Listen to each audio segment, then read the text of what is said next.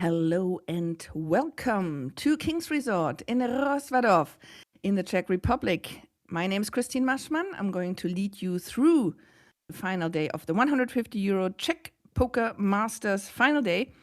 Let me know if you can hear me all right. I'm both on YouTube and on Twitch. And I'm going to give you all the facts and all the details. And we're all going to be together here for the whole night to find the winner of this event. So it was a 150 euro buy-in tournament. It had a 400,000 euro guarantee. That was not met. It was 2,248 entries. So we did have an overlay in this event. In the end, now for the final, we had 25 players, or we have 25 players returning. So this is not the final table. This is the final day with 24 remaining players. Everybody has 1,215 euros safe, and the winner will receive 42,300 euros. Also, the top 10 players in this tournament will receive a 3,000 euro ticket package for the King's Million European Championship in autumn later this year. I just want to mention as well, I am German. I'm sometimes commentating on the German stream. There's always a danger that I slip into speaking German because I've done this many years in German. So if I do that, you have the permission to yell at me in the chat. So without yelling, can you all say hi in the Twitch chat and YouTube chat so I know that you guys are there and alive and kicking, live and kicking. I already see Top Hitter being there, Bird. Hello, Bird. And that's about it so far, at least of those that are commentating in the chat. Yeah, I do have some information on some of the players here at the feature table. So again, this is the feature table, not the final table. I will introduce them in just a bit. For those of you that are tuning in for the first time, you see in the bottom right corner, it says hand number 1. So that's the hand number 1 of this stream today. Again, this will take probably until about midnight. So about 10 hours, so wherever you're tuning in, midnight local time, basically. And in the top right corner, you can see how many entries there were, 2,248 and 24 remain. So that number will tick down. And then obviously we will have a redraw to 2 tables when we're at 16, and then another redraw to the final table once we have the final 9. And then in the left, bottom right also, you see the name, you see the blinds. So you see we have 80,000, 160,000 with a 160,000 big blind ante. And on the bottom left, you see if a player's in a hand, you see not just the cards they have. We are on a 30-minute delay, so we can see the cards without any integrity issues. But you can also see how much chips they have behind. So it says the actual chip amount and then the big blinds. We see the position they're in. We see their names. Sometimes these are nicknames. They're not the real names. And we see where they're from. We also see the action. So everything you need basically is on the screen. But I do know that questions come in anyway. So Top Hitter said yes. I assume that means yes, you can hear me. Right. So I get my notes. And I will introduce the players. So bear with me while I'm doing that. First of all, the stream table average is a bit higher than of the complete tournament. So players are a bit more deeper here on this table than they are on the other 2 tables.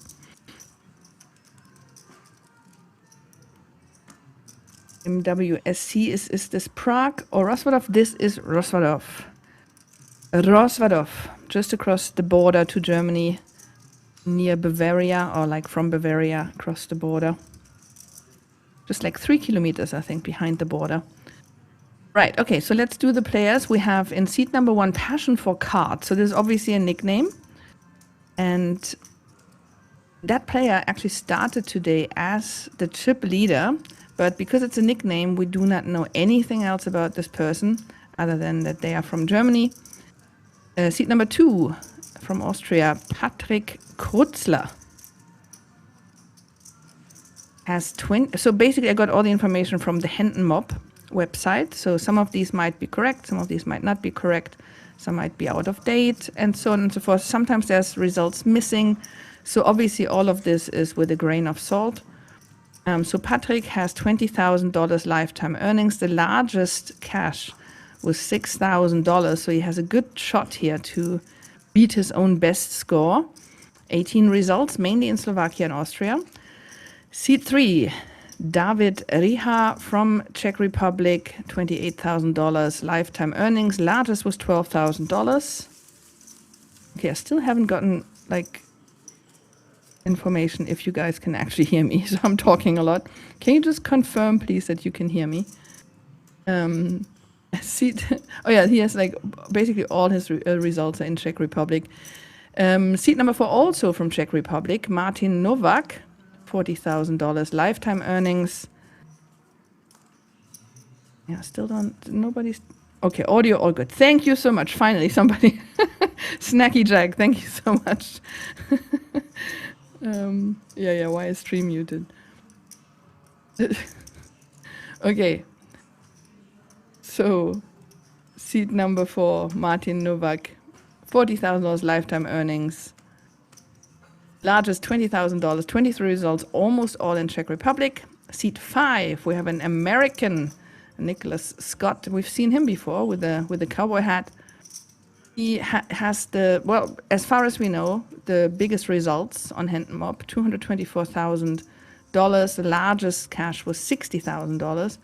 41 results, mainly in the USA and in Czech Republic.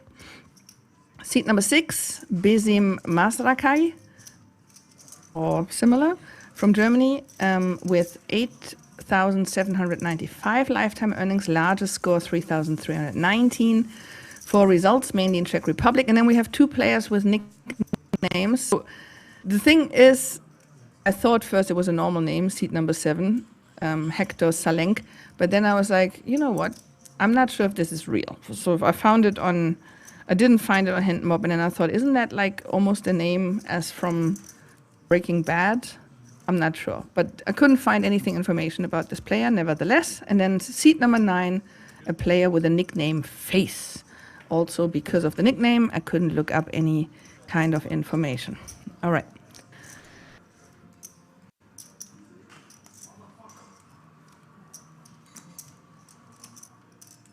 Okay, so again, I'm hoping you guys can hear me if somebody's wondering about the stream itself. It might be that the audio is just a bit low, but I think we're fine, right? So it sounds like audio is fine. Hello, Jay Whistlelow. Johan, right? If I remember correctly. I'm sorry. Okay, sound is fine. Thank you so much. To ask like 5-6 times to really be sure the sound is okay. I'm just gonna take a sip from my tea with honey, and then we got straight into the poker action.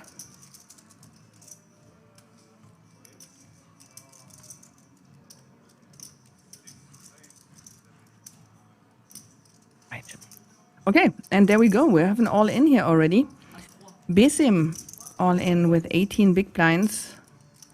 But he covers Hector with 5.7 big blinds.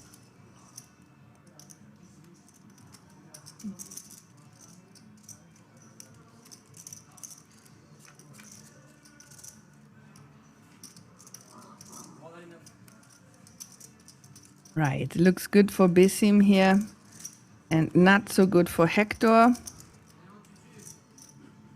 Yeah, that's it. So we are going to lose the first player right here. Hector Salonk is leaving, so we don't have to worry anymore if this is a real name or a nickname. Au revoir. GG, first player out. Okay, Super Finishing says there is nothing left Czech Republic. For many years the country name is Czechia. No, that's not correct. So I think as far as my information is, the government tried to rename it to Czechia, but nobody really wants it, so people still call it Czech Republic.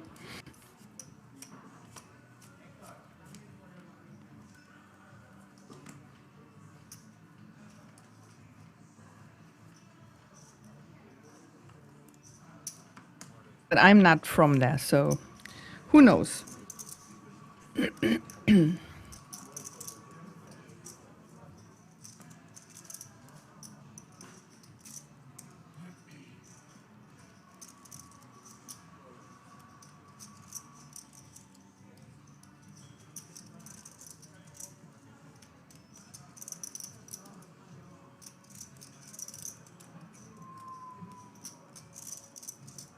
I think we have a little bit of a hiccup still with the graphics, but everything will be fine in just a bit. So as a reminder, we lost one player already. Top right, you see 23 players are left. Once we're at 16, there's going to be a redraw to the final two tables.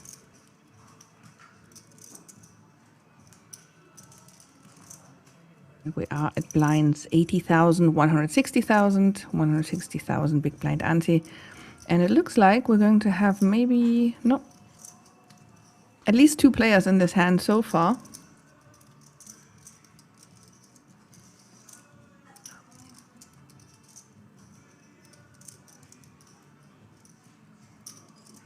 Johan says, flying to Prague this Saturday, then driving straight to King's Resort to play the GCOP.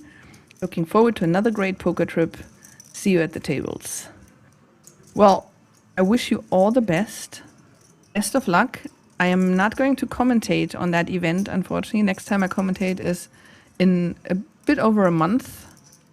So if you make the final table or the feature table, you will not hear my voice commentating you, but you have to come back early August for an event. I think I'm commentating again 10th of August. But anyway, good luck. Enjoy King's Resort. But yeah, so passion for cards. Here with flop 2 pair. He's betting it. I don't think he needed to do that. Didn't look like a very dangerous board here. But yeah, so no more value to be had.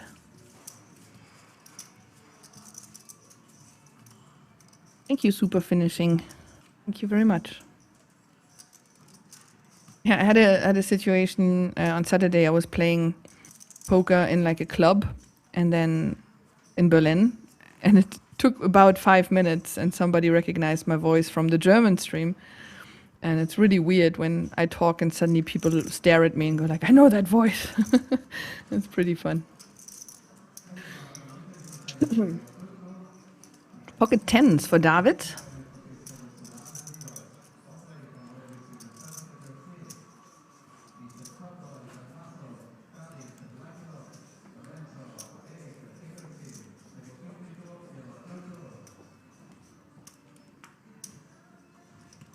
And the next pay jump is going to be at 20. So there's still... Oh, we lost another player at another table. So now we need to lose 2 more, and there's already the first pay jump.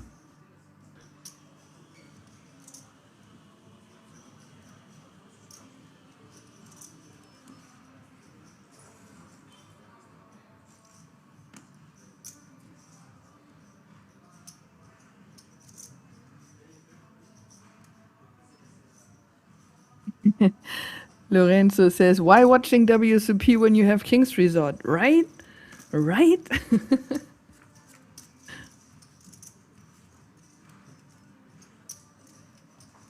Closer to home.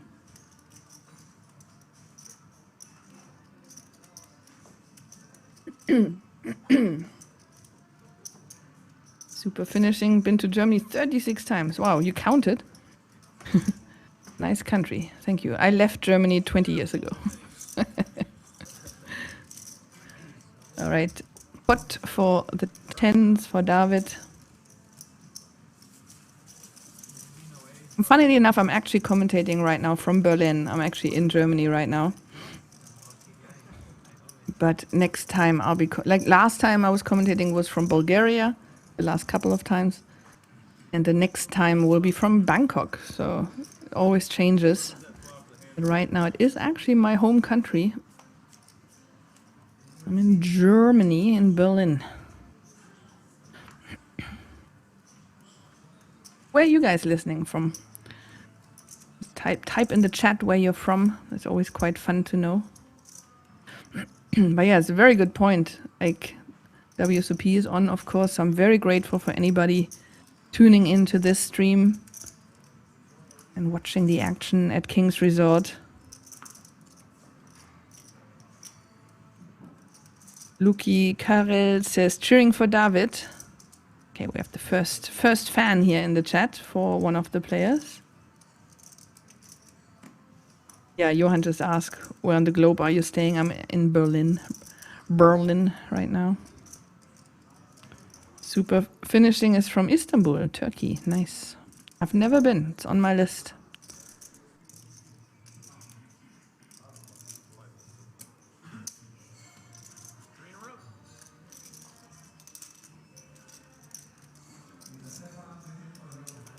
But for the American in the cowboy hat.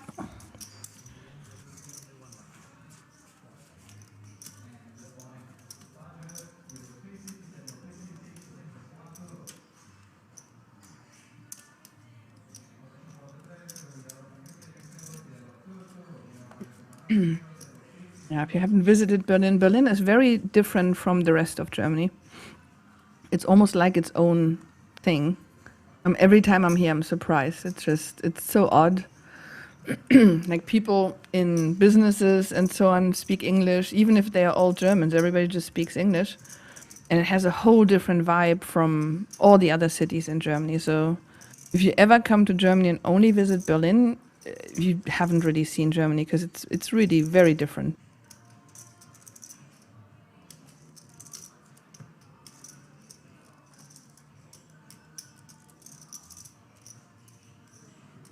Thank you. Yeah, definitely. I will do Istanbul someday. I definitely want to.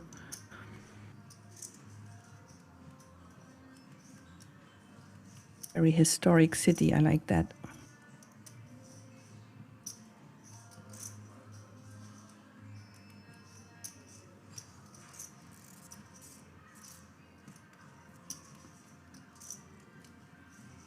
Oh, another listener from Istanbul.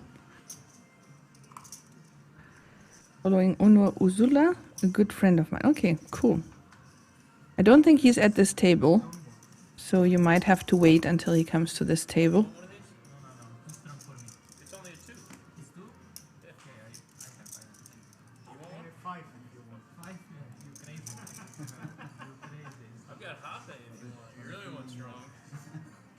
It's a South American tobacco from Brazil. Blow it in your nose. That'll light you up.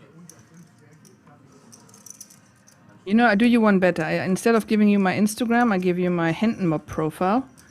And then you can see my real name, and then you can also find me on Instagram.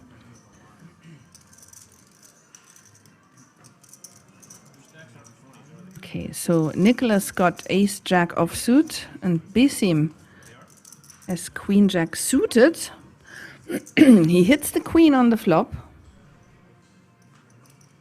But Nicholas is going to continue here. Quick call. Is it a call? Yeah, quick call. No, quick all in from Besim. That was an insta all in.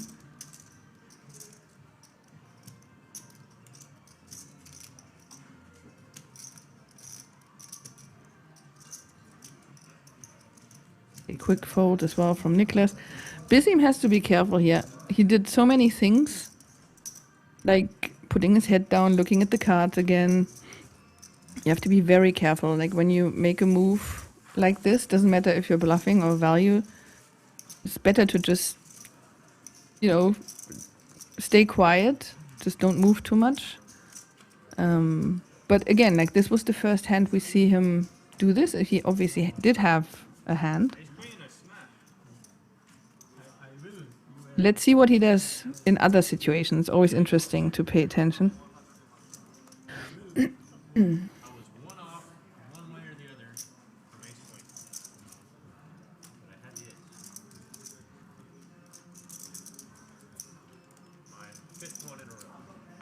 Yeah, and feel free to ask me any questions. I've been working in the poker industry for 19 years almost. I worked for PokerStars, for GG Poker, for the WSOP, now for bwin Poker, and I do all kinds of other projects across the years that I've been in the industry. So if you have any questions about the poker industry, anything like, for example, when I was there when Black Friday happened in the PokerStars headquarters, etc., etc. I was in Vegas last year when Michael Mizrachi won the main event.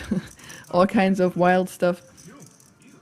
So feel free to ask questions. Also, I am a digital nomad, so I travel the world full time. I work remotely from anywhere in the world. So if you have questions about that, also feel free to ask.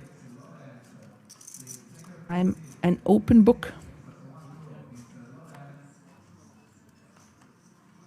Peter says Berlin is certainly different. I've been to Berghain. That was very special. Do you know that spot? I know of it, but it's not really my jam. As soon as it starts like, oh, it's so difficult to get in and blah, blah, blah, blah, then I'm just like, whatever, you know, just pretentious bullshit in the end. But also, I don't like electronic music. I'm a rocker. I'm a metalhead. So it's not really my kind of place. You know, if they want to make it exclusive, sell tickets, and then just don't have this nonsense of like, oh, they let me in, I'm special. I love the Berlin vibes. It has like all these like the street art and there's no city center, right? Because of the history of Berlin. So everything is spread out and it's like so many different areas with so much different like vibes and history and artwork. And it's a cool place. I shouldn't be saying it because I'm from Hamburg and it's a bit of a rivalry between Hamburg and Berlin, but again, it is what is very different. Both places are very different.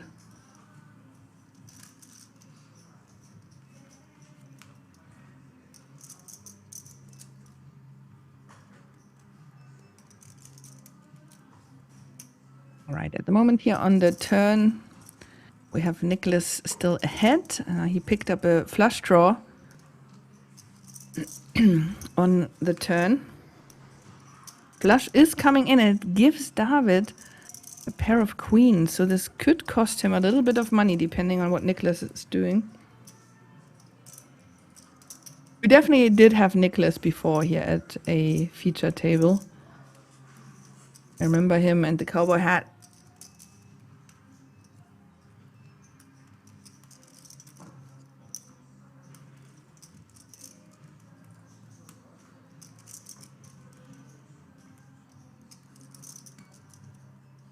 Yeah, he's putting David to the test here with his pair of queens.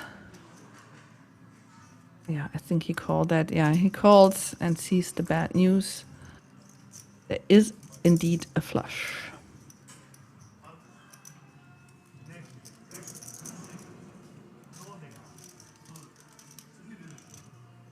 Yeah, Top Hitter, like Berghain is really the most iconic venue in Berlin, so it's no wonder that the taxi driver would suggest that, but it's just, again, it's like pretentious.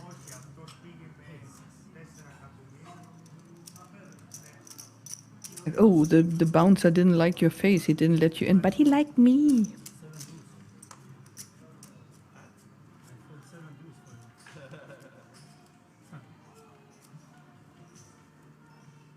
One time only cannot handle it. Yeah. No, I have no interest in even going to a place like that. I just go to a bar where I can just go in and sit down and have a drink, and that's it. Don't need that stuff around it. Pocket deuces for David.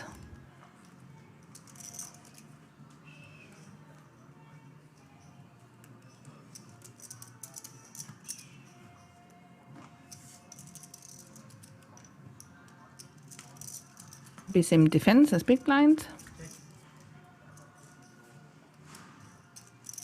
And hits a pair of kings.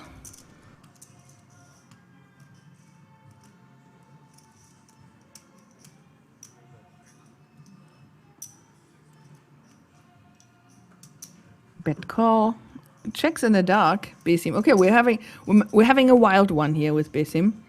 He's checking in the dark. That should be fun to watch. Alta Race. Hello. How are you?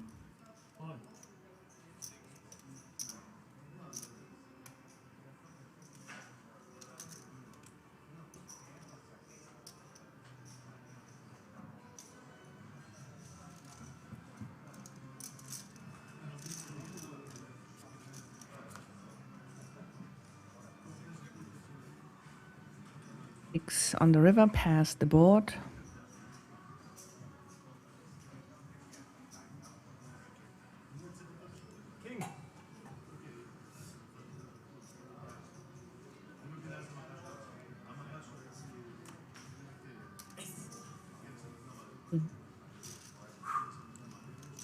All right, Bessim wins the pot.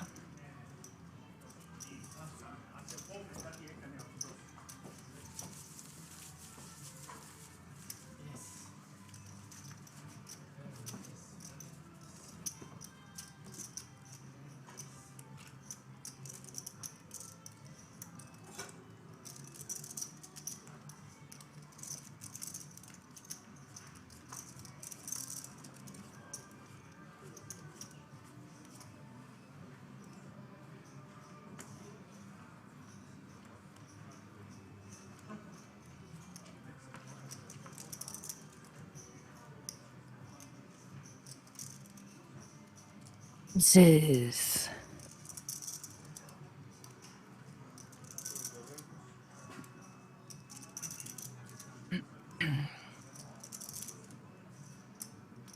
Patrick all in with the aces with his last 6 big blinds, and there is a very good shot here that David is going to call it. He is deep, he has ace queen suited. He just has a little bit of action behind him, so he might be opting to raise this.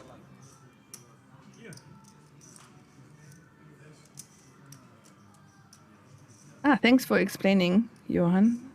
PCL is the online poker city league and we meet once a year. That's nice.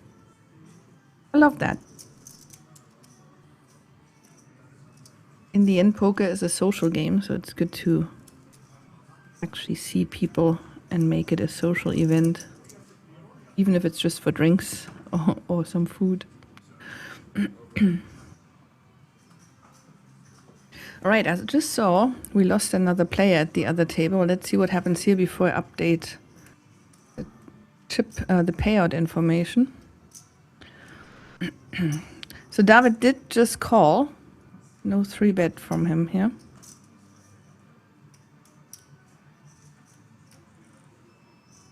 Also, in case you didn't notice, the blinds are up. 100,000, 200,000 with a 200,000 big blind ante. Looks like we still had a bit of leftover time from that level from yesterday.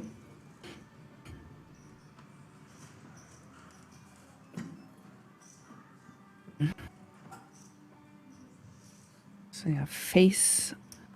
He only has 11 big blinds, so not going to be a call. So now aces versus ace queen suited.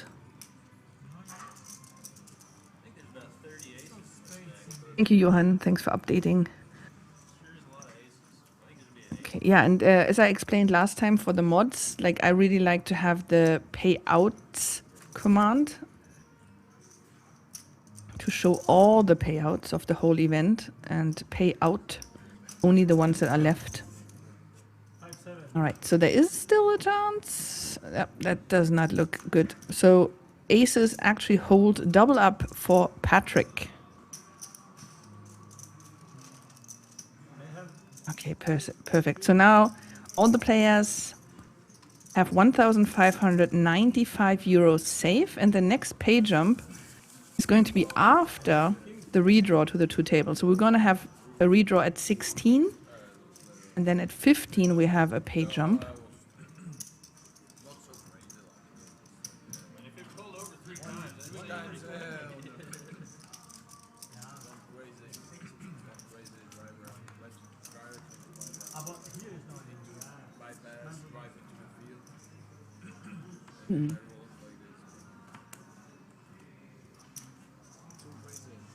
Oh no, did you now change payouts? it still looks good from what you just posted.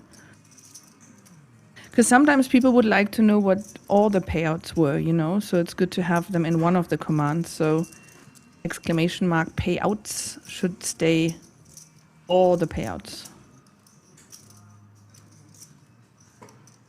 You need them again? Do you want me to change it, or is it okay?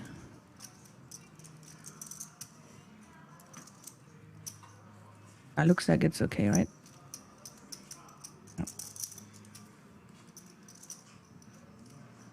Cool.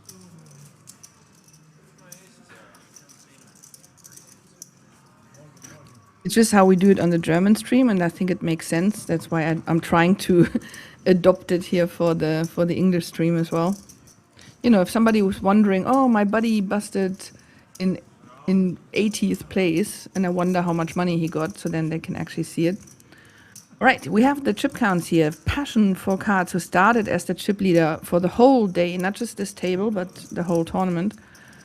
Still is the chip leader at this table, at least, with 57 big blinds. Nicholas got second with 40, David 35, Besim 32, Martin 19, Patrick 15, Face 13. So no proper short stacks, but obviously Patrick and Face a little bit in the danger zone.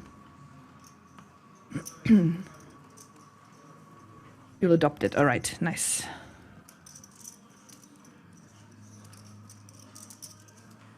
Yeah, I assume after the WSOP, I'm probably not going to be asked that often anymore to jump in to commentate. I think I'm just needed a little more now through June and July. But the boys that might be in Vegas or somewhere will probably be back. And only in rare cases, I'm probably going to be back commentating.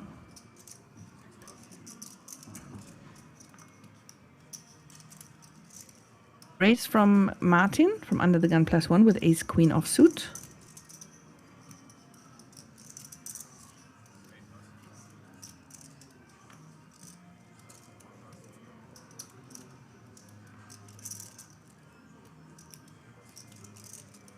Takes it down.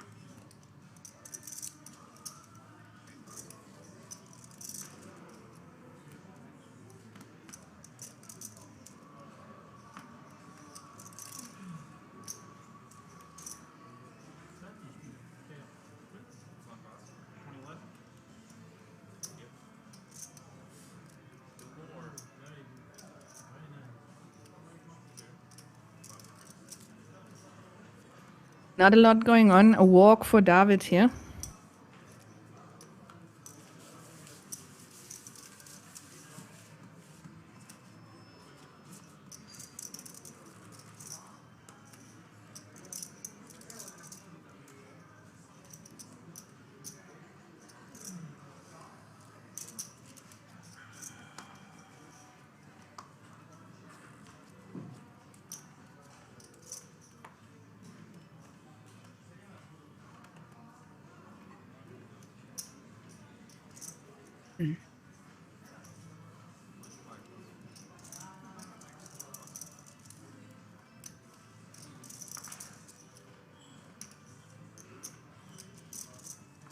Face only has 13 big blinds.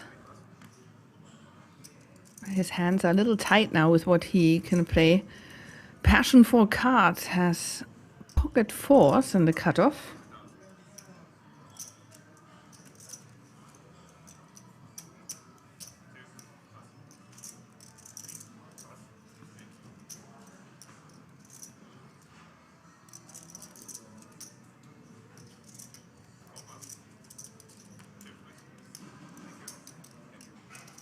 And that's enough.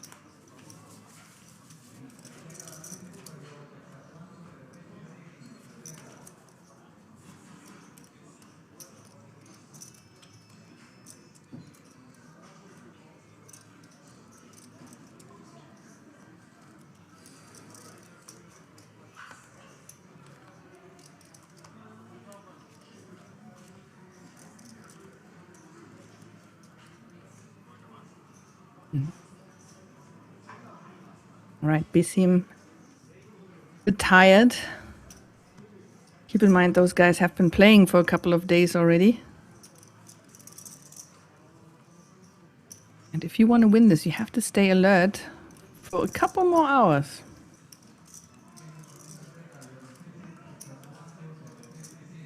Also, we did lose another player at the other tables. 19, down to 19 players.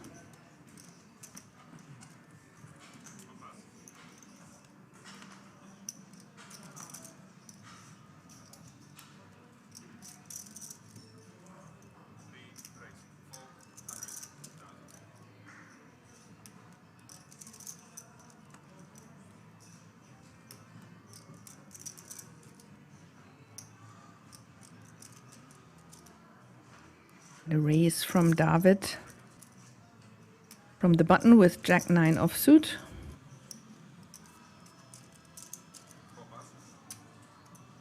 Nicholas Scott in the big blind with a Doyle Bronson. No, not gonna play it.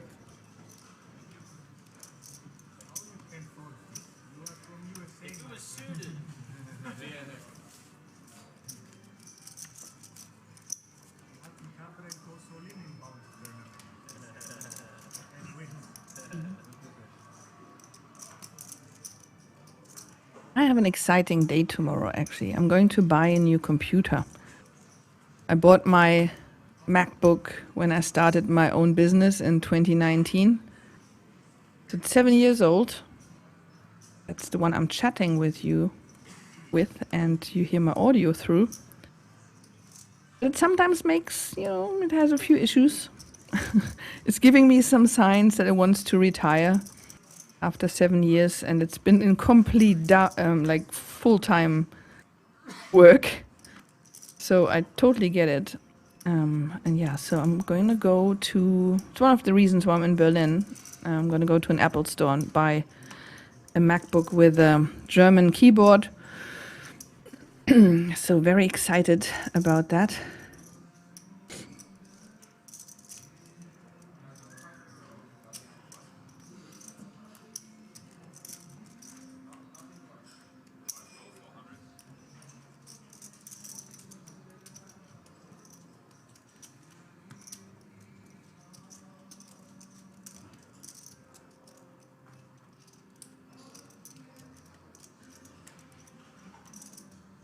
And yeah, I'm fully aware that I can also buy a MacBook in a different Apple store and just order a German keyboard, but that can take a while.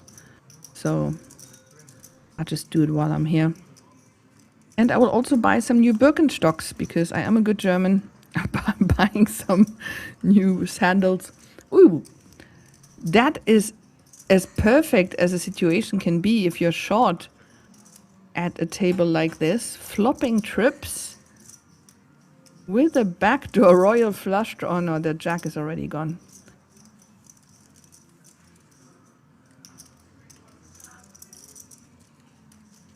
So Face has an amazing chance right now to triple up here.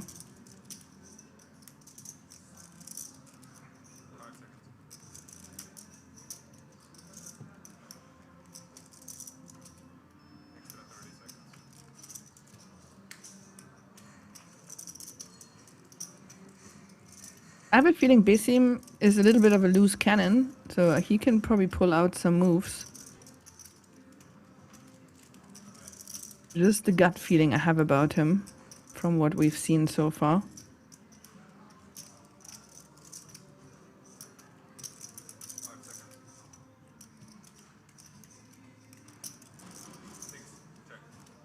Not in this case. He just checks, and I really hope Face is just checking as well. Just check. Don't do anything. Check. No.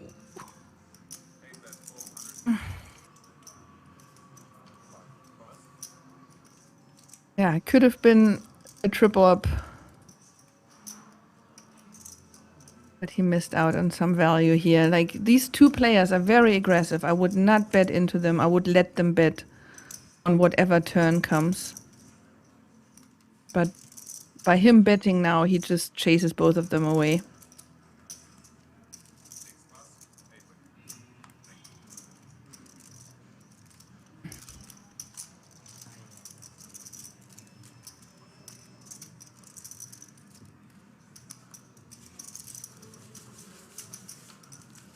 Super Finishing said spending 30% of time in the US for business. And I'm playing poker nearly every night during my USA trips. We'll be in Vegas on October, November. Very nice. Yeah, I'll be back in Vegas next year in the summer. I just skipped it this year because I don't want to be there right now. But next year is my 20-year poker anniversary and I want to play the main event. So that's why I will try to get to Vegas next summer. Nyaziu is asking, is this live? It's live, but with a 30-minute delay. So depending on what you mean by live. Everything you're seeing right now happened 30 minutes ago, and I'm commentating real time on it so that we can interact in the chat together. Patrick, all in. Ace, queen offsuit, and David is thinking about it with sixes.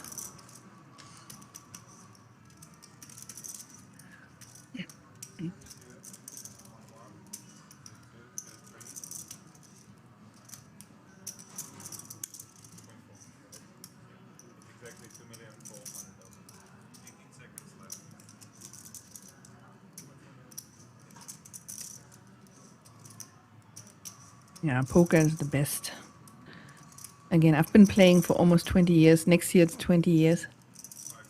And my whole business, all my work is in poker. Absolutely love this game.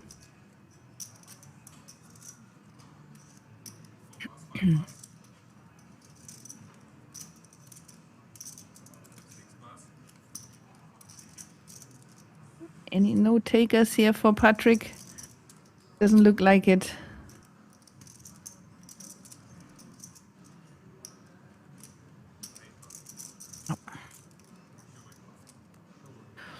Yeah, the cool thing is because I've now made the plan that next year I will play the main event, it means I'm also making the plan for studying and really getting back into it. So if I'm continuing to commentate on these streams for the next couple of months, you might see a difference because I might be learning a few new things. And so my commentary could actually become a little more technical. At the moment, it's more like entertainment with a little bit of poker knowledge, a little bit of 19 years of poker knowledge. But yeah, I do, in order to get staked and have people buy shares of me when I play next year, I do need to, improve my game a little bit until then. Otherwise, that I would feel bad about the whole thing. And then obviously I'm going to play a bunch of satellites to try and get to the main event. Yasu says, how can I as a player start playing tournaments like this? Are they available for everyone? Yes. So this tournament actually was only €150 buy-in. So if you can afford that, you can, for an event like this, simply just walk up. Obviously, you have to register for the casino. You have to bring your ID and all that stuff. And then you can just simply put the money down and play. And a lot of these kind of tournaments have so-called satellite tournaments as well, so qualification tournaments. And that means, like for this one, I can imagine it was like €35 or something. And if you manage to survive, you can get into this event cheaper. So basically, let's say like an event costs €1,000. You only have €100. You could play a satellite.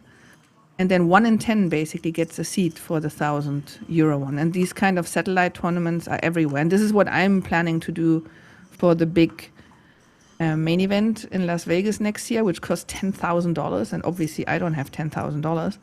But I will try and play the satellite tournaments, and then step by step try and win my way into that way.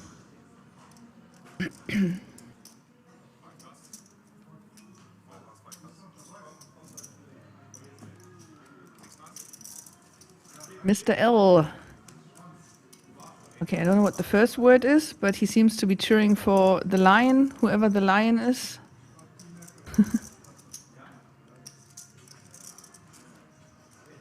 Super finishing, playing a lot in the US. Yeah, nice. Yeah, I played in Atlantic City and Vegas in the US so far. Hence for passion for cards.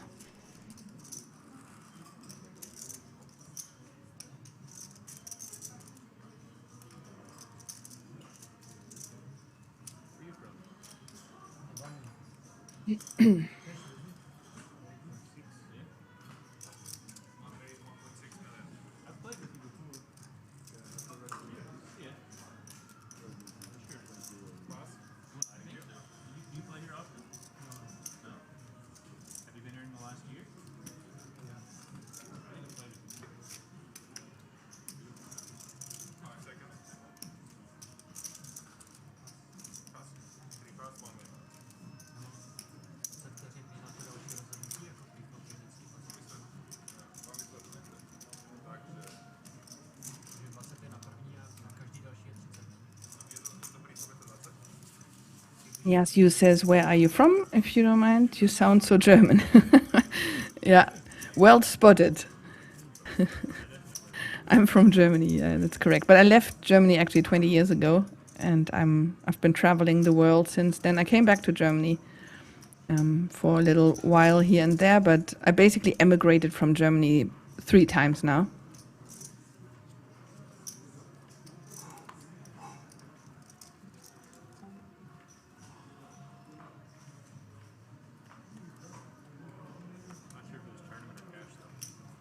Hence for Martin.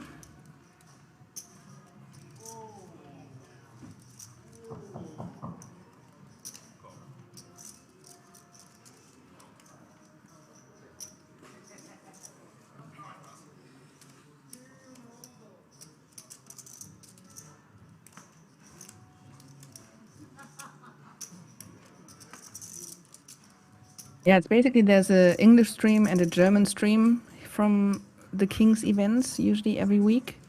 And it started with me helping out during COVID for the German streams. And now I'm a bit like a wild card that Kings can use. You know, if anybody's needed for the German stream or the English stream, they can just plug me in and I'll be there. All right, we have a call here from Face with a pretty hand, 7-8 suited.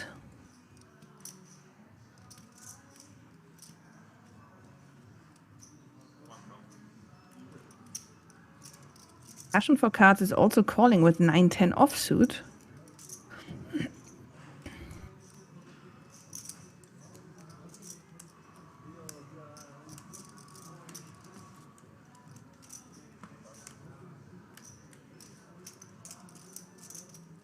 Ah, Passion is the lion, okay. All right.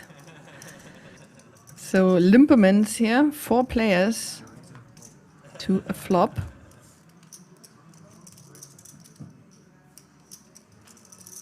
Eight deuce jack, 2 diamonds.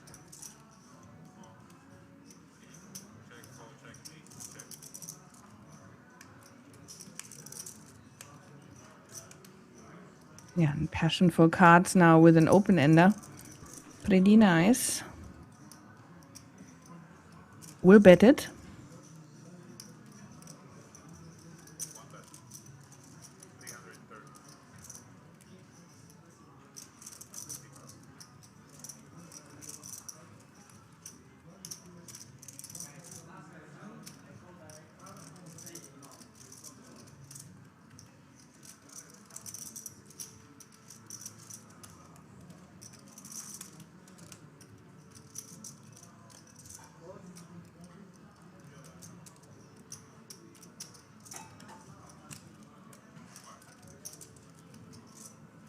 Yeah, Martin is actually folding his tens. Wow.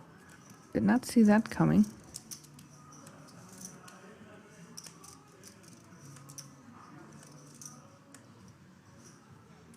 Face does have the pair of eights. Some backdoor opportunities here, and he's calling.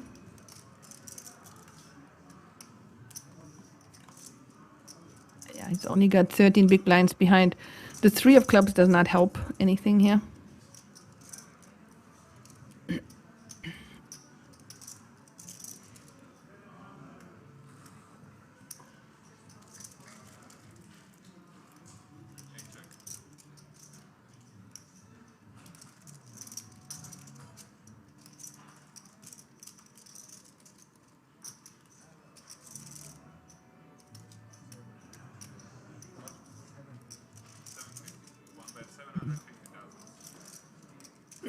Yeah, passion for cards continues, and now there's not much left for Face. He still has a pair of eights, but he can't feel comfortable now making another call.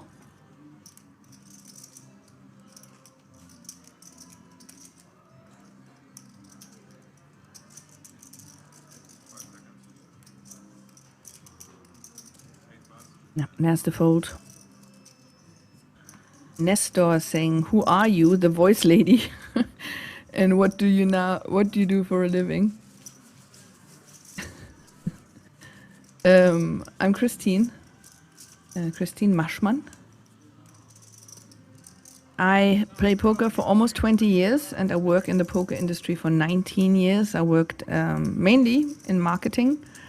Now I'm the poker manager for bwin Germany.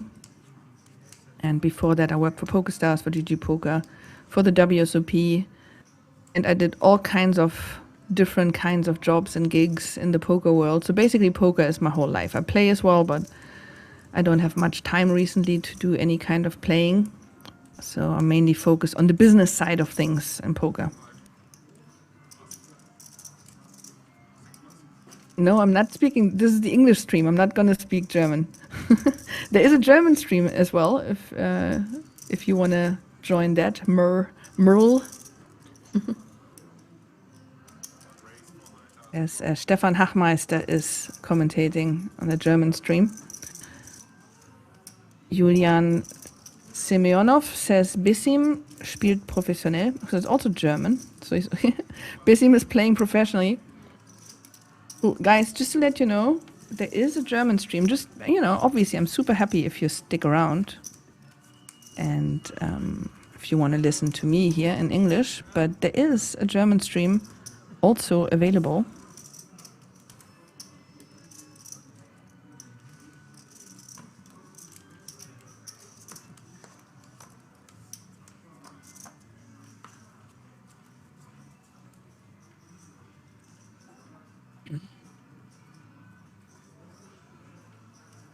Is that, what's the necklace that Bissim is? Is that the Albanian? No, am I completely wrong here? Let me look that up.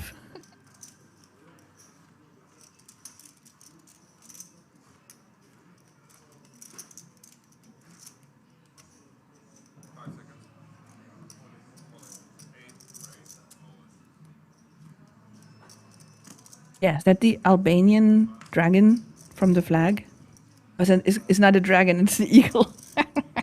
Okay, but I got it right. It's like Albania, like I got that at least. Ace, all in with ace deuce suited. Under the gun +1. It's enough. Gets the blinds and antes, and now he has to go through the blinds and antes next hand, so basically earned himself another orbit.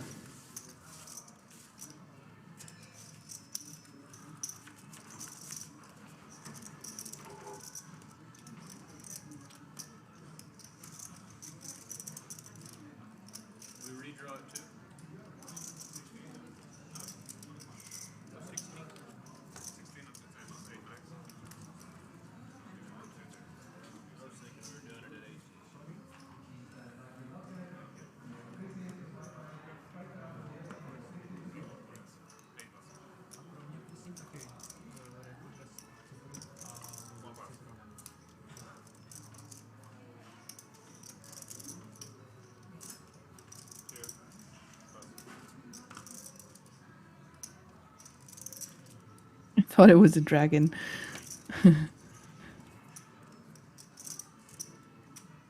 Yasio says, what is the biggest win in your career at poker tables?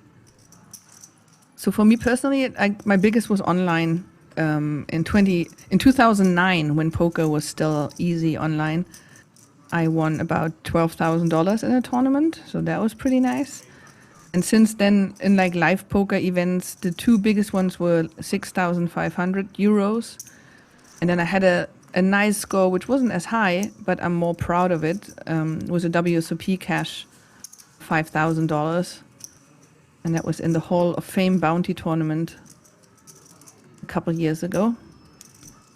And that was cool. Actually, like making day 2 and cashing a WSOP event is something very special. And I came 24th. So it's like that close to a bracelet. So yeah, I'm most proud of that. But overall, I'm more proud of the breadth of my results. So I have a lot of cashes in a lot of different variants of poker, and not just no limit hold'em, and that makes me pretty proud. I don't have like the big numbers in winnings. But they will still come. I will win the main event next year. So.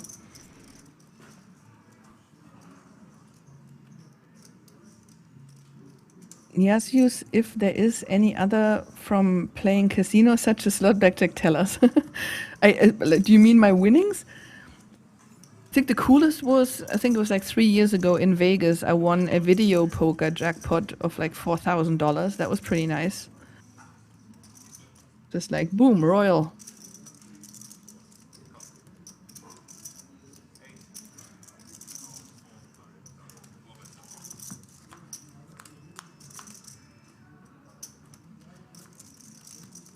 Ace versus Martin Novak. Martin flops pair of aces with a backdoor flush draw. Face inside straight draw, but yeah, not really, can't really be that happy about it. Is one passion chip leader. He was at the start of the day. I'm not sure because we don't know what's happening at the other two tables. But he was the overall chip leader at start of the final day.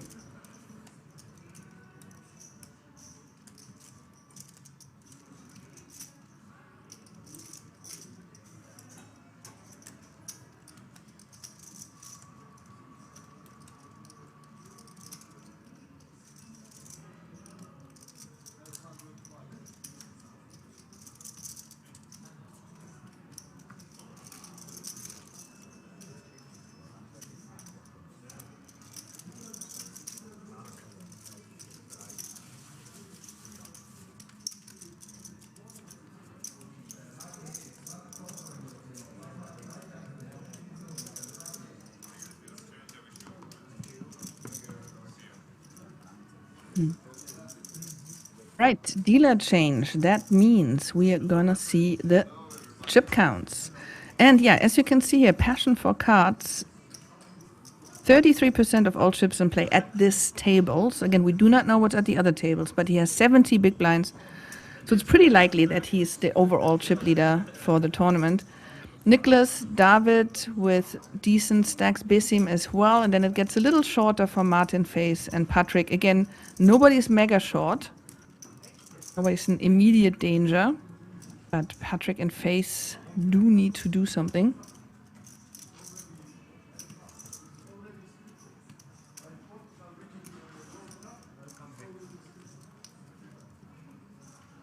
Passion for cards is your real brother, Mr. L. That's pretty cool.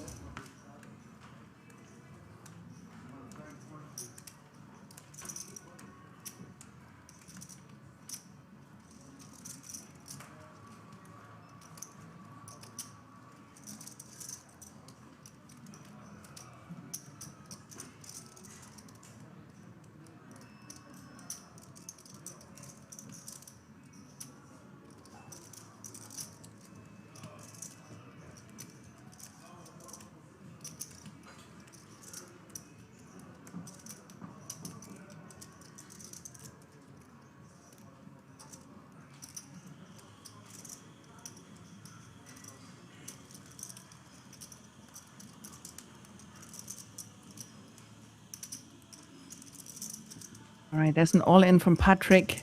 12 big blinds under the gun, all in with king, queen offsuit. It's like, it's a rough spot, right? Because you know the blinds are coming through. Next hand, you have to play the big blind and the big blind ante. And that really hurts. This is not a hand you necessarily want to go all in with from early position, but I understand why he's doing it.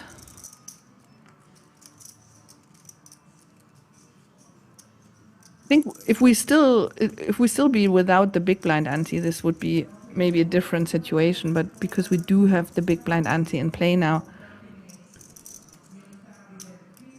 you want to put it in. Look at his body language. So this is something to save. Like his feet are moving, so that means his chair is moving. And this is normally like really a sign of happy feet, right? So you're really strong, and he isn't really strong. So it looks like he was basically bluffing with his body language here, which I find very interesting. So again, this is something to save in the back of your head if you're playing against him again. That was interesting.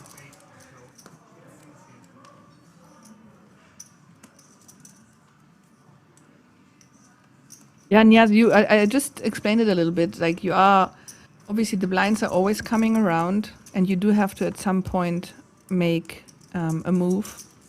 The thing is, there are actual charts that you can find on the internet, poker ranges that tell you exactly with how many chips or how many big blinds basically you do what if you have specific hands. Obviously, you're not allowed to use these during the hand, but you can study them and memorize them, and then you know what is the correct decision to make with like 15 big blinds, 20 big blinds, 10 big blinds. And the best players in the world have actually memorized this stuff, and they always know what the right move is, the right decision is. Mathematically. Okay, so Besim now. Open raise. An open raise to 3.8 big blinds with ace-king suited. Again, something to save. He has a strong hand. He makes a large open raise. Let's see if he does that also with hands that he's not so strong with.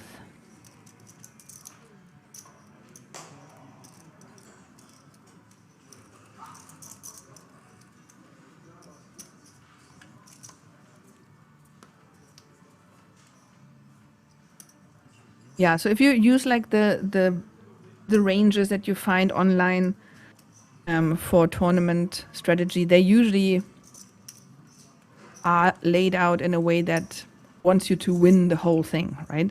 But as Johan in the chat is saying, sometimes you also care about the money, right? So if you're on a bubble, if you're on a pay jump, and you know a player at another table or at the same table is a lot shorter than you and has like a lot less chips, you might actually want to adjust the range a little bit just so you make a little more money. But in most cases, it's optimized for winning the tournament and not just scraping into the next pay jump.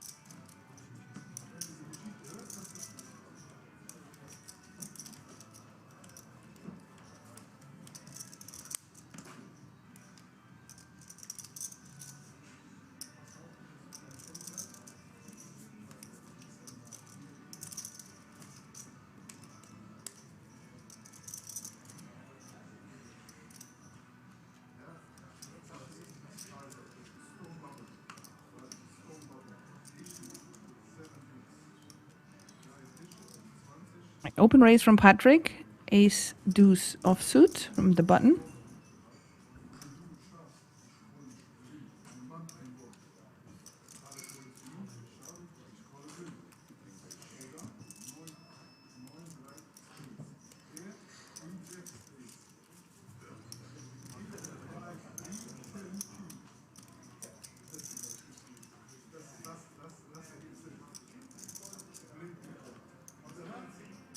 The all-in from David from the small blind with king, queen offsuit.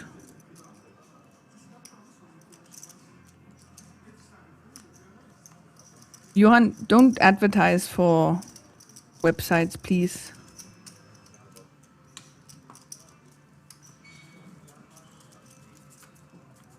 I don't know what that is.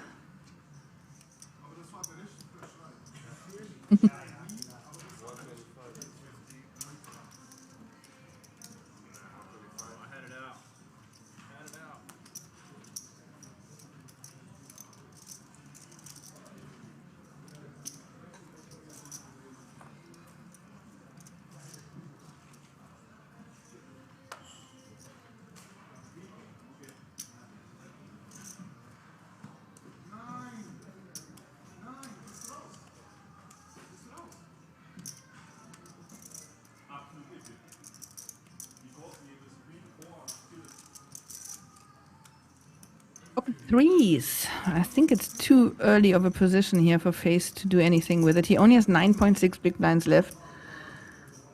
Yeah, but that's the thing. So the blinds are coming around now. Does he want to put it in? He does.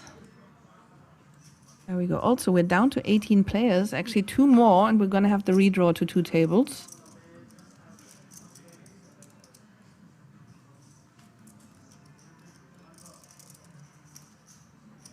Oh, Patrick has a hand that he can call with, but he would call all in. He only has 7.6 big blinds behind, but yeah, what you want to wait for, right? It's like if you're short like this and you are in the big blind, how much credit does he give Face now with this early position shove? It's just, it sucks if you go like, oh yeah, I call, and then it's ace queen or ace king or something like that. But this is too strong of a hand to fold.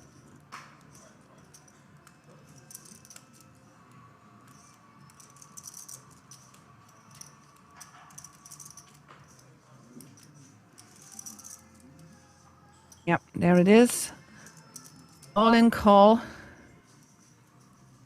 Oh, well, 2 all-ins basically. Let's see if we find one more player to this hand. I don't think Nicholas is gonna call this. It's not a bounty tournament, so you could eliminate 2 players, but it's not really worth it with queen 5 offsuit. If it was a bounty tournament, maybe he'd gamble. But yeah, there we go. 2 players all in. Patrick at risk and behind.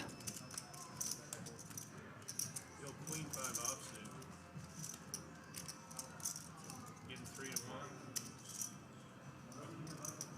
1 big blind out. Not fair. Oh, there's a jack right away. This would leave Face with just crumbs. Yeah, it does not look good. Only a 3. He only has 2 outs. No. So he is left now with 2 big blinds. And as I just said, the blinds are coming around. So he is under the gun +1. He has 1 more hand for free. And then his chips will be gone without him even doing anything. Yeah, it was a flip in the end, right? So yeah, it was unlucky.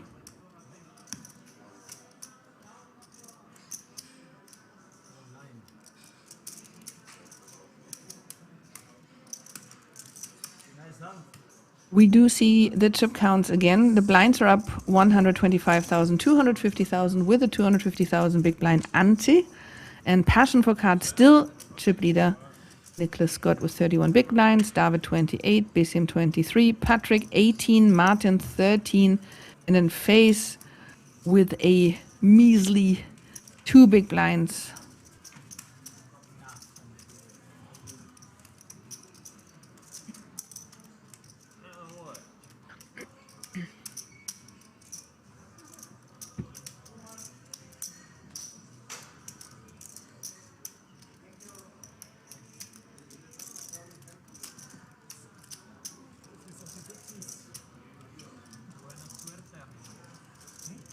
What?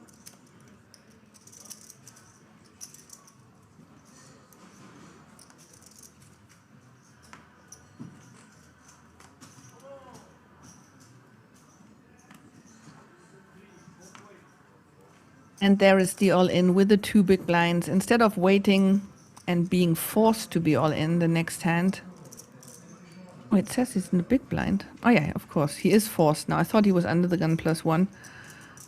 Maybe the graphics weren't right. But anyway, so he is forced to be all-in now. With Jack 8 offsuit. Not too bad. Not too bad. Could be worse.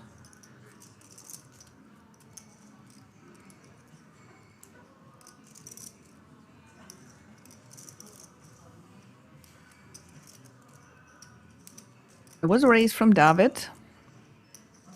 Obviously nice to know that you won't get any fight coming from the big blind anymore, so you can open a little more widely. But now Nicholas Scott is waking up with pocket 9s. You guys know the nicknames of the hand pocket 9s. There's 2 actually. 2 that I'm aware of. Okay, Nicholas is calling.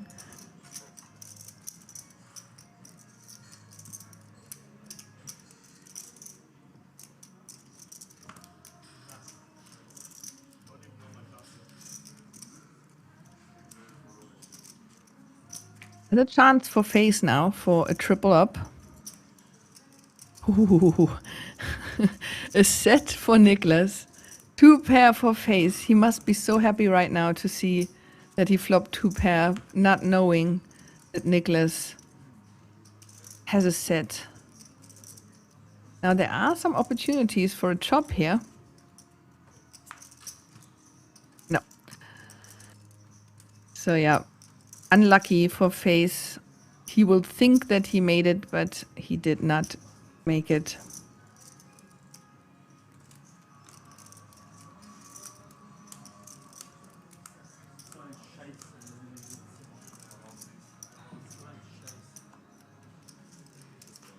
Yeah. No, unlucky. Ah, he didn't even look.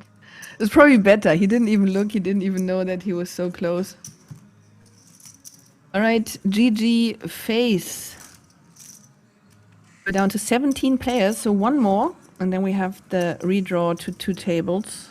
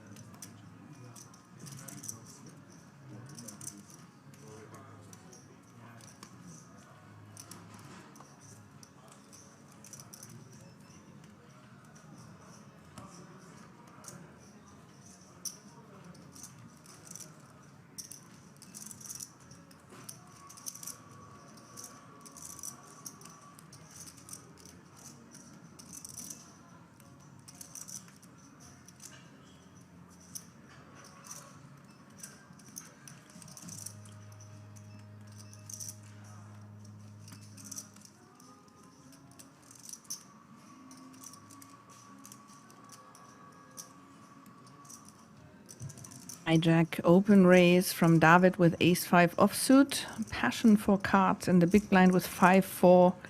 Thinking about defending, but no.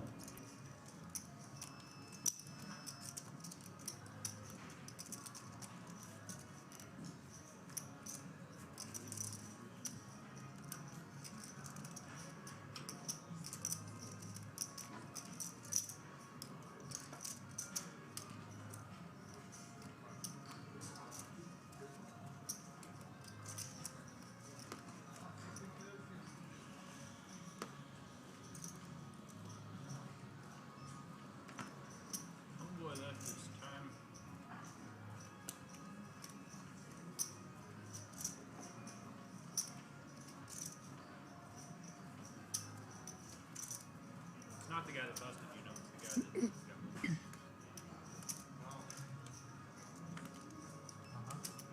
Right, Battle of the Blinds. Passion for cards with pocket fours.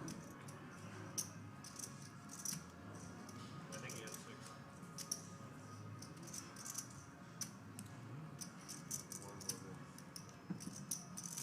He puts Patrick all in. Patrick has 7-8 offsuit. I don't think it's enough. Nope. Fold. On to the next hand.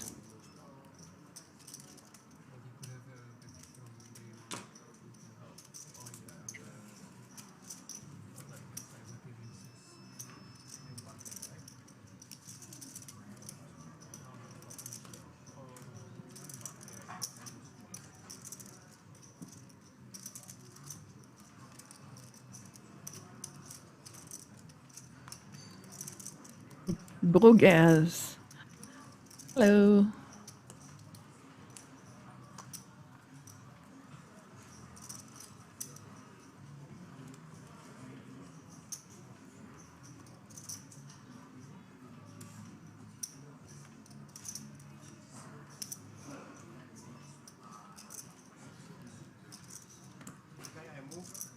Right, Queen 4 suited. Open raise from Nicholas.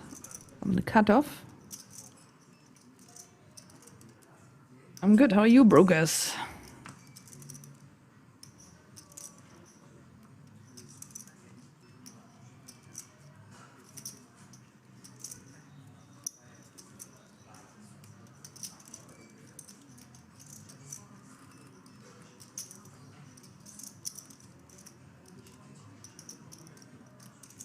Right, that's the call from the big blind from David. Ace-9 offsuit. We see a flop. 8-4 ace, 2 spades. I remember Nicholas to be a quite aggressive player, and yeah, he's still, if he is in a hand, basically he's putting the foot down. Let's see how David responds to this. Maybe just a call.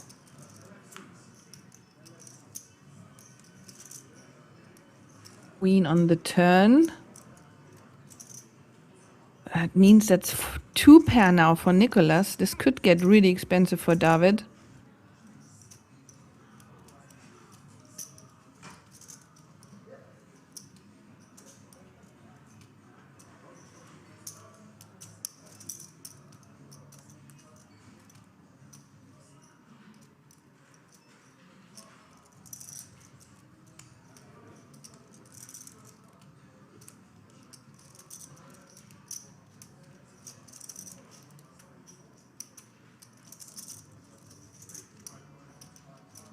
Things with the second flush draw, I have a feeling David will want to raise this now.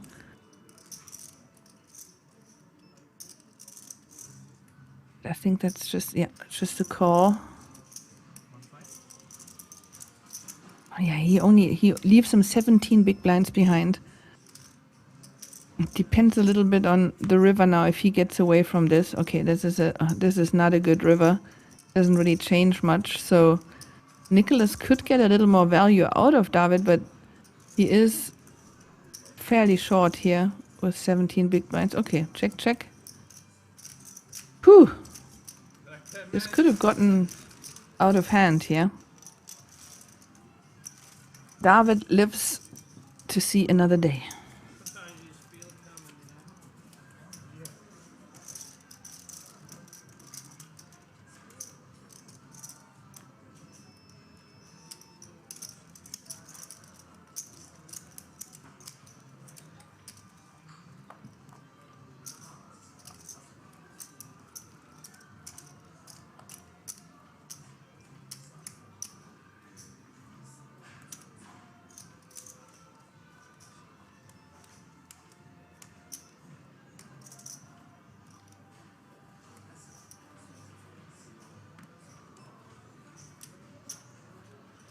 Once again, we need to lose one more player, and then we have a redraw to the final 2 tables. So there will be a break where they rearrange the tables. People have to move with their chips, etc.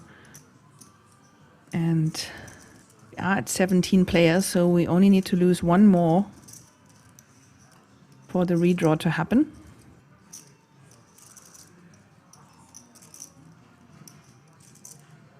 Battle of the blinds. David just fills his small blind up. Check from Martin.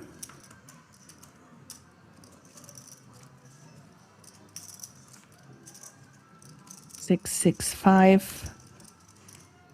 Two spades. Martin has the queen of spades. Turn. Nine of diamonds. Again, nothing for both. But David is going to bet it. And is it enough?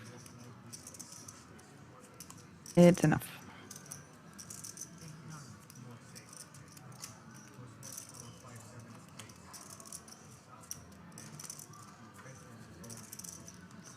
Yeah, there weren't too many hands that he had. 1.5 million on the turn, pretty beefy. Huh? Yeah.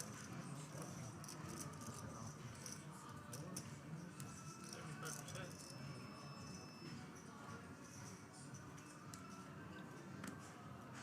Ace, king of hearts for passion for cards. That rhymes.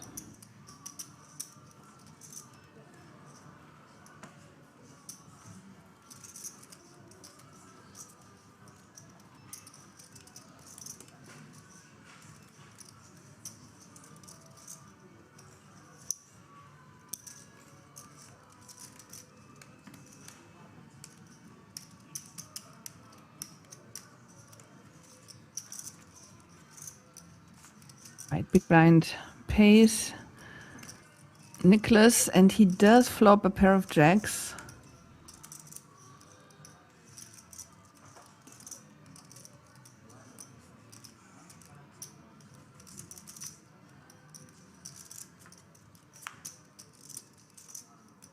Check. Nothing changes on the turn. But Nicholas is now going to bet it. I mean, he does pick up an open-ender on top of his pair of jacks. Yeah, you can't like that with ace-king. It's simply ace-high.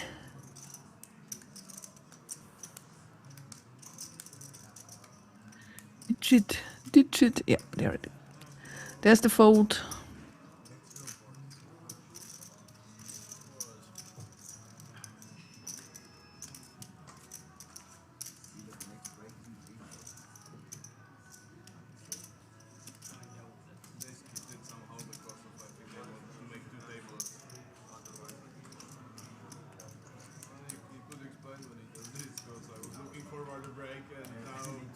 Disappeared there.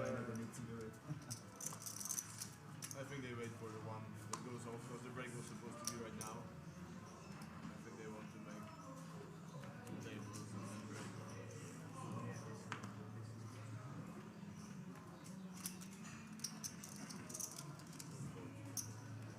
Mimi?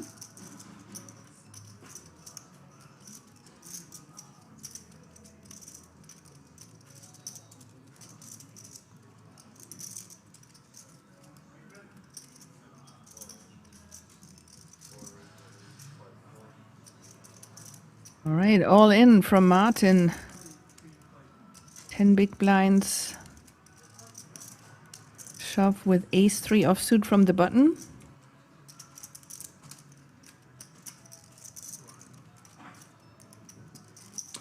Yeah, that's enough. No takers.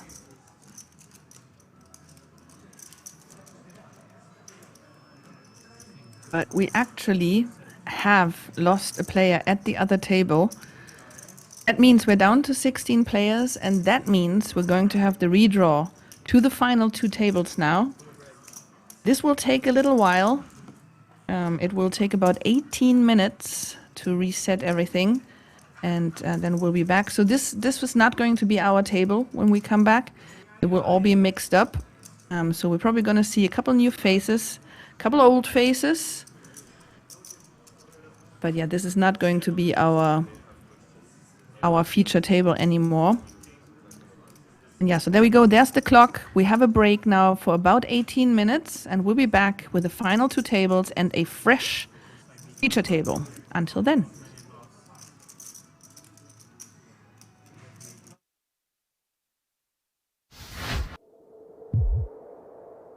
Started a fight with Martin in the first hand. That's right. King Jack suited on the big gun for Bendinelli now. Emily getting closer with her prediction about Bendinelli's hand. Ooh, Cabral. The smooth call with the ace king. Now It was as if he was playing online and had snap call on. Yeah. Isaenko here with the ace 4 off. Not looking that good. So that will be one of Martin's aces folded. Montanero folding 2 clubs of Bendinelli's as well. Casillas in the cutoff with 4-3 off. I can never say, oh, this is just a pass, because this guy does some crazy stuff. I did tell you, though, he's going to play differently today, I promise. Pocket 8s, though, for Martinoski. So Martinoski here in the small blind, playing against Bendinelli's open and Cabral's flat.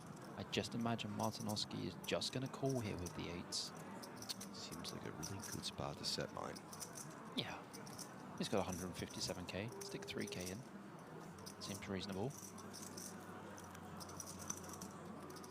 Don't raise, Martinoski.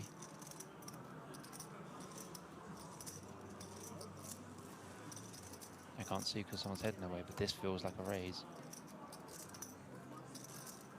It is. Oh, 3-bet to 14k. It's quite a big raise as well. Open to 3k in a flat. 14k from the small blind. Bendinelli. More like Blendinelli, because he is going to be in the blender here. Yeah, that's what I nicknamed him last time he was in the blender. This is a horrible spot with King Jack suited. I've got he's gonna Martin make the Cabral fold. behind you as well. I think he's going to make the fold, and then that is going to be very important to note because we already saw an ace fold. Oh, just going for the call. Oh dear. How much do you reckon Martin makes it?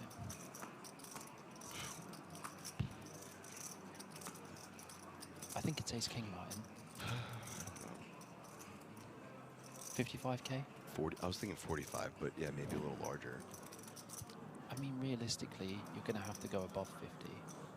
Oh, he just calls. Oh my dear. God, if it comes ace high flop, and Martin hits the ace, Only and two. Martinoski hits the 8. Only 2 aces left. There's 2 clubs on the flop. That would be crazy. Well, 10 a deuce swing and a 9. miss, that one, isn't it? Yeah, 10 deuce 9, Absolutely 2 diamonds. Anticlimactic. So Martinoski did take the bet in lead pre-flop. Does check to Bendinelli, who has a clean gut shot and 2 overs.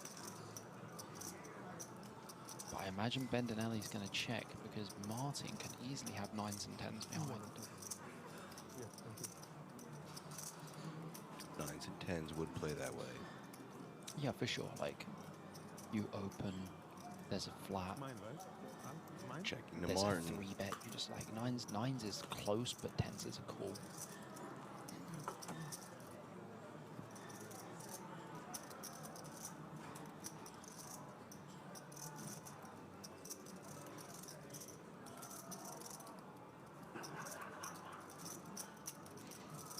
$18,400. Oh, 18 on the nose. 18k. Fold from the 8s. Bendinelli in a very interesting spot here now. Having 2 overcards and the gut shot. I don't imagine Bendinelli's going to fold. He's 100k deep with Martin. If Bendinelli calls, the pot will be 80,000. Oh, we could have some spice here for sure.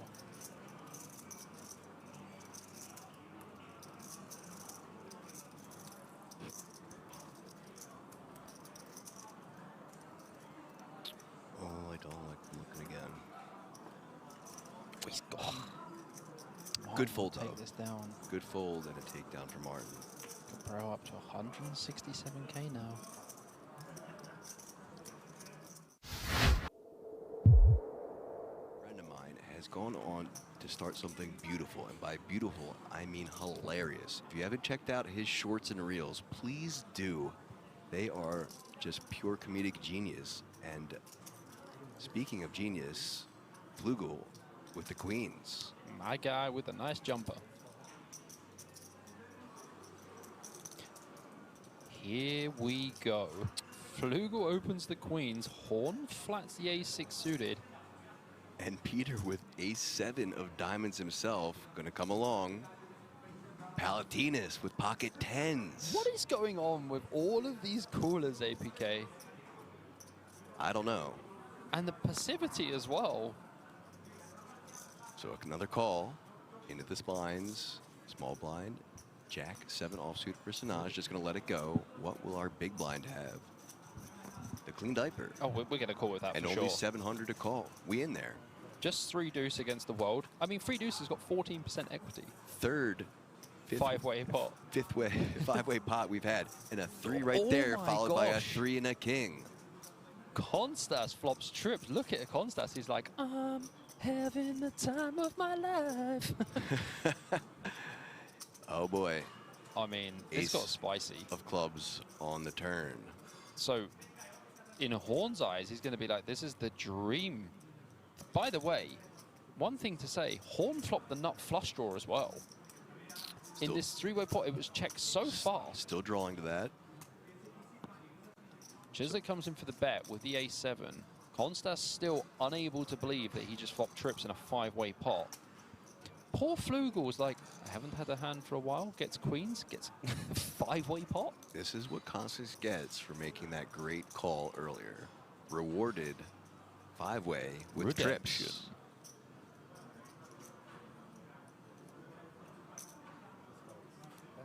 I think we are like almost always raising here. You have to against both flush draws.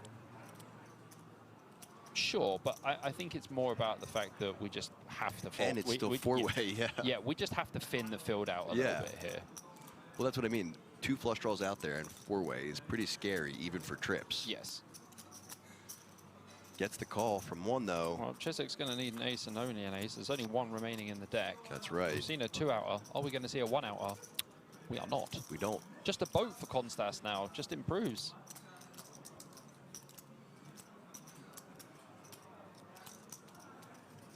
I think Big Lee must have sent the deuce on the river. I think he sent the deuce. He was like, oh yeah, for Constas, yeah, let me just send that.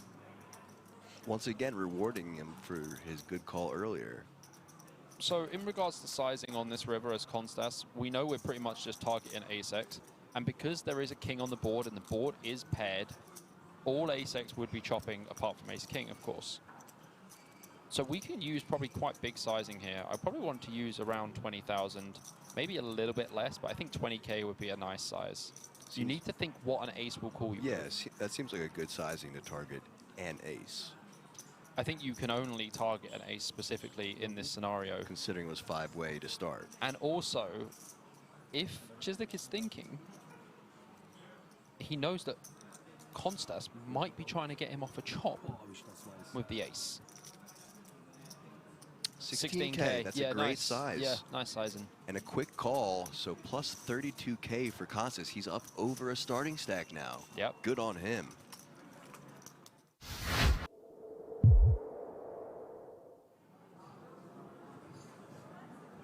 So men first to act. Ace-3 offsuit for him. Makes the fold. Little Stange. Maytika also folding. The hijack, Turan, the king-jack offsuit. We'll start it off. That is 2.2K. A quick fold over to Max with the ace-5 of diamonds. Yeah, blinds are up now to 501K, so 2 to 2.2 is probably a pretty standard open. Can come in for a free bet here versus hijack.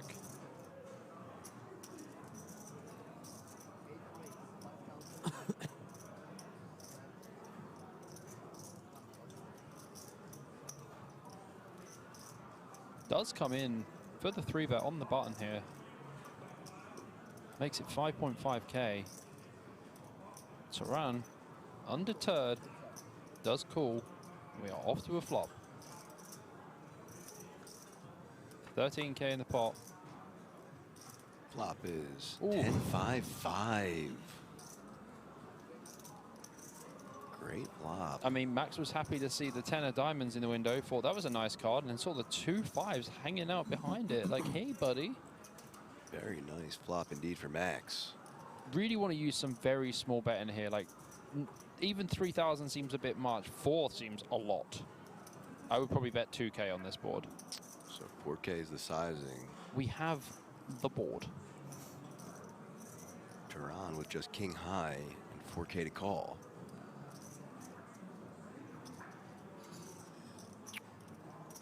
Does get the call in.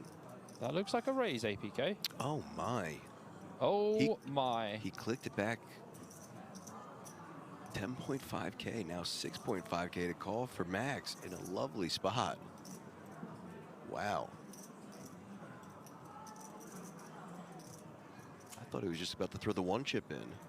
Yeah. Wow. This is what dreams are made of. When you flop trips with a backdoor nut flush draw, and you flop top trips in a 3-bet pot, and someone raises you, oh, yeah, I'll just call. Seems reasonable. Seems like a smart way to play it. Oh, that seems like boy. a very unsmart turn card there for Turan. Dealer, how could you? That's brutal. And he's going to check over to Max.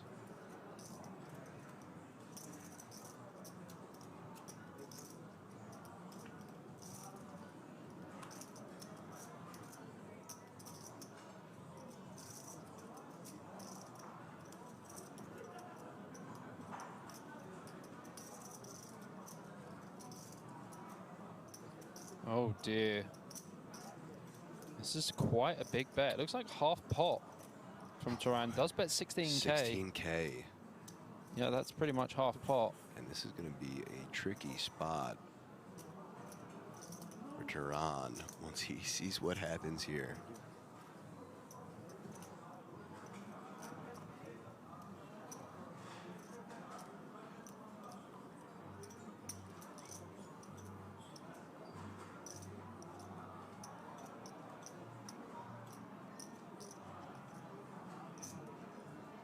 Look at this. All of it. 69.9K. Yeah, he basically Great put him number. in. Putting him all in. I mean, Turan raises the flop. Goes check on the turn.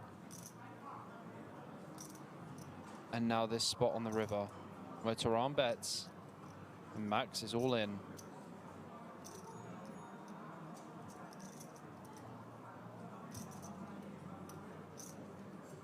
Makes a call. Oh no. And Max is going to scoop this absolutely monster pot. 174K pot APK. massive pot for Max, who was just saying how that was the best hand he had He long was ago. extremely vocal about Well, it. I can tell you this was the best hand he's had. I For agree. sure. I agree.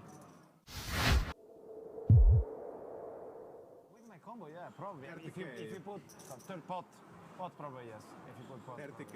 Yeah, probably yes. Guys, coaches in the car park. No one wants to hear it, especially Maybe Martin, who bigger looks like he's about overbet to on the eat turn. Ben Yeah, it's Kelly. difficult. But you might have king, queen, king, 10. Or king jack as well. Like. And Cabral still staring down Bendinelli. Staring him down. I mean, he's moving as he's moving. I That's don't think so you flat intimidating. king jack off, so, Think I three bet or? You King fall, 5 you of have diamonds in the respect for hijack the for familia. Cabral. But I call queen jack. Open things up. It's better. It's better than 2400. king jack off. You 3 bet or fold, I think. Suited could be, yeah. For familia. Sayanko in the cutoff, I we're don't gonna let think it go. you're Thinking better of it. messing it around that seems. much. Lorenzo dishes as well, but Casillas with pocket queens. These guys had drama and beef earlier. Let's see what happens now. It had to be Casillas of all people. Oh boy. 19,000. What the? This is a ridiculous raise. Open to 2.4k by Cabral. Daniel's going to fold the threes. 19,000 the 3-bet from Casillas. Martin looks so disrespected.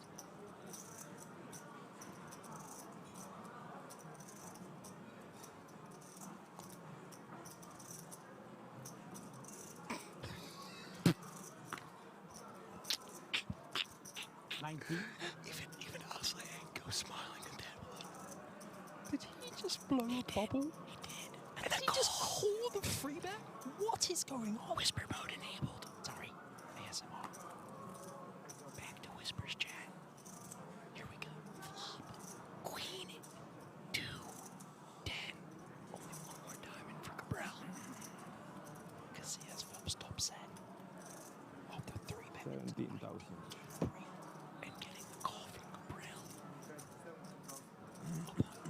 17,000.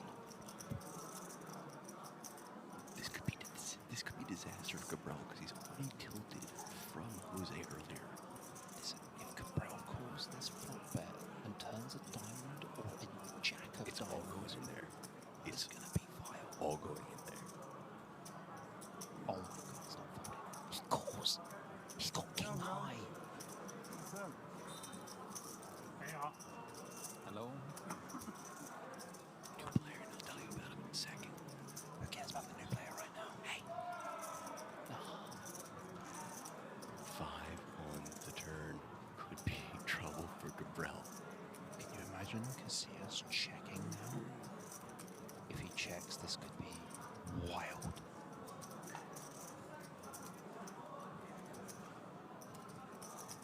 Oh, it's too much. It's too much. 36,100. Oh, Or 76,100. Oh my goodness. Blues in there. Oh my goodness. Problem is, this doesn't 76 give what? Martin any room to do anything.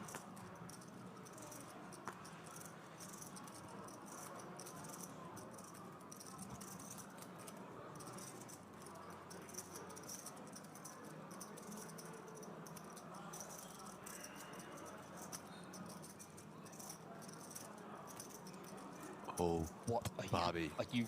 No, Bobby, no, I no, told you. No, he's just posturing. He's just posturing. This is not real. He's living in Cabral's head rent free right now. No, he's just posturing. This is lies.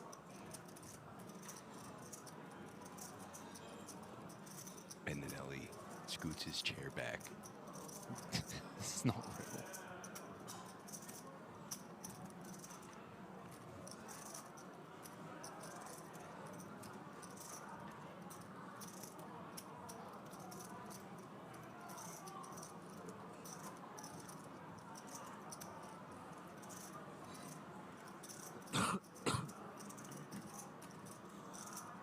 You know what would be the sickest thing, APK?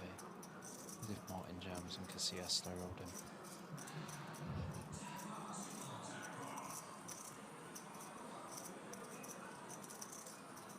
The bet's too big, it just doesn't allow him to do anything. Oh, Martin picking up those chips. Bring them round. All in. Oh my god, he I jammed! told you! He's gonna get snapped off. No, is he slow rolling him? No. Oh, he called. Snapped off. He's not that bad of a person. Pocket queens. Cabral. Oh Dead. my Good luck. Dead gosh. and walking. Dead man walking. Wait. He's drawing dead. He should wait. Drawing dead. What? He's drawing dead. Martin! Martin! I just let him go. You should wait for the river. He's drawing dead. You know him in race. You know him in race. A very warm welcome back at King's Resort in Rosvadov. I know we all like ourselves a little bit of Martin Cabral action here, but he's not at this table. He's in Las Vegas right now. So we are here at King's Resort in Rosvadov. And we are looking at the final day of the 150 euro Czech Poker Masters. And we do have only 16 players left now. We just had the redraw down to the last 2 tables.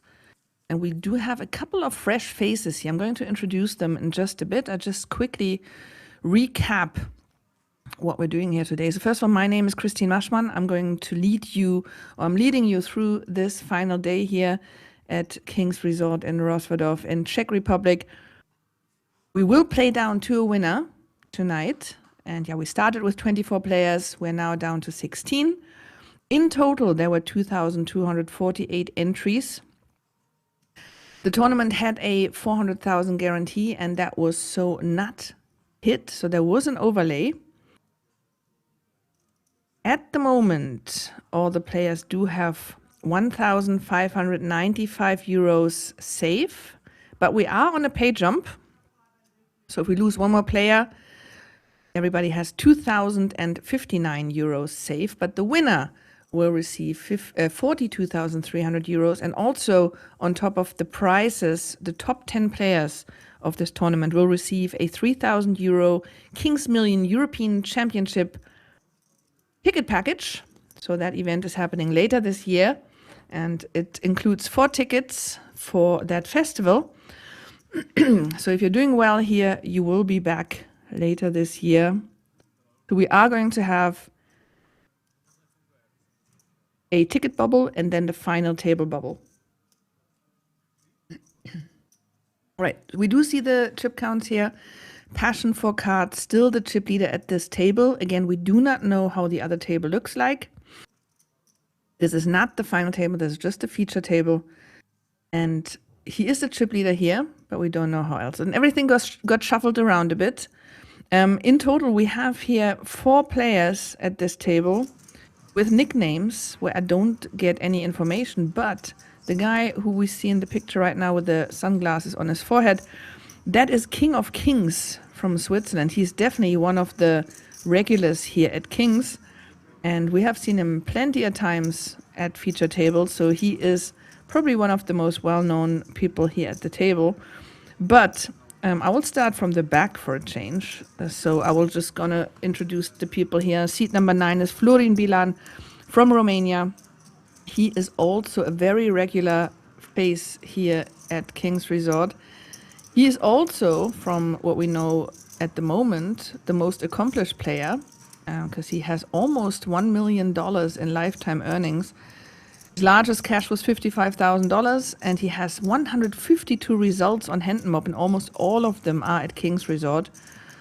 Then seat number 7 is Onur Ozulu. I have no idea where there are the umlauts in this name, because unfortunately those weren't given to me. But I do know that we had some fans for him in the chats. He's from Turkey. And he has only $3,400 in lifetime earnings. His largest cash was $2,500. So he has a really good shot here in beating his own best score today. Then we did see Besim Masrekai earlier in the beginning of the stream. Again, he has about $9,000 in lifetime earnings. His largest was $3,000. Also, he has a really good shot at beating his own record. And then seat number 5, David Riha, we had him as well from Czech Republic, $28,000. Largest was $12,000. And then, yeah, the other 4 players, basically the first 4 seats all use nicknames, so I couldn't look them up. So I don't know anything about them other than King of Kings, who is a regular at Kings and has a lot of results here. But that's all I can tell you about the players at this point. And the rest we have to find out ourselves, right? By watching, by seeing how they play. The funny thing is that Besim actually ended up at the same seat as he was earlier. And we did pick up some, I'm not sure if it's reads, but we picked up some habits that he performed. So it will be interesting to see if any of those actually are readable as reads. Pablo in the YouTube chat, English only, please. We don't understand. I assume that's Polish. No, is that Polish? Could that be Polish? Is it Czech? I have no idea. And we don't know what you're saying. So English only, please. There we go. Besim. Once again. So we did see, that's the thing. So we did see him earlier when he had Ace King suited. His open race was 3.8 big blinds.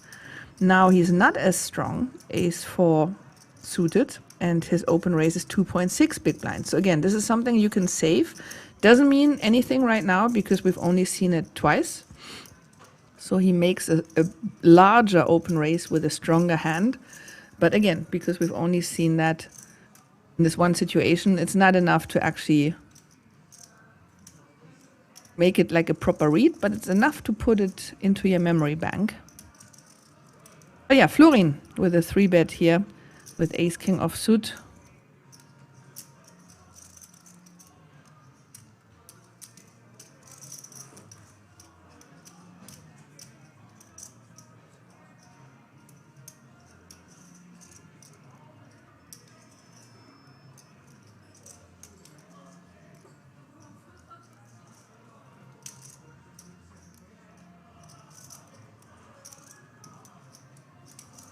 Somebody said in the chat earlier that Besim is a professional player.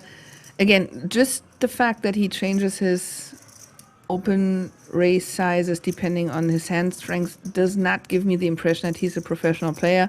Maybe cash game player, because there these things are a bit more variable. That's the thing. Maybe these two players have played against each other. If he is a professional player, they will have played against each other because Florian definitely is. He has so many results at Kings. So maybe they have history. Maybe they know each other. There's always some kind of meta game that we might not be aware of.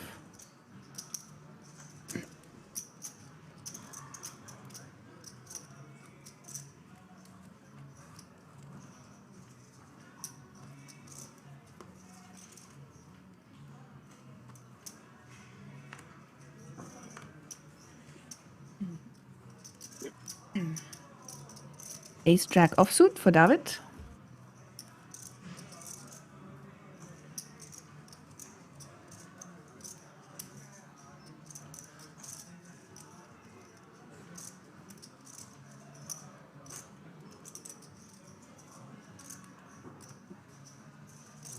Ace Queen offsuit for Besim.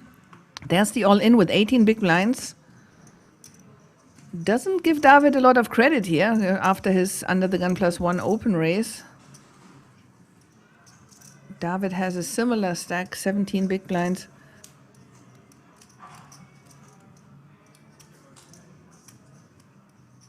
And what is Onur doing right now?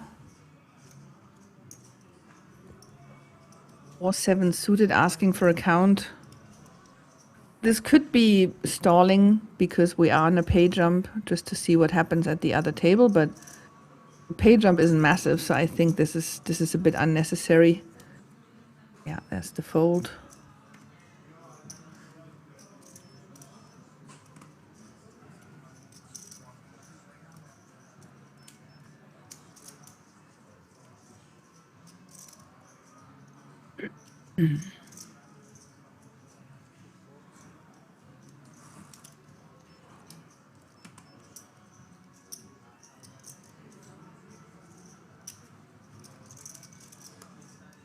Right, back to David.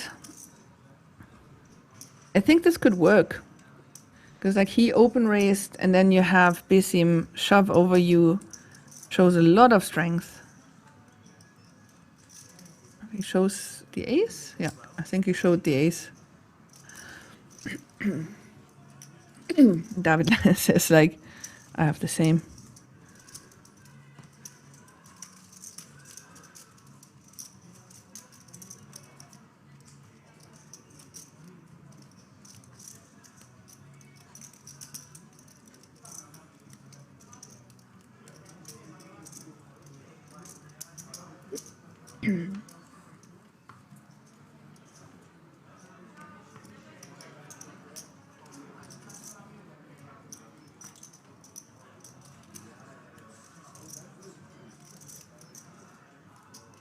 Right, next hand.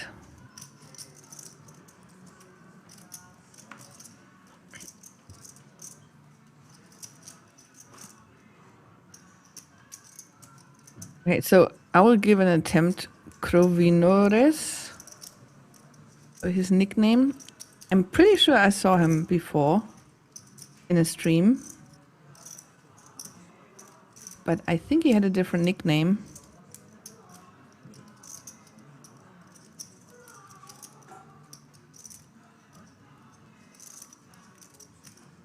I'd just like to check who's actually still here. I see, obviously, Johan, you're still very active in the chat. Who's still there in the YouTube chat and who's still there in the Twitch chat? Just give me a little wave, a little emoji, and I can see who's still around.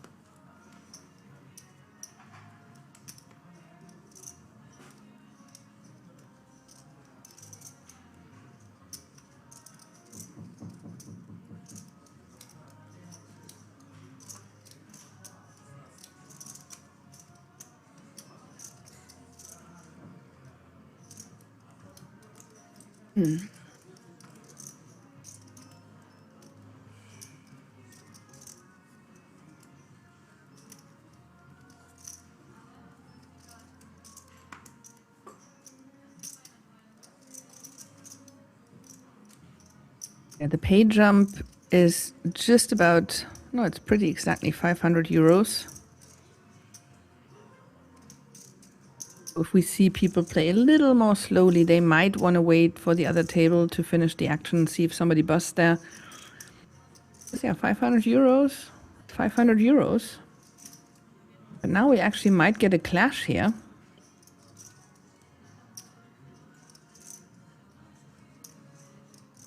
Vinores. Open raise from the hijack with ace 10 suited. Piece 187 is 3-betting with ace king offsuit from the cutoff.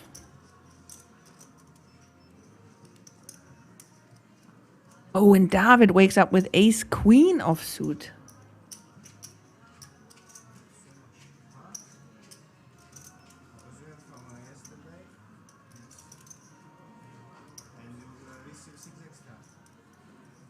You don't need. You want? Drink. Or not allowed.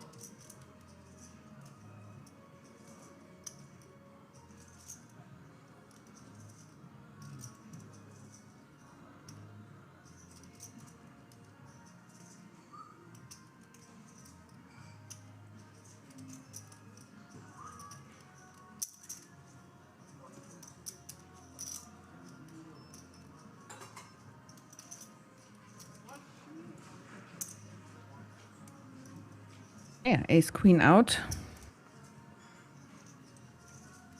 We do have a call from the Czech in seat number 1. And the flop. 10 for 4. He hits the 10.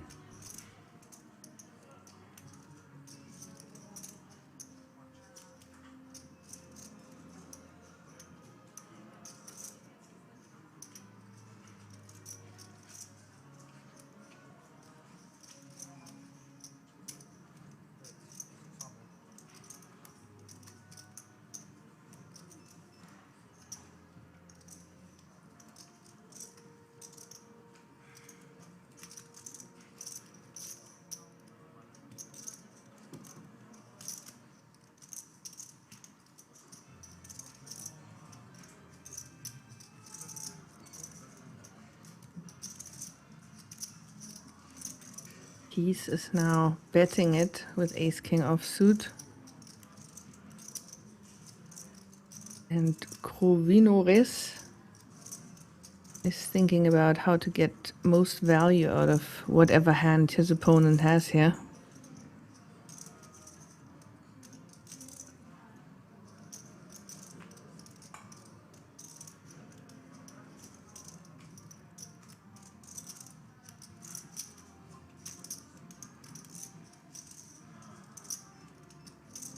Raises.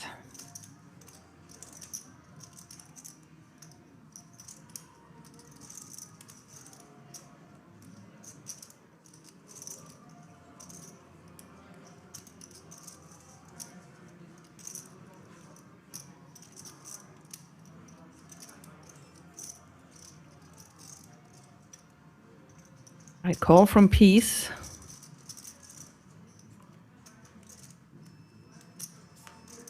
And the turn, jack of hearts. So Krovinores now picking up a flush draw and piece a straight draw.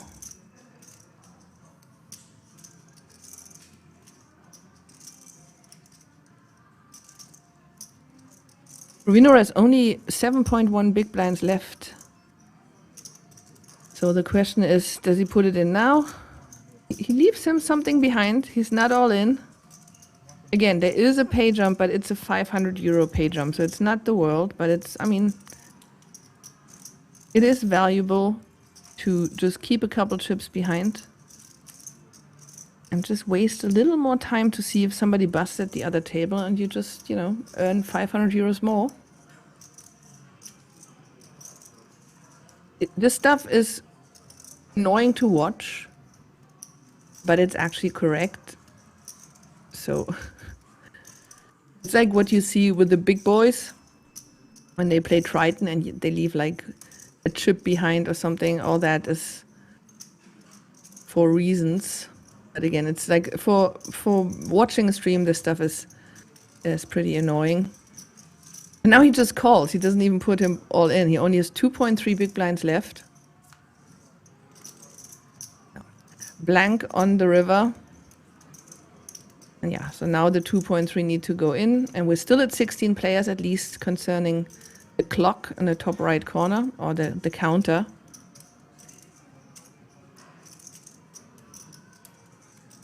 No pay jump yet.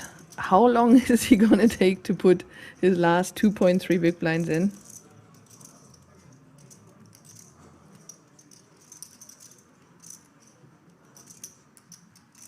He checks. He checks. Check, check. Okay, he wins the pot. That was a little weird. It's okay. Croviner is now with 34 big blinds. Piece down to 11.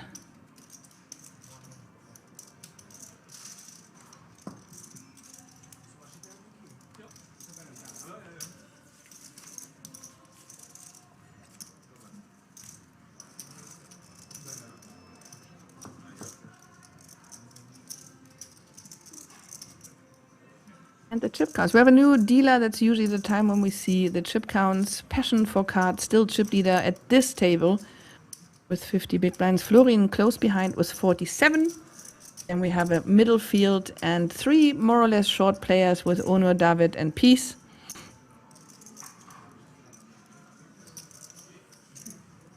A lot of play left, nobody at absolute risk, although Peace does have to make something happen soon. So we're at blinds 125,000, 250,000 with a 250,000 big blind ante.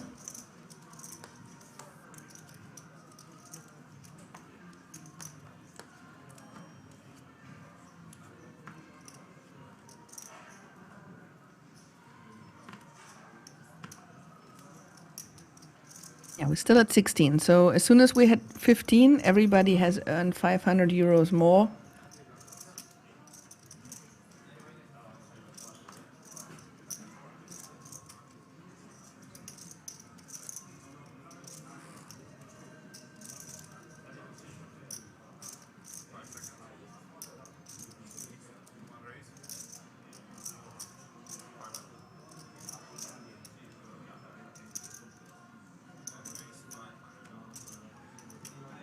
Open raise from Crovinoris. Under the gun +2 with King 9 suited.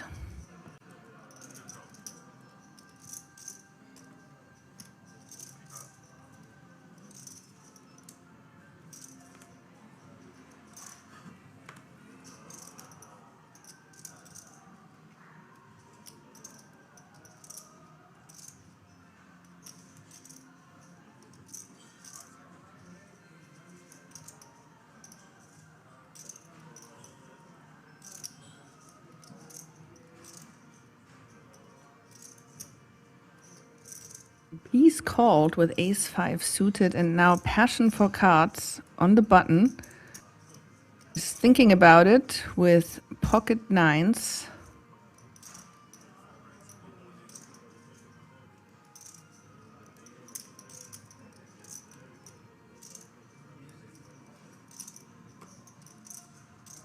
English only, please, guys, in the chat.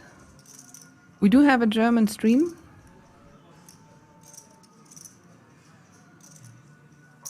Pocket 7s for David, but he's folding.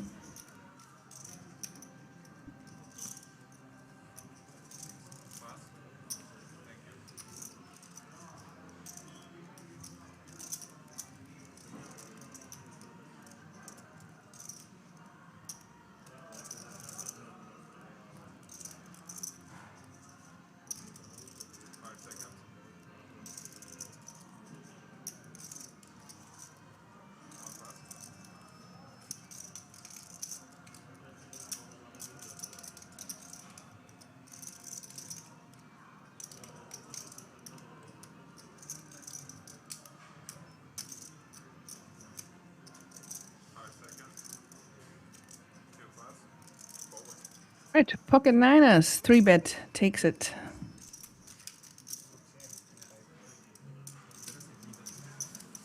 Did I say pocket niners? I mean pocket nines. Like mixing German and English here.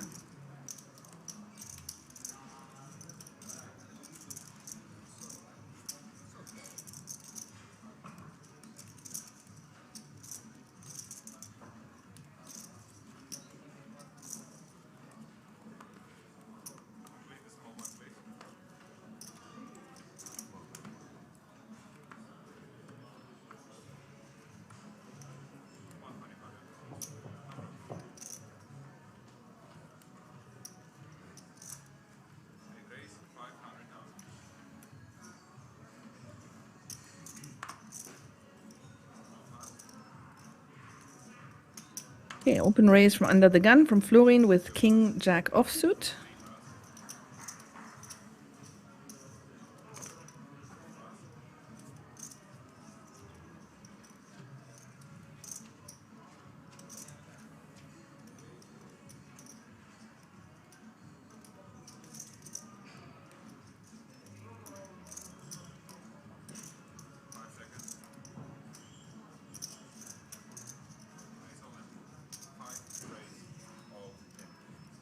All in from David with ace-10 offsuit, 14 big blinds all in.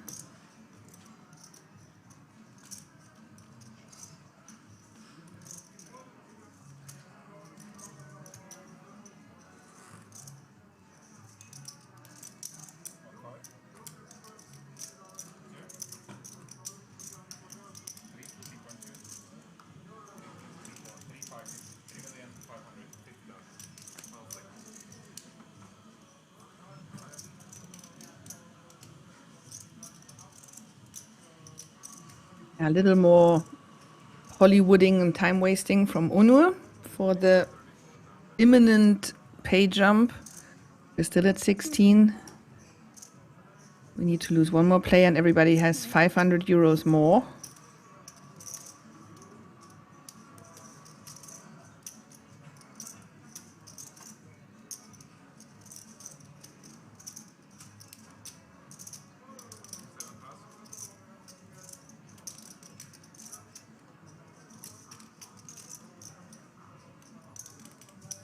This will be a fold from Florin. I think there's a bit of history between these two, because David did not give him much credit there for the under the gun open to push with ace-10.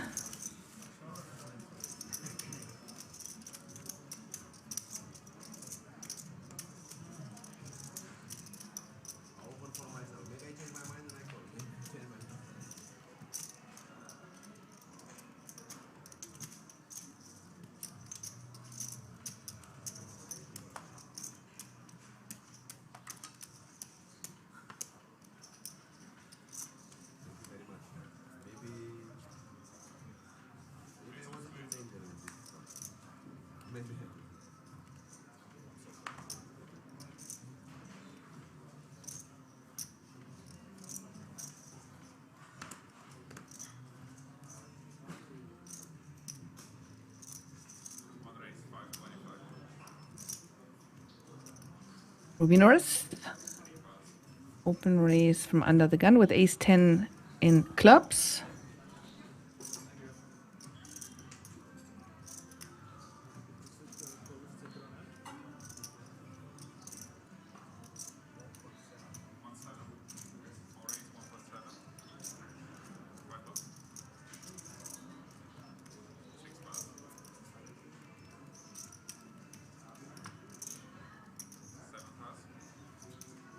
Kings at the Kings. First time today.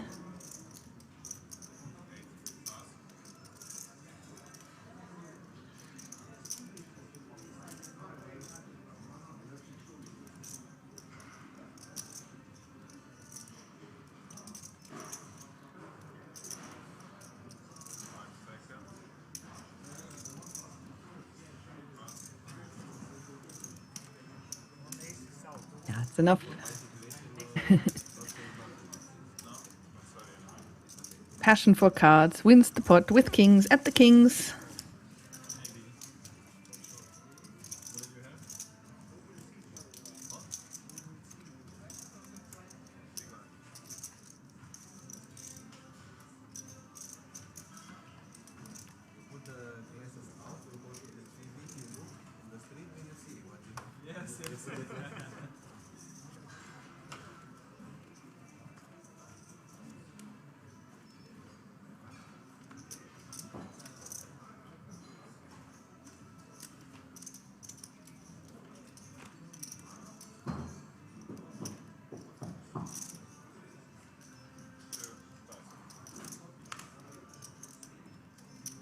Oh, we heard some knocking on the table. Did we lose a player at the other table?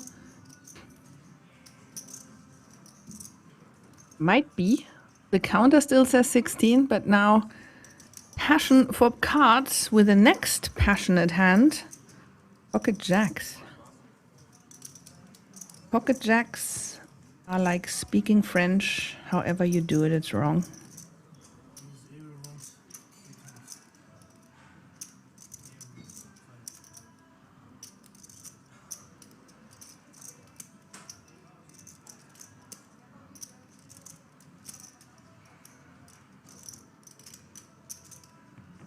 Chris Bellman, hello from England. Hello from Germany. Uh-oh, aces for Unur. He has been wasting time before with nothing. Now he does have something. He is taking his time. He has 14 big blinds. How long will he take to get his chips in?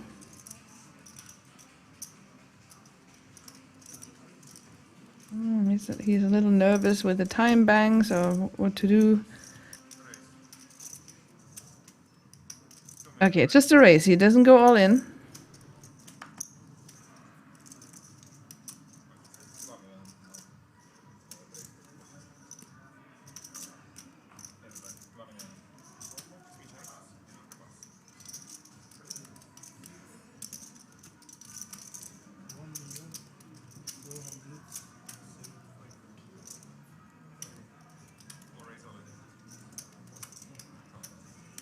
Yeah, there's the all in with the jacks, all in with the aces. Lucky for passion for cards here, but well, it's jacks, right? I mean, let's see what happens. He still has 23% equity.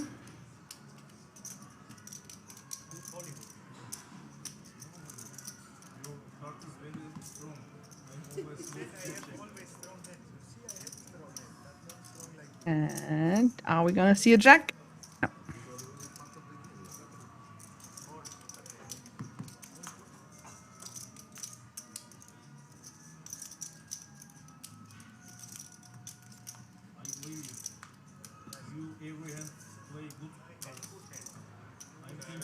There we go. Double up for the Turkish player Onur Ozulu. We're still at 16 players, so he didn't make the pay jump, and now he has 30 big blinds.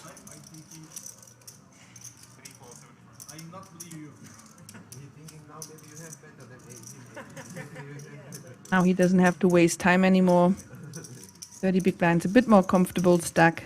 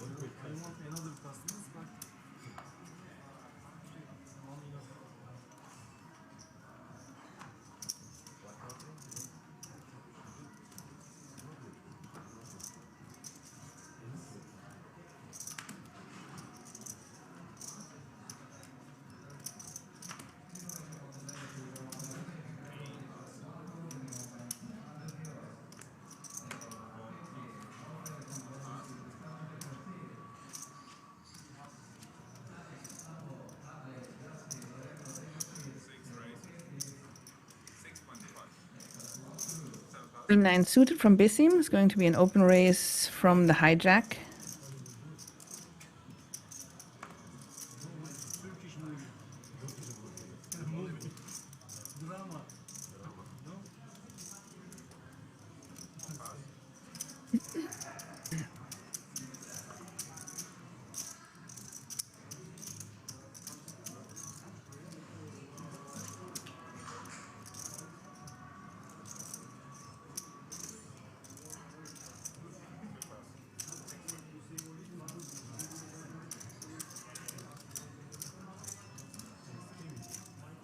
And that's that.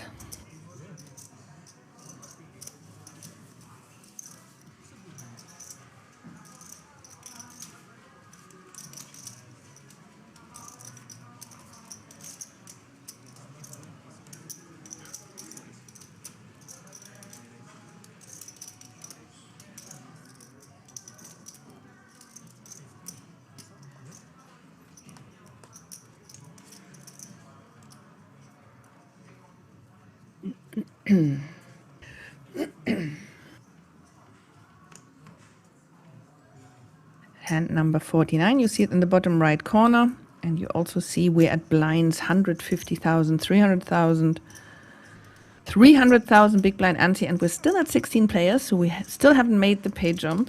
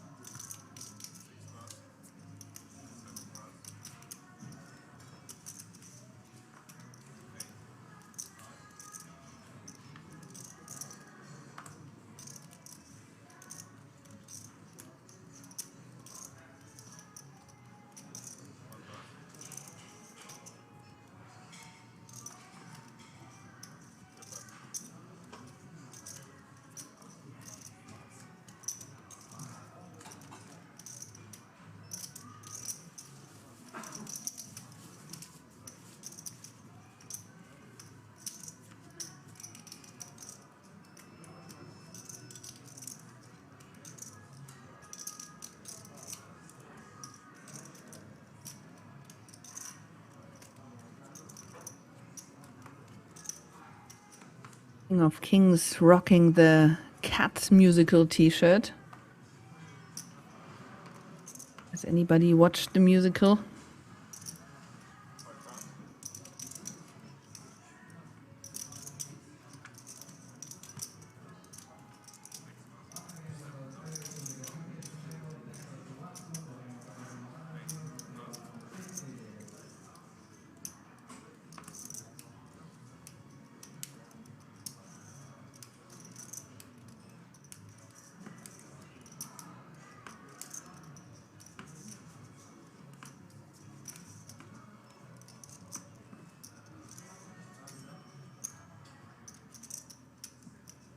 Hero calls it in Romania, holding your hand under the chin is bad superstition, not for Florin Bilan. Holding your hand under the chin, how do you mean? In what way?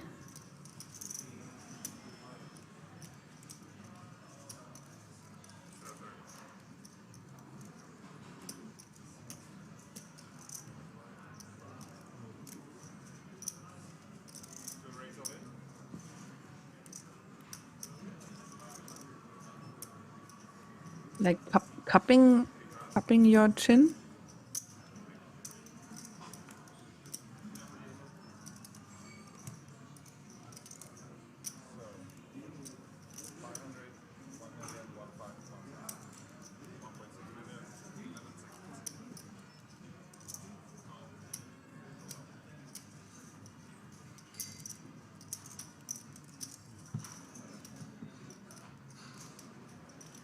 Right, all in from piece with ace-5 offsuit.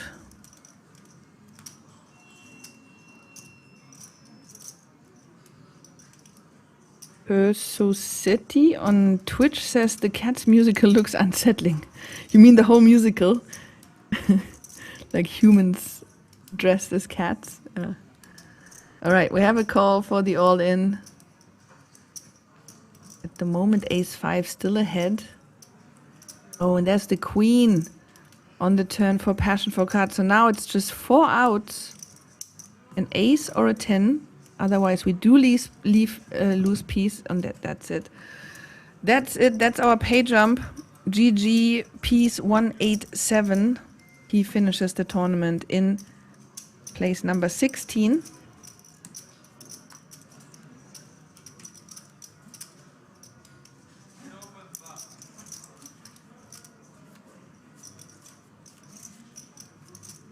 So that means everybody now has 2,095 euros saved. The next pay jump will be at 11. And then we have the ticket bubble. So then from 10 players onwards, we will have ticket packages as additional prizes. Roger's holding it against your chest, under your chin. I don't know what he means. Maybe it's like the, you know, just supporting your chin, right? I don't know. I don't know what he means. You never know, like the kind of things that are like superstition in different places. I think it's always very interesting. Thanks for updating, Johan.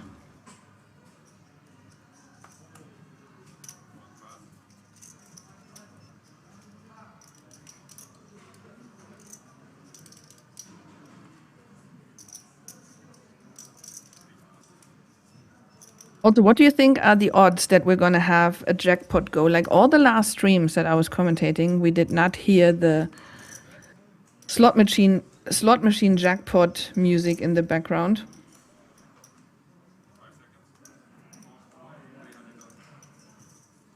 I always find that funny when that goes off.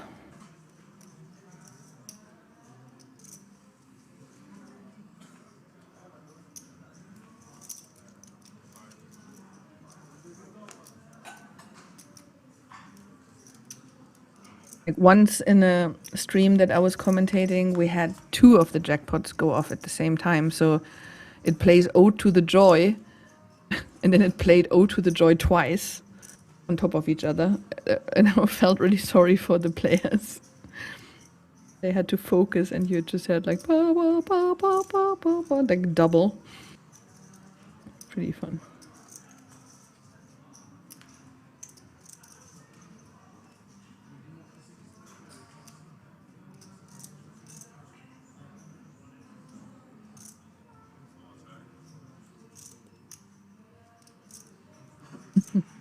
Slots, the ultimate skill game. Yeah, exactly.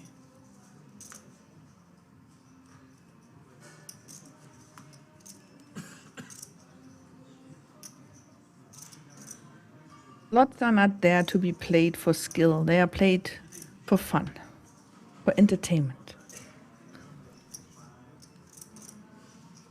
But to be honest, like if I ever play slot machines, it's only in Vegas because they have really fun machines there, with a lot of stuff happening, and it's proper entertainment.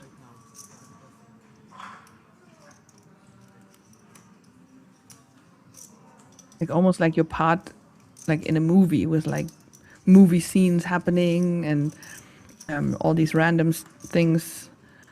So for that, I happily spend my money because I do have the entertainment. But if it's just a dull, you know, like the old machines where it's just like some cherries and watermelons or something, it's just not as fun.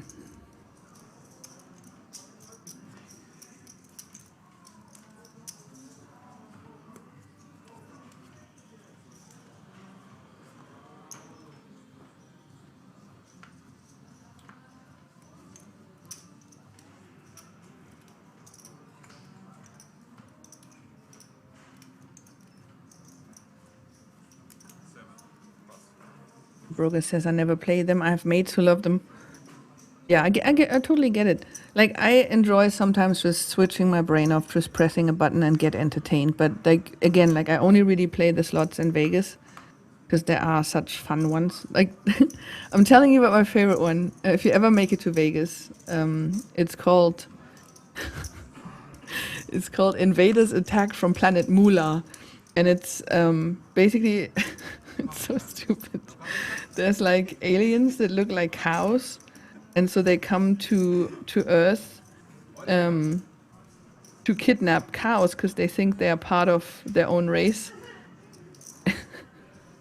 And the whole, like the big thing that can happen is that you capture the mystical unicow, and then there's a whole big thing happening with like a massive cow showing up on a massive screen and just goes moo, and the whole casino now knows that you captured the unicow.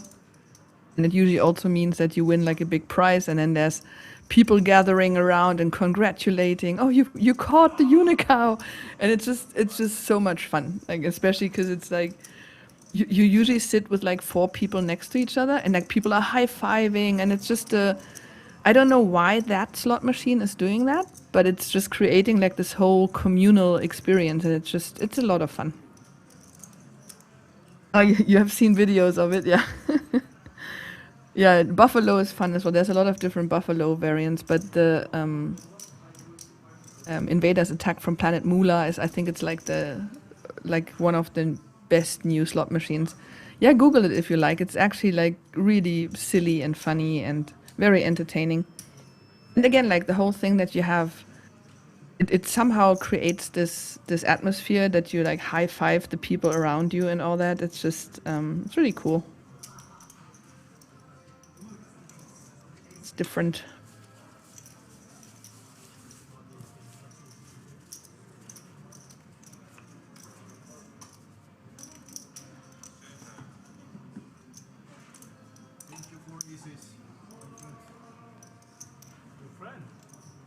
There's the chip counts. Once again, still passion for cards, still the chip leader.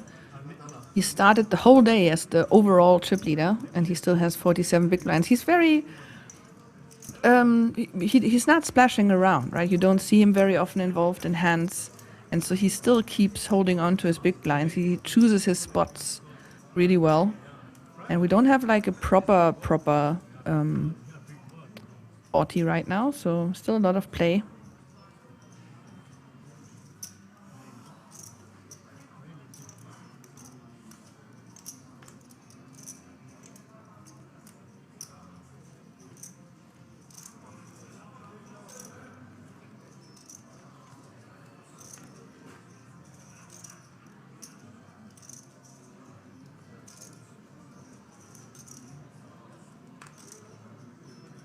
Oh man, and once I captured because it's super rare. Like if you capturing the unicow is like super rare.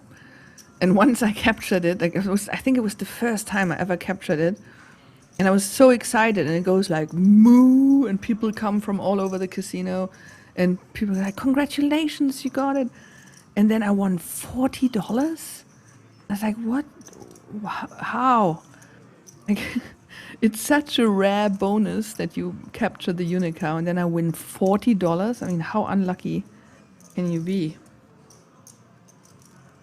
David, all in with 9-7 suited on the button with 13 big blinds, so he just has to get through the blinds.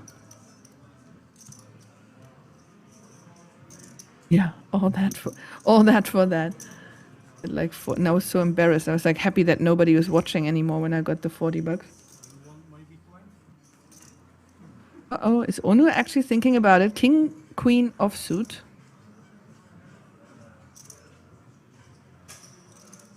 Also, we are down to 14 players. We lost a player at the other table. But no pay jump yet.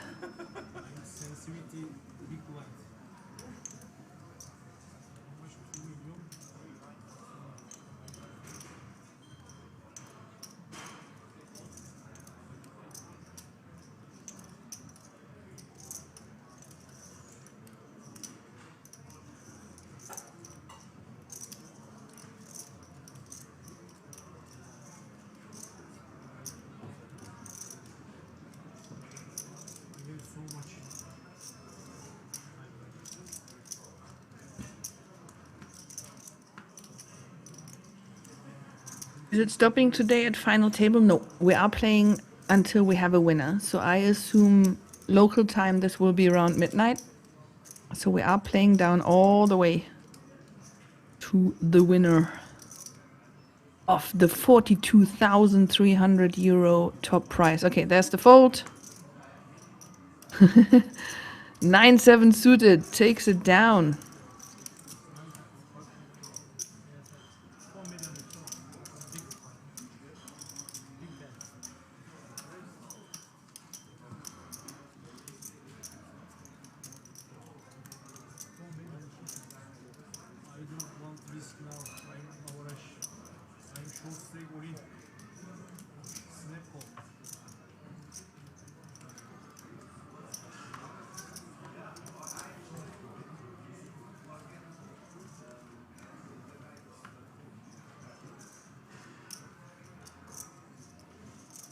Okay, here's a bit more explanation from Hero. In Romanian folklore, resting your chin in your hand is considered a bad omen that invites grief, sorrow, or early widowhood. Ay, ay, ay.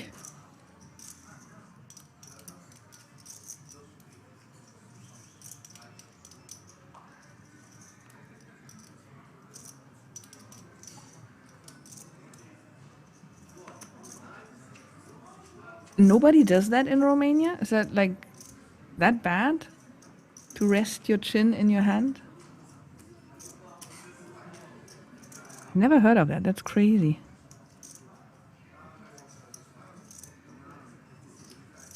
Old says, why are the chips so bleached? The color left them. No, I think they are actually made that way. A bit more like pastel kind of colors. I'm not sure why, to be honest, but that's the colors they chose. Jan Hess says, where is Martin Novak? I don't think he busted. I'm not sure. Like, I don't think he busted. He might still be at the other table. So keep in mind, this is not the final table. This is just the feature table. So there's one other table happening. But I do not remember if Martin busted. Not sure about that.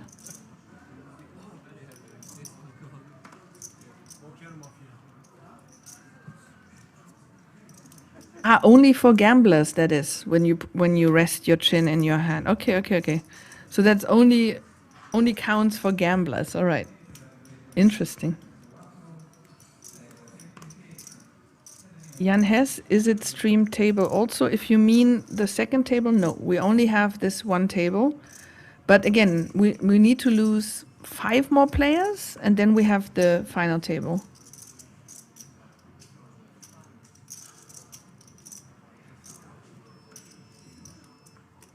Now we have jacks versus nines. David here with the bad news, moving all in over the jacks.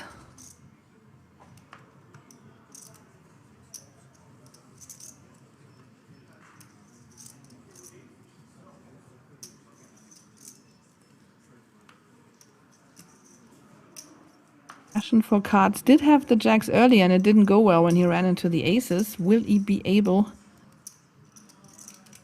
to hold this time?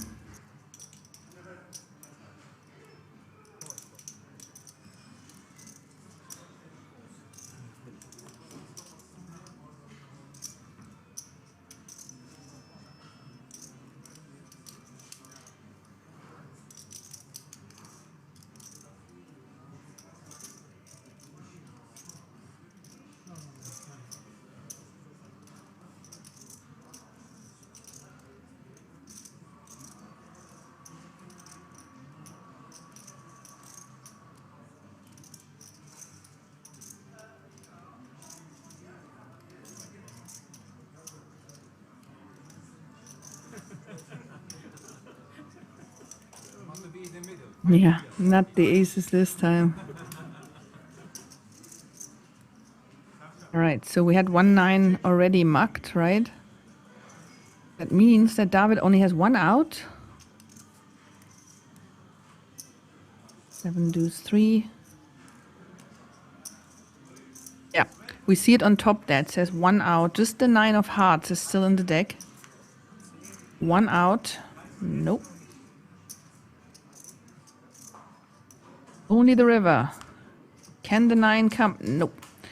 We're going to lose David Riha in 14th place. We're down to 13 players. The next pay jump is at 11.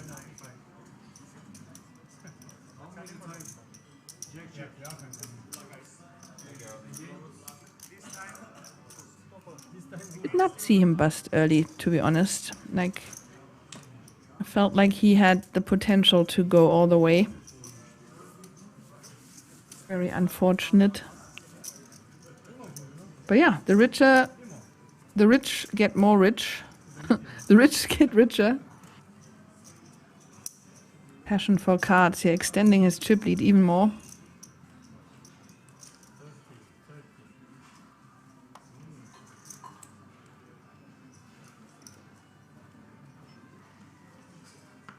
And now he finds ace-10 offsuit under the gun.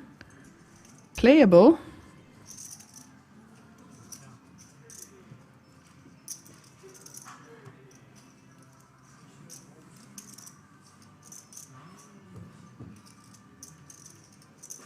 Uno also has ace-10 offsuit in the cutoff. He will play.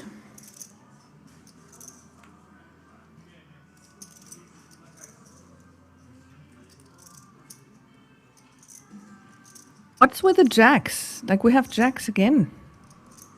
This time for Florin.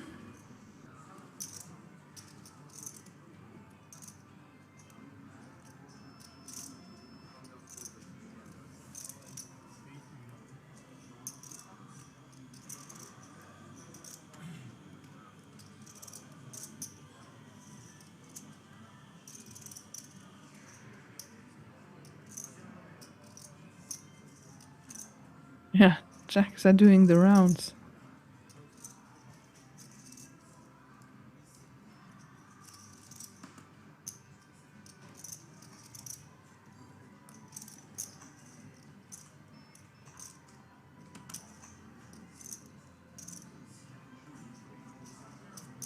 There's the 3-bet from Florin with the jacks.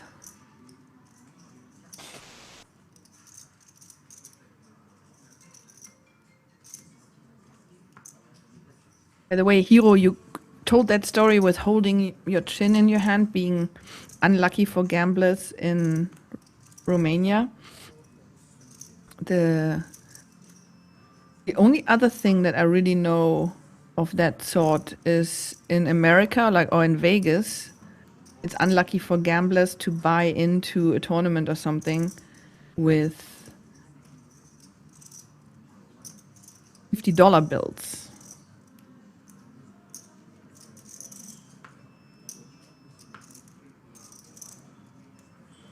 I had to explain that at an airport once when I was exchanging money into dollars, and the guy gave me $50 bills, and I said, I'm really sorry, but I'm going to Vegas and I can't bring $50 bills to Vegas. And he said, you have to understand. And he was like, oh, okay, I get it.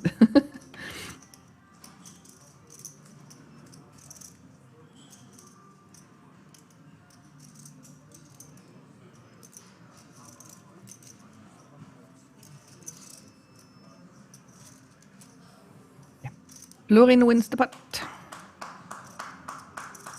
One person claps. The Romanian rail goes wild.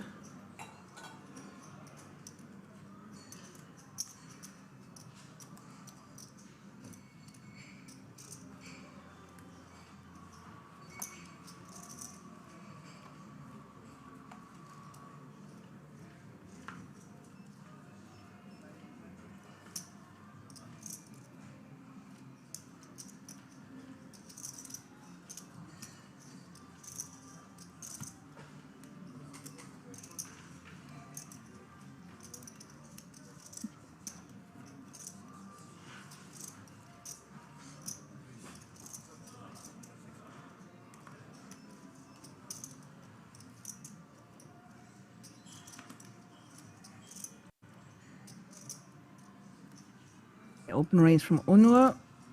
Can somebody tell me if he probably has some umlauts in there, right? Is it Önür? Önür? Anyway, he opens with ace-jack offsuit, and Ruvinores has beautiful king-queen of hearts.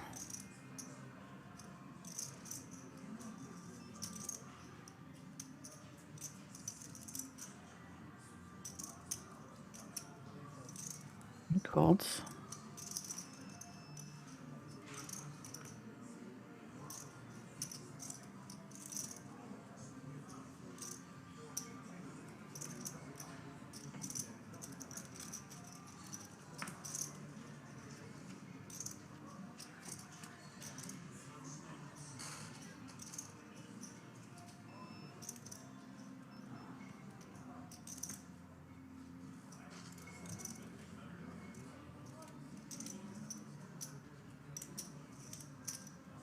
Queen Jack 5, all clubs. None of the players have a club.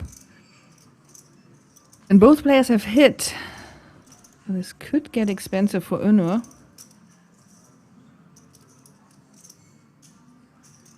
Both have roughly the same stack sizes.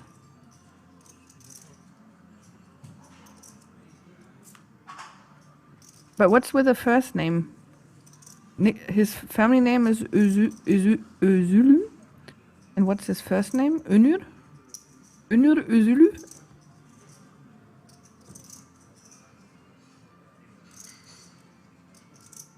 All of them have dots, umlauts. Wow. 2 pair now for Kovono. Both names are just so difficult. For the Czech guy.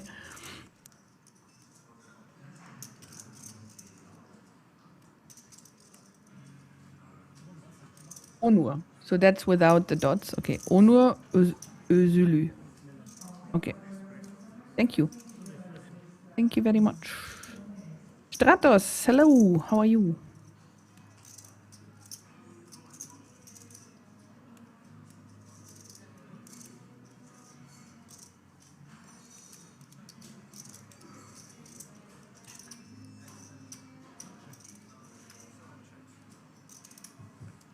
Uh-oh. Onur checks.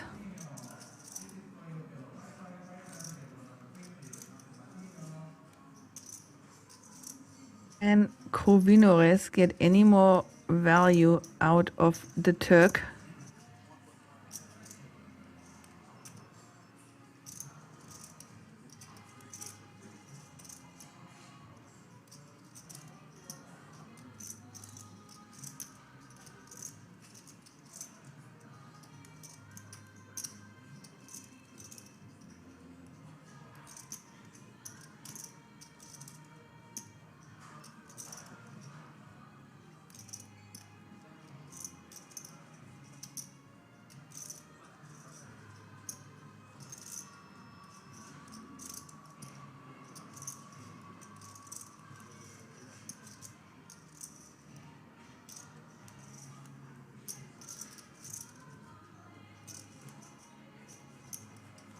More bet 3.7 big blinds. It could be enough for Onur to just call one time. Well, the last time. Last possible time.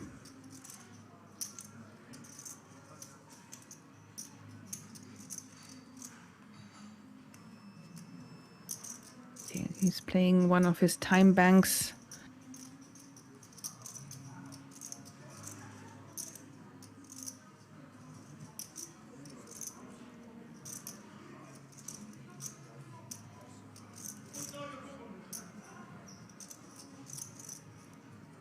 That's it. Pot for the Czech.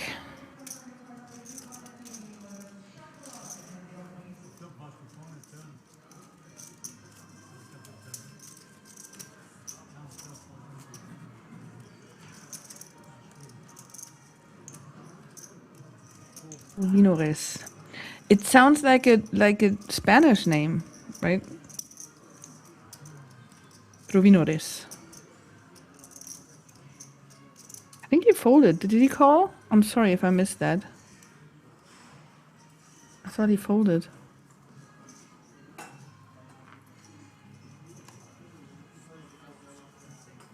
Pennsylvanian poker. Well, it sounds like nice commentating.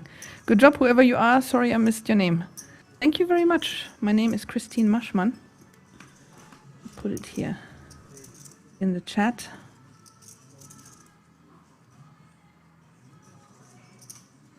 Oh, Hero says as well, in Romania, never lend money to anyone and the same day you'll play. All right. Wow. You have a lot of like gambling rules in Romania, it seems.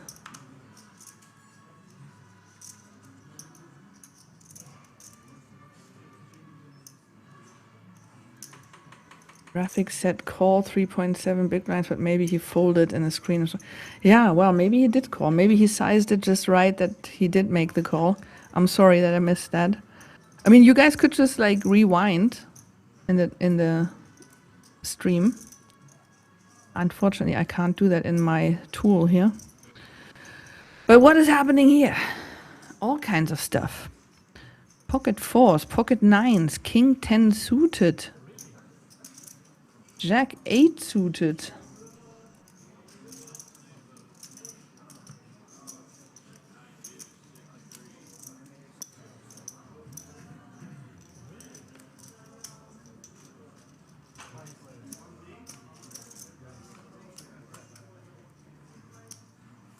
And 6-7 offsuit. Wow. We got 5 players. 5 players to the flop. Jack King 7. Best flopped for Krovinores. X around. Let's see.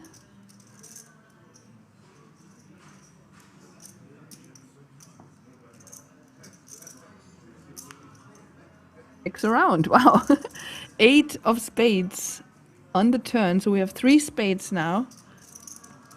So now Passion for Cards made 2 pair. But everybody like I mean the 4s don't look that good anymore, but everybody sort of has something.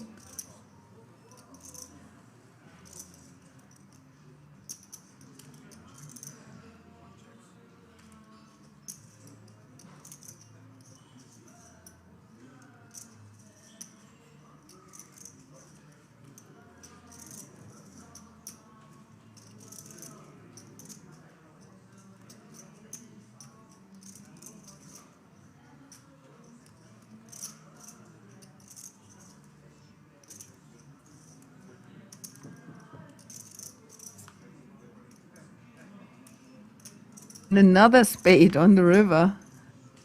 What a strange hand.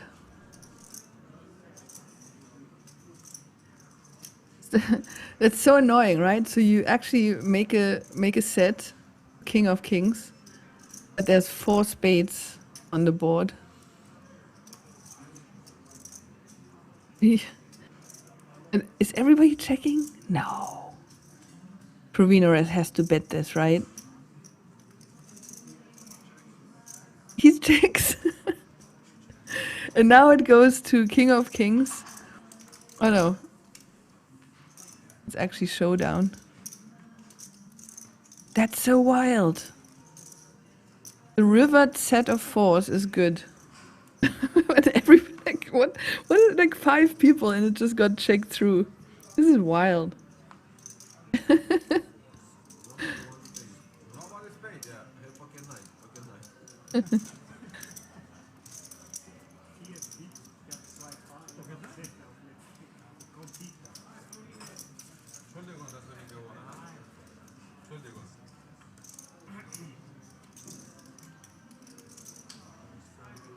You want every hand to win. Every hand you want. Yeah. You don't like to lose one hand. For sure. Yeah.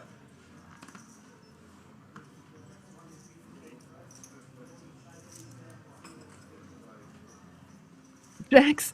What? Oh, I was just about to say, like, it looked like somebody folded the jacks, but no, it was just a graphic error.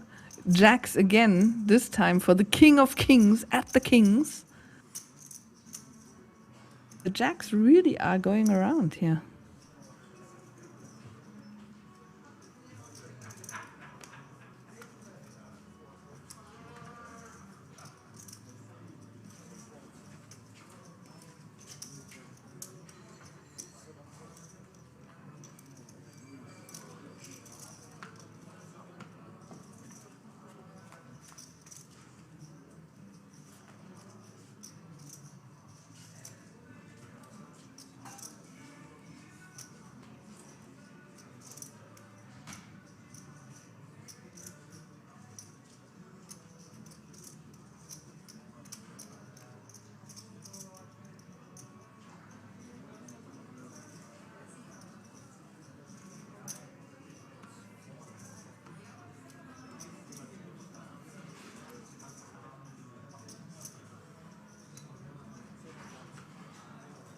Right. Jacks win.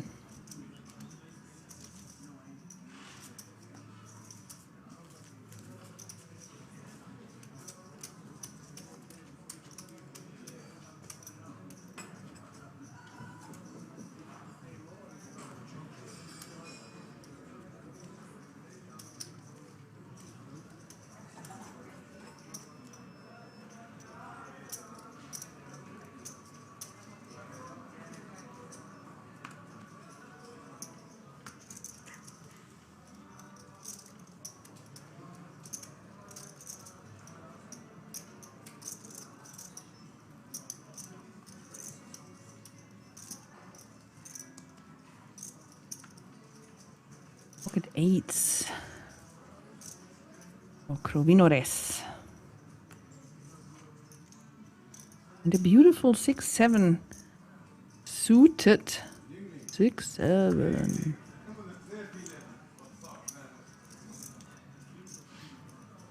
Saw a cool like TikTok video the other day where they said if something like this happens again with like the 6-7 trend, adults just have to copy it and do it as well, and then the kids find it so like cringe that they will stop doing it.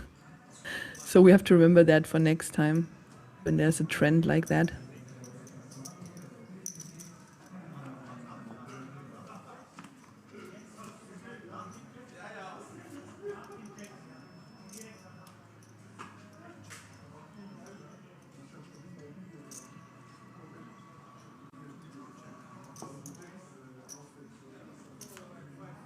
Do you remember planking? When people were just lying there like really stiff on any kind of surface? I think that was also, it took forever, that trend. So I feel like if adults, like parents would have started doing it like straight away, it wouldn't have taken that long to fade.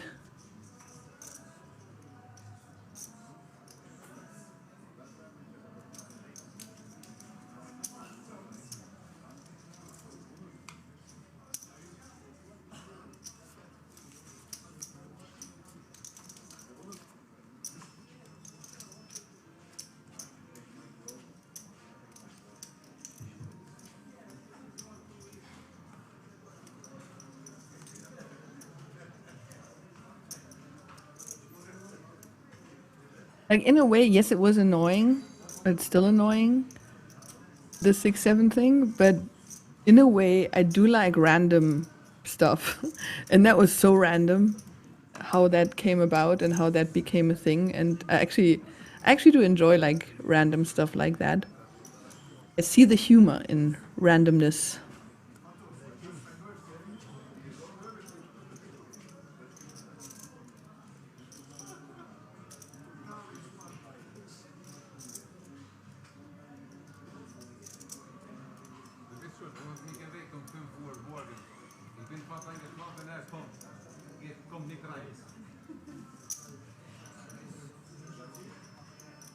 Right, Bessim in the cutoff opens with 9-10 offsuit.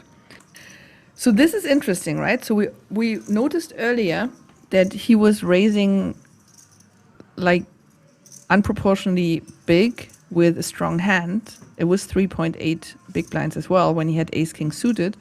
Then he was raising smaller when he had a weaker hand, but now he's not strong and he still raises so big. So now he might be using this bigger opening size bluff. So interesting. Hero says, nice to have you, nice and sunny. Thank you very much. Yeah, so if anybody is interested, again, I've been working in the poker industry for almost 19 years, been playing poker for almost 20 years, been all around the world playing poker. I cashed in 13 different countries. I just visited 55 countries in my life, and I'm still counting. And I do have a lot of content on social media and so on, so you can find me everywhere on the internet. I did do YouTube vlogs for a while that were like travel and poker, and did some TikTok vlogs as well. And I still do shorts on all the platforms when I see interesting things while traveling. But the vlogs basically are paused right now. I also did create a bunch of podcasts where I talk about my travel. And I do have a book called Strip Knit, a knit on the strip, basically. That I wrote about my first 7 experiences visiting Las Vegas. You can find that on Amazon. And obviously, like Nice and Sunny is my nickname also on Instagram, on TikTok, on YouTube. You can find me everywhere. I'm always happy for some follows because I do put some effort into sharing my experiences. And I'm always happy when people actually see it.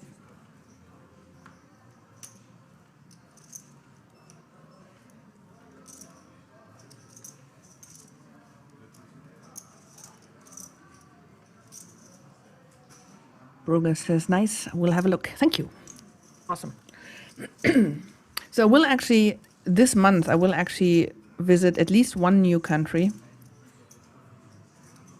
You know what, let's just do that. You're not going to guess it, but if you paid attention, I think last stream, you might know, but I changed my plans a little bit, but I'm going to visit at least one new country this month.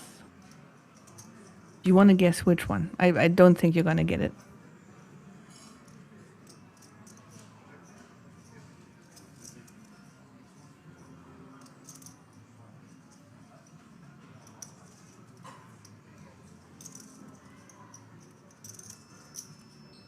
Right now, I'm actually sitting in the location of a country that I once visited that does not exist anymore.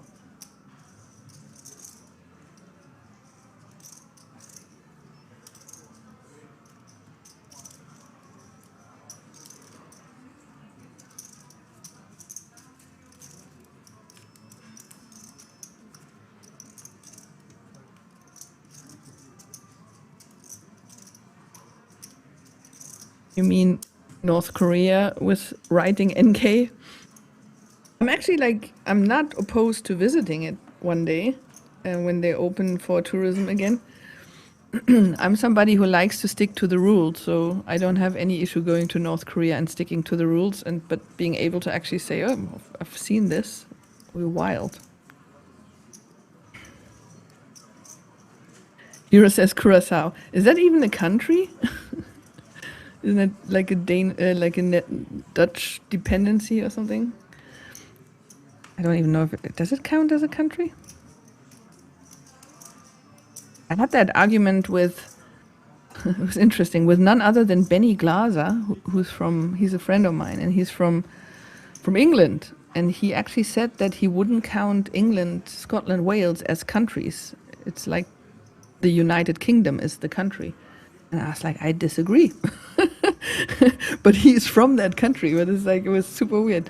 So the app that I'm using to count the countries does count countries and territories, but I don't think it would ever not count England, Scotland, Wales as separate countries. So very interesting.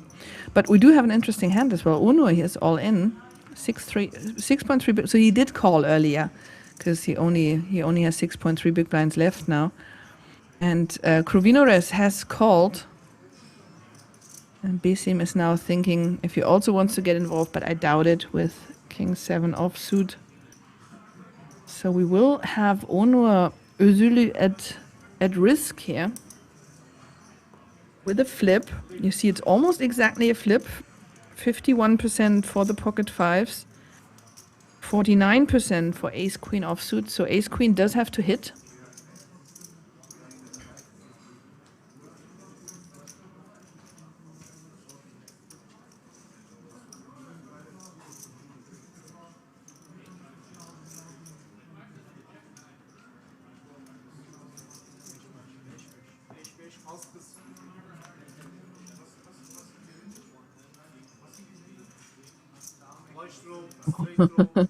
Ace king for all diamonds, and Krovinores has the ace of diamonds.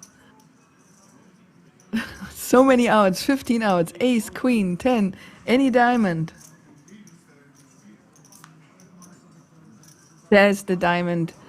We lose the Turkish player Onur Özülü in 12th place. That means we do have the pay jump. So he did not survive this pay jump. So everybody now has 2,745 euros safe.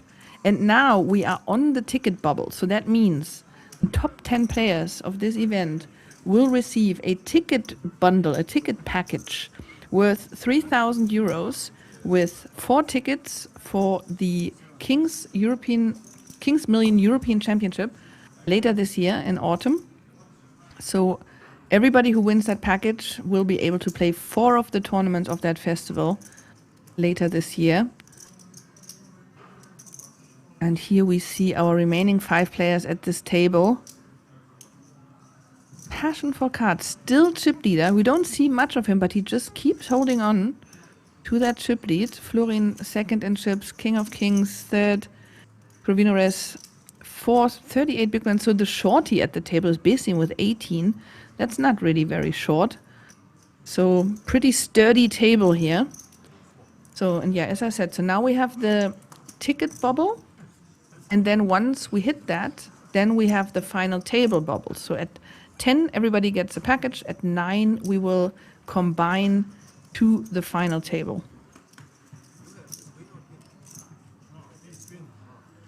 Rubinak.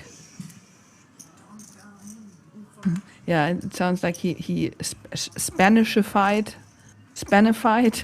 his name.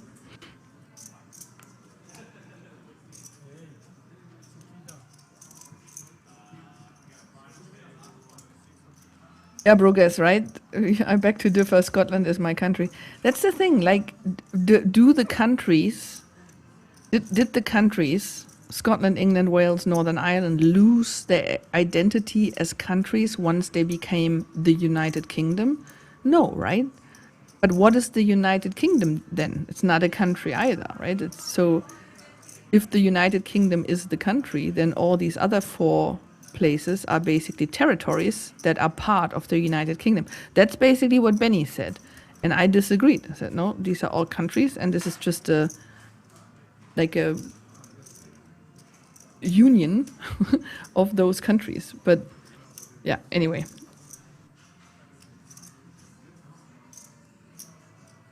Also, like, because I was living in the Isle of Man for 6 years, and the Isle of Man is part of Great Britain, but not the United Kingdom. And then it's actually not a country, but people that live there pretty much consider themselves a country, but it's just so confusing, this stuff. Okay, but now we have Ace 10 offsuit versus Queen Jack offsuit. Nobody hits anything, but Ace High obviously still ahead.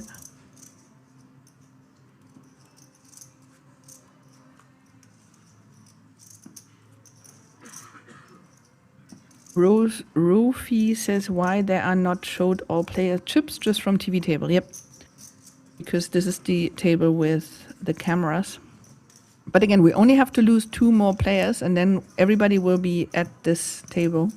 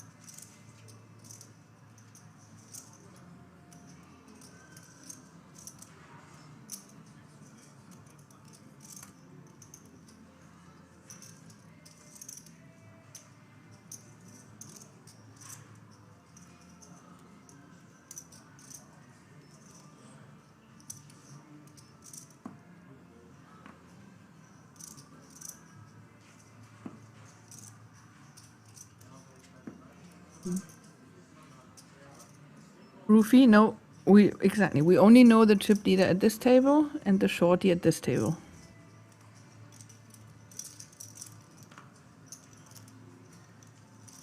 Chris Bauman says, what is your favorite 2 cards in poker you like to play the most? Well, it's always aces. The answer is always aces, but I do like middling suited connectors as well. Like 7, 8 or 9, 10 or something like that when they're suited, but the answer is always aces. Because it's so straightforward what to do with it. You know, you don't have to think much.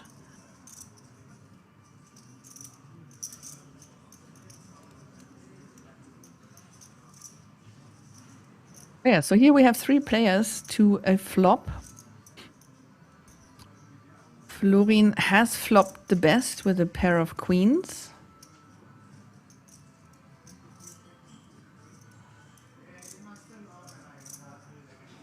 Olga says 7-8 of spades, one of my favorite hands. 5-3 of spades.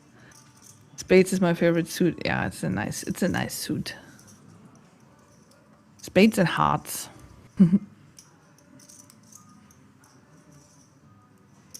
Yeah, it's nice to win with those hands, but you do have a little, you do have more decisions to make, and you can get into some icky spots with those hands. While with aces, it's just you know what to do basically. And that's also nice because you rarely in poker know what to do like 100%, and even with aces, you're not like 100%, but you still pretty much know what to do with aces. Chris Bumond. Okay, yeah, pocket tens is yours. How come? Why? I mean, does there have to be a reason?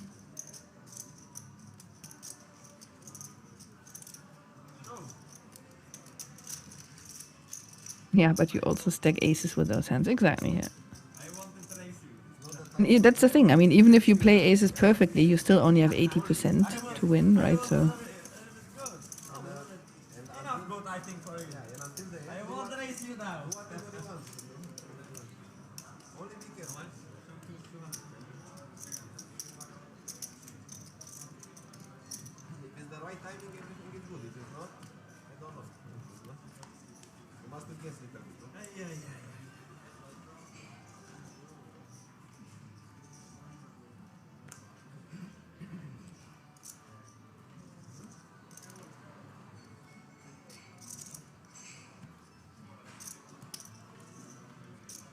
The suited connectors are my weakness.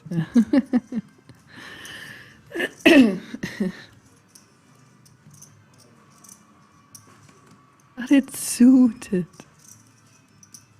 Oh, look, it's hand 6-7. I'm sorry, I'm not going to continue doing that. I'm too old for that, literally. But I live on TikTok, so I'm like fully aware of the trends.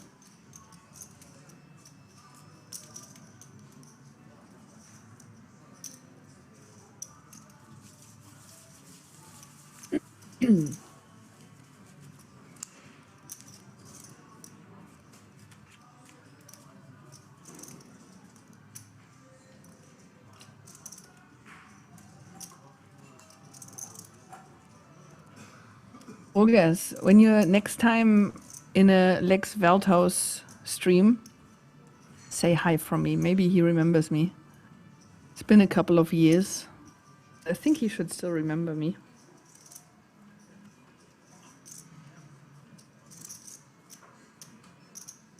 When I was working for PokerStars and Lex was a PokerStars ambassador, he came to visit at least the one time, and we went first. We played cash games, and then we went out drinking in town. And then I actually drove him the next day in my car to my favorite spot on the Isle of Man. So yeah, we hung out a little bit on the island. It was cool though, because I said like I'm not gonna let him off the island before we played some poker together or played a hand with him, and then we ended up playing a £1 cash game with the PokerStars employees. And I was sitting right next to him, and every time I wasn't in the hand, he showed me his cards. So he showed me how he played, and it was so fun. It was so cool.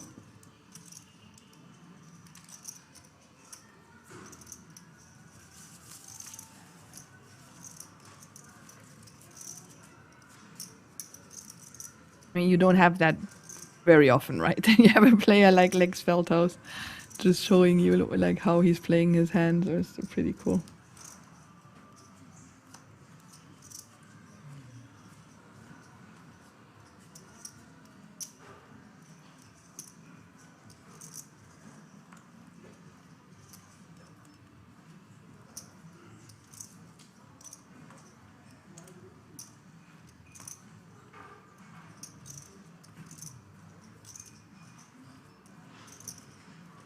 Had Daniel Negreanu bust me from a media tournament in Monte Carlo in 2008. That's also like one of the best stories.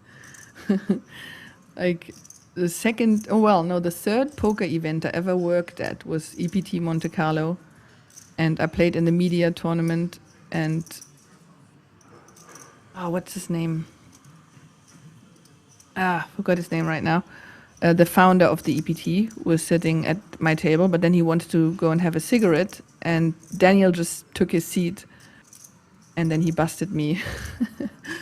And then obviously it was pretty cool to tell the story that like it took Daniel Negreanu to bust me from the media tournament. It was like 2008.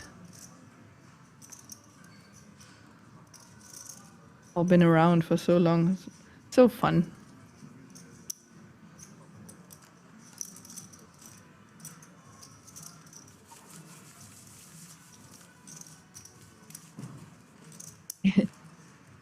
Yeah. I did play with 2 Hollywood actors. Just happened randomly. Tracy Morgan was playing a cash game at the Wynn when the poker room was still at the Wynn and not at the Encore.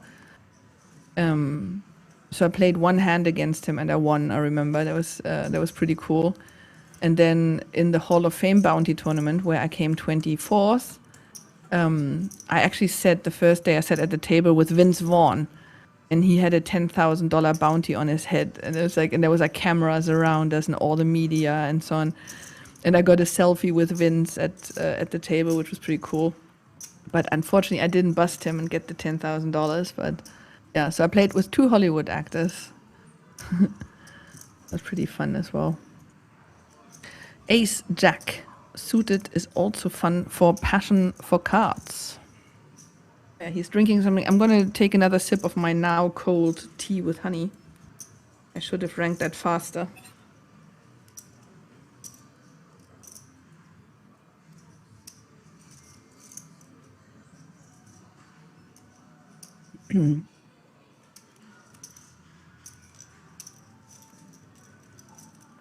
Yeah, the thing is, I actually didn't recognize Tracy Morgan. And it was just people kept coming, taking photos with him. And I was like, he looks familiar, and I just couldn't place him. And then I actually, it was like, when I was back home, I Googled like black actor because I was like, I didn't figure out what his name was. And I was like, there he is. And then I found him.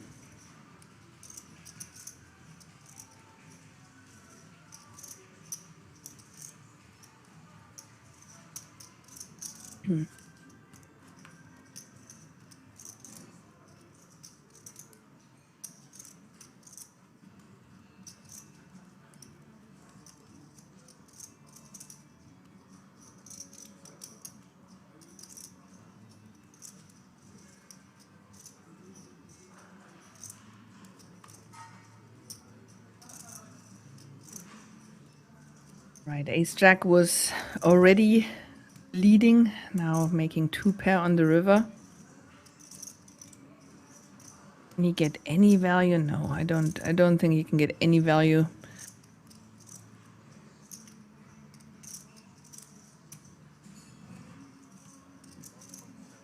Yeah, I mean, it was like, I don't know, 2010, 2011 when I played with him. So now I would probably know who he is and know his name and all that. But at the time, I couldn't, I knew I've seen him before, but it's like, couldn't place his name.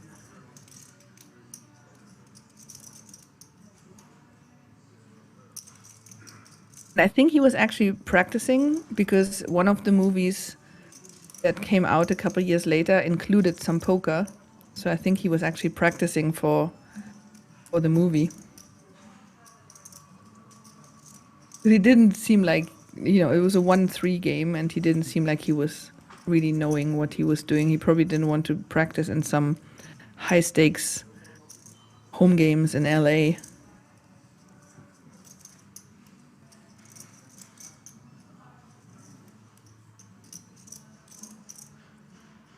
What is Florian thinking about here? Does he want to pull out a move here?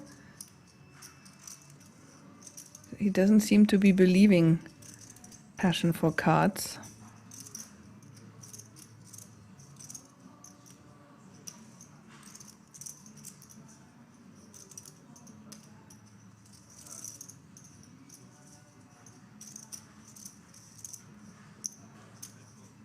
Whoa!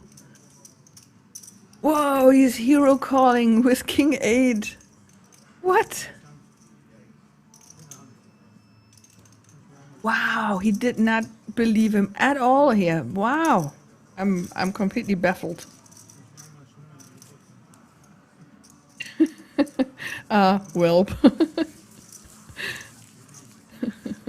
A King High hero call would be unfortunate. Welp.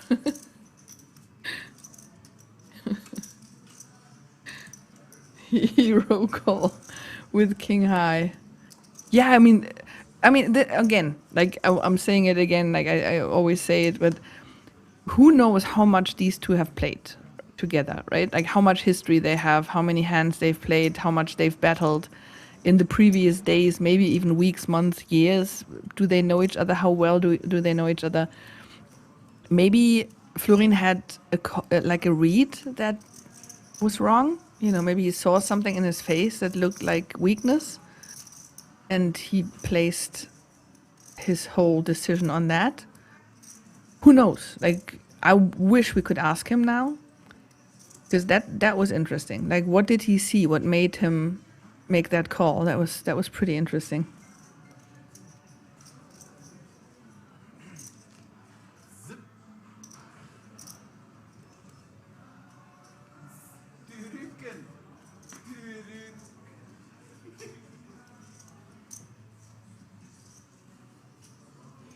All right, Battle of the Blinds. These two definitely have played before.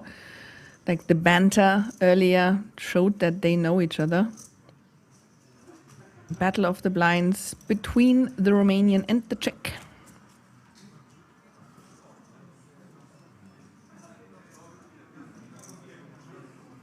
Queen 5-3. Rainbow. Florin bets.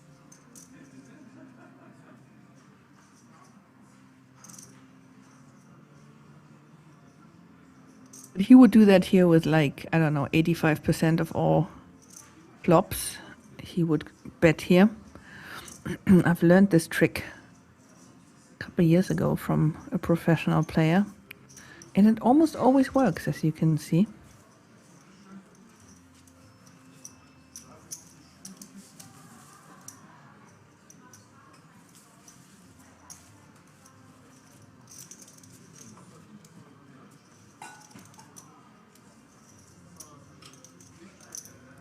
I like EHR. I played with Passion before, very solid. Yeah, he makes a very solid impression.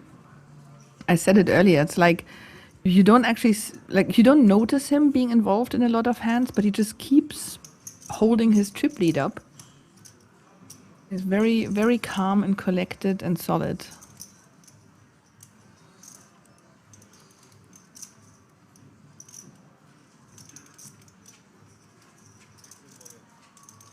Oh, all in from Besim. 10 big blinds go in the middle with Queen 8 suited. From the cutoff.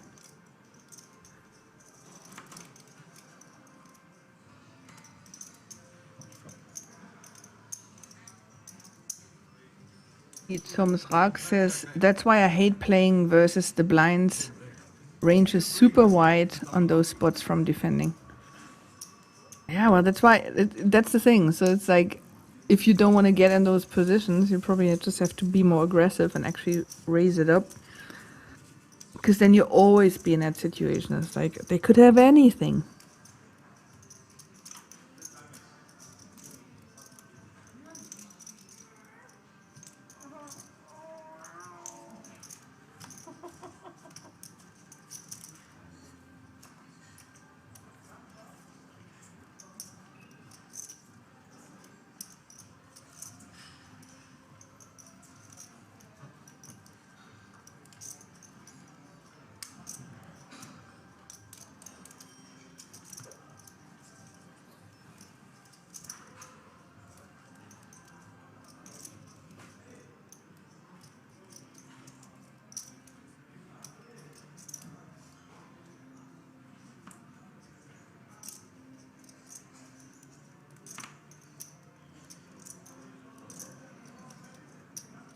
Right, Florin with the open raise from the cutoff with King 10 in hearts.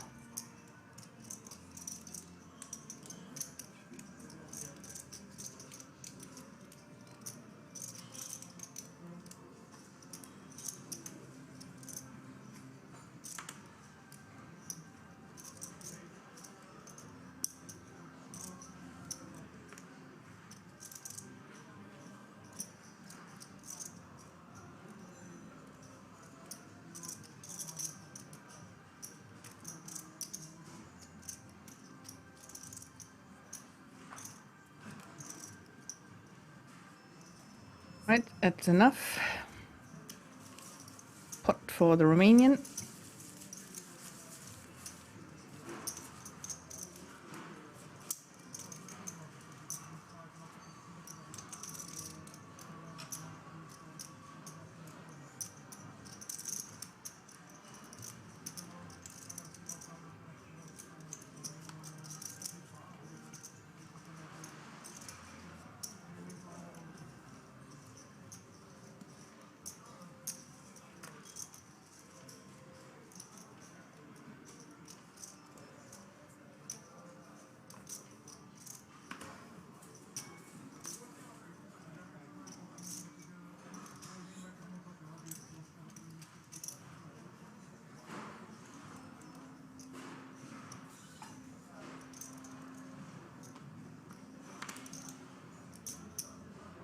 Vinny Boy says, King's my favorite hand. Yeah, I prefer aces. With kings, you still, like, every time you play kings, it feels like there's an ace on the flop and you have to, like, basically give up firing.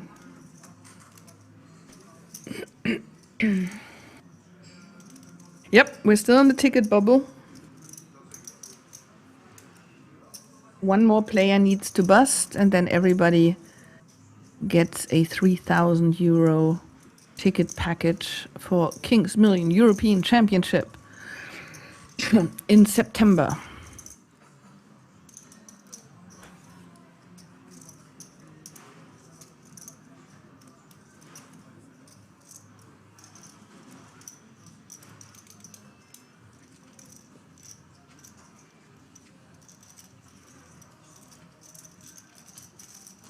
I think that was another check in the dark from Bissim. He did that earlier as well. Yep. He flopped a pair.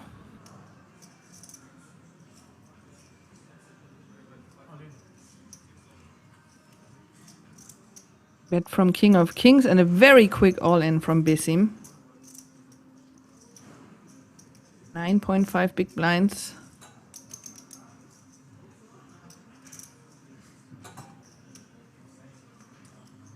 Yeah, he's not gonna call that. Yeah,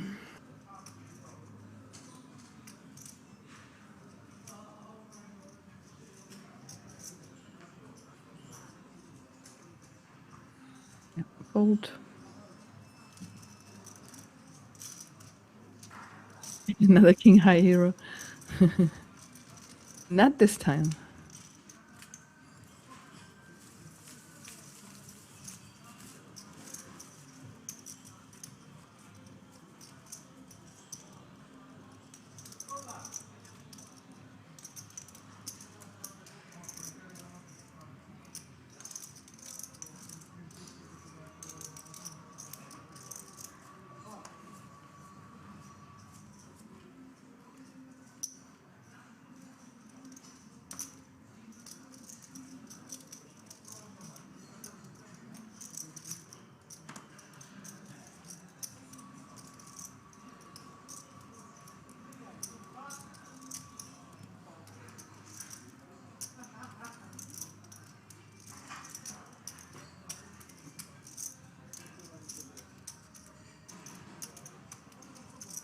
Everything is slowing down a little bit with the ticket bubble and the final table bubble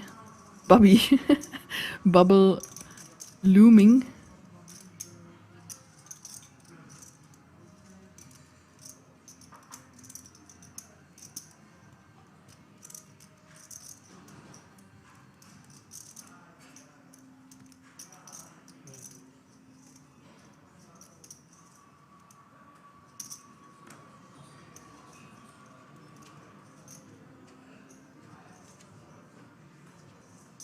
Bessim again with a fairly big open raise, but it is in the battle of the blinds.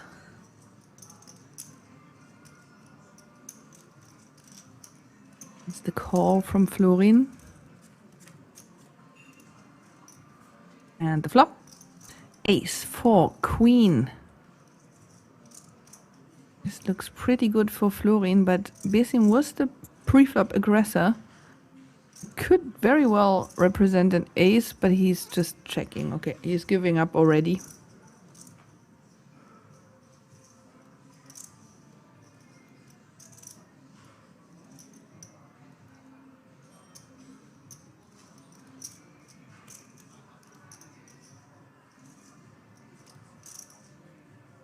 Bet from Florin.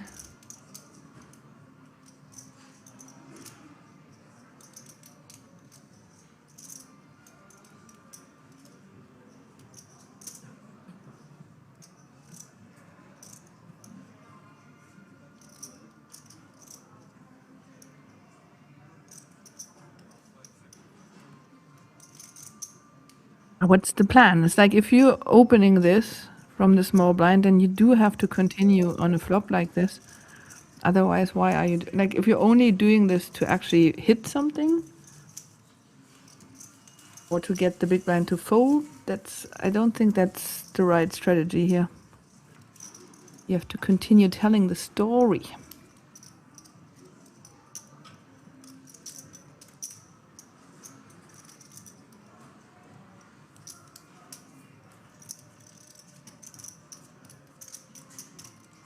Story.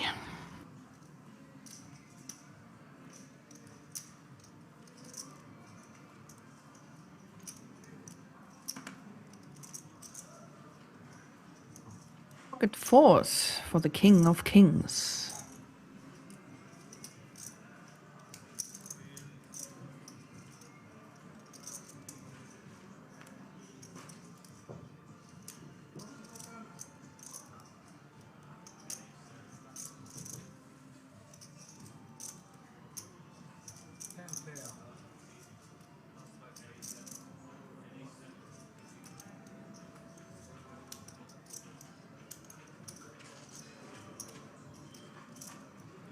Right, Bessim now on the button, ace 10 offsuit. He only has 14 big blinds behind. Could this become a squeeze situation? Looks like he's gonna fold. Yeah, there's the fold.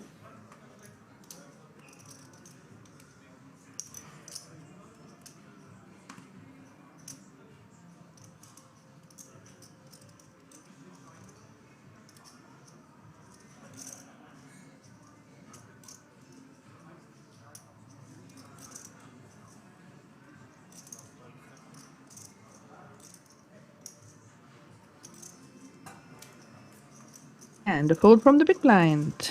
Pot for the King of Kings.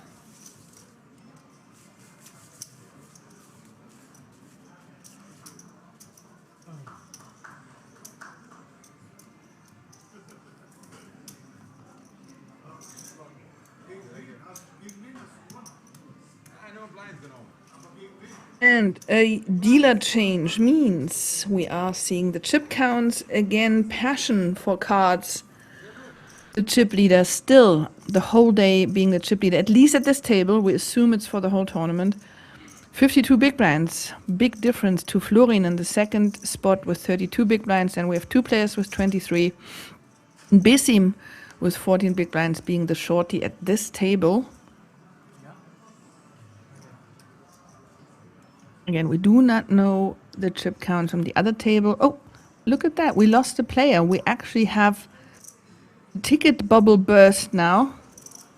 All the players are guaranteed a €3,000 ticket package for the Kings Million European Championship on top of their payout. And now we have a pay jump and a final table bubble. So we need to lose one more player. And then we have the final table, and everybody is guaranteed €3,625.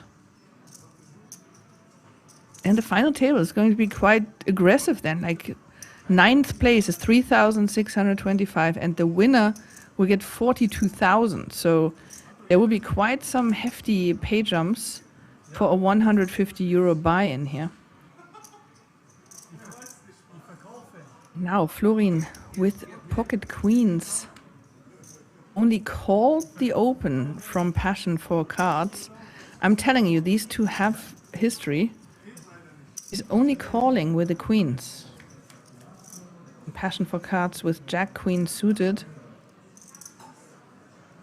Deuce 6 Ace Rainbow is the flop.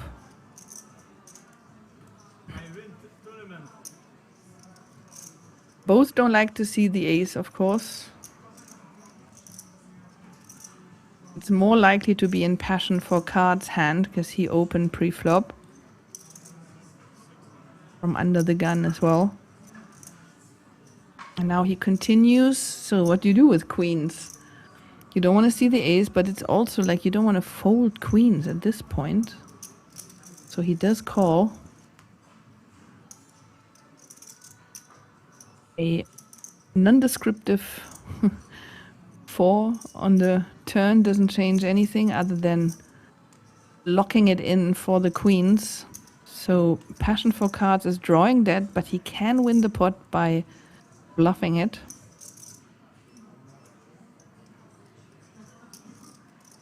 He just checks.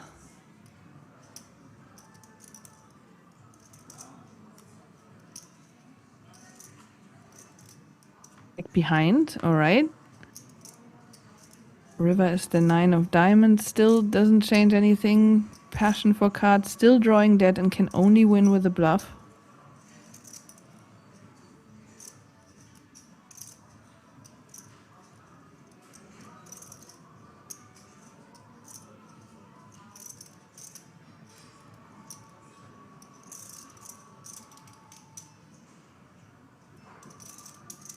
Again.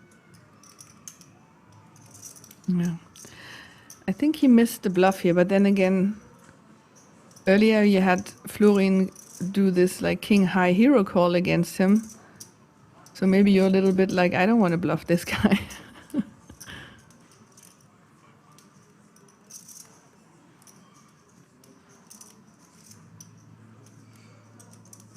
Florin bets it now. I'm not sure what he wants to get value from still. Maybe a 6. Pair of 6s.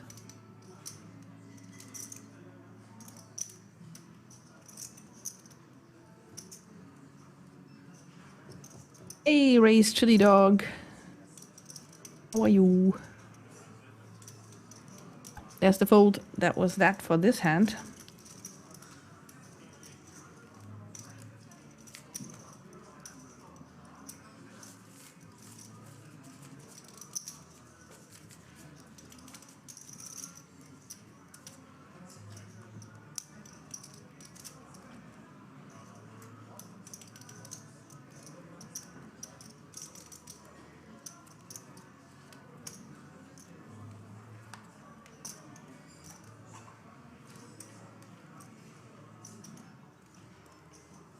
Ace 8 suited under the gun for Besim. He has 14 big blinds. I have a feeling the stack will go in the middle.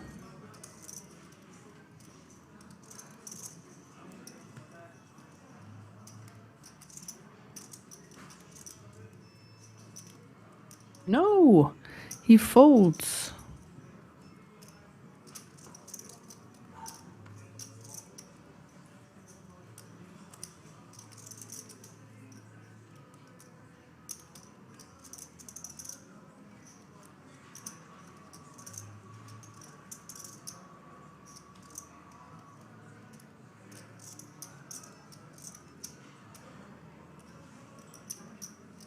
Right, everything folds round to the blinds, King of Kings, with Jack 9 of Hearts in the small blind. Builds up his small blind. Passion for Cards, finds 10-8 offsuit.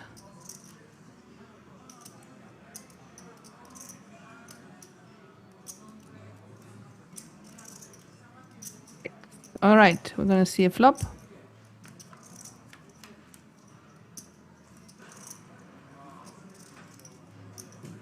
5-4-4. 2 diamonds. None of the players have diamonds.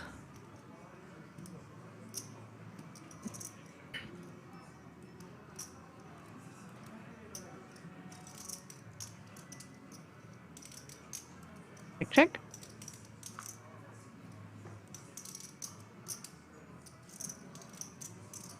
Deuce of hearts doesn't change anything on the turn.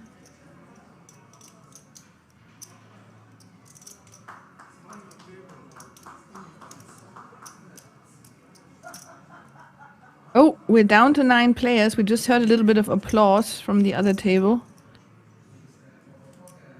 Whatever happens in this hand, we do have the final table and the pay jump.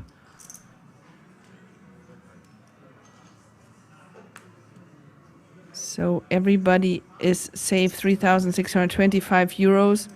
And we will have a break because everything needs to be reshuffled.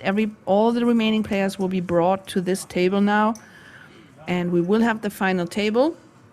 We will have a couple of new faces coming over. So this is not going to be our feature table when we come back. We will have 9 players at the table. And the break is going to be about 19 minutes. So it's a bit of time. So do some stretches, drink some water, and be back in about 19 minutes for the final table of the Czech Poker Masters main event. See you in a few minutes. Stay tuned.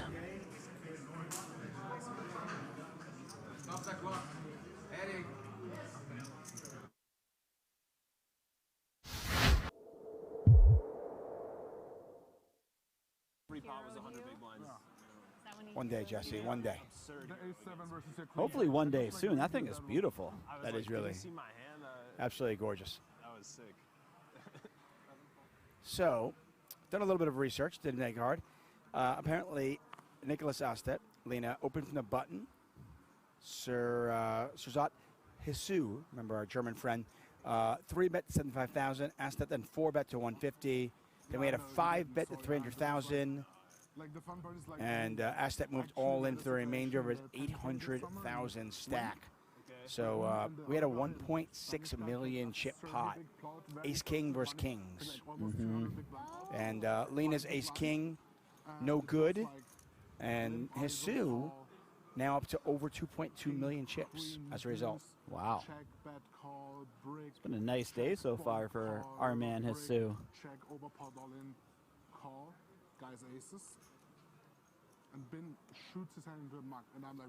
This is a very interesting flop right here. Well, you got a pair and a gut shot versus a open-ended straight draw. I was gonna guess ace 2. Yeah, no, it's ace 6, and like Ben is like, no, that's not my cards, that's not my cards. I mean, like I didn't like run around too much on it. Just like I know maybe it was like embarrassed, whatever, like huge spot. And like also I know he usually doesn't muck. There's a specific selection of hands that are actually happy to continue on a board like 7-5-3 two-tone, and it's somewhat rare.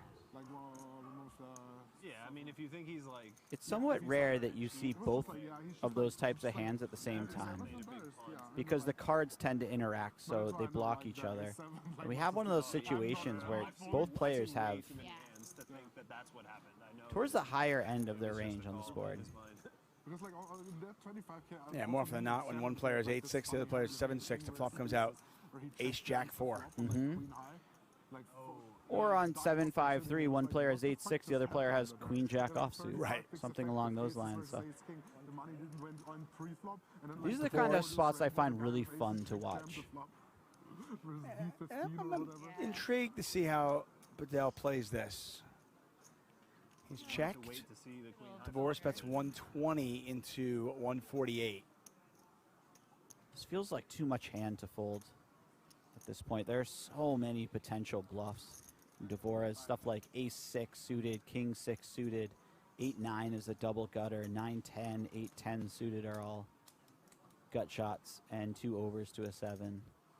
Oh, wow, look at this river card. Yeah, this is just ridiculous. It's absolutely gross for Bedell because he sits there on the turn, maybe concerned that he was behind. He's probably in his head thinking, okay, give me a 4, give me a 4, give me a 4. He hits the 4. That's not a spade, by the way. The non-spade 4, and Dvorak rivers the absolute stone cold nuts. I mean, when you Dvorak talk about has coolers, 413 behind. this is a cooler. Yeah. You just don't even think about the 8-6 suited when your opponent raises from early position. No, I mean, Tom is, at this point, right now, he's loving life. And now he's thinking, oh. Now he's thinking, oh, that's too bad. I only get half the pot. Yeah. I played 5-10 the other day. That's Wow. a better hand Yeah. than mine. Wow.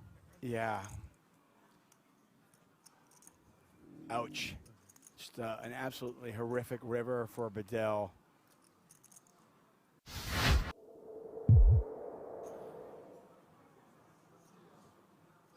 What a fun feature table. Mustafov's picked up 10s. Ooh, and Orpin with the ace-king. This is going to be a clash. Orpin just calls here. This is tricky. I like this.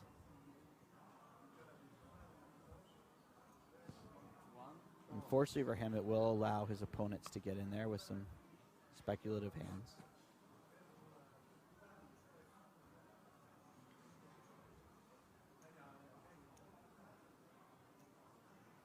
Another call.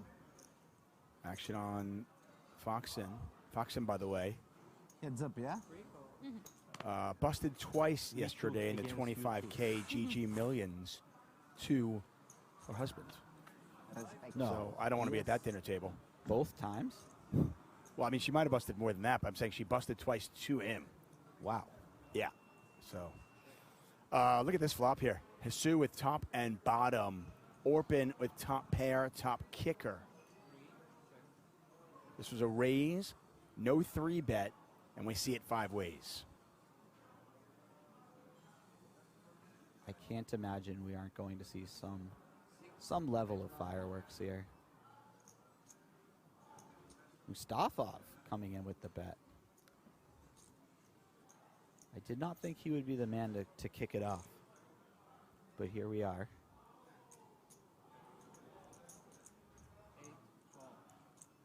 Orpin playing some pot control. This is a 5-way pot, which means it is considerably more likely that one of his opponents has him beat than in a normal heads-up or 3-way scenario. You wouldn't think there's a ton of 2-pair combinations your opponents would have, but yet Hisu's got the king 3 of spades. Yeah, maybe you'd expect Chrissy to have the king 3 of spades, not so much the button. But there's still the pocket 4s, the pocket 3s type of hands. And then there's also that factor of you never know. Yeah, well, I mean, listen, never king 3 know. suited, king 4 suited, even 4-3 suited hands that players might play to 1 raise. The 10s get out of the way. And now it's back over to Orpin, who's between a rock and a hard place. I would say so, but Orpin's just always kind of making faces. Yeah. And they ask me questions. And you don't know what's running through his head. It looks like he's unhappy about the situation, but then again, he was unhappy earlier and checked back pocket king, so I don't know. 100%. By the way, if there was a world where Hisu did not raise, we would have had a set of 10s on the turn. Oh, wow. Yeah. You know, when the 10 hit the table, in my mind, that was an important card, but I couldn't figure out why. Why? Well, it's not an Yeah. important card anymore. It could have been. All right. Mustafov is sitting there going, If Mustafov had just checked, and then, well, maybe Orpin bets, and then Hisu still raises. Yeah, I'm not but- sure if Mustafov ever sees the turn. Yeah, maybe not. But there is a potential run out somewhere in there. I'm going to find it. I'm going to find that parallel universe where Mustafov saw the turn. Everyone goes separate. You go separate, I go. After here, direct or direct? You? I go home and I go Oh, to and there's a the call, office so a on the bet and a inside. call. Yeah, on site with friends. It's So just we so we have friends intriguing there, to so me when you we watch just poker go because it's chill, like, and then I go, man, you know, the I difference between think Jesus it's winning super nice place. a It's really like, nice pot here I like it and getting devastated and possibly losing, you know, 50% of his stack is his opponent not being stubborn and sticking around for one card. Yeah. Yeah, it's true. And yes, it's a multi-way pot. Yes, there's an overcard, but it's not that difficult to get stubborn and stick around with pocket tens. No, it really isn't. I see it every day at the card room. Wow. Really? Let's see, checked it back. No chance. I'm a bit shocked by this one, Tuckman. Are you surprised that he bet large in the turn after raising the flop, This is the and then he winner, decided to right? check back the river? You should. Okay. You can see the bracelet in the bottom right corner of your screen. I was gonna say it must be an old movie. What do you mean? That's what they're playing for. Just Me because you not don't know. seeing it, me not knowing it. I think it's 2000. Okay.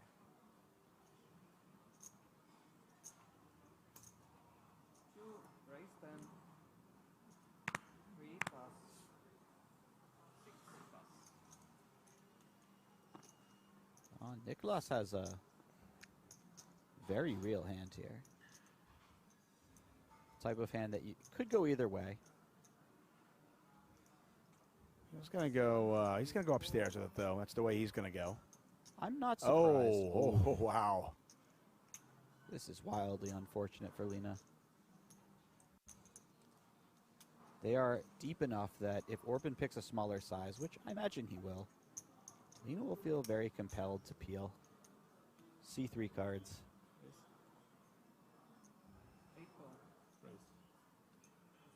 Did he just Yeah. call? No, I believe he raised to 100,000. That makes more sense. Okay. Yeah. So it is somewhat small sizing. Yes. Well, he's in position. He doesn't have a full starting stack. He's representing a very strong range of hands. Now, of course, Orpin can have some bluffs as well. Maybe some suited aces, something like that. But the type of hand he's saying that he has is ace, king, maybe jacks are better, something like that. Tens are better. Us that wouldn't mind jacks or tens. Kings, though, not so much. Let's see if Lena wants to put 60,000 in there. There's 154,000 in there, so he's getting about 2.5 to 1. But he's got to play the hand out of position. This is one of those spots where you don't feel particularly good about your hand when your opponent puts in the 4-bet, but you still have a very, very high quality suited connector type of hand. So if you do see the flop and you're behind, a lot of good things can happen.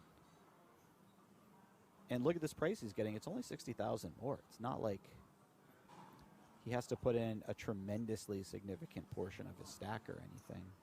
Hand 40. I've got some fireworks. I saw one heart, and I got a little bit excited for Lena, but the next two cards did not cooperate. That was a real letdown of a window card, wasn't it? Well, not if you're Orpin. Orpin's very happy with that flop. Yes. Orpin knows Lena will just call out of the small blind versus a raise with stuff like pocket twos, pocket threes, even potentially pocket eights sometimes.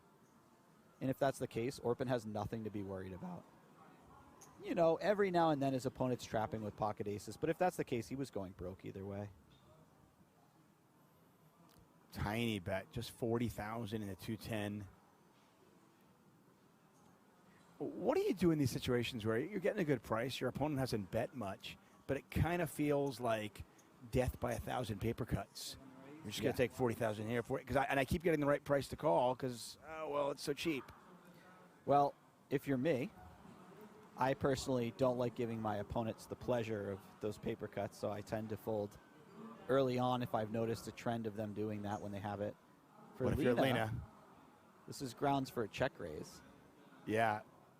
And I want to pretend like my strategy is better, but time has shown that Lena is the guy with the better strategy almost every single time. Yeah, it's so easy in poker to be results-oriented and look at this particular spot and go, well, what is he doing? But how often does his opponent just not have a hand? Yeah.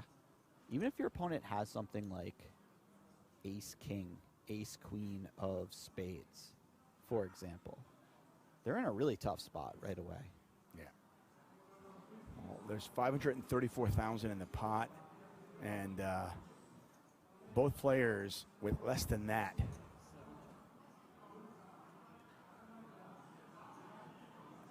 Yeah, so Lena's decided it's time to wave the white flag here.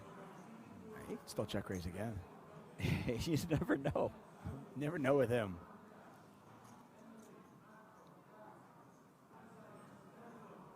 I wouldn't put it outside of the spectrum of possibilities when it comes to Lena. I wouldn't expect it, but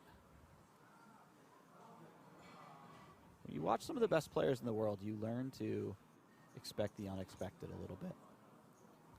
Oh, wow. The 5 on the river, which would complete the wheel if either player had an ace in their hand. Yup. And so this is scary for both players, right? Because both players have a ton of aces in their range. But if you're Lena, this might be one of the worst hands that you have in general. So maybe you want to bluff this one. I'm, of course, wrong, and he decides to check. Well, Orpin checked back the turn. It's going to go check, check. Orpin had the check back face, didn't he? You had the turn. One time bank, please.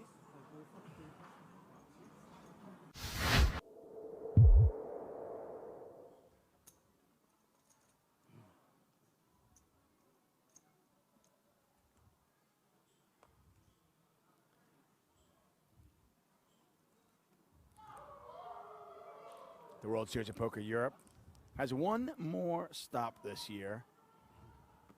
Vegas, a huge hit as always. Here we are in Rosvadov.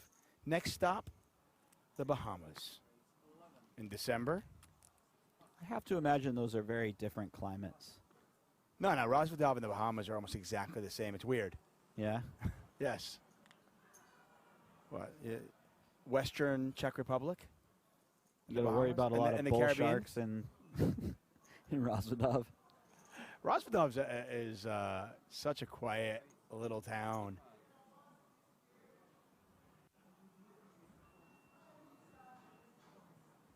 I'd like to visit one day.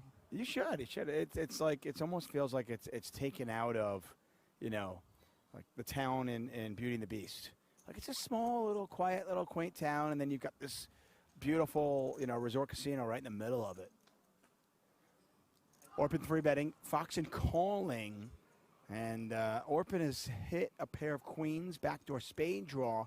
Foxen, no hearts out there to speak of, does have a gut shot. Yeah. Depending on the price, that may be enough to keep her around. She would love to have diamonds or one spade in her hand, of course. Sorry, how much? 20.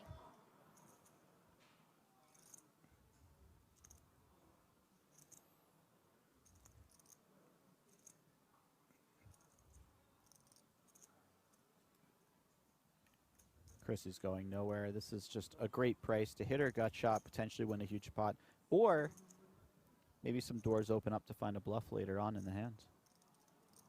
158,000 in the pot right now.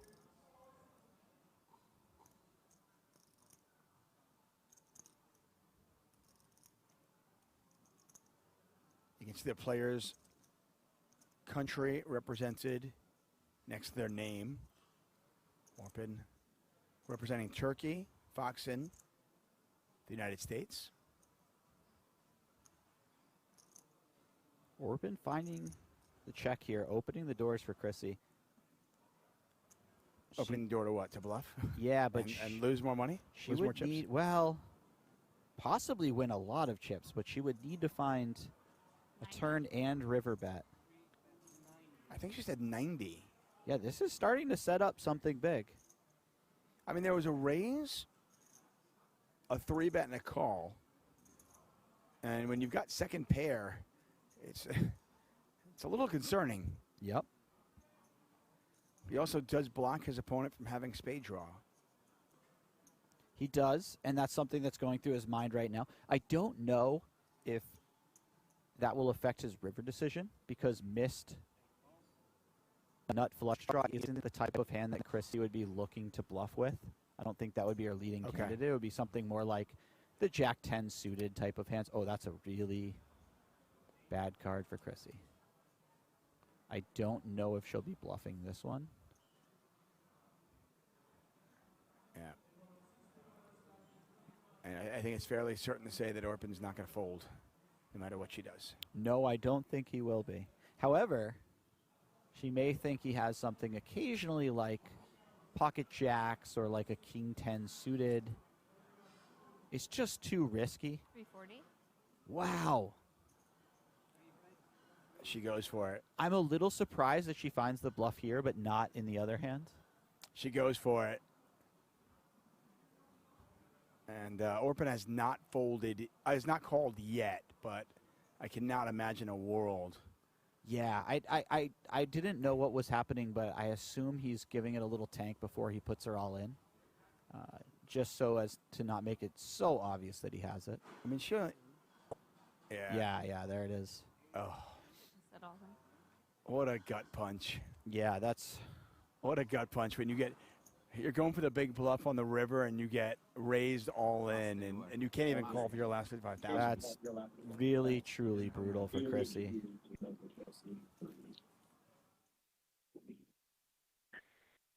Welcome back to the final day of the 150 euro Czech Poker Masters main event. We just had the break for the redraw for the final table. We're down to 9 players. That means that out of the 2,248 entries, we now have the final table, the final 9 players. You see them here with that chip count. I'm going to introduce the final table in just a bit. The event had a 150 euro buy-in and a 400,000 euro guarantee. This was not hit because we had 2,248 entries. At the moment, all the players have 3,625 euros safe, plus the ticket package. So you'd see it here in the graphic as 4XT. That means it's 4 tickets in the package for the Kings Million European Championship in autumn this year. And the winner today will go home with 42,300 euros plus that package as well. And you see here that we actually do have a different chip leader. The whole time we had Passion for Cards, who did start the day as the official overall chip leader, and we did have him at our feature table as the chip leader, but we didn't know what was happening at the other tables. But looks like Darius made something happen. So he does have 69 big blinds. Very nice. 25% of all the chips in play. I hope the stream didn't freeze. I don't hear anything. It's not moving. So let's see.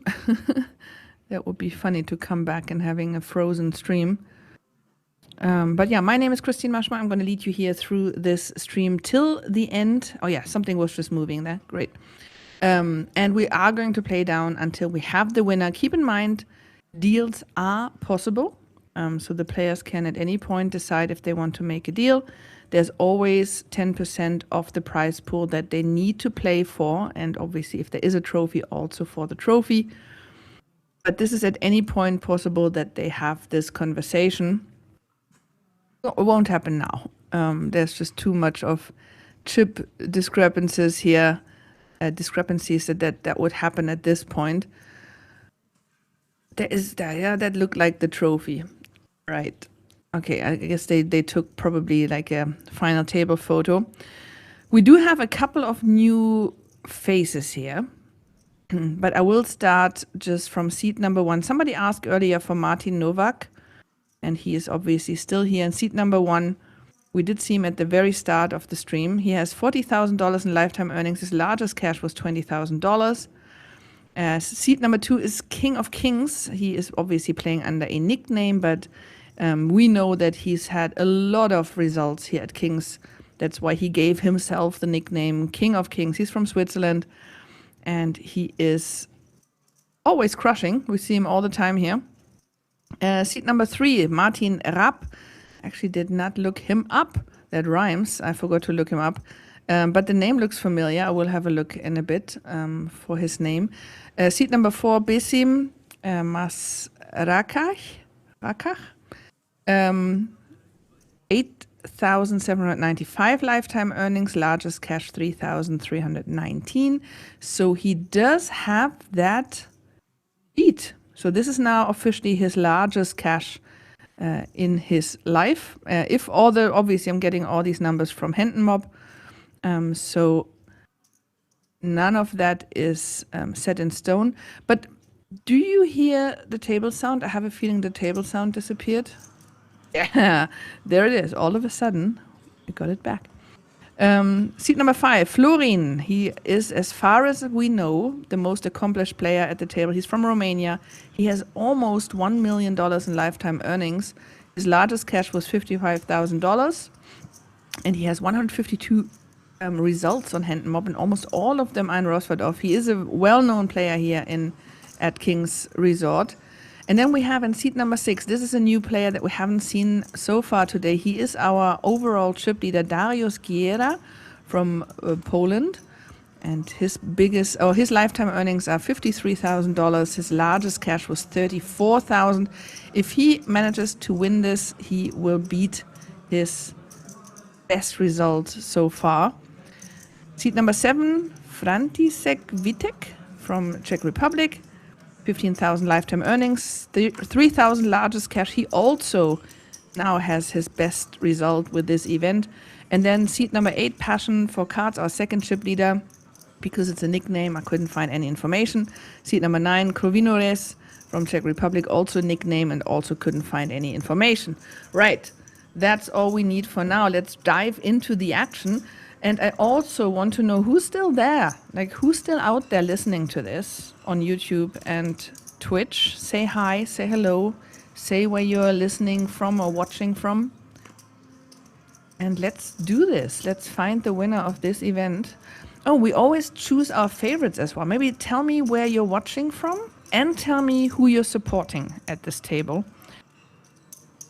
I will be very boring. Just because he's been so solid the way he played, I will choose as my favorite for this final table, Passion for Cards. I think he's going to win this. Who's your favorite? You guys out there.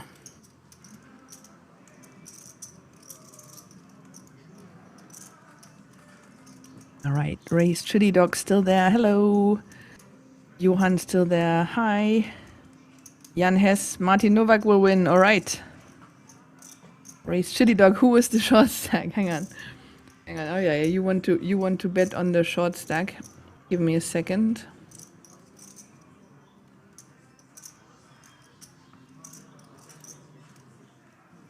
Short stack is František. Yeah, has 10 big blinds. So do you want to choose František as your favorite, Richard?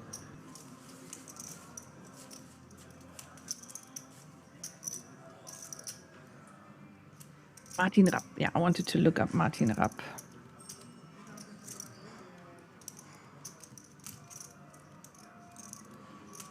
Pretty sure I've heard the name Martin Rapp before.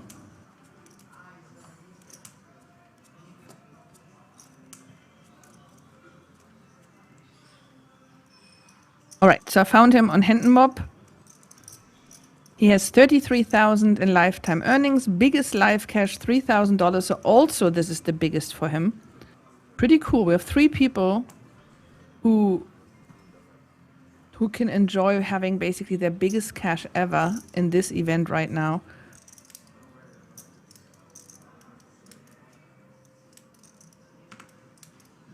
All right, Reptison says Martin Novak.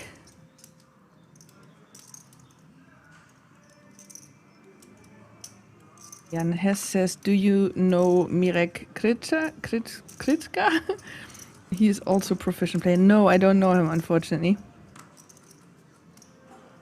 English only, Pablo. I told you earlier already. English only, please.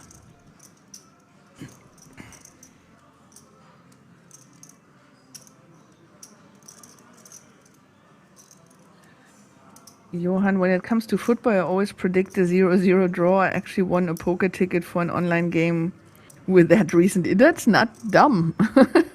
That's a pretty good idea. Jenot, hi. Herzog City says I pick Martin Rapp. There can only be one Martin. Okay. And Hero says Florin Mad Boy Bilan. All right. Okay, we almost have a supporter for everybody. But there we go. Chip leader flops a better pair than Martin.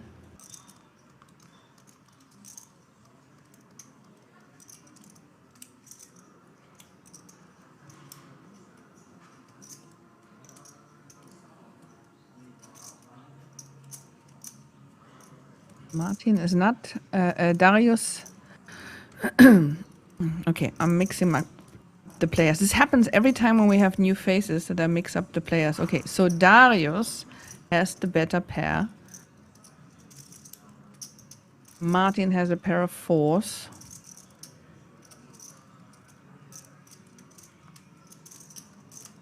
Check, river. Another 5.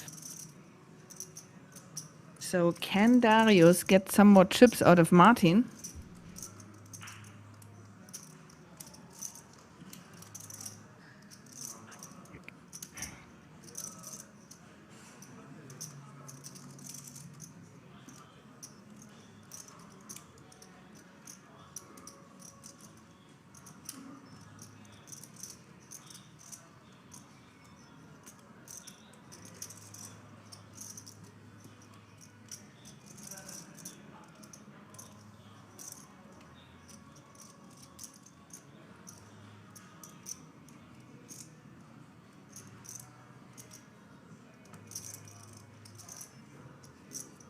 No.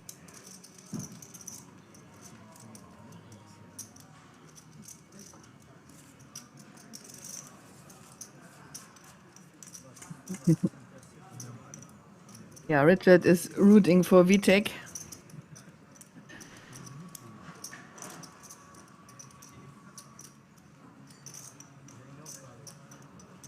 Like 3 caps in a row here.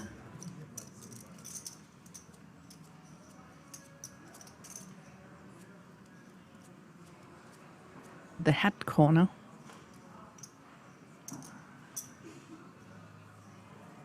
Yeah, this is my favorite passion for cards. He's been just like quietly crushing.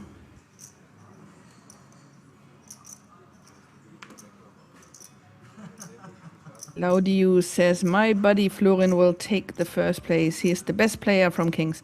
He's definitely one of the best players. Like, he shows up all the time in the top chip counts and in the winner photos. He definitely knows what he's doing. Let's see if he can rock this one as well. Z Corallo says Martin Straka. Okay. Wow, we're getting like some action here in our chats in Twitch and YouTube. People are paying attention now that we reached the final table.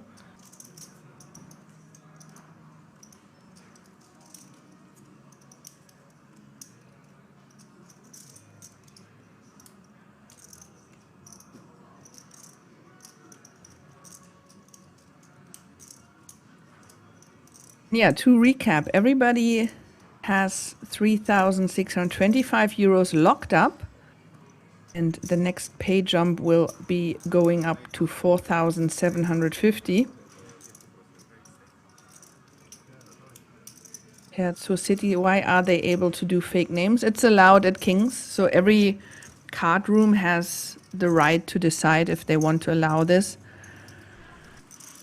And a lot of places do that. Even in Germany, they often use only the first name and the first letter of the family name. So that's already pretty nicknamey. But if you go to Kings or other casinos, it's quite often that people use nicknames. Personally, I don't like it.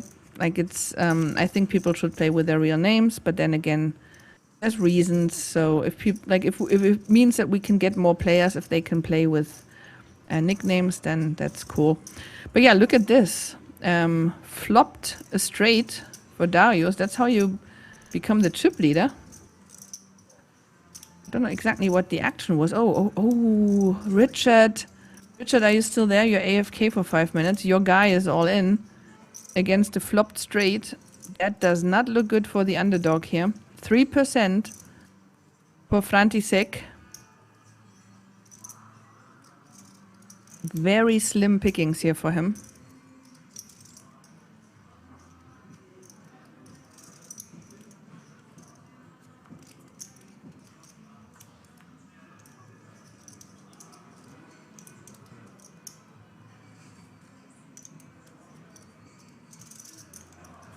Ace on the turn, that seals the deal. We're already losing the first player here, and that was the underdog, František Vítek, out from Czech Republic. So, Richard, I'm sorry, that was your favorite.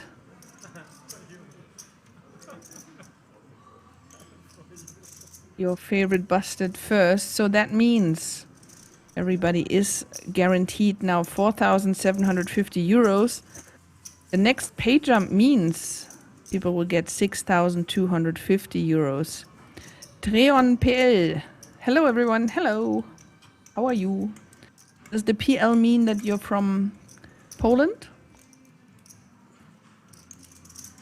Zahin says you have a sweet voice. Thank you very much, Zahin.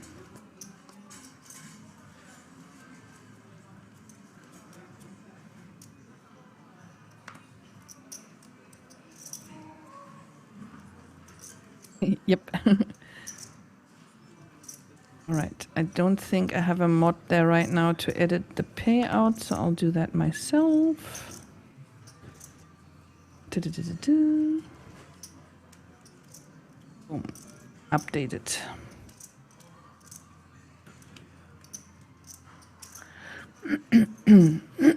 Excuse me. All right, here's the current payouts in both chats. Again, everybody is guaranteed 4,750, but the winner will get 42,000. I have a feeling because the pay jumps are going to be quite hefty. Like, keep in mind, this was a 150 euro buy-in, and you can win. Like, the winner will get 42,000. So this is massive. The second place is 26,000. That's a huge pay jump. So my assumption is that there will be a deal discussed, probably when we're down to like four players, maybe 3 players, depends on the chip stacks. Johan, great. Yeah, I just edited the payouts. Sir Bam says, go Florin. Good luck, good luck.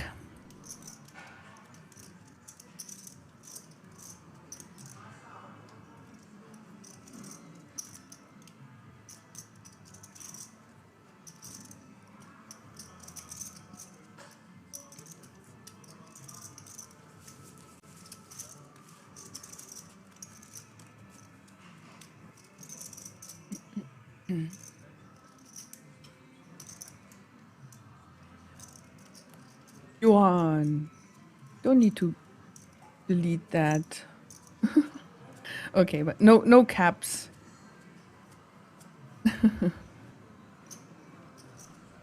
You're very strict, Johan. I would just like warn him, but not delete it right away. He seems to be the first time chatter. Okay, he already posted it without the caps. Nice.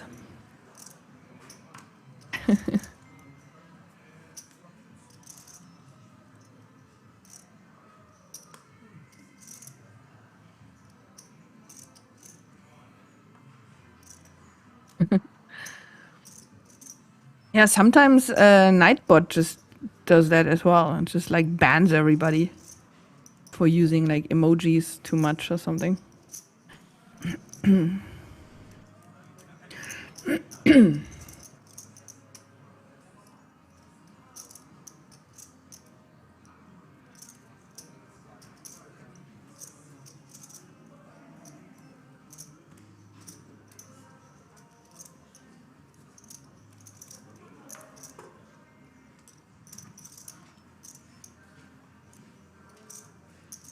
Yeah, it's especially if somebody comes in for the first time.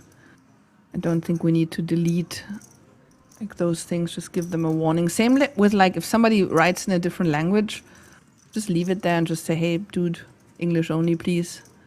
No need to delete it right away. People can be sensitive to that. All right, Florin flops best here. Pair of tens.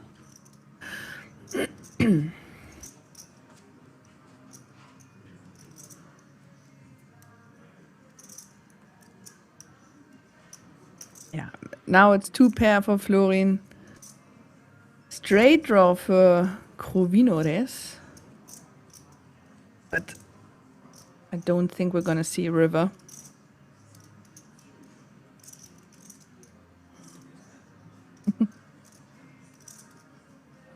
Cameron said, as a good boy, I promise to keep emojis to a sensible level and watch for capitals. Okay.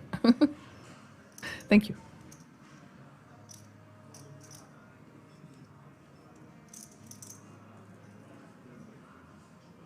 Welcome back to my home laptop, Christine. Hero says, Christine, when did you play last WSOP at Vegas and what was your best score? I've never played the main event, but last time I was in Vegas was last year, but I made it a shorter trip than normal. It was just like 2 weeks, 2.5 weeks, and I didn't play much. The last time I played an actual WSOP event, I'm not actually sure, but definitely it was one of the last ones was when I came 24th in the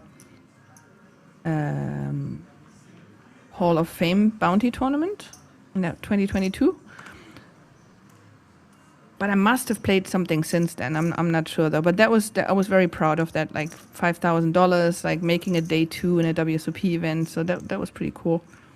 But that wasn't my biggest. Like I had 2 larger cashes in live poker that were like 6,500 euros. One was in Germany, one in Dublin. And my best online score was about $12,000 in 2009 when things were still easy. Mark Cameron says, it's missed you. I've just switched it on. Okay. Hang on, your laptop was missing me, not you?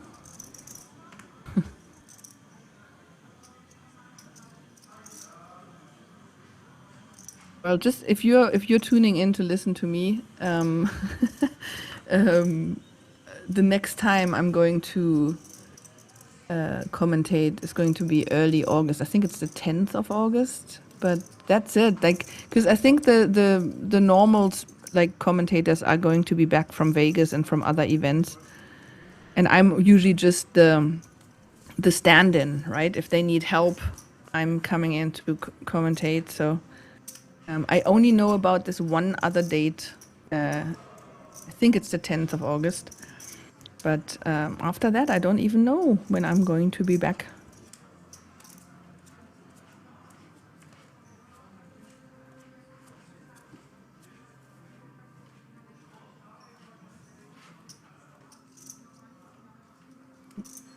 But now we still have a couple of hours left because we're gonna watch this till we crown a winner. Oh, there's the question about the KMEC package. Hang on, let me find the command. Okay.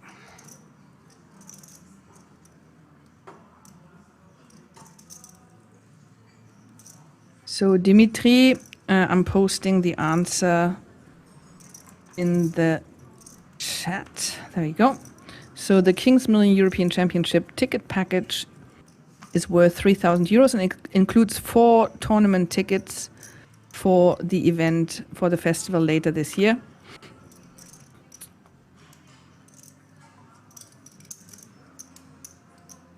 Pocket 8s for Martin.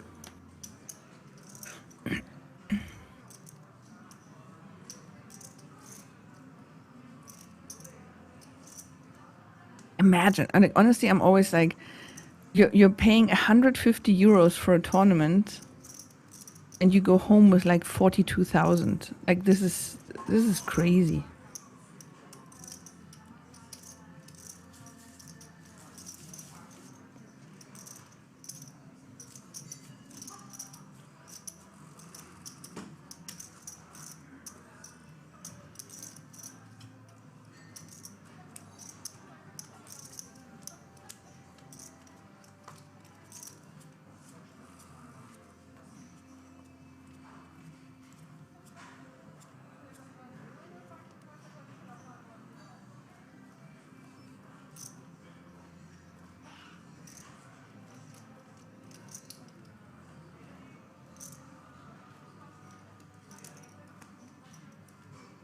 Right. So for everybody who's tuning in now, it looks like we're having a couple of new people coming in, watching, supporting their favorites here. If you look at the graphics on the screen, in the top right corner, you see field, and it says 8 out of 2,248. That means we still have 8 players left out of a total of 2,248 entries. We also see the average chip stack there. In the bottom right corner, you see the name of the event. You see the blind levels. We're at the moment playing 250,000, 500,000 with a 500,000 big blind ante. You also see the size of the pot and the number of the hand of today's stream. So at the moment we're at hand 86. And then on the bottom left, you see the action, you see the player names, you see all the information you need about what's actually happening in a hand. You see how many chips the players still have behind, etc., etc., etc. So everything you need to know is on screen when a hand is in motion.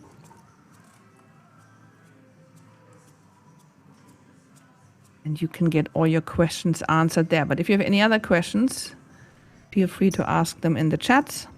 Aces for Florin. Hey, hey, hey.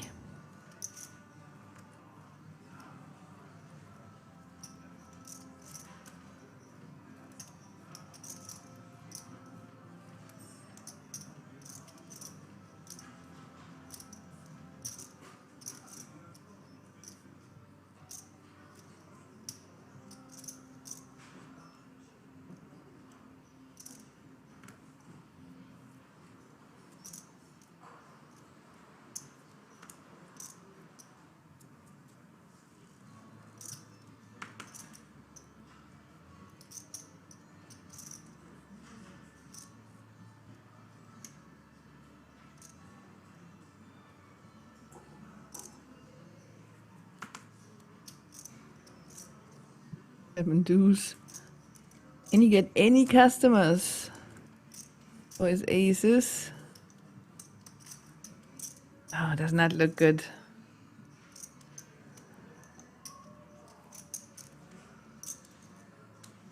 Well, Bissim defends his big blind with 8-5 offsuit.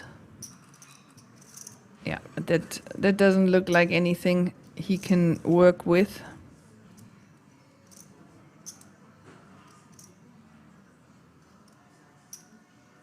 20 bet from Florin. And that does the trick. Very, very disappointing aces here for the Romanian.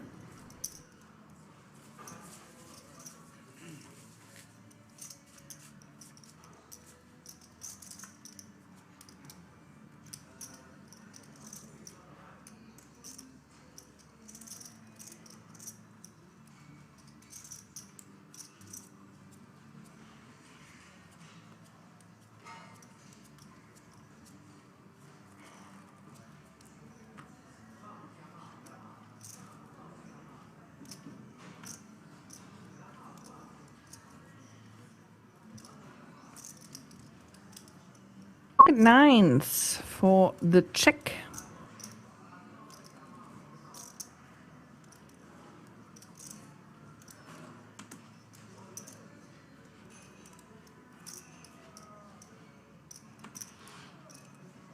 Actually, I did ask earlier if you guys knew the 2 nicknames for the hand pocket nines. I don't think anybody replied. It has 2 nicknames that I'm aware of.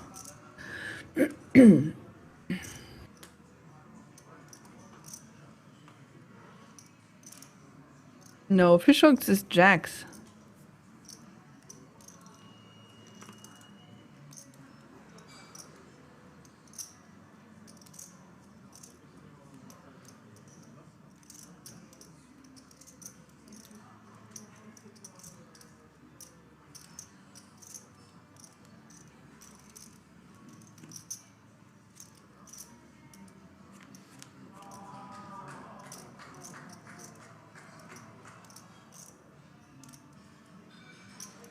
Yeah, so basically we have fishhooks versus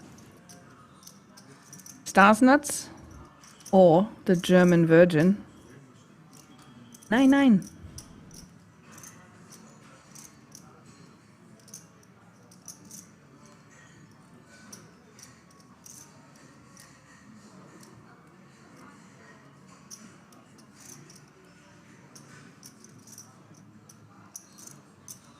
Wayne Gretzky? I don't know that one.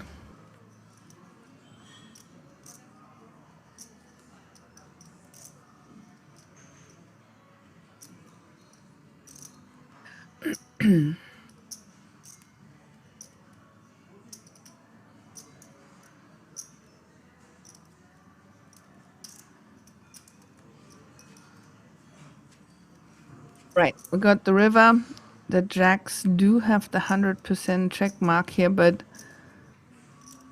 can Florin get any more value out of Kruvinures? He could. It is a possibility.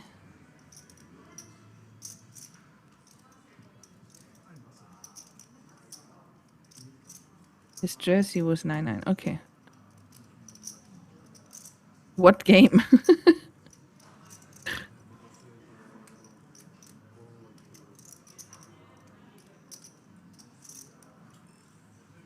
That's the fold.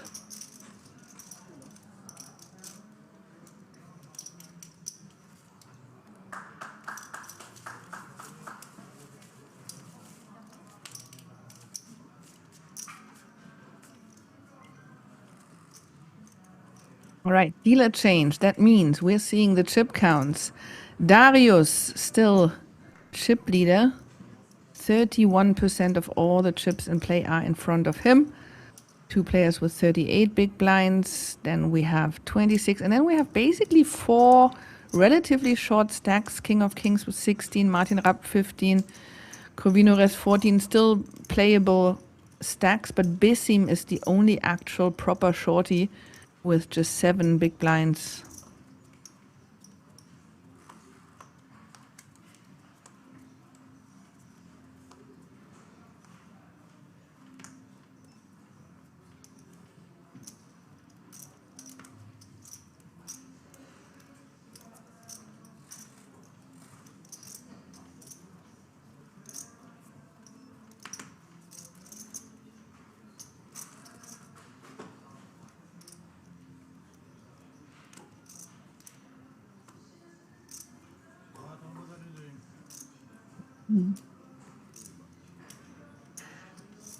Mark says, Christine, did we agree you do a rendition of a Carpenter song next time you were on?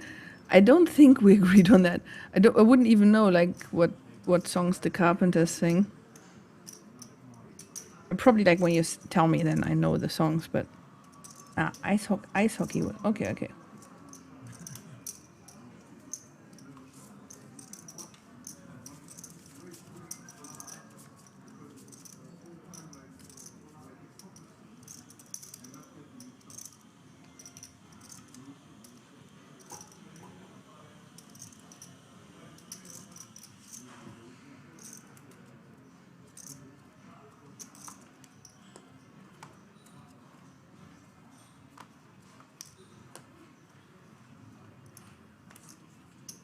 I think so.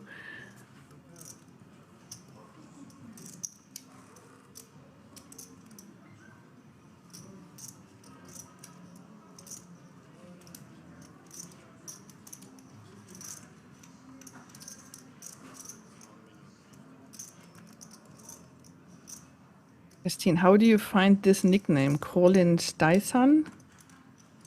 Colin. Soll das so wie, I don't know. Colin.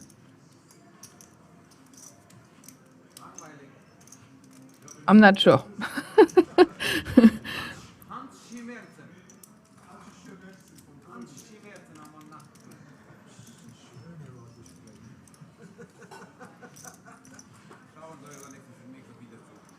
We have ace-7 suited versus ace-8 suited.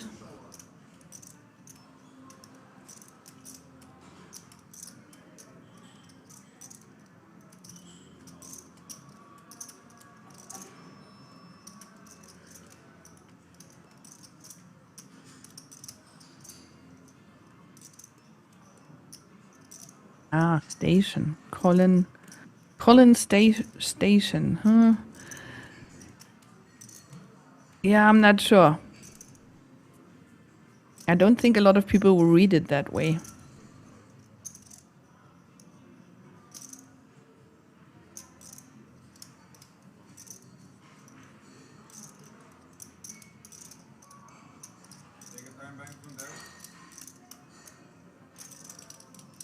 Just put an alternative in there.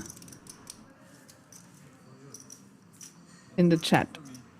If you say Colin Station, I think that works better.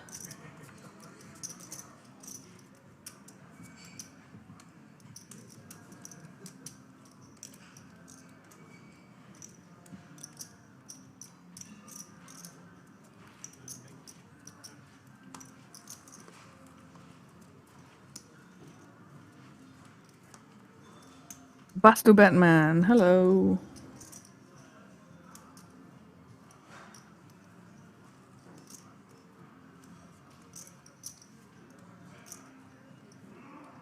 Guys, I'm so excited. I just got a message because I'm staying in a hotel right now and I ordered travel scales and they just arrived.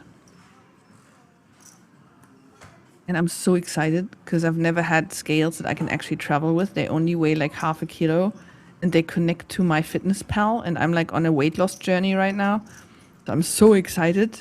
In the next break, I will go downstairs and get these amazing travel scales.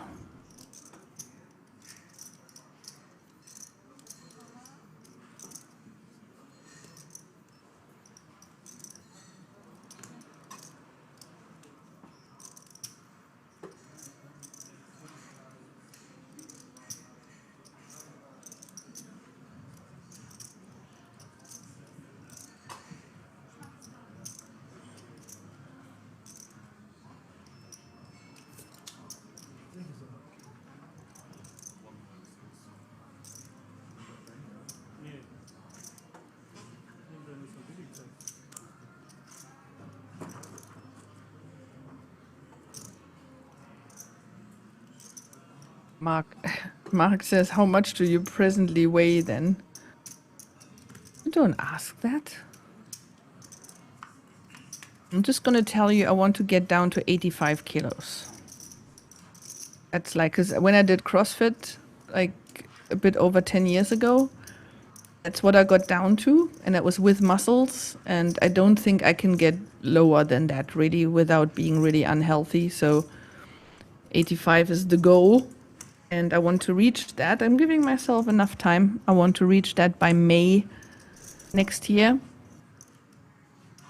so that I can go to Vegas like all fresh and fit and win the main event.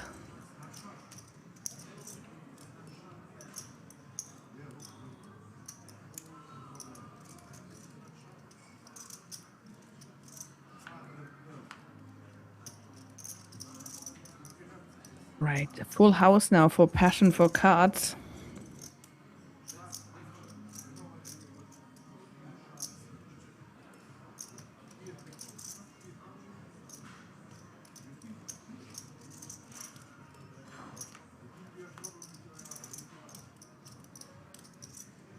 A lot of check-in going on. Chicken.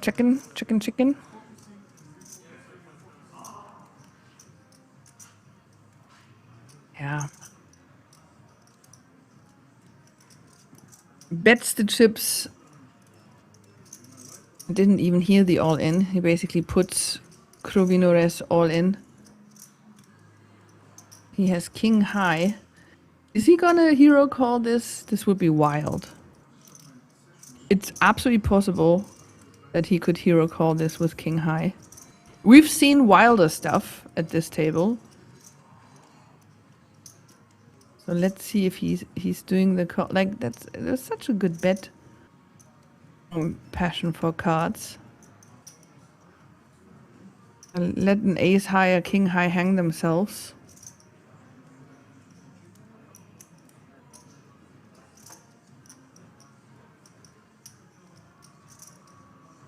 And now he's trying to seem that he's bluffing. Ay, ay, ay, ay, ay. Will Krovinores hang himself? No. There's the fold. And the German rail goes wild.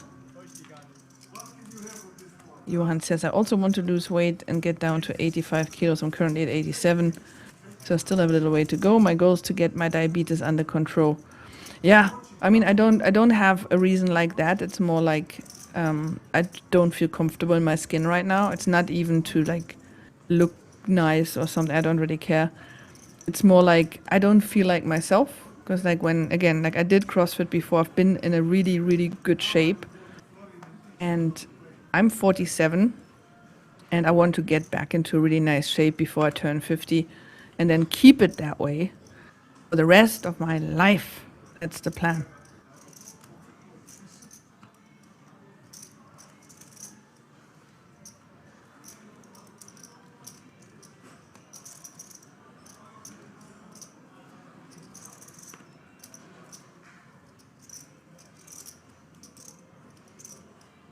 Nah, you don't ask age and you don't ask weight. That's not something you do. If somebody wants to share it by themselves, that's fine, but don't ask.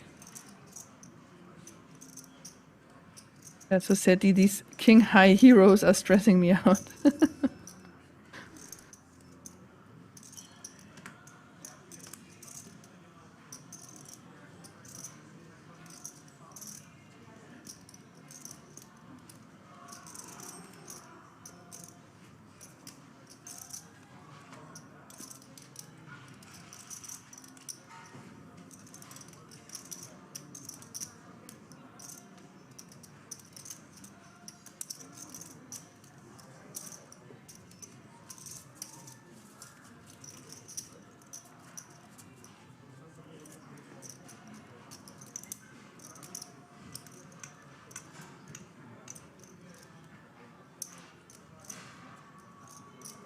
Yeah, it's a normal thing to ask, but you usually just don't do it. Like, there's a lot of people that are sensitive about their age, not just women, like there's guys as well.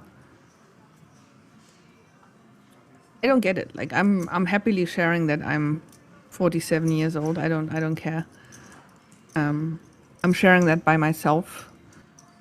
But I know a lot of people that don't like to talk about how old they are because they have some kind of issue with it. So it's just something not to ask about. Same as weight.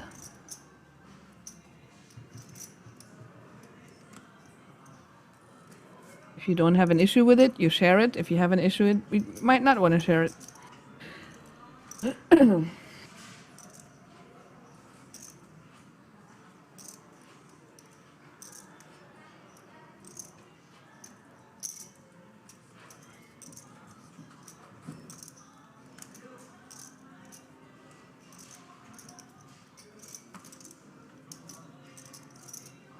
I even have, like, I met people that didn't want to share where they're from, which I found really odd, you know, because that's a normal conversation you have when you're like traveling. And where are you from? And it's like trying to avoid the question or the answering and just like, oh, I'd rather not say. It's like, that's strange. But again, it's like, you know, some people might have reasons not to share where they're from. If they want to share, they'll share. Yeah, exactly. Or even their name, like the nicknames at the table. Exactly.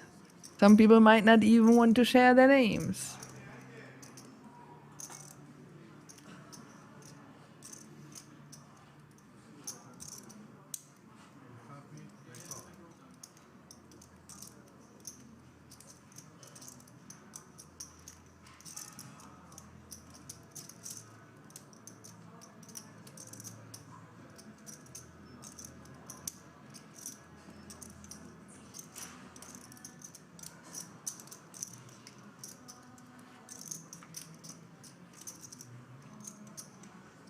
Yeah, Johan, that's a great reason.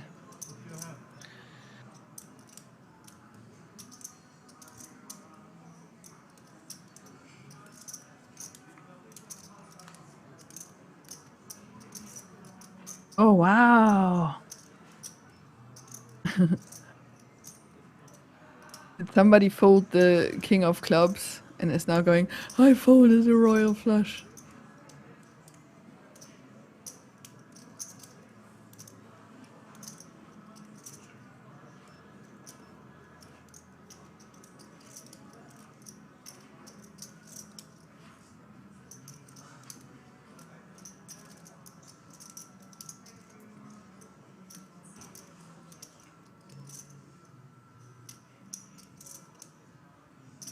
Right, what for king of kings? No, nobody says they folded the king of clubs? No. And the Swiss rail goes wild. It's like there's one person for each person at the final table. Bet mit nix, check mit nuts.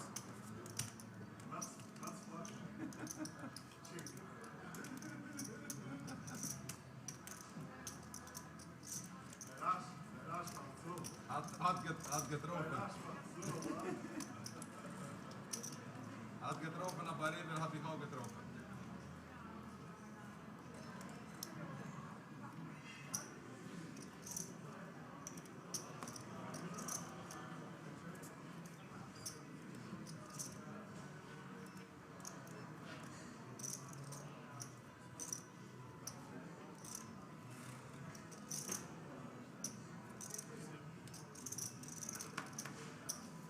Flash, calm down. Be nice.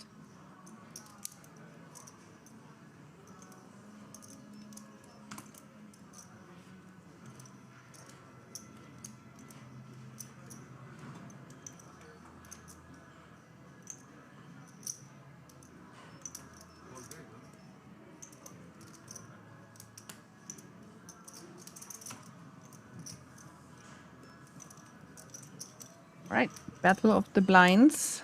King of Kings versus Martin Rapp. 7, Queen, 9, Rainbow. Both players hit something.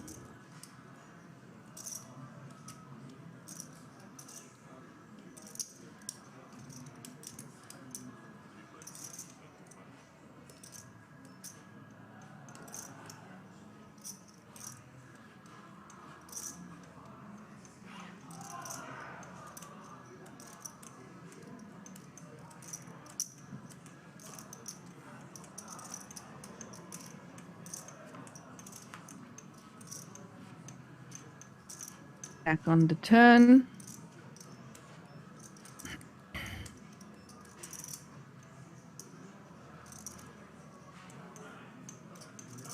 Interesting card. Now giving Martin the flush draw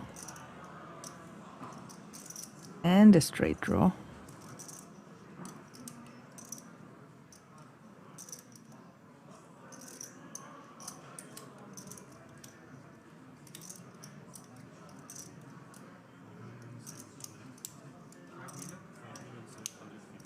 For the moment, King of Kings is still ahead with his pair of queens, but he only has 56% equity with that.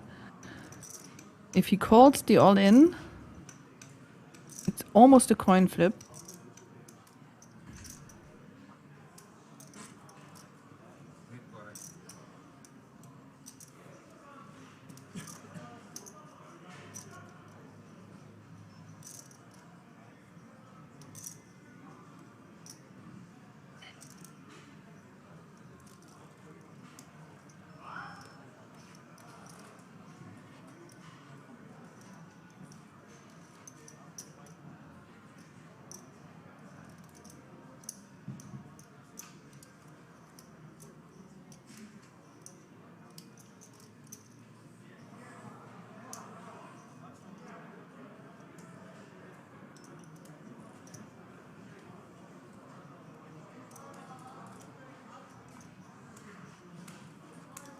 Plays another time bank card, gives himself a little more time to think.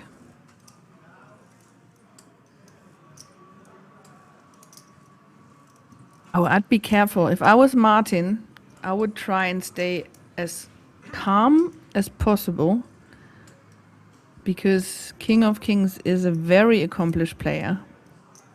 And he's probably able to really read an opponent well. So if you're giving too much away by moving around too much and so on, this is all information for him. And he can now take his time to try and read Martin.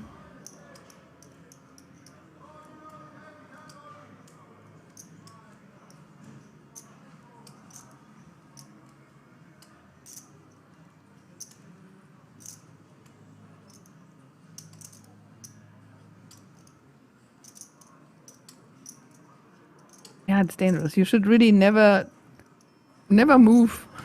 Just like don't do anything. Don't give any kind of information to your opponent. Yeah, he's like bouncy. He's like crossing his arms in front of his chest. There's a lot of odd behavior, and an accomplished player can read something here. Obviously, we don't know how much these two have played before and how much King of Kings maybe knows. But he has time now. He can just look at him, see how comfortable he actually is.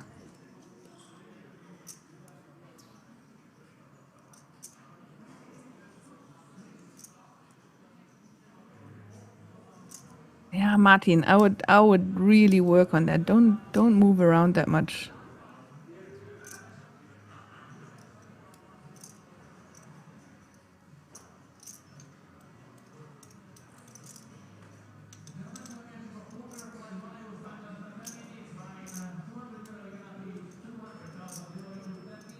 Because if you were like super strong, you wouldn't move this much.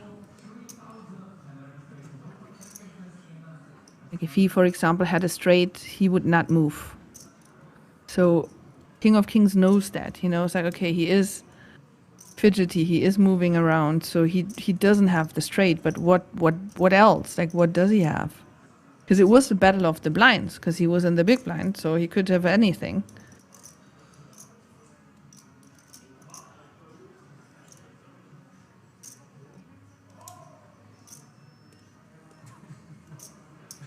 Yeah, he does feel it. He does know that it's not strong. This is not a strong all-in.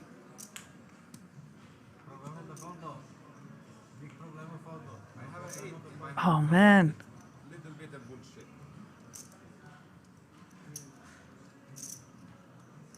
He knows it. But then the problem is, even if he calls, it's still just a coin flip, because he has so many outs. Oh, this is a tough one.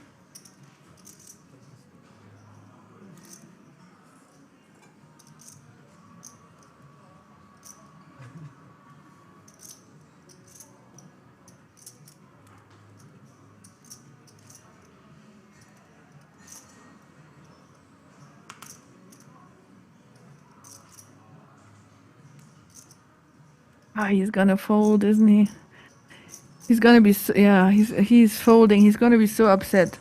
But then again, as you said as well, Persosity, he'd still be just flipping. You know, he would have been right, but still just flipping. Wow, that was a rough one.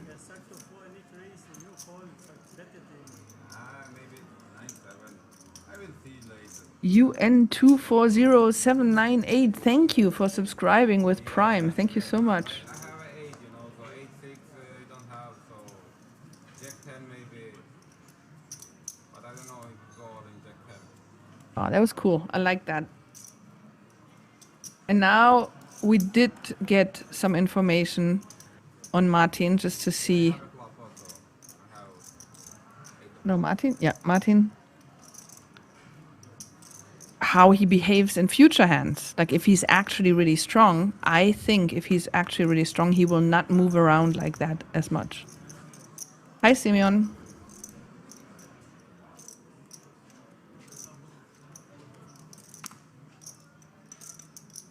He hit him with the wink.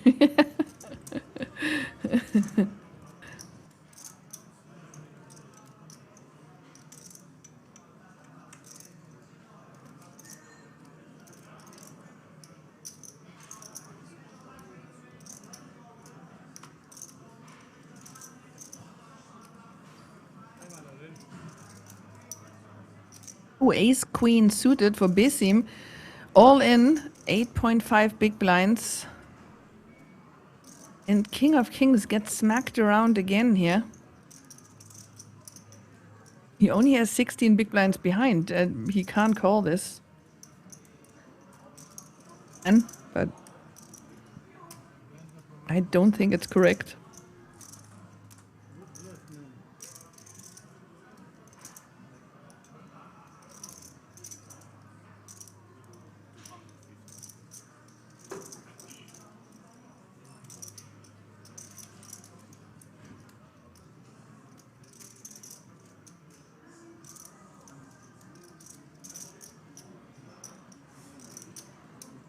Rabi Matic. Is that a donation on YouTube? That doesn't happen very often. Thank you very much. Thank you.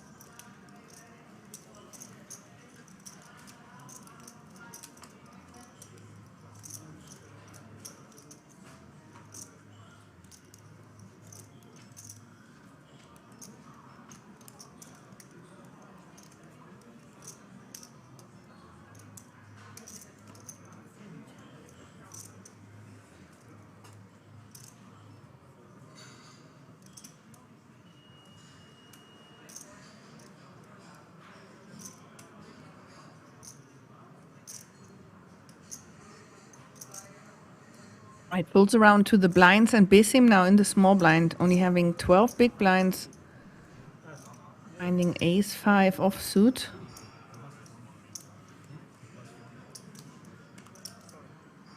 Raises it up. Florin in the big blind with queen-10 offsuit.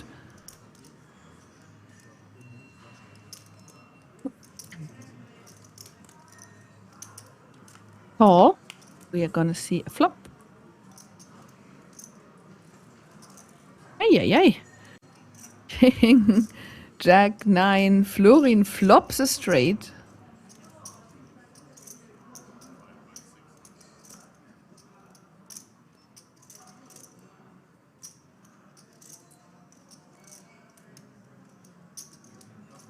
He does not wait, he bets it directly.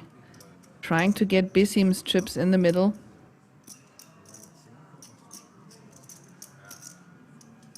No, he folds. Maybe too greedy? But yeah, he probably assumed that he had something if he opened from the small blind and wanted to get the chips in right there.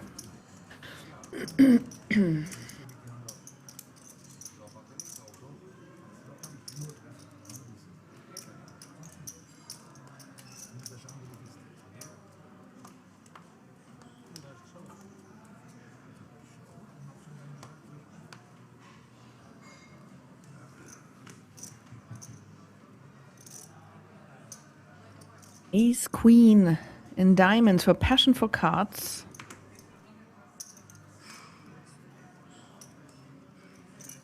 Yeah, I would have waited one more street to bet, I think. 50 Galena, greetings from South Africa. Hello, greetings, greetings. How's South Africa?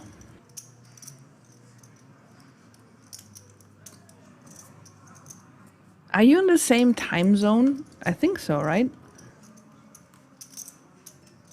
It's 7:29 p.m. right now where I am.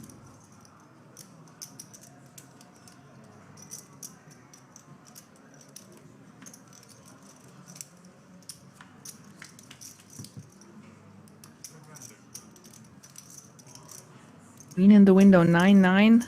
Both players flop 2 pair. Passion for cards with a better kicker.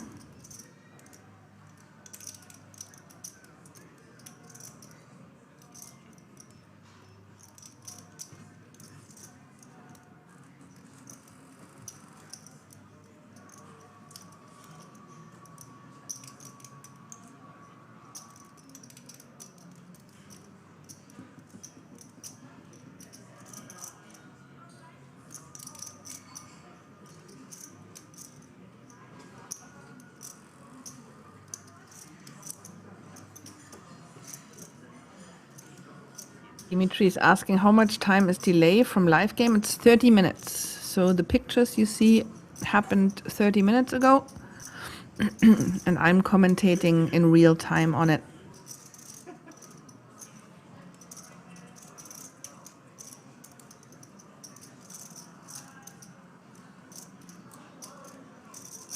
Oh, wow, the raise from Darius.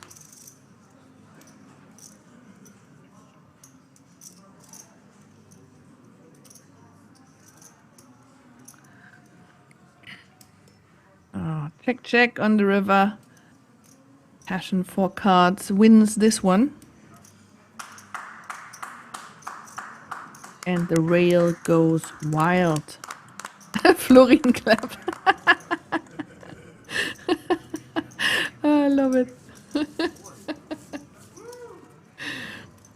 That's awesome. Players at the table also clapping.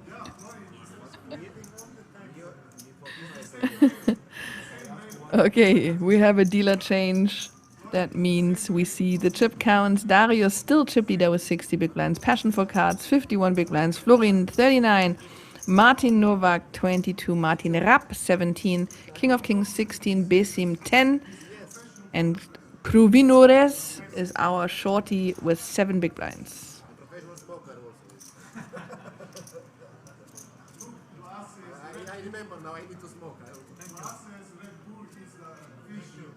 I love it. They should just clap every hand. Whoever wins, everybody should clap for them.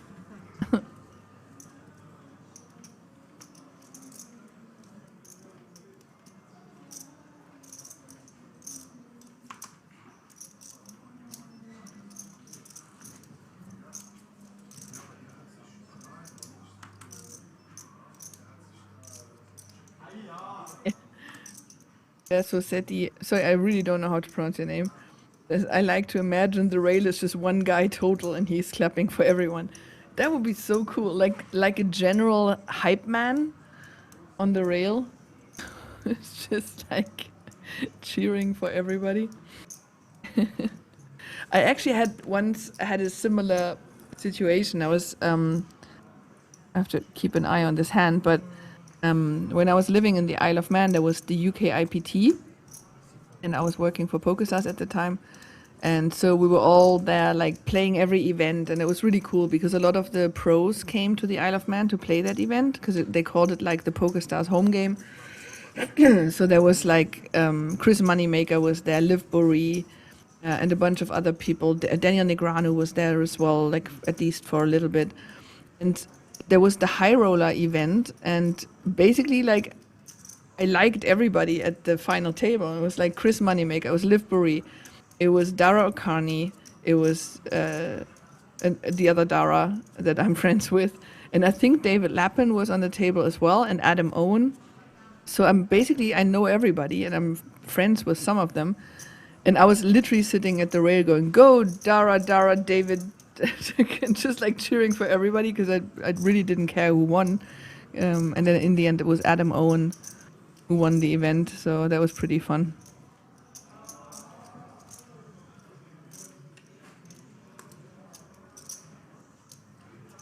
I myself, that same day, busted 4 tournaments in one day. So I was drunk by the time that story happened, that I was cheering for the whole table. And it's crazy because, like, I played 20 tournaments in the Isle of Man and I didn't get a cash. I didn't get the flag. And it's not like there's a lot of tournaments happening in the Isle of Man, and the chances that I ever get the chance again to play an event in the Isle of Man are so slim. And then I go to a place like Brazil, play one tournament and get the flag. And then I go to Malaysia, play 2 tournaments, get the flag. Go to Vietnam, play 2 tournaments, get the flag. One tournament in New Zealand, get the flag. But in 20 tournaments in the Isle of Man, I couldn't get the flag. It's so frustrating.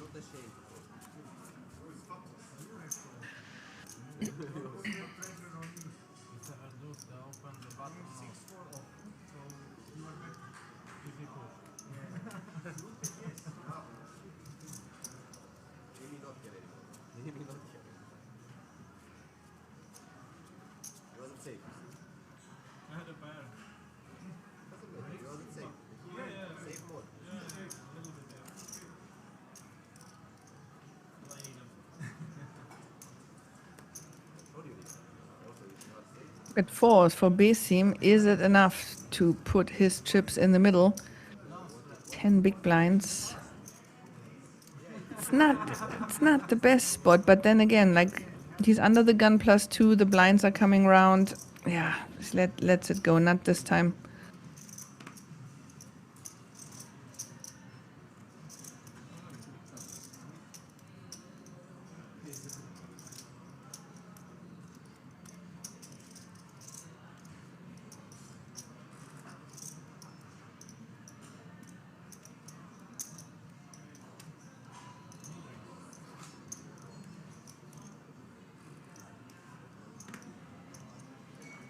Race with 7 deuce from the chip leader, Darius from the cutoff. Why not? Why not?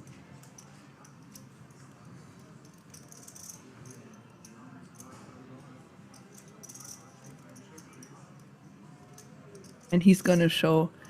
Oh, Krovinores is he calling? Oh well, he wouldn't call. He has 6.5 big blinds. He would either shove or fold. It's like the 7 deuce. He will show and go like, yeah, man.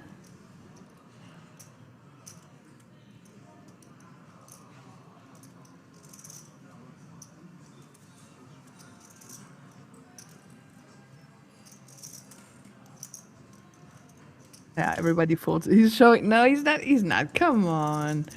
If you play 7 deuce, you have to show as well. Come on.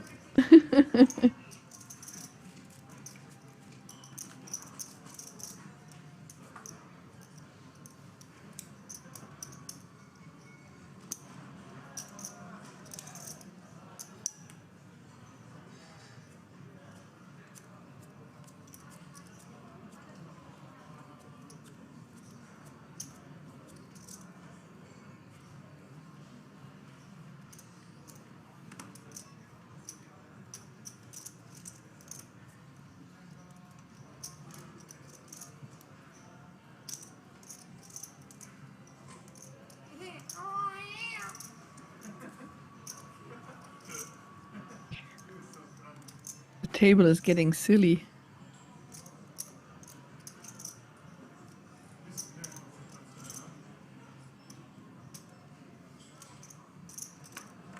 Ace king suited for Florin.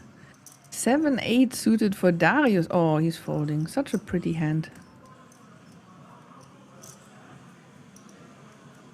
Hero says, Christine, have you ever met weird, suspicious situations at live tables? Collusion or cheating? We definitely had marked cards before, and it's so weird. You sit together with people, and then you find like a card is marked, you know, like there's a little dent in it or something, obviously done with a fingernail. And then we call the floor, and they remove the deck. We get a new deck, and then again a card is marked.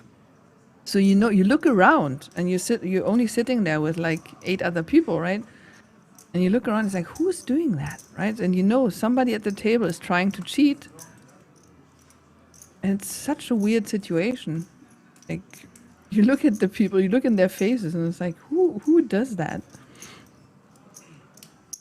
But that's probably the worst that I've experienced myself, because I rarely play in like home games or like underground games or something like that. That's where most of the cheating would happen. Like usually in casinos, usually you're pretty safe. So that's where I normally play. I had like really bad behavior, like people really behaving badly. And again, that's why I prefer playing in casinos, because there's security, there's cameras, and so usually you're pretty safe there. While if you play in other places, you might not be as safe, because sometimes there are just like really weird people. I had it one time really that 6 securities had to drag the player away from the table, and he was screaming and yelling and calling us all names, and that was wild. That was in London at the Aspers.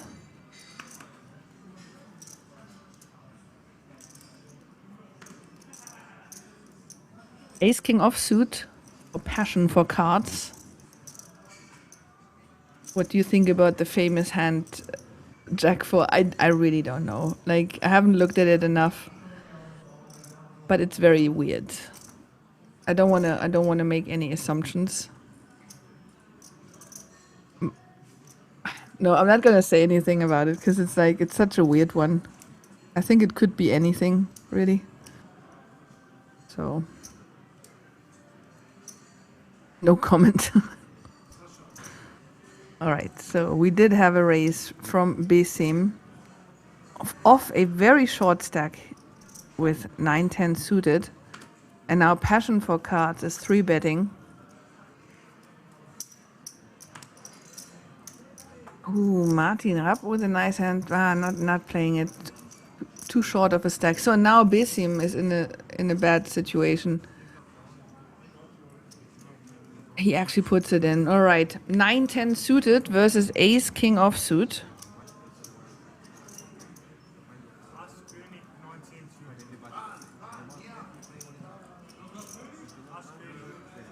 It's look at the equities there. 9-10 suited is actually a little ahead. It's a flip, but 9-10 suited is ahead.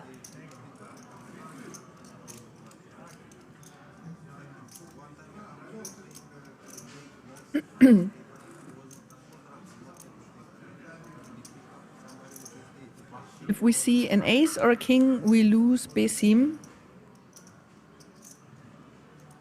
Not yet. Still good. We don't even need to see an ace or a king. We just don't have to see a 10 or a 9, and we lose Besim. 5 outs. He only has 5 outs. There's the 10. Hiya! Spikes the 10. And now there's only 7 outs for passion for cards to turn this around. No. Double up for Besim. And there was like half a clap from the rail. It wasn't even a full clap. A semi-clap.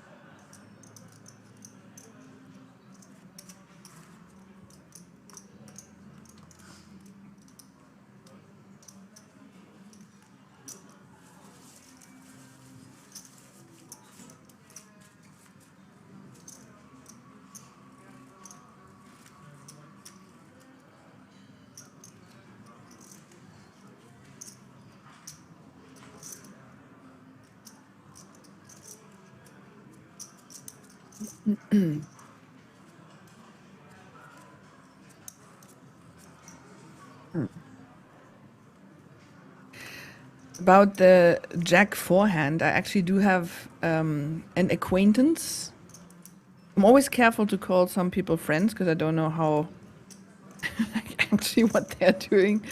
But basically, I know somebody who was part of that game. So if I ever get the chance, I'll ask him what his thoughts are on that hand. But yeah, I don't want to assume anything.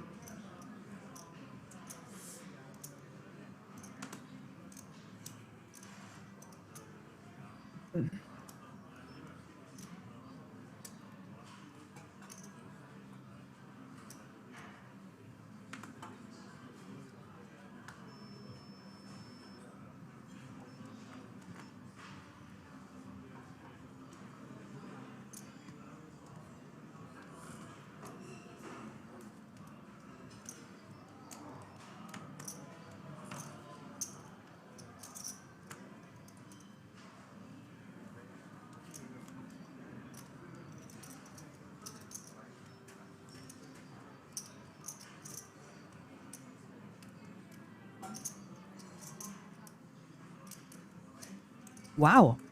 Besim is running hot. Now with the pocket queens.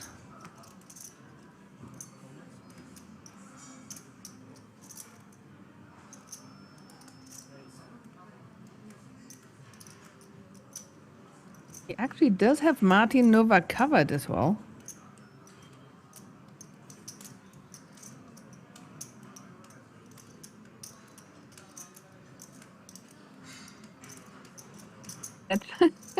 I haven't seen him do that so far.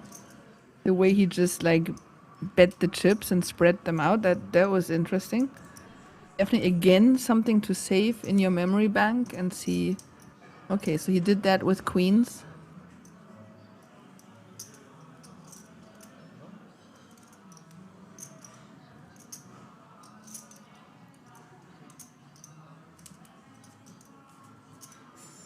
And there's the fold from Martin. Doesn't fall for the trap. He shows him the queens. Yeah, show one, show all. If you show one person, you have to show everybody. And now everybody knows that he bet the chips in that strange way when he had the queens. Let's see if we see that again later.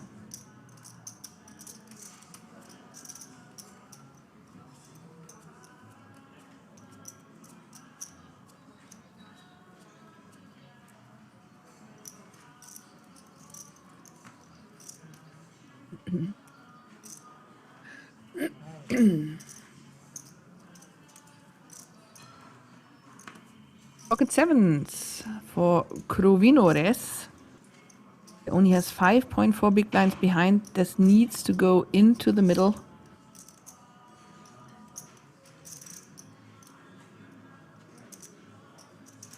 There we go. All in for the Czech player.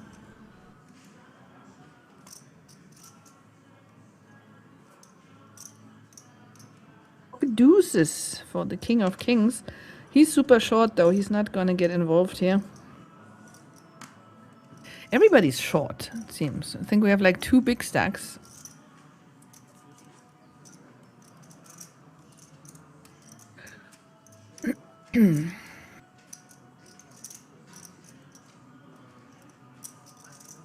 Besim is asking for a count.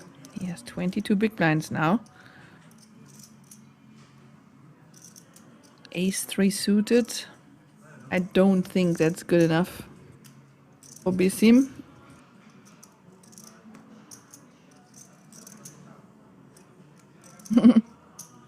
Oh.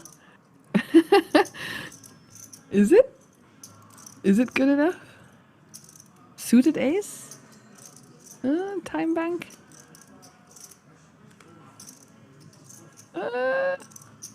He hasn't folded yet.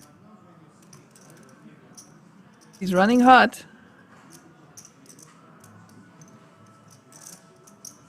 Actually, I think there's a poker player called Besim Hot.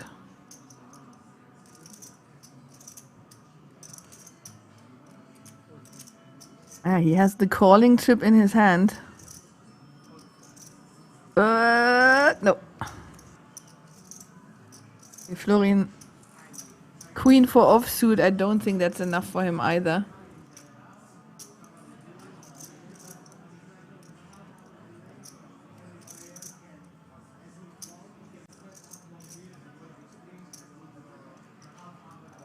Christine Holmes, yeah. Well, it's like a lot of people completely ignore the fact that that is one of the most important parts of poker, is to read people. Because especially nowadays, a lot of the poker players have grown up to play online poker, and they completely ignore the just flood of information that you can get by looking at people, like watching them. It's crazy. And even if you don't have specific things, you know, that you're saving in your brain for later, just watching people gives you a feel for it. And yeah, then it's all this like, oh, blah, blah, blah, field players are bad. Doesn't matter. It's just an additional thing that you can use, right? So if the math tells you, oh, it's 50-50, but then you look at the person and you see certain like gestures and behaviors, and it's like not, you can't even pinpoint it sometimes. It's just like, he does not look like he's strong, and then you just call and you're right. It just gives you extra information. So don't underestimate reading players at the table and paying attention. And the good thing is, I mean, for those players here at the feature table, because they are not allowed to use any devices, right? So they are not allowed to have anything that can send or receive information. So they have, like, all that they're left with is actually paying attention. So we should all do that. Like when we play poker, just put the phone away and actually watch what's going on, and watch how people are behaving when they have a good hand or a bad hand, and when they feel comfortable, if they don't feel comfortable. Because you never know when you need that information.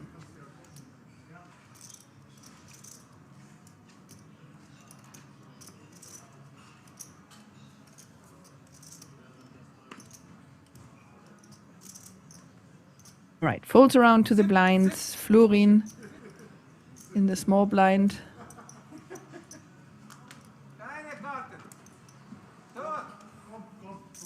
Oh, same hand for the blinds.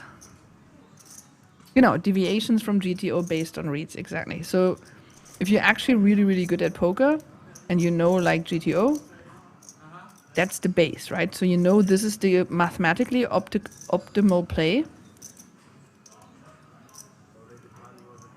He shows the ace. But then it could be that just a slight thing that your opponent is doing just shifts you a little bit away from the game theory optimum. And it is important to have it. So you need to have both. You need to know theoretically what the correct play is, but you also need to pay attention to the actual human.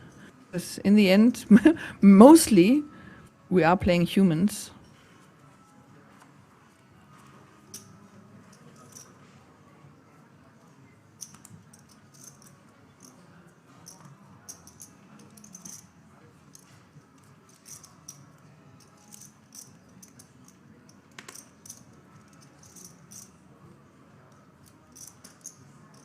Ace King for the King of Kings. He has 11 big blinds under the gun +2.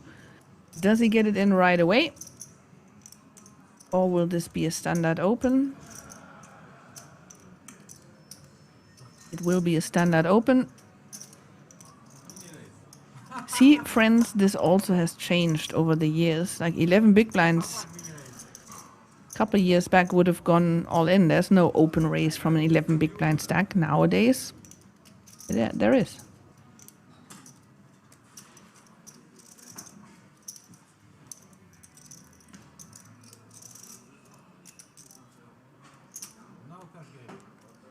Yeah, and it's enough. It almost looks even stronger than just putting the chips in.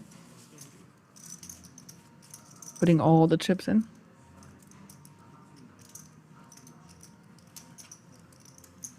Yeah, he half stack jams, exactly.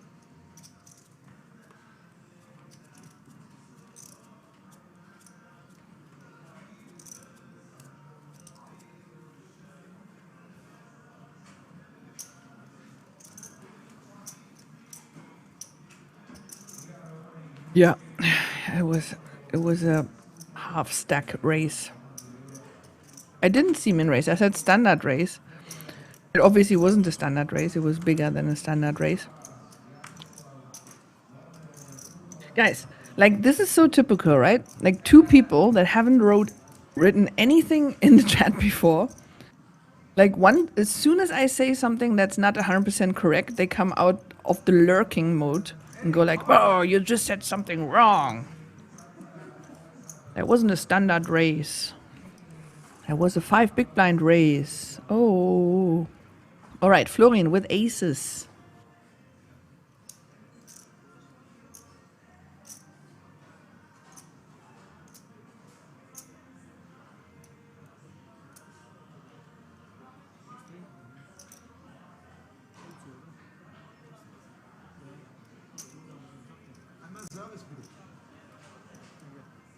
I'm not taking it personally. I'm just pointing it out because it's like I've been commentating for like 6-7 years now.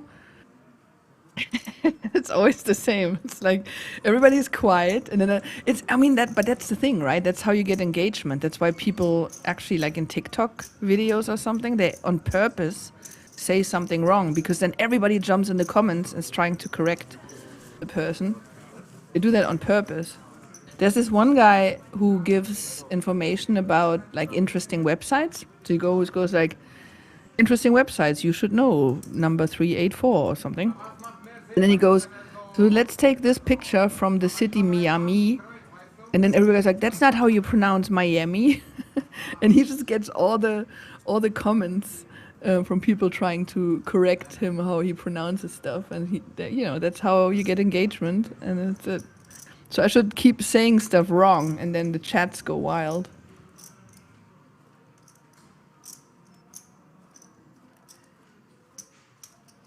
Have you not heard the term lurkers yet? That's like... Oh, you say that in StarCraft as well? Okay. It's just like in the chats, it's just people that are just watching and not contributing. They're just listening, and then all of a sudden they pounce if something was said that's not correct. There was something wrong. The person who's talking for 10 hours said something wrong. Right, ace queen of suit for king of kings. This is a min raise, a min open from king of kings from under the gun, a standard open.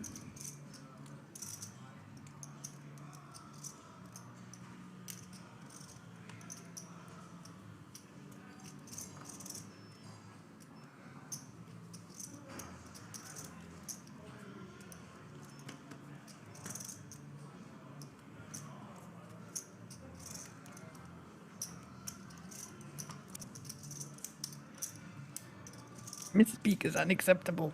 You can never say something wrong. Ever.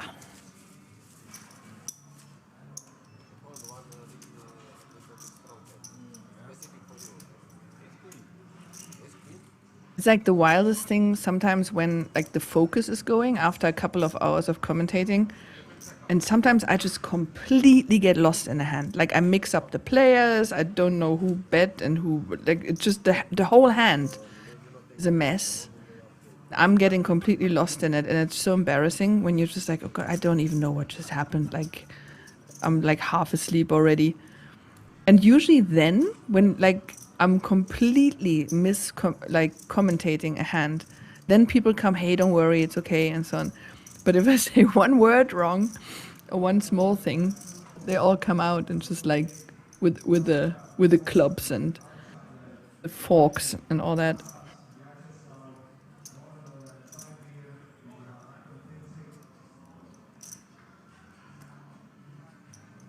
$5 hours, you're doing great, congrats, thank you.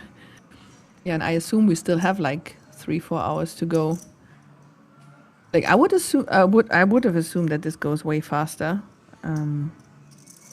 because we have quite a few shorter stacks. But yeah, they are holding on. How very dare you!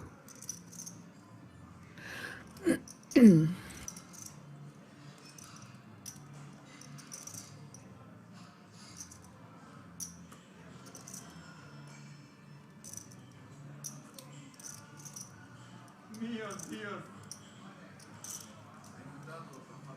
Ayudados, por favor.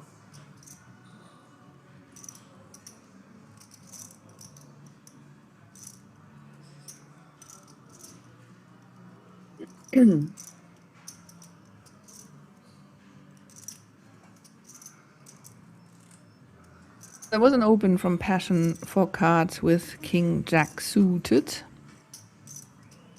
from the cutoff.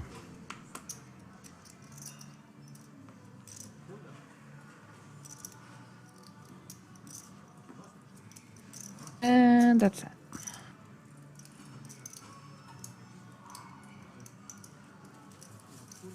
Right, to get some engagement other than just bitching, what are your favorite poker rooms? Write it in the chats. Okay, here we see we have a dealer change, we have a blind change, and so we're gonna see what the blinds look like here, the stacks. Yeah, like we have a bunch of short stacks, like basically half the table is short, and the other half is middling, and then we have Darius as the chip leader here.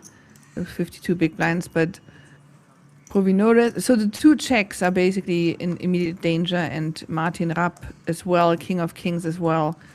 So basically half the table is in danger.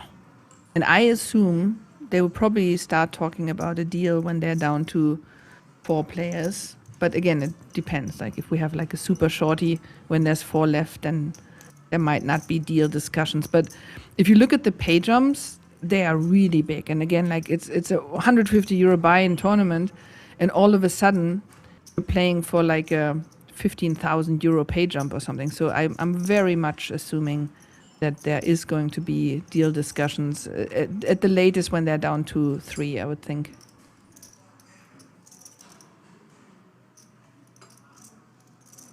We were still waiting for German commentary. Yeah, it hasn't happened yet, right? It's like it was in the very beginning when like the first 2 streams that I did in English, it happened that I switched into German all of a sudden. But I've been doing quite alright speaking English.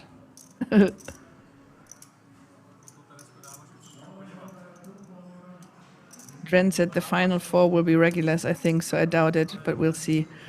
Yeah, I still think they're gonna make a deal. With these pay jumps, it just does make sense. I will see.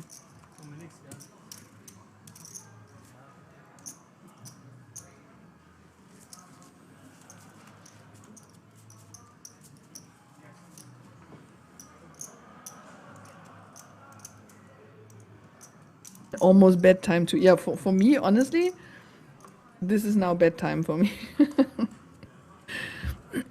I got up at 4 o'clock this morning to go swimming because I'm in a hotel with a pool, and the pool opens at 5.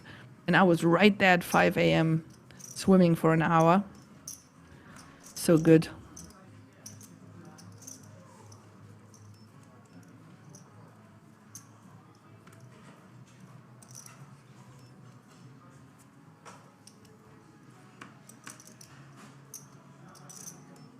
Darth Vet says, this is my pre-World Cup gambling fix, lol. Brogus says, need beers ordered to the table to loosen these guys up. Well, who's playing today? World Cup. I'm completely not following because I'm so so busy with all kinds of stuff. I'm not even following. And then also the time is just bad. If it was at a time of day that I could follow it, I would probably follow it more, but again, I go to bed at 8 normally, so no World Cup for me.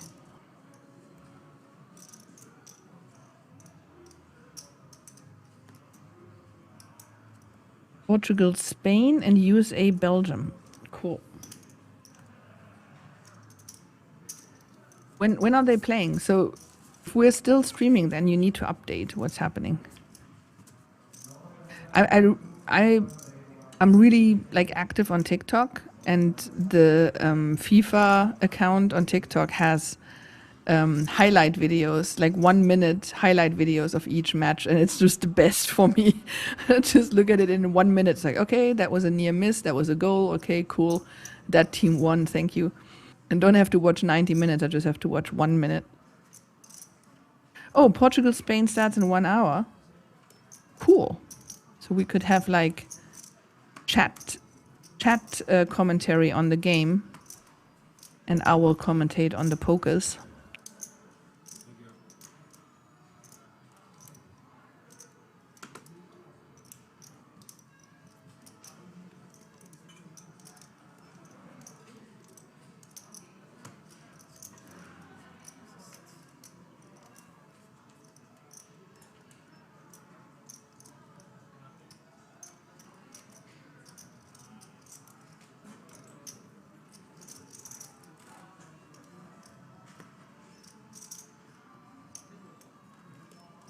One p.m. in your time zone, yeah, great.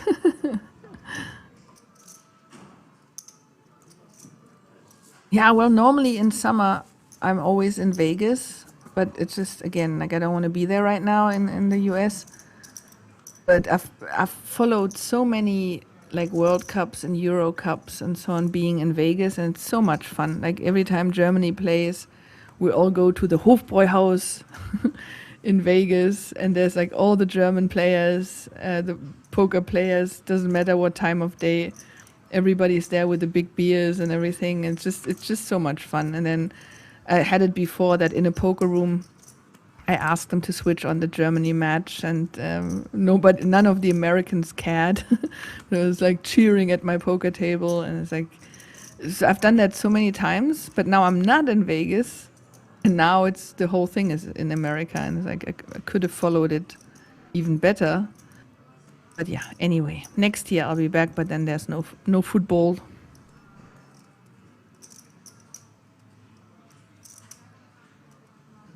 No soccer. And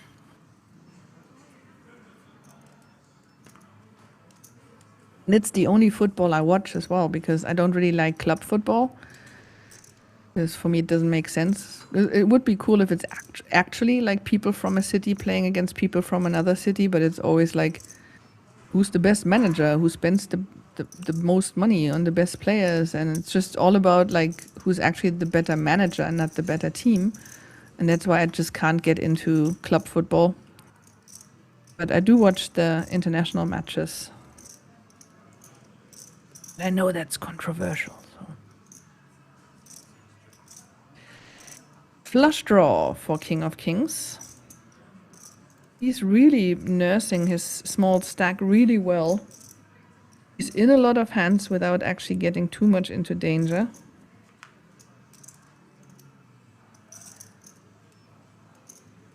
Seven on the turn, no club.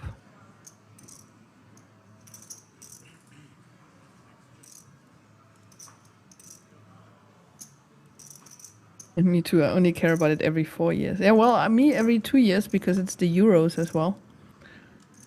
So I do watch the Euros and the World Cup. Euro Cup and World Cup.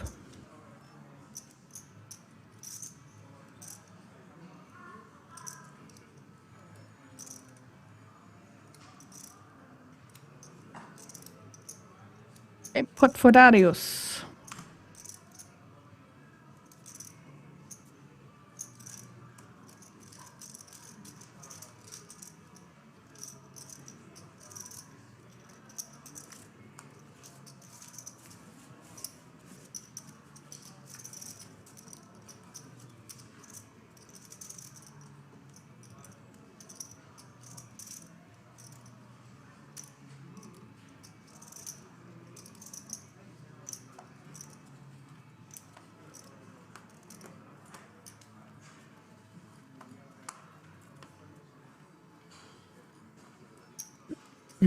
Aces. What a nice thing for a player that has 5.4 big blinds under the gun. Like, how much better can it get? Like, having to run through the blinds next hand and you find aces. Now, let's see if he finds a customer.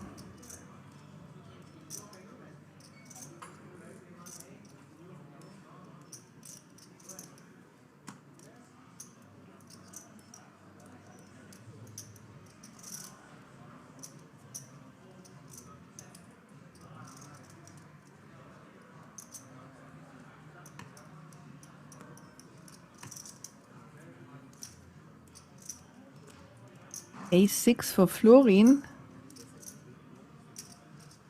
Could that be enough? I don't think so. He still has the blinds behind him. Is he calling? He's calling! He's calling the all-in with A6. So there will be almost a triple up for Kruvinores unless something really bad happens.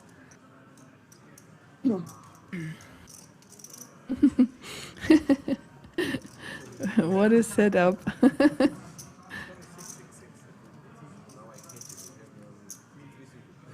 All right.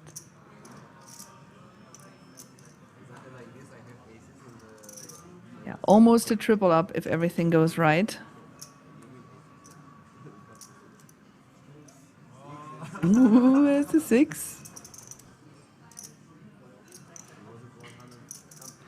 2 outs for Florin.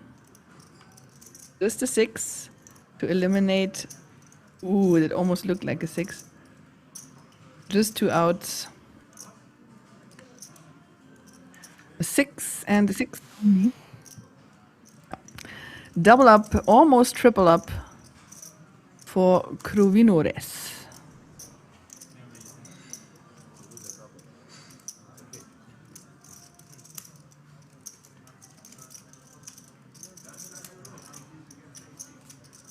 I have this chance because I made this. I have this chance. But still, he's now going through the blinds. Then he's back down to like 12 big blinds. So it is nice, obviously, but he's still not out of the complete danger zone. Danger zone.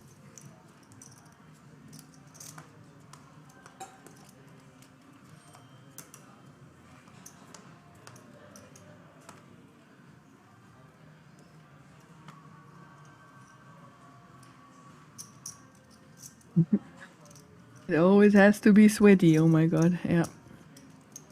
But that makes it fun. We love it. Come on. Like, admit it, you love it. Wouldn't it be boring if it just like everybody just wins when they're ahead? It's just boring. Basto Batman says, come on, Kruvinores.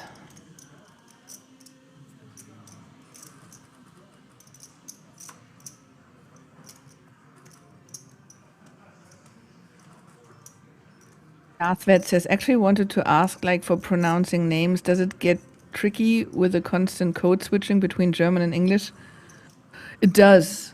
The good thing is I actually like languages quite a lot. So, like, I've learned all bunch of kind of languages.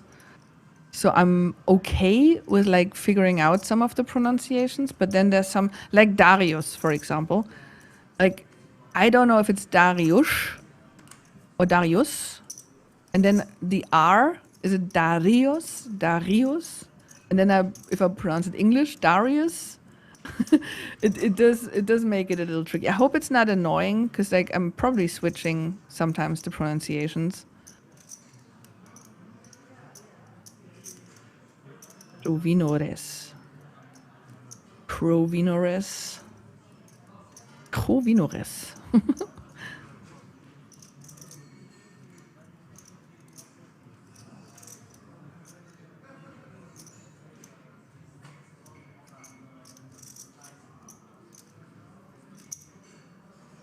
Is Darius? Okay. And then is it R, Darius or Darius? That's the next question. Or just say it English, Darius. Darius. That sounds so strange.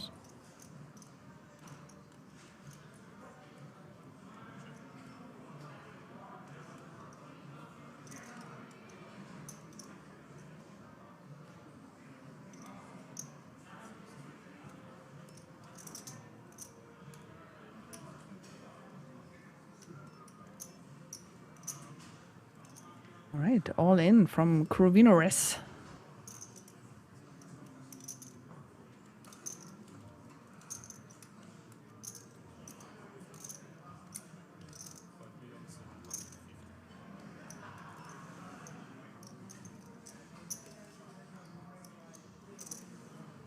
Yeah, it's interesting to hear different manners of pronouncing one's name.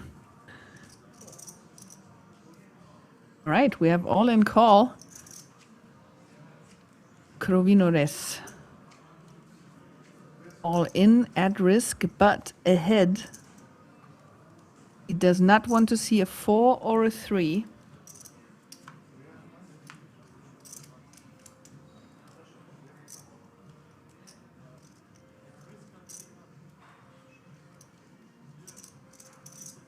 Just 4 outs. Just has to fade 4 outs. No 4, no 3. Yeah. Double up. Another double up for Krovinores. Now at 26 big blinds. He was really down to like 5 big blinds for a while. And boom, 26 big blinds. There we go.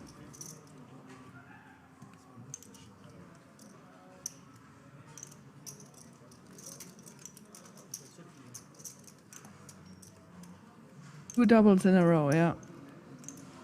Absolute dream. 01 Bellamy says, what's your name, by the way? I'm Christine Maschmann.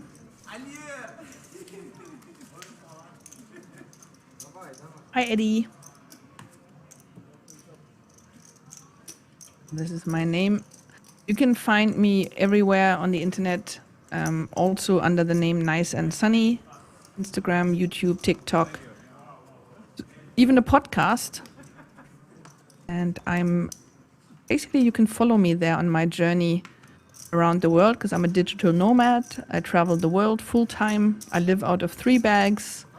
Been working in the poker industry for almost 20 years. So a lot of stuff that's interesting. I'm trying to share my experiences. So feel free to join me and follow me on like social media and so on and so forth.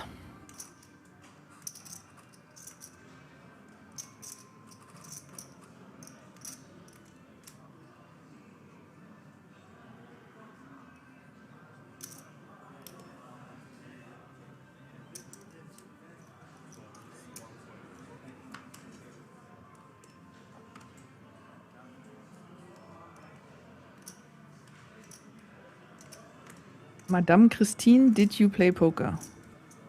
Yeah.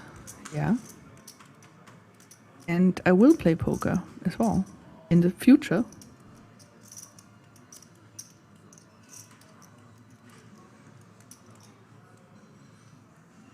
The poker is the best.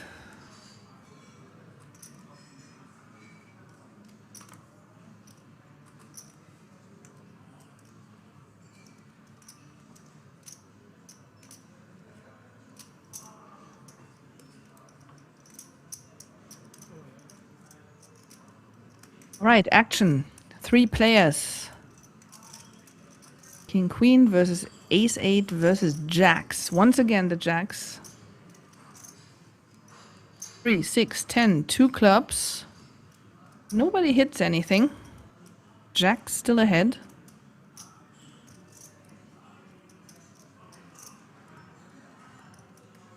Well, I'm not going to be the next WSOP main event winner because I'm not going to be there this year, but next year. Next year, 2027, I'll be the main event winner.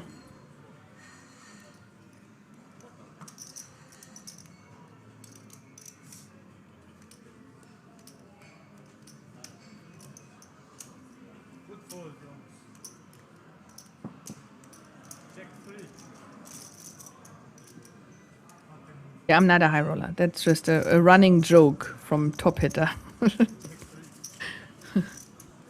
I literally, when I play online, I play like $2 to $5 tournaments, so not a high roller.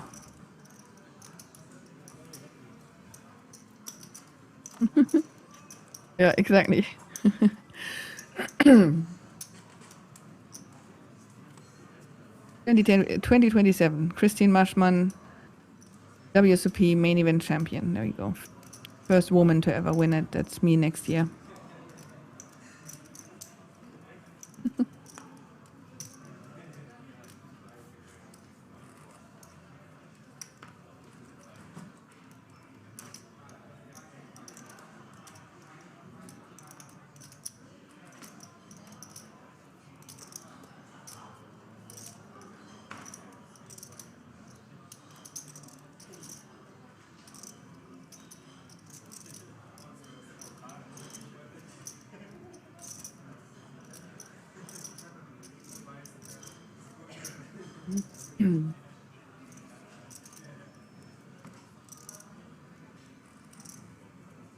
Did you hear about the World Cup USA red card controversy? I don't know. There's so much controversy. Can't keep up.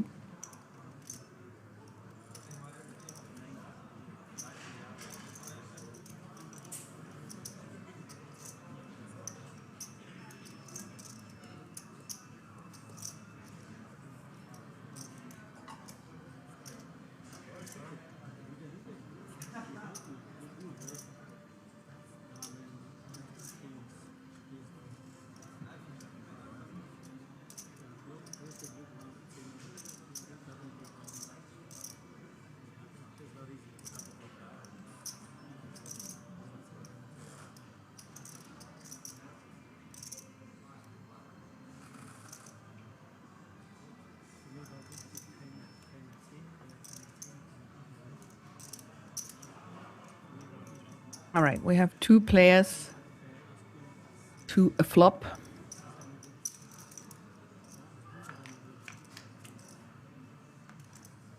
Of Jack 5, 8, 2 clubs. Provinoris hits a pair of 8s. Oh, 2 pair on the turn. And King of Kings is drawing dead now.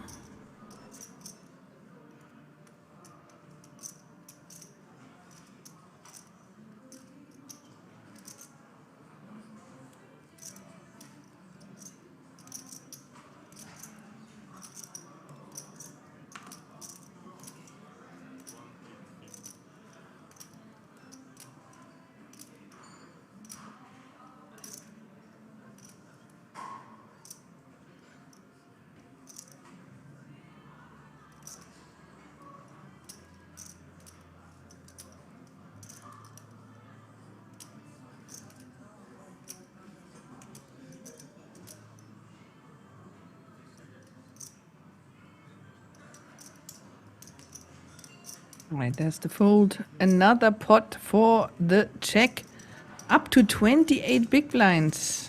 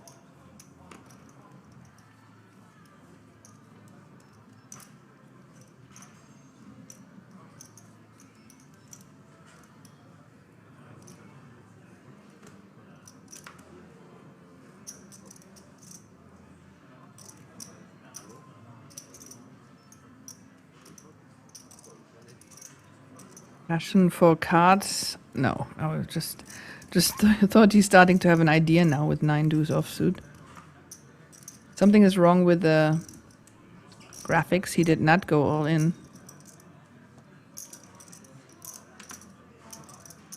Folded, right? What's happening? Yeah, okay. Okay, Martin Novak now all in. Now the graphics are right.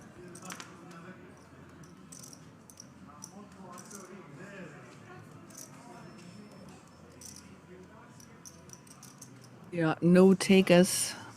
Nope. Martin Rapp down to 8.8 big blinds. A lot of short stacks now.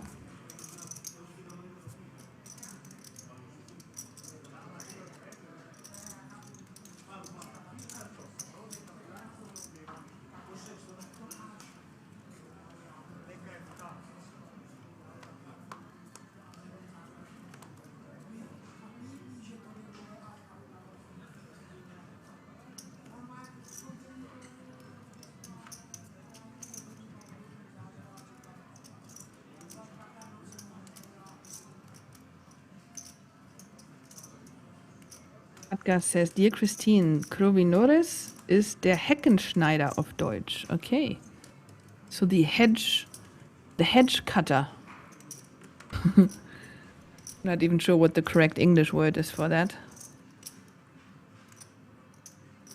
Edward Scissorhands, basically.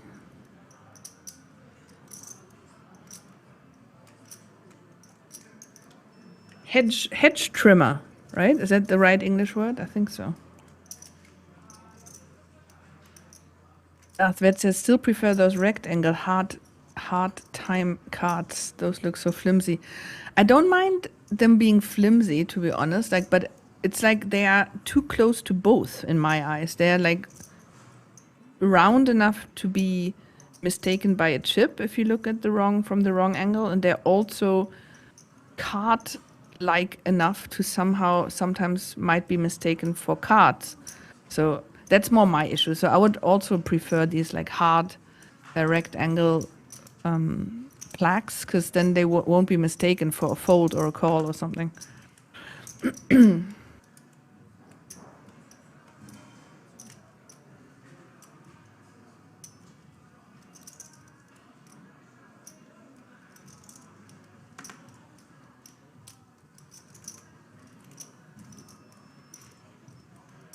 Right, Martin here with his 8.3 big blinds, Queen Jack suited, boom, all in from the German.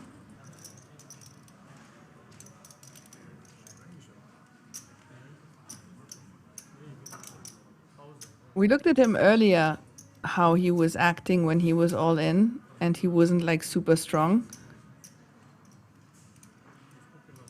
So this is a chance to look at it again. I don't know what Besim is doing.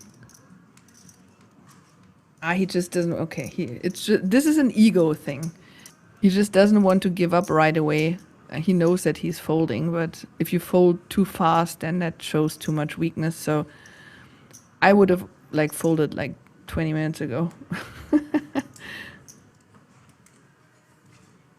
Yeah, why is he doing this now? This is just wasting time. He's not actually thinking. Okay, there we go. Okay, and we do have a break now. We are going on break. This is going to take roughly 13 minutes. It's just a standard break, and we'll be back in about 13 minutes and continue play at this final table. So stay tuned, and we'll be back soon.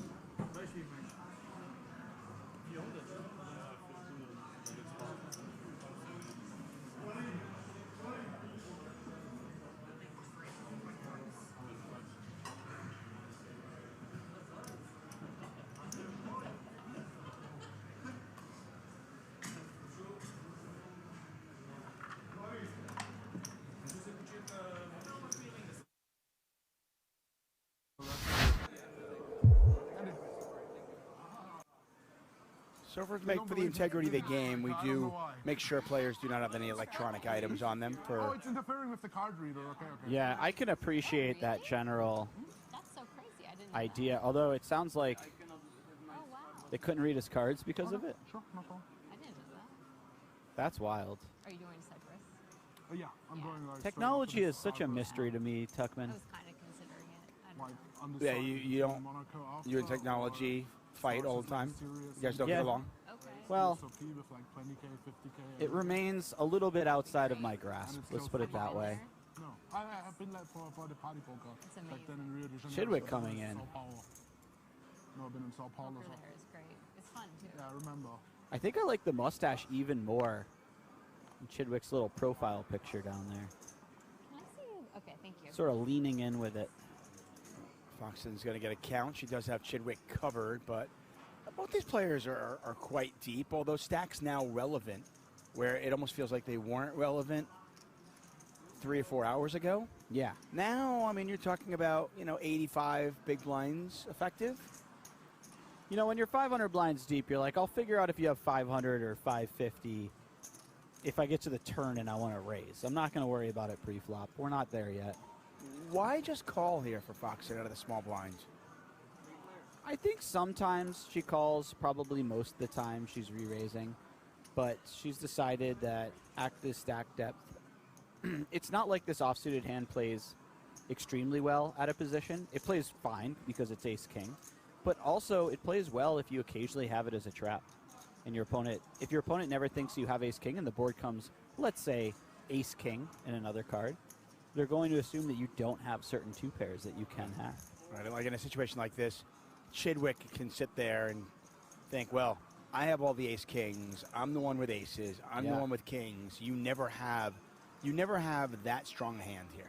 Chidwick has a beautiful hand to run some bluffs with. He has the jack of hearts. He has kind of blockers to her best aces, like ace-jack, ace-queen, or what he thinks are her best aces. And if a heart comes, he has a great hand to start firing double or triple barrels off. When Foxen calls out of the small blind, what kind of hand does Chidwick put her on? Probably a bunch of suited aces. Hands as strong as maybe like ace-queen offsuit, ace-jack offsuit. And then a bunch of pocket pairs, some suited type of hands as well. All of those middling hands generally that you expect to see that aren't good enough to 3-bet. Foxen has checked again. She check called the 40,000 chip bet. Chidwick looks like he's going to continue firing. Yeah, so Stevie may be thinking about the fact that it's possible that Chrissy never has ace-king here. She could certainly have some ace-8, but it's always going to be ace-8 suited, so there's only a couple possible combos of that. And then when he has a queen in his hand, it's less likely that she has ace-queen, right? So this becomes kind of a nice blocker if he's going to start bluffing with hands that have a pair in them. And this is a good one to use. Right, is he targeting the weaker aces, the king X's type hands? Yes. Yeah, something like ace-4 is exactly what he's trying to eliminate. Well, this will be interesting. Does he fire one more time? 386,000. Foxen has played this hand to absolute perfection. Yeah, this is really showcasing how powerful it can be to peel pre-flop with this hand sometimes. I love that I asked you the question, and then you see this hand you play got out. The dealer was like, you want to see why? This is Here's why.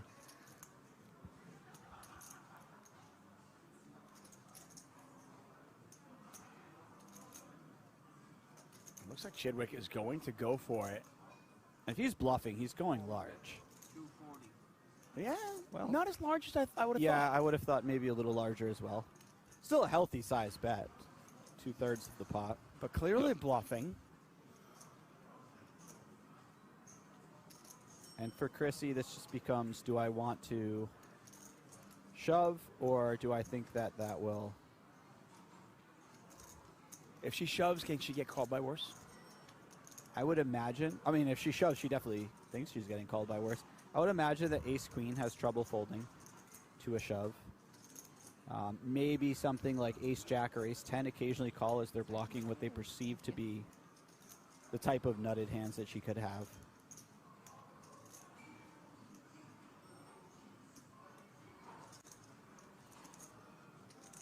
Also, this hand is probably a better one to shove than something like pocket eights, just because when you have an ace and a king, your opponent has top set or middle set less often. Those two hands are similar hand strengths for otherwise. Yeah, she does just call. She's decided that there just aren't enough hands that will call you that you beat compared to the hands that will call and have you beat. There are a lot of jack 10s out there. A lot with each other. I'd have to guess so. I mean, I don't know. You said that she played, what, 15 million hands? Yeah, but those were at cash. Good point. Yeah, so I don't know. Lena's kind of known as the end boss of the tournament streets. I don't know how much cash is playing. Whereas Chrissy was playing mostly cash. I know that she shifted her game over and mostly plays online tournaments now, but... Yeah, the 4 he said. I have 4. 4? Big fold. Big fold. So Foxen raising under the gun. If you know, you know. The big blind defends. Oh, hello. This is his favorite game. Hello. Look at this flop. Yeah. Just planting. Now Foxen does have a 10 of clubs in her hand. She does. Also, these monotone flops are ones that you want to be very careful in your approach. Certainly have to respect the fact that both players have a large number of flushes. Oops. Talk just finds the raise. Oh, I'm sorry. He found the call. This is very tricky by him. Unfortunately for him, I think it's quite likely that Chrissy checks back the turn. She has the type of hand that puts in a little bit of money and unimproved would like to just see showdown. So if he knew that, he would prefer to have check raised, but This is his game within the game, you know? And she does check it back, as you predicted. And oh, wow. Yeah. Wow. It's a funny game, this is. Oh, Azak finds the check, too. Wow. This is so cool. This is going to make him the maximum. If he came with a big bet, she might just call, just in case he has the flush. Well, the question is, does she pay off the check raise? I'd have to, with the 10 of clubs, I'd have to imagine so. King Jack. She might even, given the fact that she checked back, that is this a? She just went more than pot. What was the She went 75 into 43. Okay. Now maybe she finds a fold versus the check raise. Not saying she does, but it's a possibility. Is he just calling? Well, look, yeah, I was going to say, does he ever just call this, though? I mean, the way he's talking, he must just be calling. Wow. I think she lost less by betting more. Yeah, absolutely she did. If she bet 40,000, he was going to make it 200. And then she's just hating it. Yeah. I want to thank all of you for spending your day with us. We'll be back tomorrow for day 2 coverage, and we will be crowning a champion. And that beautiful bracelet you saw a few moments ago, we'll be awarding that to the winner. Registration in this event open until the beginning of day 2.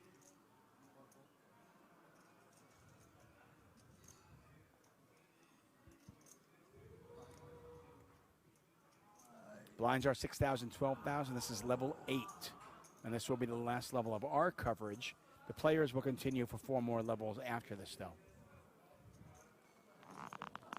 See Beto back there laughing it off. He's taking it well. Yeah. In stride. I mean, what else can you do? I know, but it's just sometimes it's very painful. That 8-6 came out of nowhere for him. That wasn't even on his radar. Yeah, you just you shrug your shoulder and you just go, okay, I'm supposed to lose this. Yeah. I'm supposed to double you up. I guess so. Bad luck, this one. That just tripped me out. Alex has picked up a flush draw. Blom has got the straight.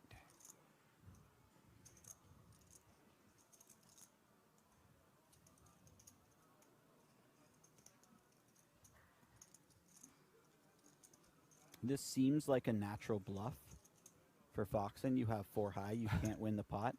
That said, I was about to say, wow, you do not want to get check raised because you do get blown off your equity a little bit when you get check raised. So he finds that sneaky check back, and wow, this is going to pay dividends. Yeah, for sure.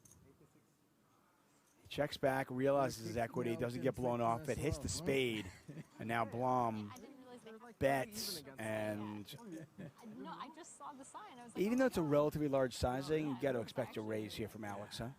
I would have to imagine so. yeah, I figured. My boys love them. They just like smoke every This day. feels like the dream. There's a lot of straights out there. Your opponent could even have something like ace-10.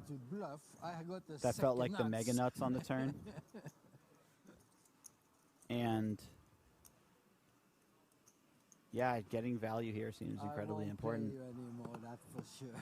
That said, Alex is really in the tank. I don't know if he's in the tank just trying to figure out a size or if he's actually considering calling, but I don't feel like calling would be Can't beat them, join them. running through his head whatsoever. He's definitely going to time extensions on this one. And he is cutting out some raising ships. There we go. And for Blom, having the 10 of spades means This is going to be a tough combo to fold. Ooh, this is a huge raise from Foxen. Yeah, it's 459,000. So you're looking at about, we'll say 375 more. Pot is 653. Yeah. It's getting a little worse than 2-1. I think there becomes a size where you feel like you could just let it go and wait till you have a flush. I'm not saying that this is the size.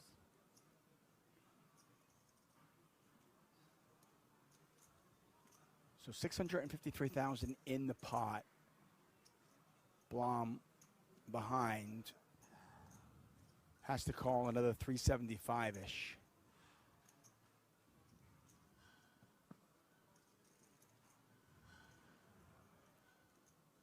And he does find the fold. Nice fold, Victor.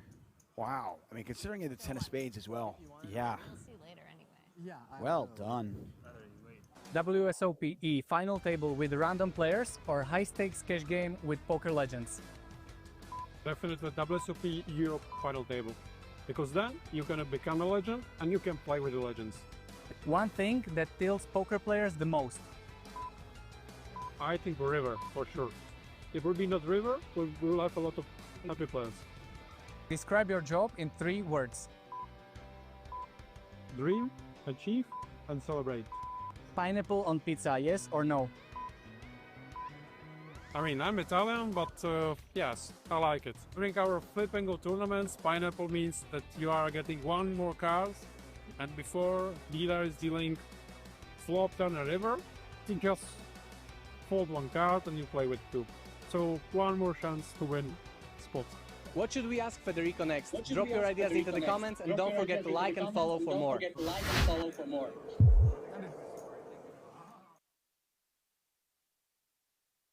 Hello and welcome back to the final of the Czech Poker Masters main event. This tournament had a 150 euro buy-in, 400,000 euro guarantee. Because there were 2,248 entries, it did not reach that guarantee, so there was an overlay. 24 players started into today's final, and now we are down to 8, and you see them here on the list. It's fairly short. We have 3 players with only 8 big blinds. Then basically everybody else is just in the middle field, so the pay jumps are pretty hefty as well, so there will be at some point, I'm pretty sure there will be deal discussions, but we probably need to lose 1, 2, or all of the 3 shorties until that happens. Anyway, at the moment, everybody is guaranteed 4,750 euros plus the 3,000 euro ticket package. It says here 4XT, that just means it's 4 tickets in a package for the King's Million European Championship in autumn later this year. And the winner at the moment will go home with 42,300 euros, but I'm pretty sure there will be a deal discussion at some point. Keep in mind, if there is a deal discussed, they still have to play for 10% of the prize pool and obviously the trophy. So it doesn't mean that the game just ends. They still have to play for a little bit. My name is Christin Maschmann. I've been leading you through this day, and I will be here till the end, till we have a winner of this tournament. And yeah, so let me know in the chats and Twitch and YouTube if you're still around and who you're rooting for. We do have Sir Bam saying, go Florin. I picked my favorite as well. It's just like something they do on the German stream, so that's why I adopted it here as well. My favorite is this man here in the picture, Passion for Cards, Ace 10 of clubs as an open. And yeah, let me know who your favorites are and who you're rooting for.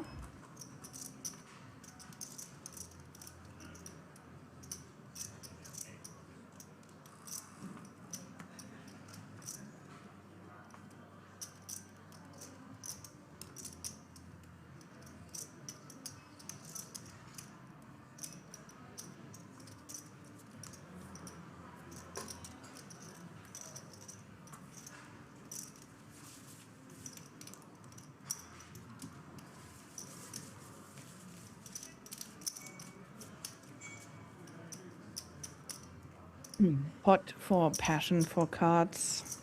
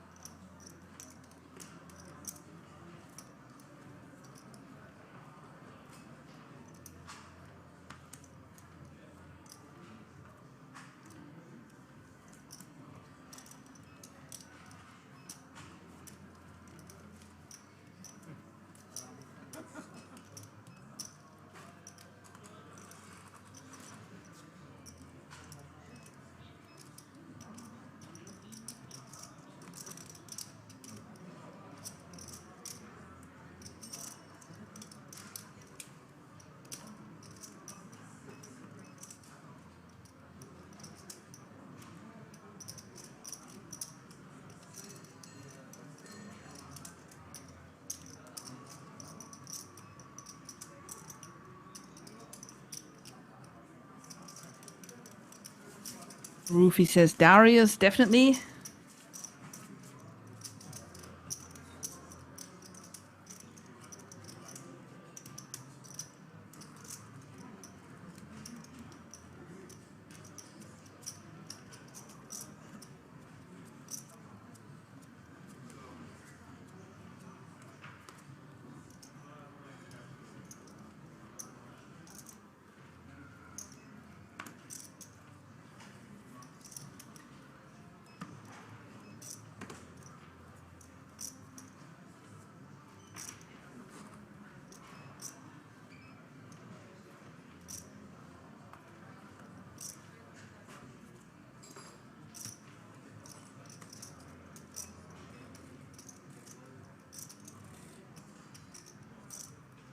Mark Cameron says bald head lad, definitely.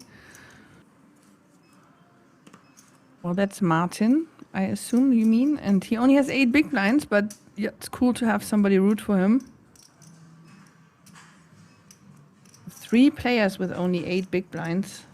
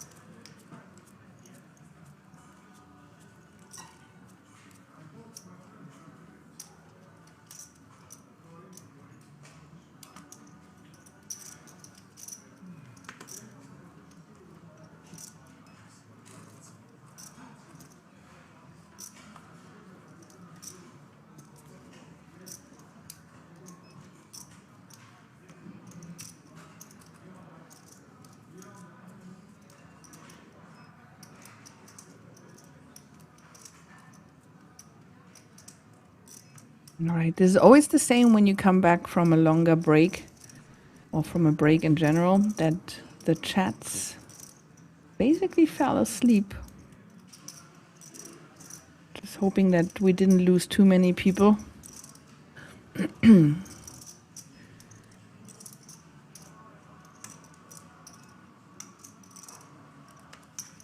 I did go downstairs in the break to the reception and picked up my new scales. I'm very excited.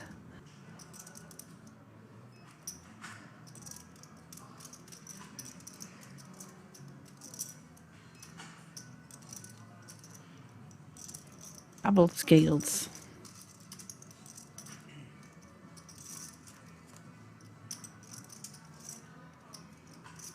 All right, Passion for Cards versus Cruvinores.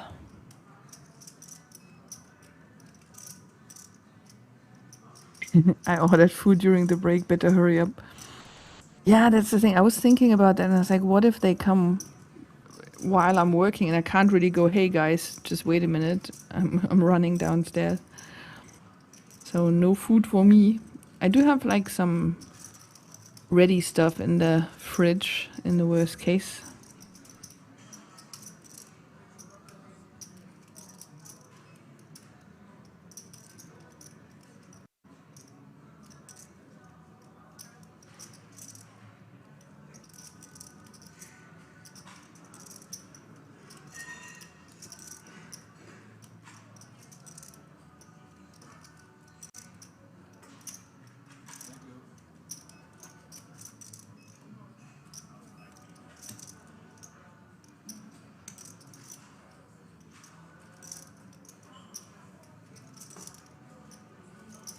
What did you order, Brogus? Haggis? Oh. I'm laughing, but I'm in Germany. Like, I left my home country many, many years ago, but every time I'm here, I'm making sure I have all the typical food. Especially because I'm in Berlin now, I do have to have currywurst. And obviously at some point I have to have schnitzel as well. Mixed kebab, haggis, no.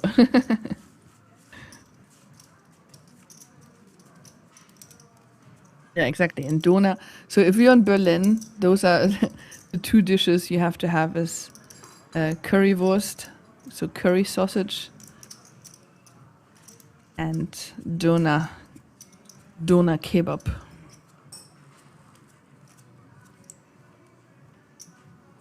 Because I have a little bit of a kitchenette in this hotel room, I actually made my own food, and I haven't had like proper Berlin food yet.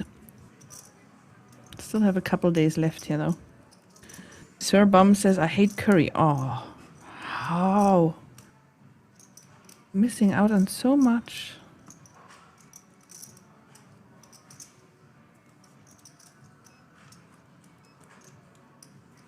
Haggis is endangered these days, so you shouldn't eat it. Okay.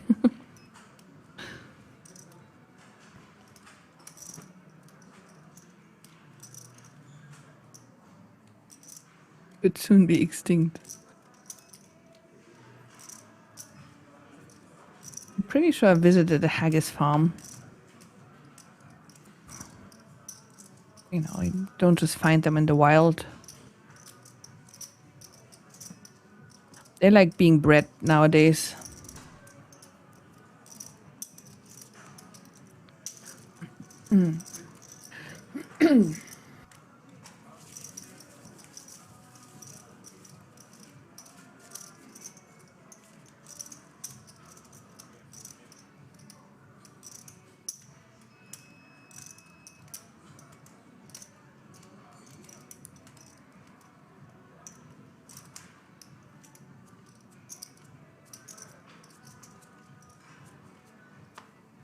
There's a haggis sanctuary. Have you seen the little ones? So cute. All right, ace, queen offsuit. All in for Martin Rapp.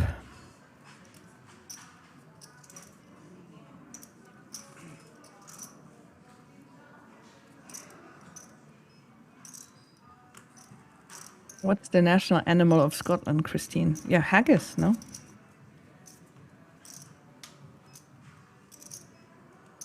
Is it the Highland cow, right? What are they called? With a cool haircut, with the emo haircut? The ginger ones?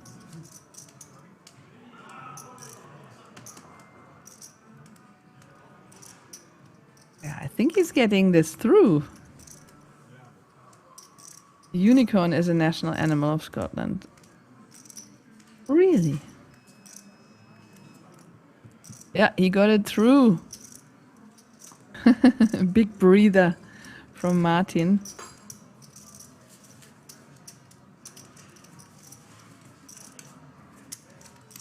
It's funny, like I grew up in a tiny village in Germany not near Hanover, but basically in the center of Germany. It's a small village, 600 people. And the crest of that village was a ghost riding a horse. And it had like the whole history behind it, like hundreds, if like the village was 850 years old when I was living there. So it's now almost 900 years old. And this whole story of the ghost is like legendary. And it could be that that ghost that is on the crest riding that horse is basically the inspiration for Rumpelstiltskin, because you probably heard of the brothers Grimm, and they were traveling around that area of like northern central Germany, and that's where they got all their inspirations for all the Grimm stories, like Snow White and the Pied Piper and all that. And so it's assumed that that might be actually the inspiration for Rumpelstiltskin. It's very exciting stuff.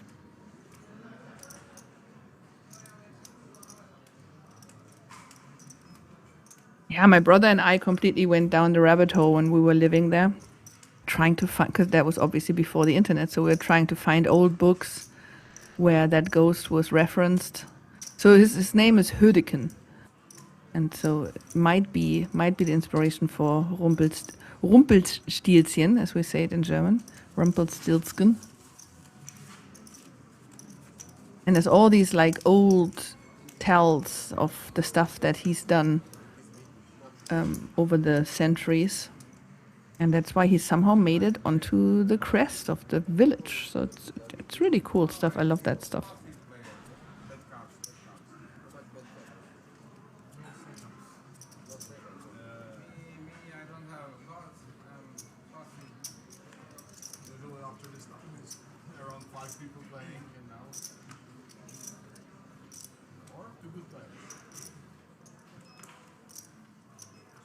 Like that's always the stuff that makes like Americans' brains hurt. When like my village was 850 years old, in my grandparents' village, the church alone was 1,000 years old. It's wild. Right, Martin Novak, the other Martin, all in now with jacks. Jacks again. Today is the day of jacks. Enough. Wins the blinds and antes. I did not know that with a unicorn. That's pretty cool.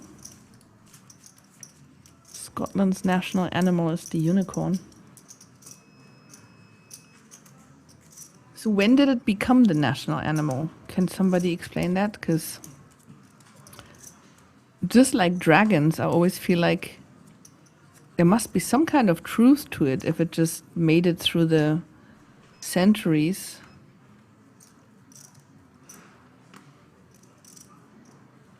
Like how come in the Western world people believed in dragons and in China people believe in dragons?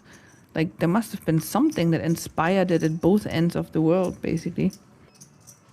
But yeah, I'm noticing it's getting late. I'm starting to be talking gibberish. So let's focus back on the poker. So we have ace queen suited for passion for cards, and king of kings, who only has 5.3 big blinds behind, has ace king offsuit.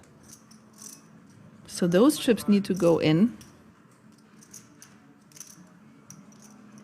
There we go. Now Martin has something playable, but he's too short for that. And so it will go around back to passion for cards, and he will call. And then let's see, let's spin the wheel. Let's see what the poker gods do. Adopted in the 15th century, it was chosen for its symbolism of purity, power, and an untamed, fiercely proud spirit. Okay. Okay, that's not too old then, 15th century.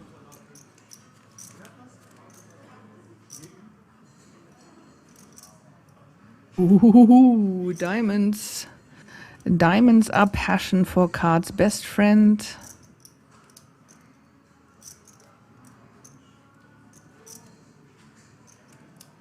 No.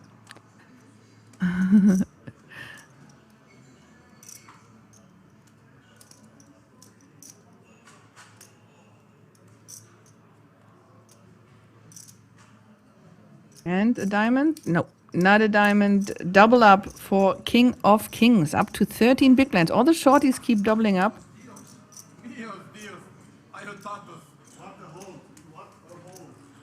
Ah, also because it was the natural enemy of the lion. So England's symbol. All makes sense. As if the English had lions, naturally, right? They, just through conquering or something. Right, new dealer, and we see the chips. Darius, still chip leader with 34 big blinds. And then everybody else is almost short. Florian and Passion for Cards have like 20 big blinds, but it's so shallow. So we should really soon see some fireworks, but it's really like all the shorties keep doubling up. And there's not going to be any kind of deal discussions before we're down to at least 4 players. So we need to see some bust outs, otherwise this is going to drag along. Oh, Portugal, Spain starting. Okay, cool. I'm expecting updates. If anybody doesn't want me to mention any updates from the Portugal-Spain game, let me know.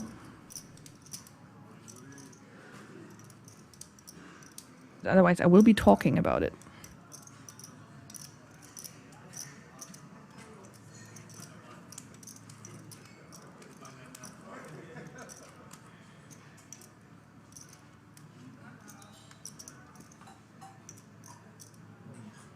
Right, he shrugs and puts the chips in the middle. 8 ace in hearts for Martin Rapp.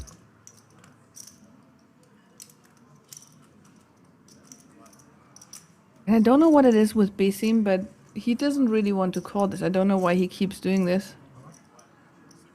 It's just wasting a bit of time. Okay, this time not that much. Not that much time wasted.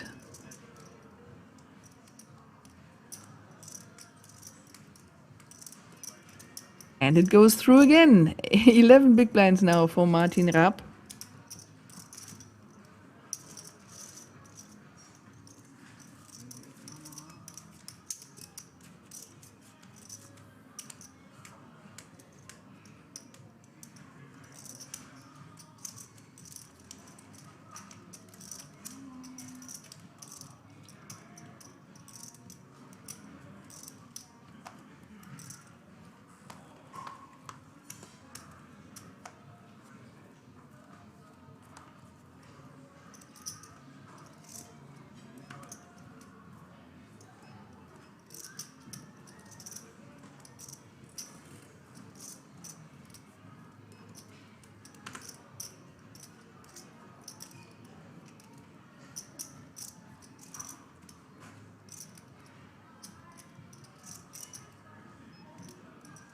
Right, King of Kings with Ace-5 offsuit under the gun +2.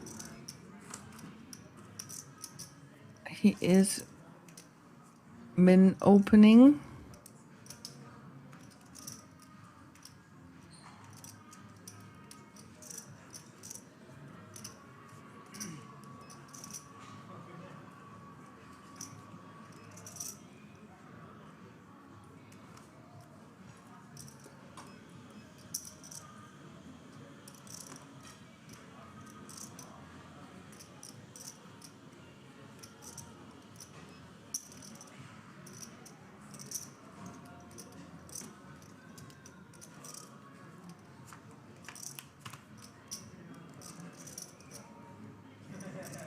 Flop. 6-5 queen.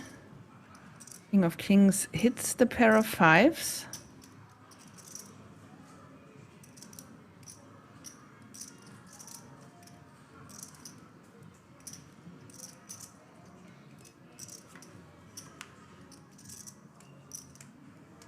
And now Passion for Cards hits a 9 on the turn. The tables have turned.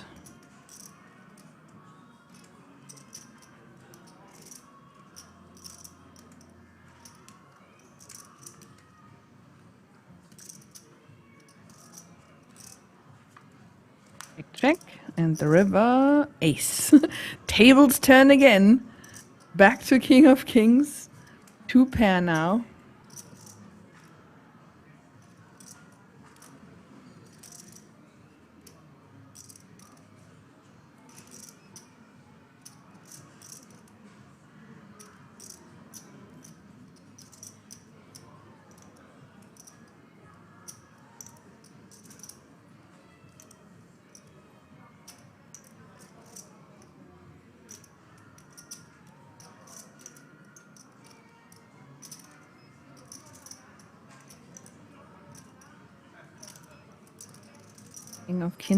King of Kings bets it, and there is a decent chance that he might get a call. Let's see. Yep, fold. All right. nice chip up here for King of Kings. Both players now have 17 big blinds behind, so it's getting even more even.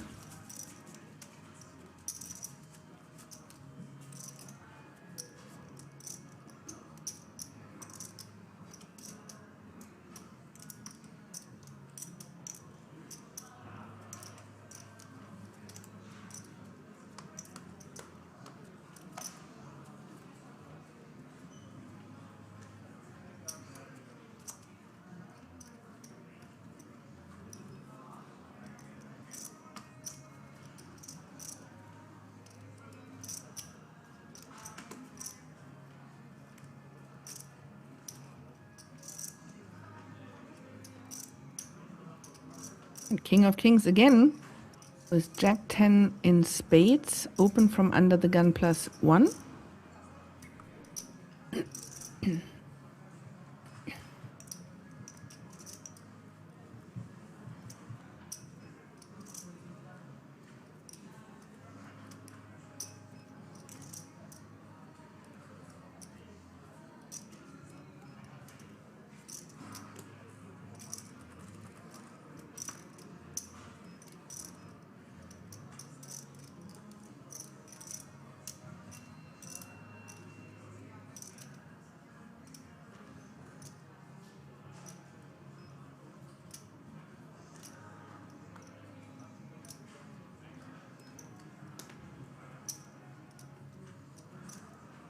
On the big line from Crovinores.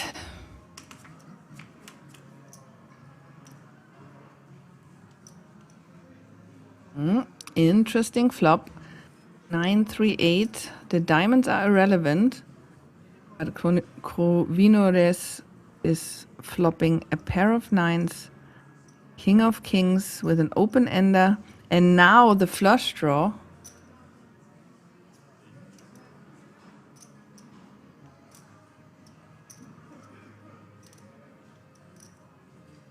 So many outs.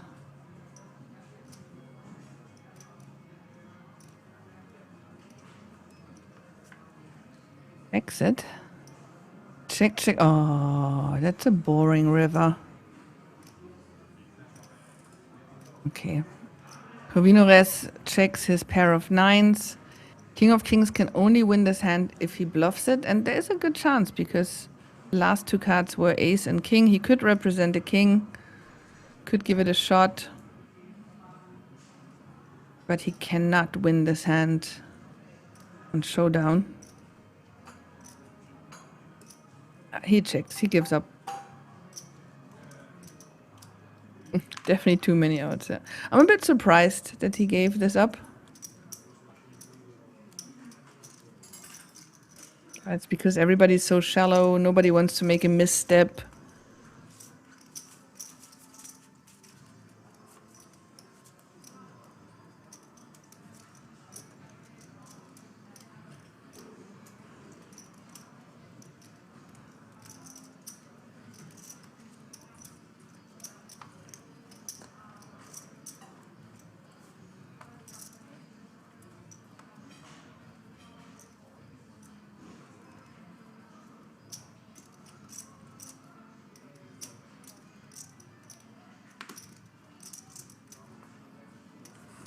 Robert says, who's chip lead? Darius. But it's not by a lot. Like, I think he only had like 32 big blinds.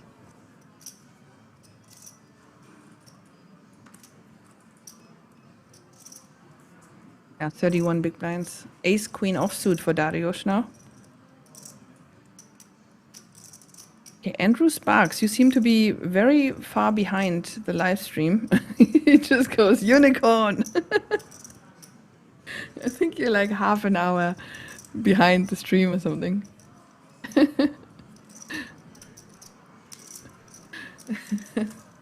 Unicorn! I would love if this becomes like a running joke in like future streams. Somebody just randomly goes, unicorn! Like watching a stream from 5 weeks ago.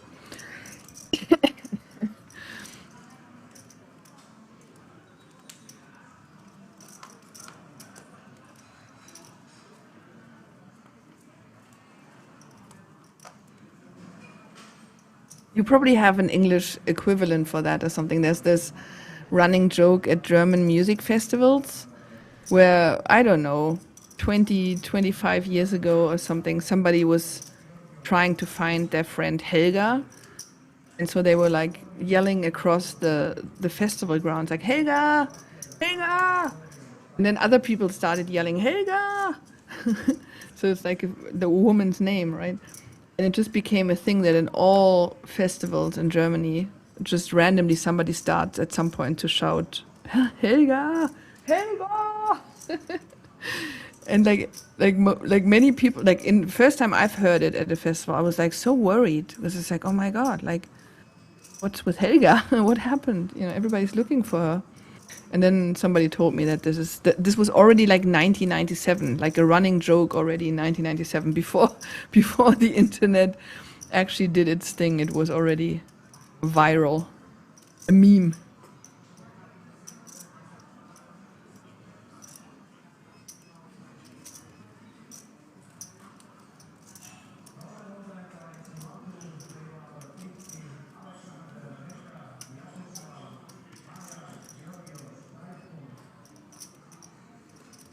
Right, we have some interesting hands going around here. King of Kings with Ace Jack, Passion for Cards with Ace Jack, Florin with King Jack. Wow, King of Kings is out.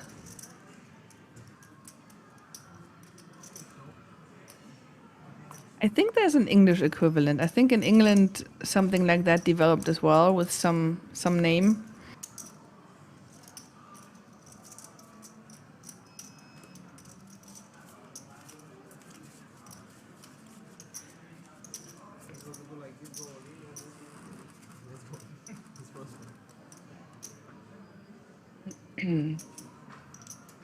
It was a bit like when in 2006 I was in the US by myself visiting some friends I made in some online forum. So 2006, right? And I was there, like my English was still developing and they were just talking amongst each other. And then at some point somebody was like, that's what she said. And then I was like, I didn't say that. You know, because I thought they must be talking about me, right? If they just go like, that's what she said. And then like days, like over days, they just kept saying that. It's like, that's what she said. And I'm just like, I didn't say that. And at some point I was just protesting, like, I didn't say that. And then they were like, just laughing their asses off because I completely stepped into it. And that was like the beginning of the whole, that's what she said thing. And I had no idea. It was like the gullible Euro in Brooklyn.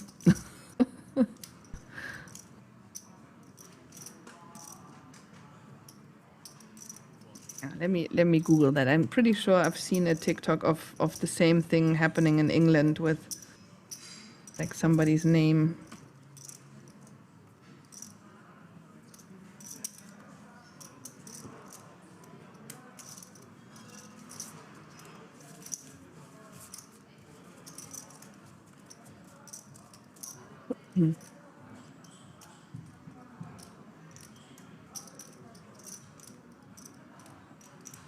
Okay, it's yeah. So it actually says it here, like Helga is the most common open air festival in Germany and Switzerland. In the US, apparently people yell Carl. And in England, it seems to be Alan or Steve. Alan! Alan!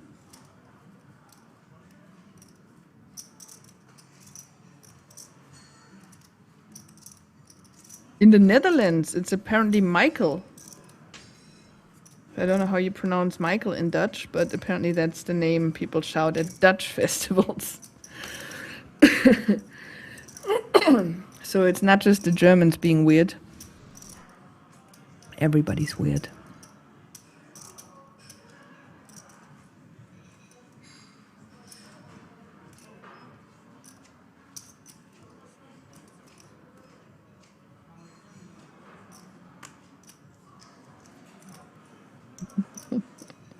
Ich bin Wiesel, says Germans are a bit weirder than usual. Okay.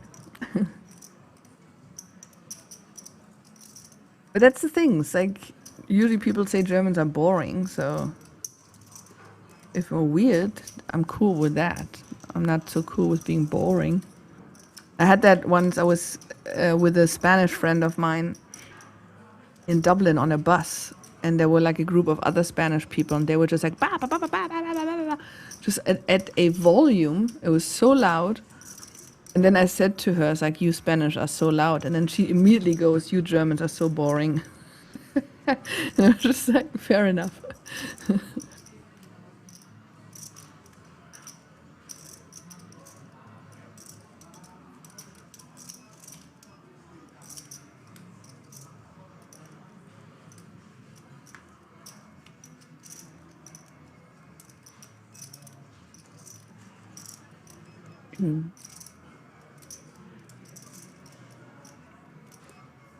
I'm going to go and spend like 3 months later this year in Vietnam again. And Vietnamese people are also so loud. It's not just the whole, like with the motorbikes, the honking. It's like all the time, right? Even if the streets are empty, people, because it's not like in Germany or like in the Western world, I guess people usually honk because they are annoyed with somebody, right? You are doing something wrong, so I'm honking, right? In many Asian countries, you honk so that other people know you're coming. So just to protect others, right? So it's a different honking, but it's still, even if it's not an aggressive honking, it just goes all the time, right? So it's in the middle of the night, completely empty street in the city, and somebody literally goes through with his motorbike, just honking, just so nobody accidentally steps on the road and gets run over in the middle of the night. And it's just like constant honking. And then the Vietnamese, because I think they are so used to that constant noise, they also talk really loud. They go like, and it's just, yeah, it doesn't stop. So I love Vietnam, but that's the only thing. It's just the noise levels. My God. All right, we have 7s versus 8s. Martin here with 7.5 big blinds all in, and King of Kings has 16 big blinds. He's calling, so if this goes wrong, he would only have himself only 8 big blinds left, but at the moment he's ahead.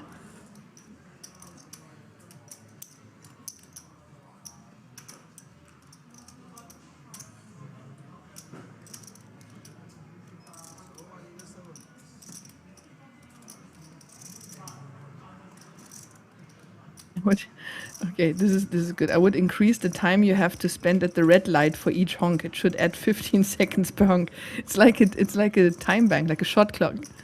Oh wow, he actually hits the set of 7s, but an inside straight draw for King of Kings. Wow. Only 3 outs, only a 9. We made quads. Double up with the quads for Martin Novak, up to 18 big blinds, and King of Kings is now down to 8 big blinds. I'm telling you, like, the shorties keep doubling up. This is never going to finish. Wow. Quads. Must be nice. Okay, I'm telling my quad 7 story while we're at this. The Mirage poker room, which doesn't exist anymore now, obviously. And I came in and I asked, so I sit down at the table and I ask the dealer, like, what are the promotions that you're offering? So yeah, we have some high hand bonuses. For example, like if you have a pair of 7s and you hit 7s on the board, then you would have a high hand quads, and then you can spin the wheel or something and you win an extra prize. I'm like, okay, cool. Literally, next hand, I get dealt pocket 7s and I hit quad 7s. So literally exactly what he explained to me. And the whole thing was just so weird and so surreal. But anyway, Martin Rapp this time. All the Martins are doubling up. Martin with aces. So look at this now, what he's doing now. Like we watched him earlier when he's not very strong. He was leaning back. He was like bumping around in his chair. And now he has the aces and he looks completely different. This is the stuff what I mean. You have to pay attention to this stuff when you play poker. just save the behavior for that specific person, but also save that behavior potentially for other people if they act like that. Because normally if you have a very, very strong hand, you basically freeze. It's like I don't want to cause any, like I don't want people to actually notice. And it's like the deer in the headlight kind of thing. You just freeze and go like, let's not move. Let's just pretend nothing is happening. And it's usually, again, like everything is just, you have to take it obviously as clusters, and it's never an exact science. But usually if somebody freezes, they are very strong. They don't want to draw attention to them. And he just basically completely showed us that. Like earlier when he wasn't that sure, when he wasn't that strong, leaning back, bouncing around, really animated. Yes, the aces, he freezes. It's like from the book, basically. Yeah, it was like it was like a weird old machine that they had that I could press a button on, and then I did, but I didn't win anything extra. Just won the normal high hand bonus, but no multiplier. Honestly, I love that in Vegas, these high hand bonuses. Yes, out of every pot there goes $1 into the bonus in the promotion pot. I get that. There's extra rake taken, whatever. I'm a recreational player. I want to have fun. And I enjoy those high hand bonuses. It's just like it creates so much more action, and I feel like I play more hands than I normally would. Like I remember at Golden Nugget, just because they had high hand bonuses, I played like a how you call the hand? Basically a suited gap connector, right? That's how you call it. I think it was like 8-10 suited or something. And I only literally just played it because, oh, well, you never know. And then I flopped a straight flush. So exactly what I had hoped would happen. And I won the pot and like the high hand bonus. And that's really fun, right? It's just like, yeah, you can always complain, but then there's extra money taken out for the promotions and blah, blah, blah. But I don't care. Like, I want to play and have fun. And those things are fun.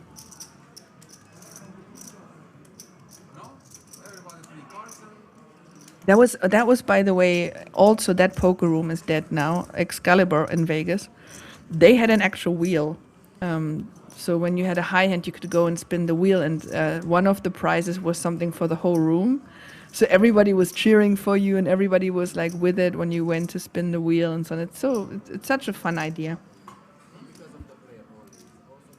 We need to do this more in Europe.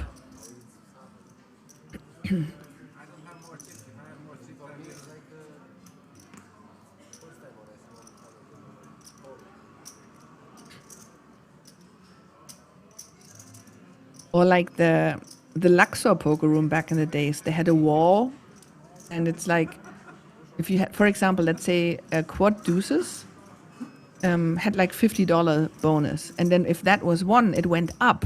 So the next bonus would be $100 for quad deuces, and then if that was won, it was like 150 or 200 or something. And it was so exciting because it went up and it didn't just reset at that point. And it was really funny to see people look at their cards and then look at the board. So you knew they had either like a pocket pair or suited connectors, and they were checking what their potential bonus prize could be. That was so much fun. And yeah, it doesn't exist anymore now.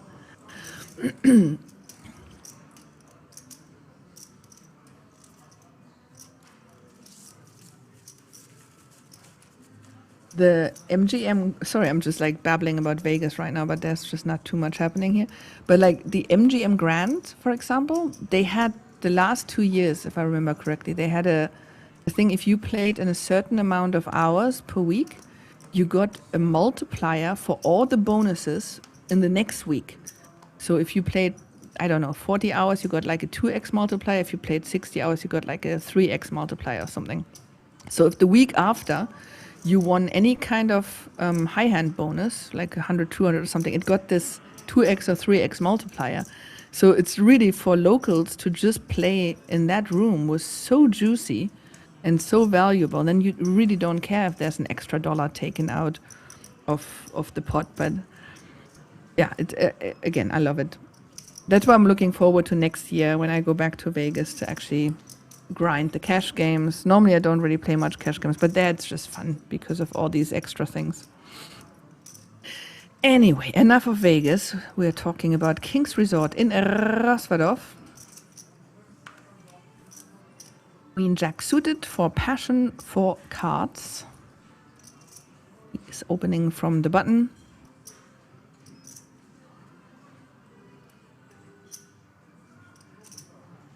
King's Resort, and here they're staring at each other with their sunglasses.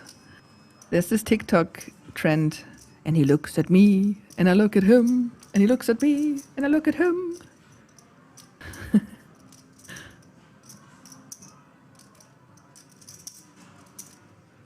And yeah, King's Casino, Rosvadov, also often called Ros Vegas. 2 casinos in a village. Oh wow, that is pretty nice. Flop the straight.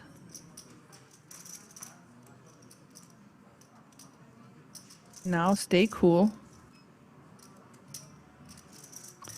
Yeah, see, I mean, passion for cards is a good player, obviously, but it's dangerous, you know, to be playing with the chips. Because you might just give stuff away that you don't want to give away. Because the pattern that you're playing with the chips with can alter. And even if Martin isn't 100% sure what is changing and what the person is doing, it could be subconsciously that he's picking up on something that changes. And so you never want to like chew a chewing gum or play with the chips or something, because it just could give something away. Like the moment the flop is dealt, you could just pause for a second without even noticing it, or a split second. But your opponents might pick up on that. So it's dangerous to do any kind of movement when you're in a hand. Yeah, right? 3 or 4 flopped straight since final table. I love TikTok. I'm just absolutely loving it. It's just, I get like bite-sized information about random stuff. Love it. Ich bin Weasel sagt, why do some players don't have their names? Do they just choose random nicknames? Yeah, they have the choice. It's quite a few casinos do that nowadays. Players can choose not to have their name public, and then they choose a nickname. Personally, I'm not a fan of that, but I understand why people are doing that.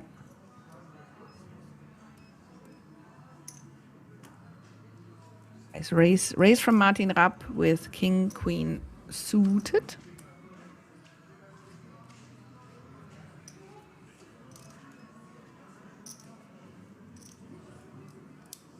Yeah, there's still 8 left.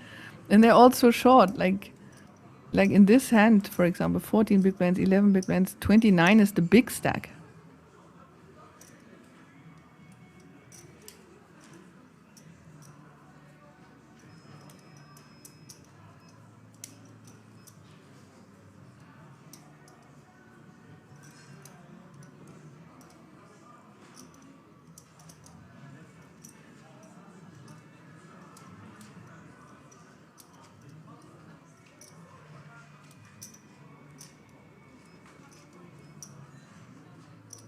Right, we do have some action here.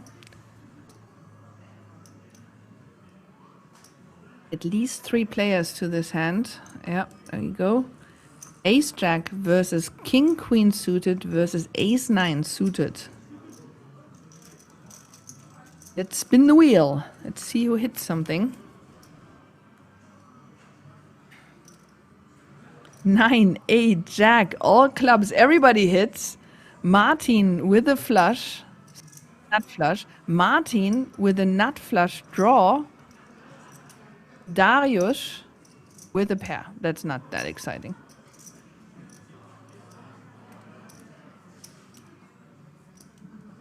Whoa. This could be a disaster if it comes.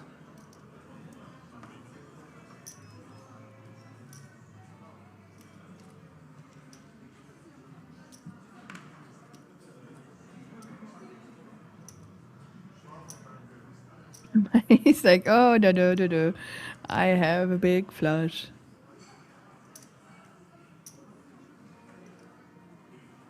He's not really freezing now with the really strong hand, but he's also not as animated as he was when he wasn't strong. But it's subtle now. It's not too clear. 10 of clubs would be so nasty, yeah. Oh my god, let's do it. Come on. 10 of clubs. Nah.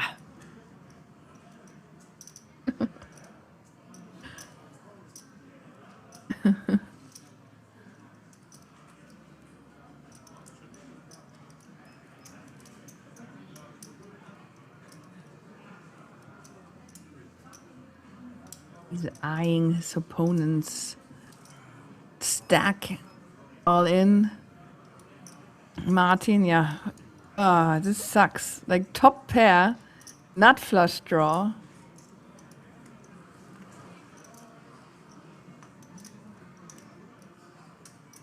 Okay, interesting. Martin is, like, he was bouncy a little bit, but now he's freezing again.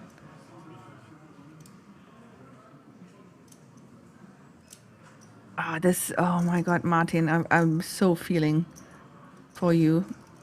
How can you not call, how can you not call that? Right?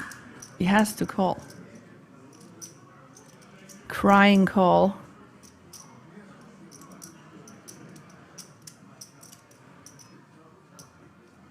He can't get away from, if he gets away from this.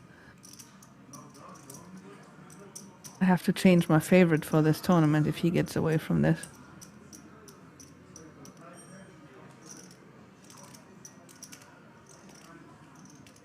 It's all about his opponent right now, because like Martin is a tight player and they probably know each other, they've played before.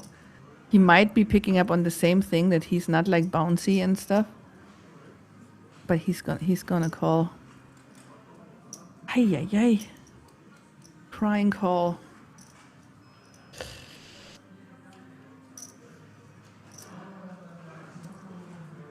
Oh, he's completely like in between. Oh my god. He's torn.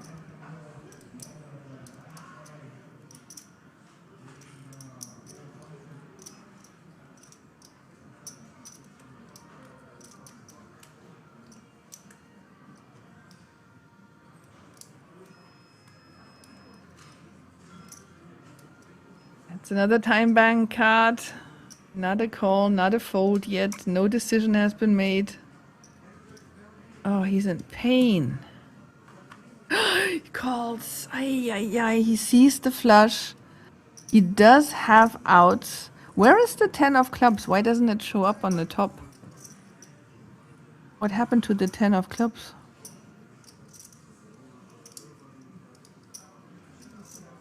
Ten of clubs is gone.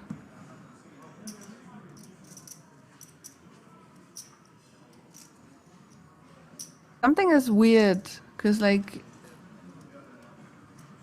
yeah, the 10 of clubs is not in the count. You see on the top, like it should show up there, right? No. No club. Martin down to 1.4 big blinds, and Martin Rapp now up to 30 big blinds. Whew, what a hand.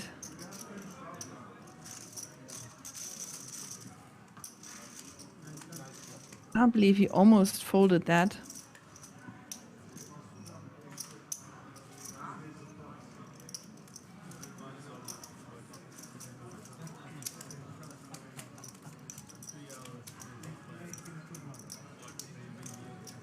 No, but normally all the cards show up there.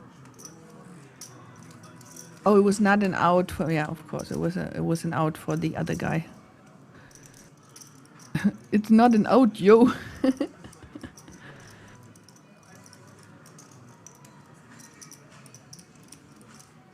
Okay, something is wrong with the chip cards. So Martin Rapp definitely does not have one big blind. He has about 30 now. Darius 29. Okay, never mind. That's gone.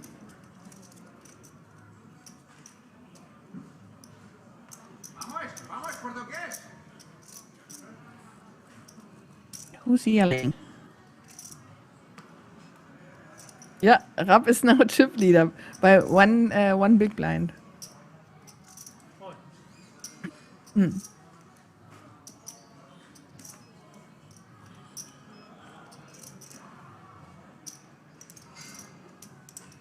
All right, we have another battle here. Besim limps under the gun with Jack Queen in hearts. Darius, Ace King offsuit.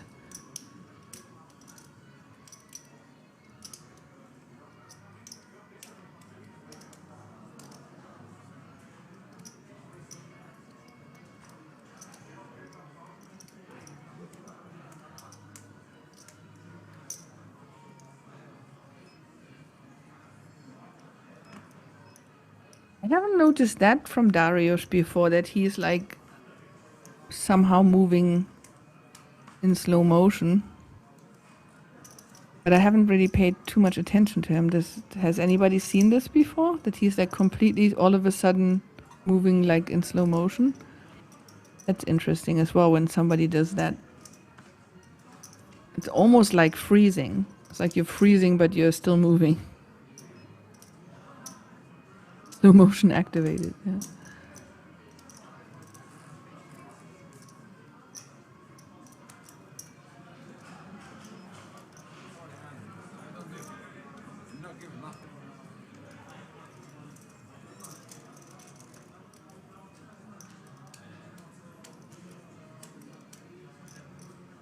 Besim, what are you gonna do now after you limp under the gun?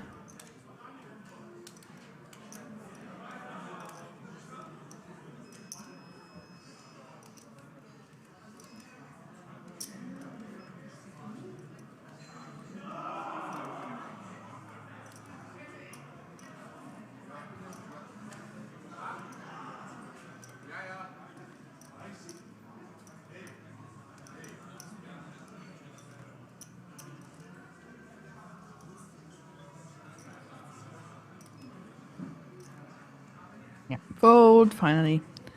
Next hand. Besim is not like he's still moving in slow motion. What's happening? Okay. Yeah, Besim is not moving in slow motion. He's just playing like super slow.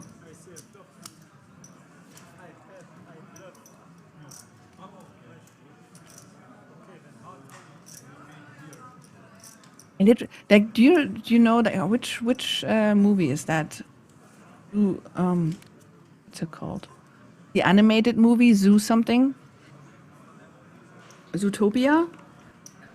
Is that Zootopia where they go and they have to get like a stamp and then it's actually, oh my god, my English is disappearing. A sloth. It's a sloth and it's just like super slow, like to give the stamp. And it tells like a joke and goes like, ah, ha, ha. And I literally saw a person like that a couple days ago. It was like everything they did was absolute, like, oh yeah, I was in a hotel in Bulgaria. Like the room did not cool down because it was too hot. And I was like, do you have an ad, like a fan that you can bring? And then he came up to the room to check. And he tried to open the window. I said, yeah, it doesn't work. Like, it's only, opening a little bit. And every movement he did was like in slow motion. It was crazy. And then it reminded me so much of that sloth from that show. It's so funny. Those people exist.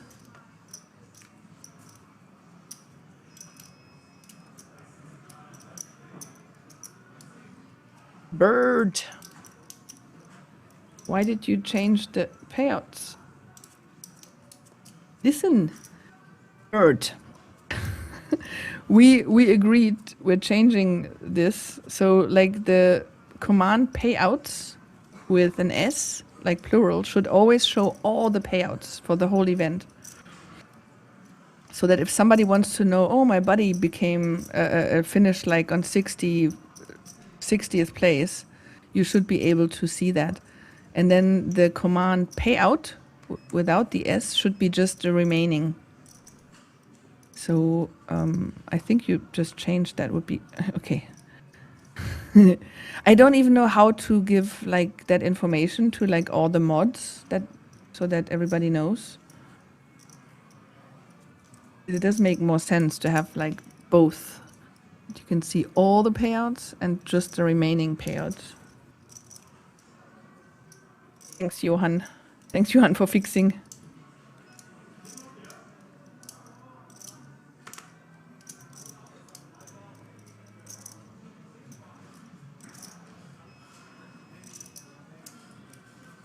What? Martin has one big blind and he just folded ace-5 offsuit. What? Maybe until you stop rolling. I hope for your checks, pocket jacks versus kings. Just wait for some decent. Nice call. Turn. Ace club.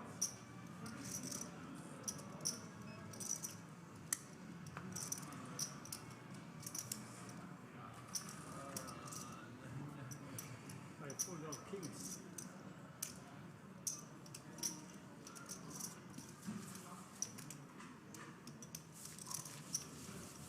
I have a king. Where is it? I could have called it, but I thought I would play it. I just didn't do it. I was thinking pick this thing up.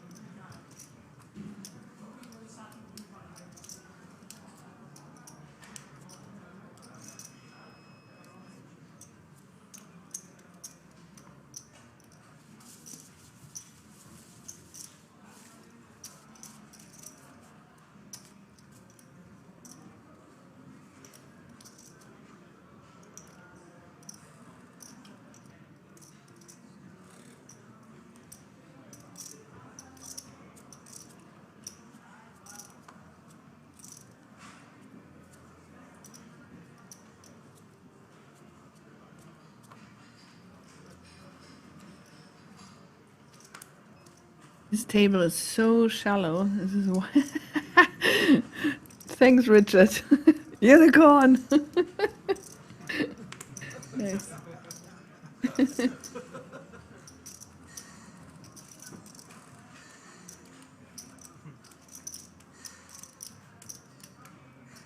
Very fun.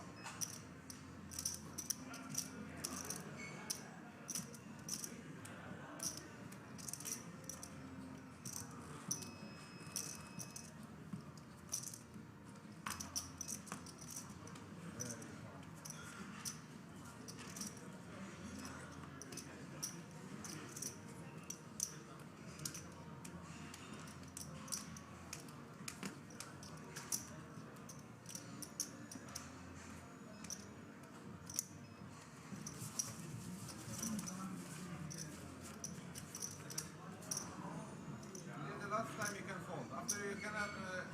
After it's finished, my friend. After. Amen. Amen. You have something. Yeah. After it's. You need just a 7. Yeah. Take your time, look. Fine. You can fold this time also. Yeah, but then how is it when I pay on land? But like Anyway, so from blinds, I don't get it. Let's go play, guys. Can't believe that the players are actually talking. You are sure? You should be sure. Okay, Martin now all in under the gun with the Doyle Brunson hand.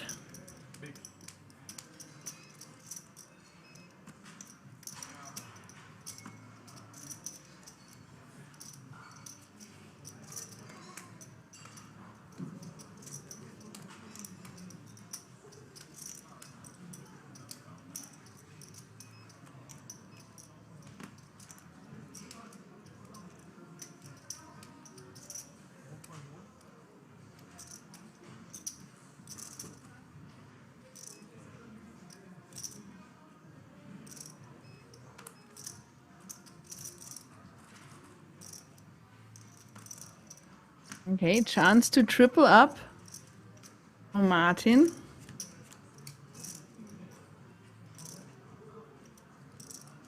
It's a 10, but Kruvinores hit the king. Deuce! No way!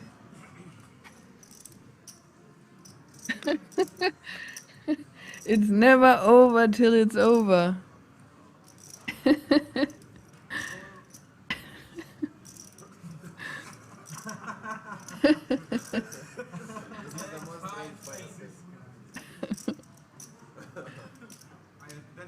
He folded ace-5 to wait for 10 deuce and then makes 2 pair on the turn.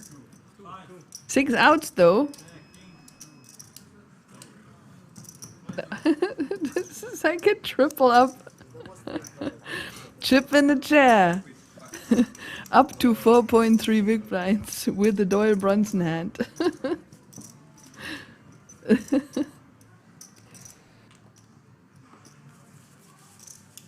What is happening?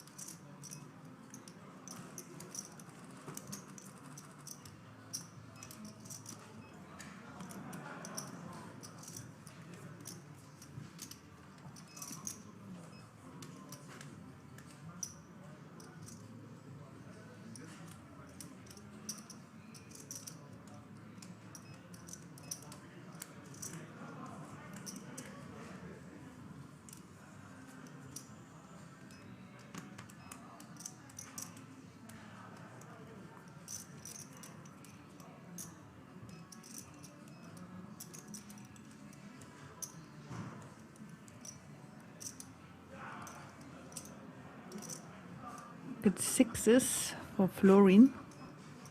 Is enough. Martin goes back to folding, back to 2.3 big blinds. He's just like holding on.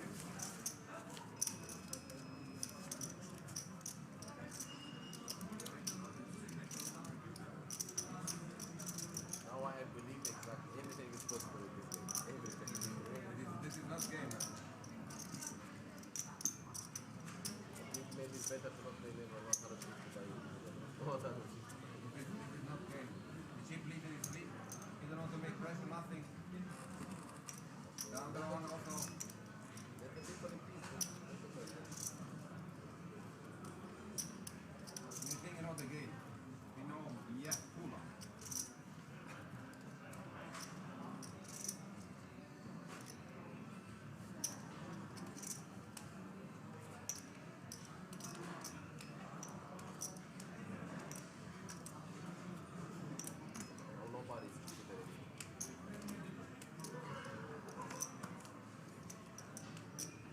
I'm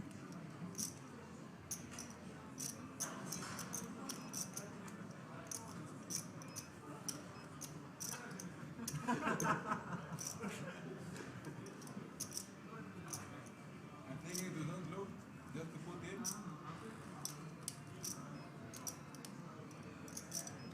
It's unbelievable. Now he actually wakes up with queens. His patience is paying off in an incredible way. He shows the queens.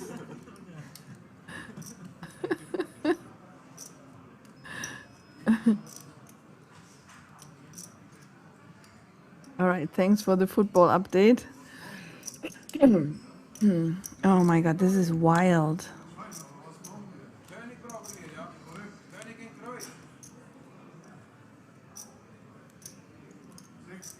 No king, but a 6.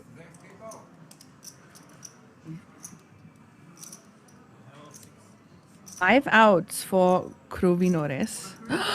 No, that's it. I mean, it's still 2 outs for Martin, but the run is probably over here. Oh, no. Oh man. How unlucky to go now with queens here. Anyway, we finally lose our 8th player. Martin Novak receives 4,750 euros. And now all players have 6,250 euros safe, and we still have quite a bit of short stacks here.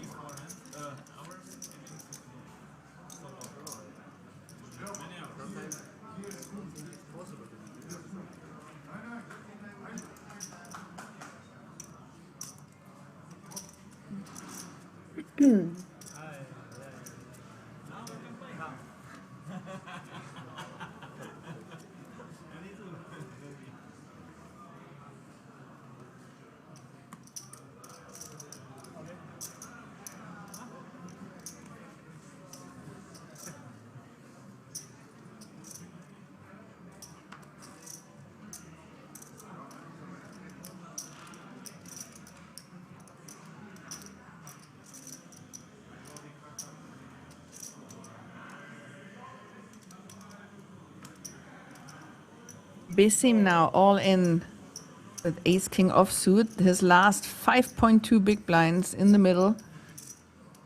Passion for cards has to think about it for a second with king jack offsuit in the hijack. He goes all in. No, he calls. He calls.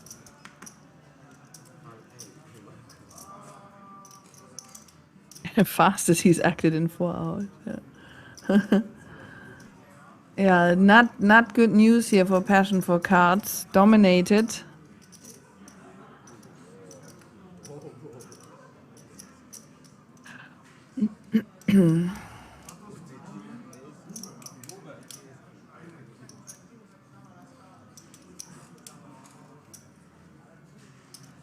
Besim praying for his hand to hold.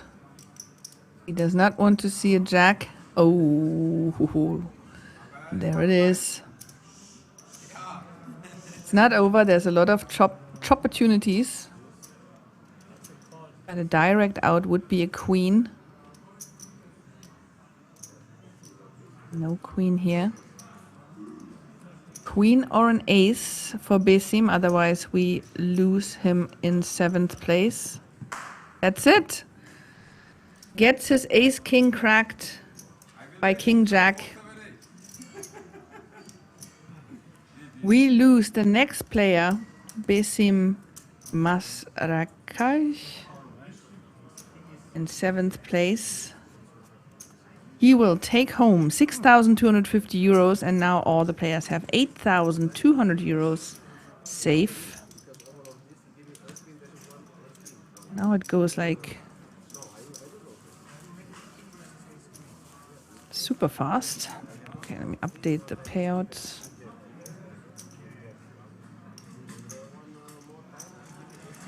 All of a sudden, down to 6 players.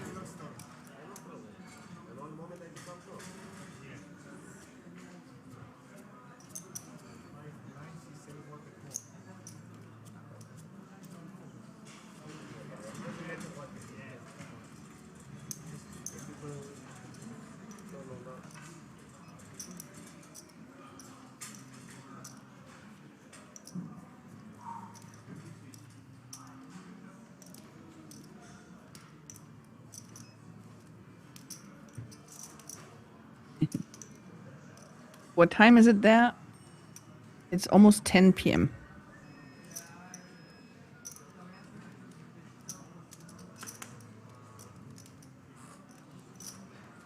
So still early for poker players.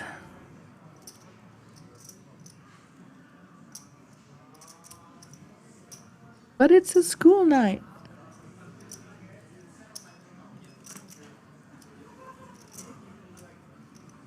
Darius is back to slow motion. I didn't notice that before. Did he do that the whole time? That he just like suddenly started moving in slow motion? I only just noticed that.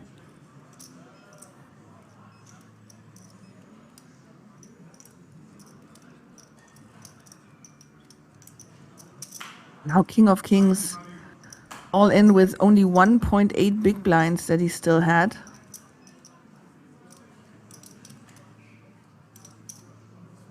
He has a shot here. Doesn't mean he has to die in this hand. There is a chance still. So you're saying there's a chance.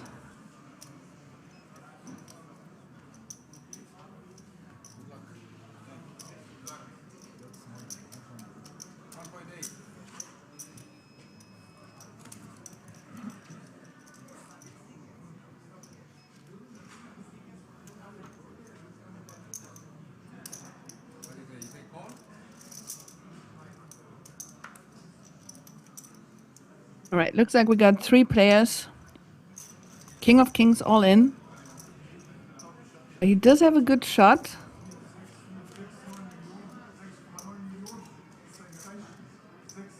Yeah, that is over now. Darius makes the pair of aces, and that will be the end for King of Kings. We are immediately losing the next player.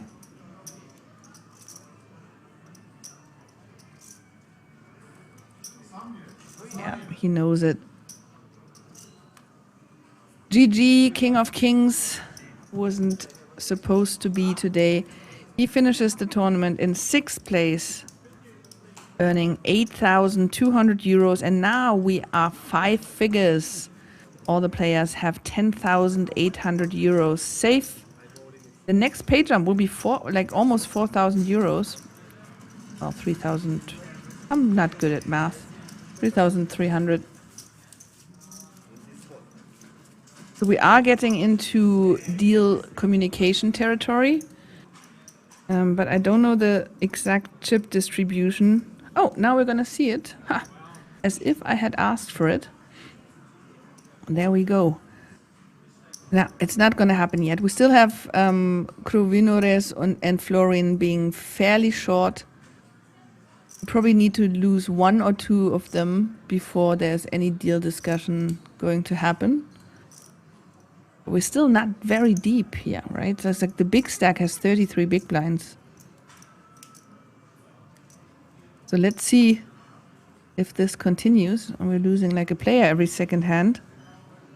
But probably gonna slow down a little bit. Pocket 8 for passion for cards. Hydrat says, what is 4XT? That is a weird way of saying this is the 3,000 euro ticket package that includes 4 tickets. So it's 4XT for the Kings Million European Championship later this year. So all the players, like the top 10 players in this tournament, received this 3,000 euro package.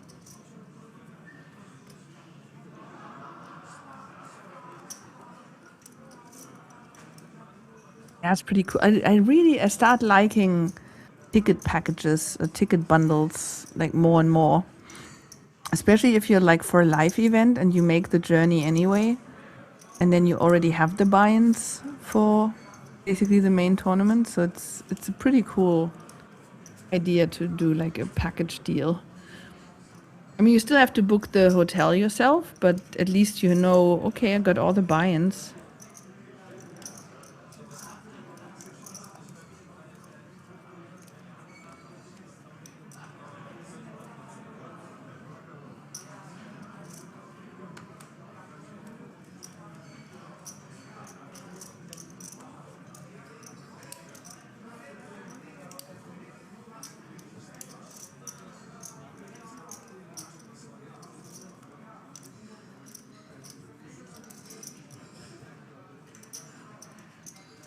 It says Florin might chip this. He's by far the best player on the table. Again, very good results for him.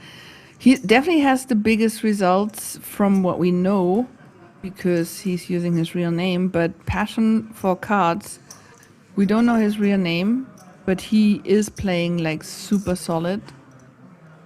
So I'm not sure to say that Florin is the best player at the table. He's definitely one of the most accomplished ones. But again, we don't know anything about Passion for Cards because he's not using his real name. But I would not say that one of the two is better than the other. Probably put them in the same category with Passion for Cards, probably having a bunch of online experience, which I think Florin might not have, but he has the experience on the streets, at the tables, looking at people's faces.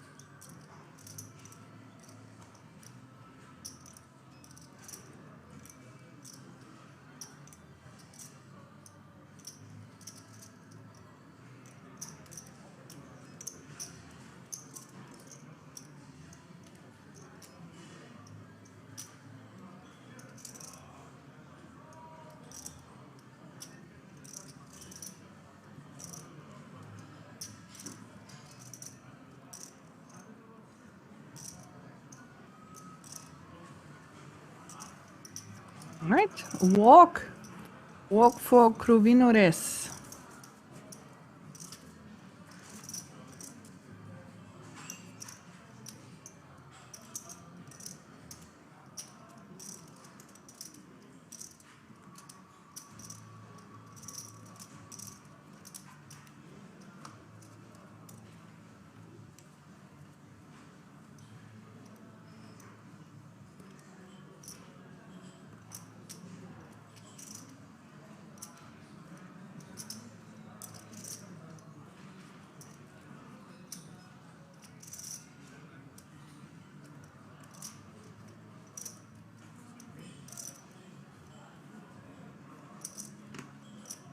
Ace King offsuit for Passion for Cards. After a raise from Florin with 9 Jack suited. Mariano says, Buonasera da Milano. Buonasera da Berlin. But English only, please. Per favore.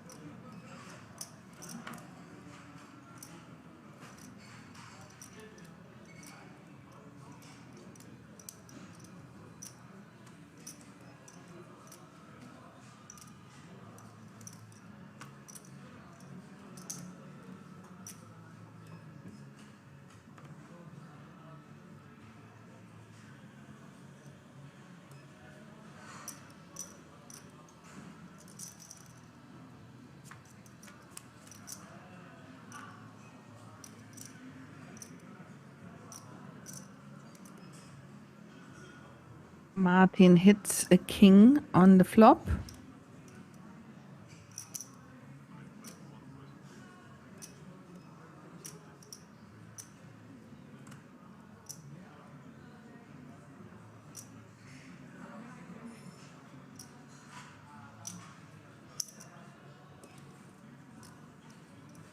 He literally showed what he had. He looked at the cards, his eyebrows went up, and then he bet. Just he's way too animated.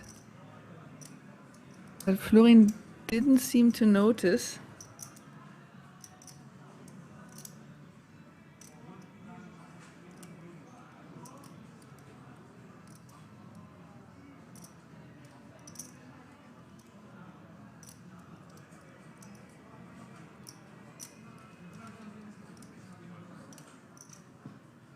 Oh no! Florin is going all in with his open ender, putting Martin to the test with his weak king. Pair of kings. This could be a massive misstep from Florin.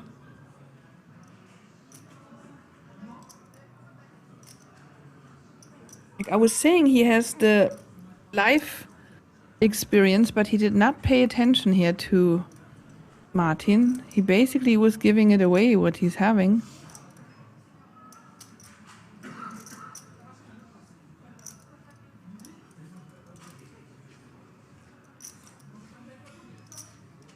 This could work. Like, he showed strength the whole way, and Martin could think, oh, maybe my kicker isn't good. This could work.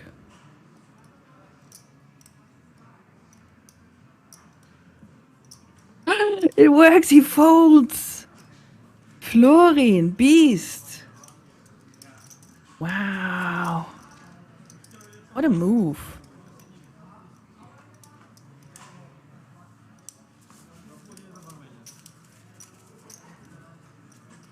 That's why he has almost $1 million in lifetime earnings, that man.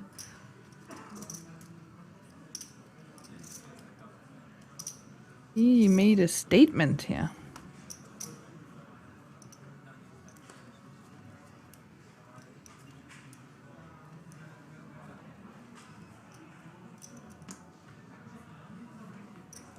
This is it. Like, if you start telling a story, you should just continue telling the story.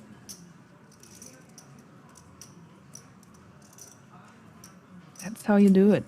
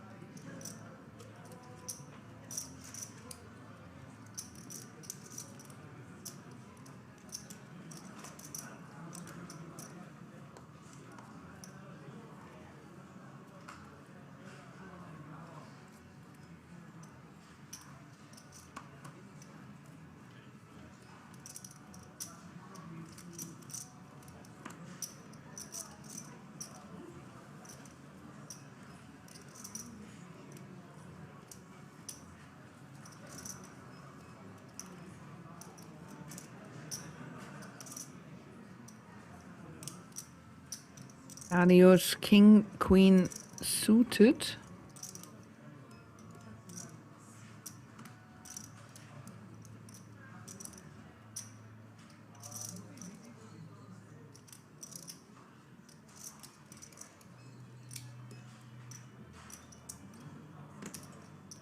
Yeah, so Seti, Giera totally acting weird compared to earlier. Yeah, that's like, I was wondering if I just didn't notice it earlier or if something switched. Like, he's moving more slowly, like he seems to be acting differently.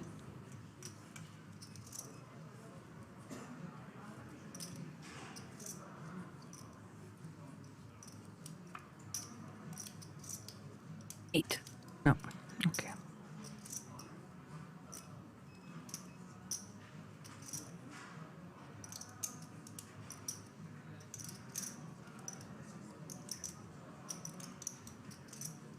Maybe he just stepped into like winning mode, knowing that it's so close now that he had to shift into a different kind of gear.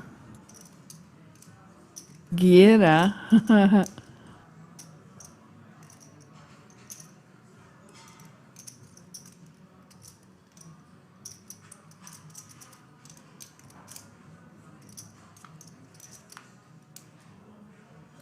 Oh. Both players with a full house. Question is, will passion for cards lose any more chips here? Thank you.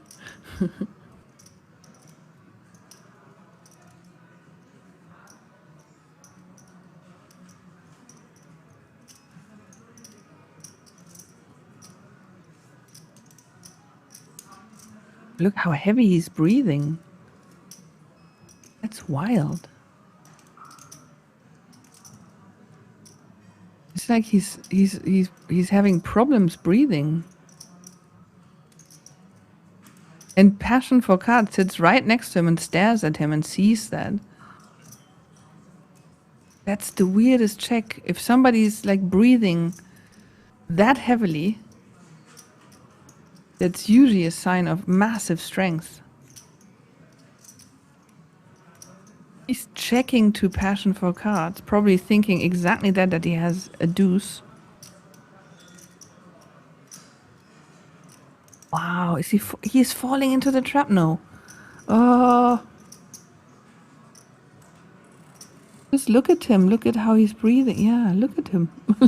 look at him. He's breathing so heavily. You don't really do that when you're bluffing. No. Oh, he's falling into the trap. Yeah.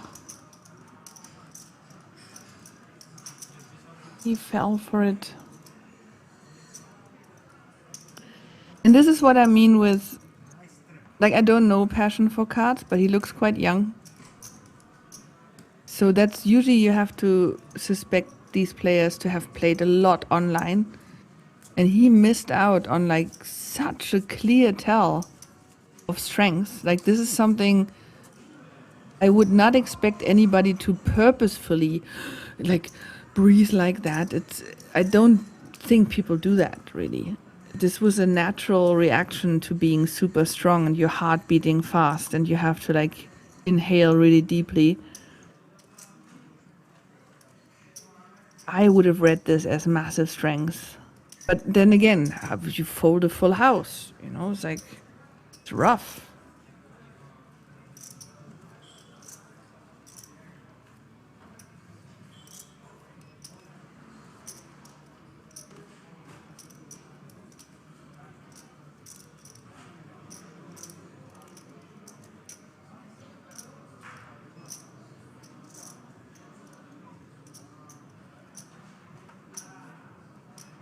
All me doubled. Another Florin fan in the Twitch chat.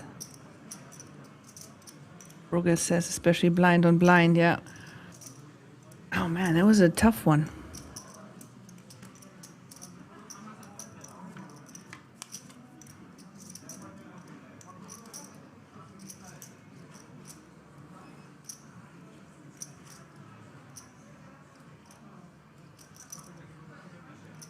I remember the very, very first time when I was starting to play poker, like 2007. I remember the feeling when for the first time in my life, I flopped a set of kings and I thought my heart is going to explode out of my chest. It was like beating so fast and so hard. And I was like, everybody's seeing this. I was like, everybody's seeing my heart pumping. Because it was like my body was going crazy and I could not control it. It was wild. It was like the very first time in my life I experienced like what poker can do to your organism when you're in such a situation. I was like, and I thought the whole table is looking at me. They all see, like, you know, in a cartoon when you see like the heart is like pumping out of the chest. I thought everybody would see it like that. And that's something you just can't control. Of course, it comes with with experience that at some point you don't really, or your body doesn't react like that anymore. But I feel like what just happened was absolutely genuine. Like suddenly this very heavy breathing. I don't think people fake that like that.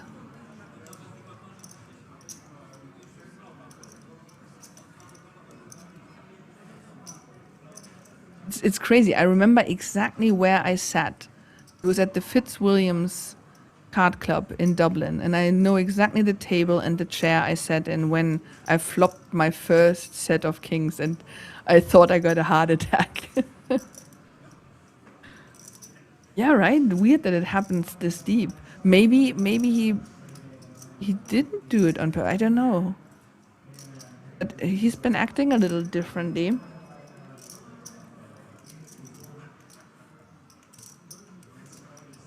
Yeah, and it is crazy that Passion for Cards was looking directly at him. And maybe he thought he's just pretending to breathe. I have no idea. This was really interesting.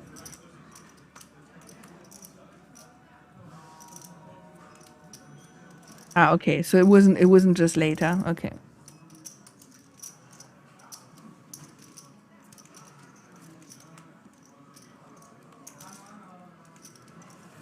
Oh, you mean he is acting differently? Okay. Yeah, who knows? Who knows?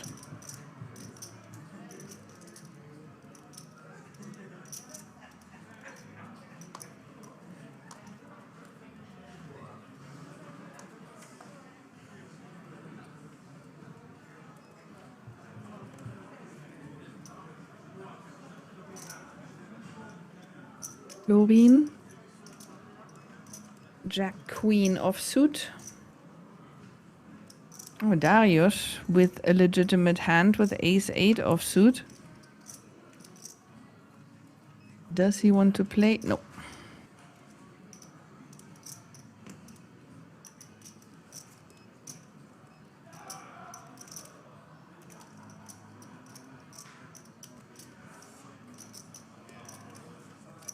No takers.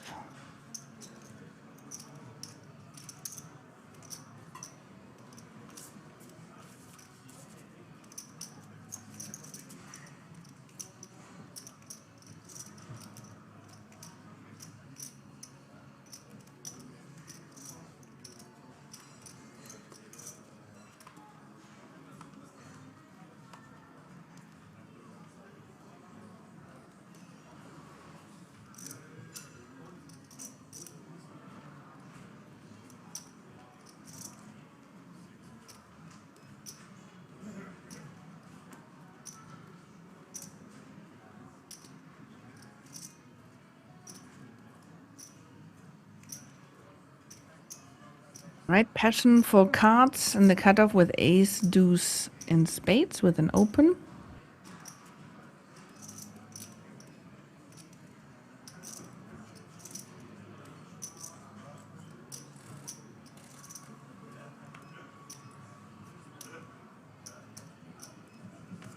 Takes it down.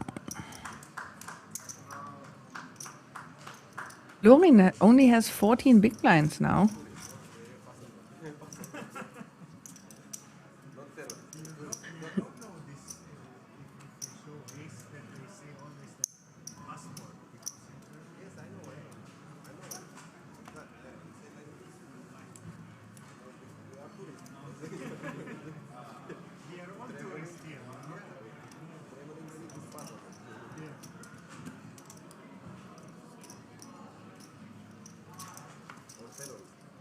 Pocket sevens for our Czech player. I think we have two Czech players though, right? No, just one.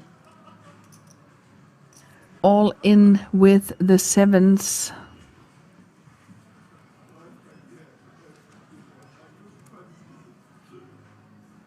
No. Takes it down.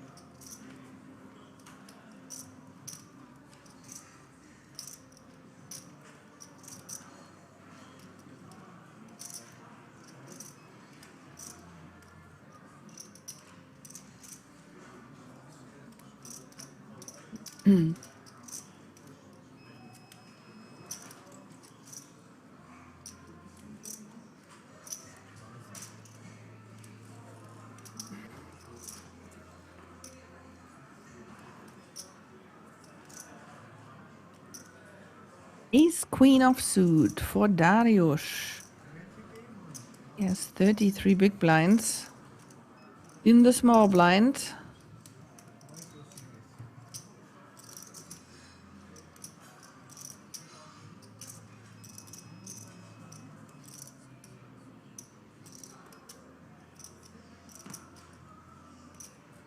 Yeah, not much for passion for cards here. Both have like the big stacks. There's no reason to get absolutely tangled up in craziness here with a bunch of shorties. So yeah, takes it down.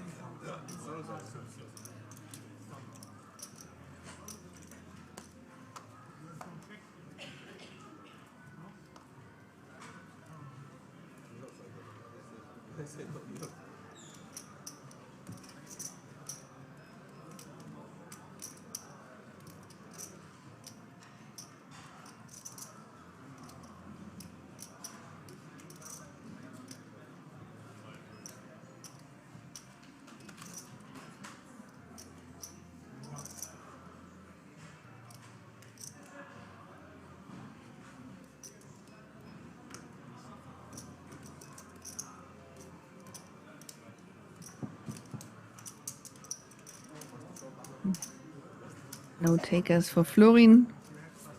He wants to show one. Does he show? Shows the ace.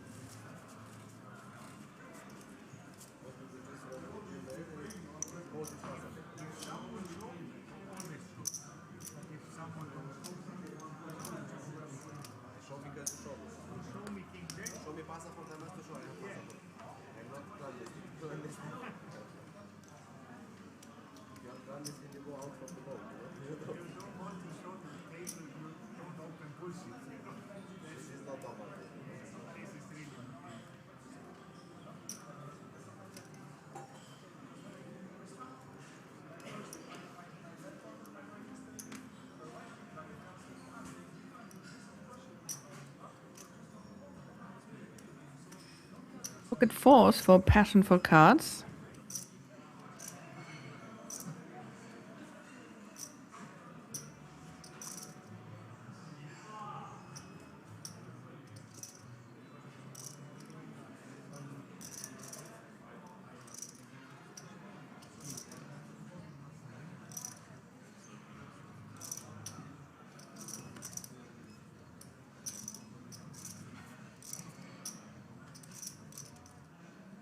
Yeah, he puts the people behind him all in, but Martin actually wakes up with ace king offsuit. We're flipping.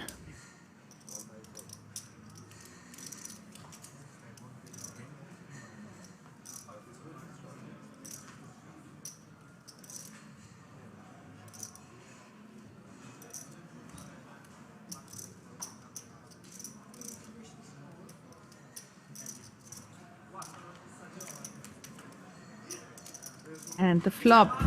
There's the 4. Flops a full house. Passion for cards. Flops a full house. And that's it. We lose Martin Rapp in 5th place. He receives 10,800 euros. GG, sir. Now all the players have 14,100 euros safe.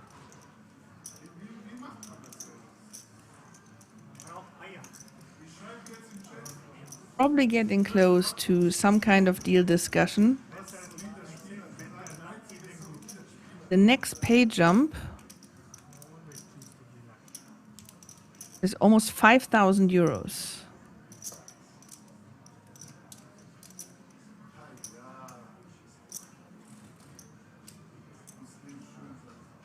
So keep in mind, this was a 150 euro buy-in tournament, and all of a sudden you're playing for pay jumps of 5,000 euros.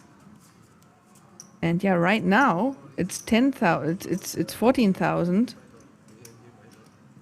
But the winner will get 40,000. So quite a bit of a difference. So far, I don't think anybody mentioned the word deal.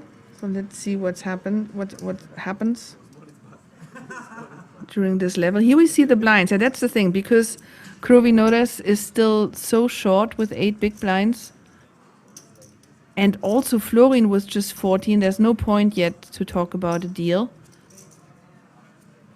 Let's say Florin takes out Krovinores, then I think that will be a deal discussion right away.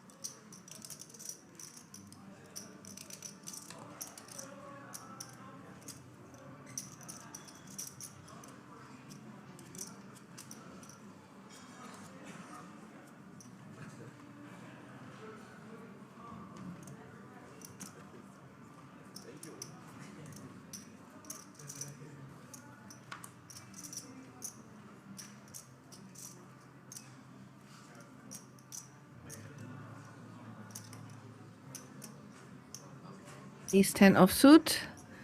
That is an all-in from the shorty.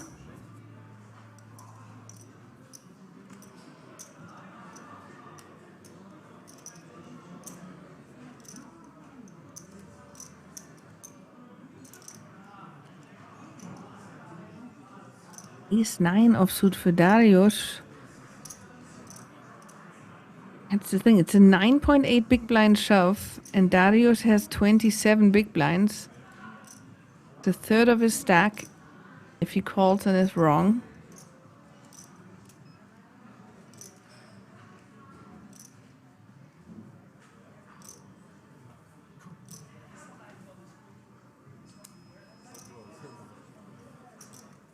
He folds.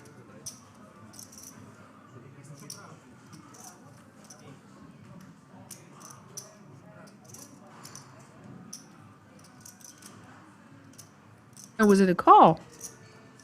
They wrote fold. I'm so sorry, guys. It said fold on the screen, but it actually did call.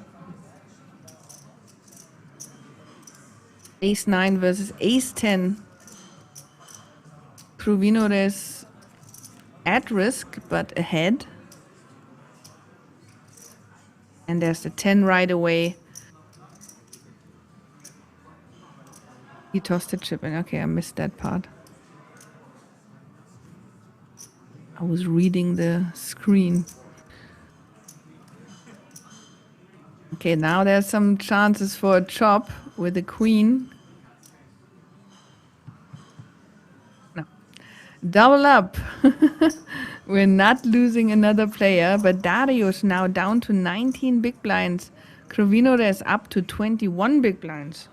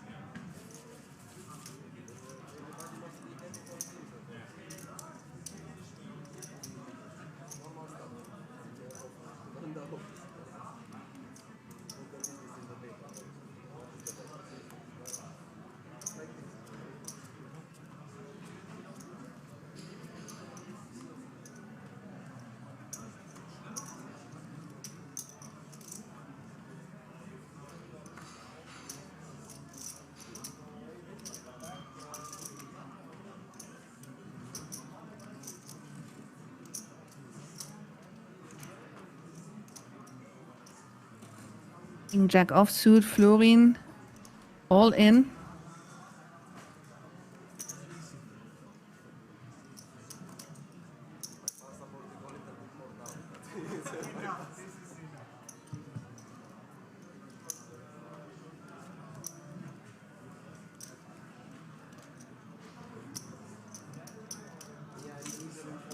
Yeah, still no mention for a deal, because I think it's Florin with his 14 big blinds.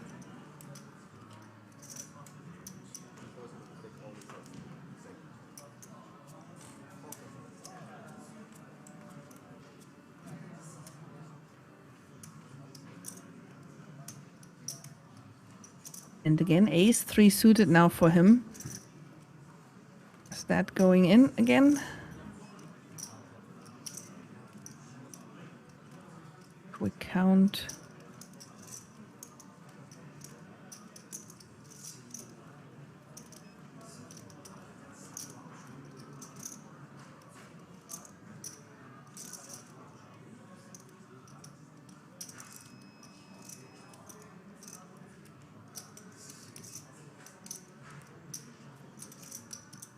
He's not going all in. Just a race.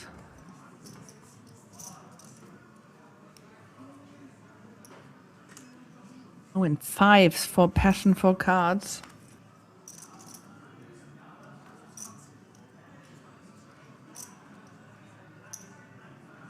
Calls.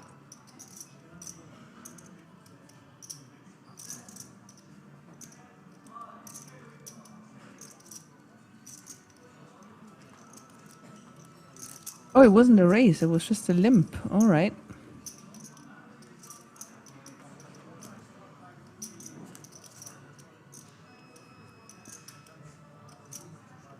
Oh, 7, king. 5 still ahead.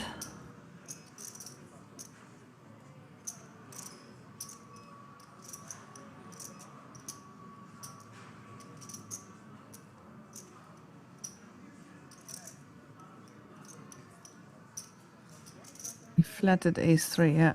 Yeah. It was a limp, right?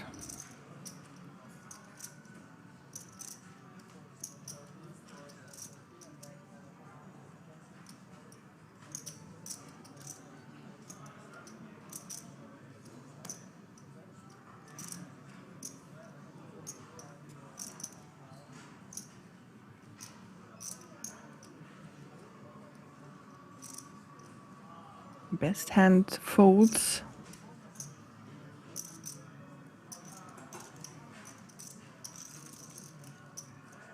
This is wild. Like, you only have like 12 big blinds left and trying to bluff it, but we saw Florin pull out some really cool moves.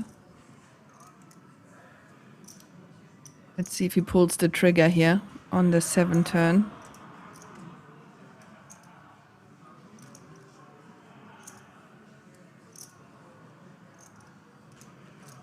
Checks behind.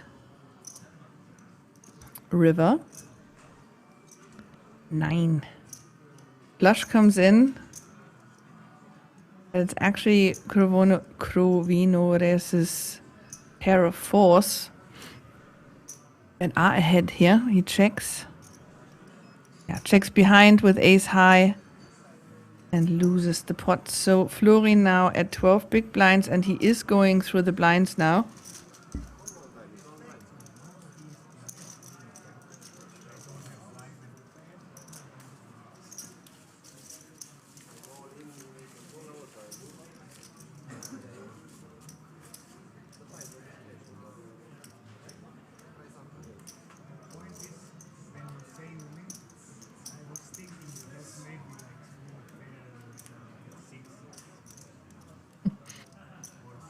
Easy pickup for the 8-4. Yeah.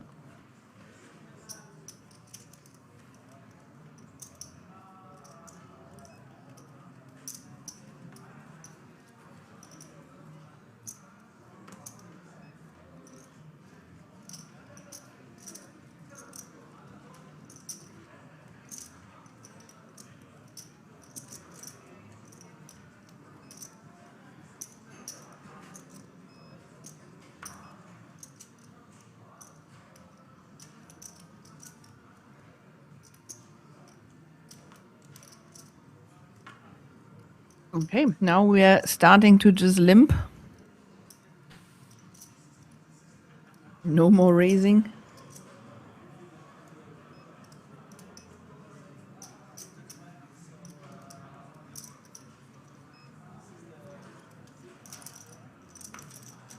Somehow we're 3 players to the flop now in the limped pot with 4 players left. Ay, ay, ay. Queen, 10, Jack, 2 spades. Florin here with top pair and a middle pair and open ender.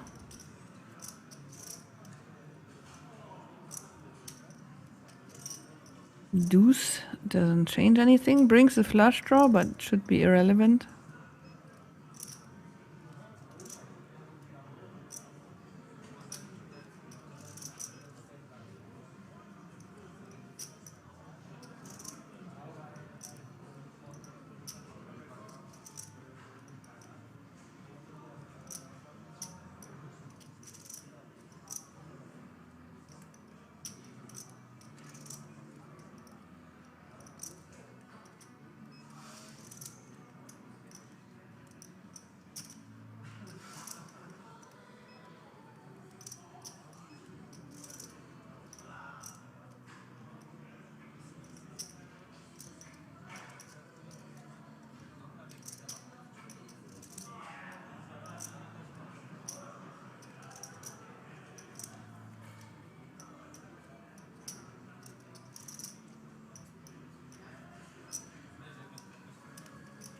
Yeah, nice pickup here for Florin.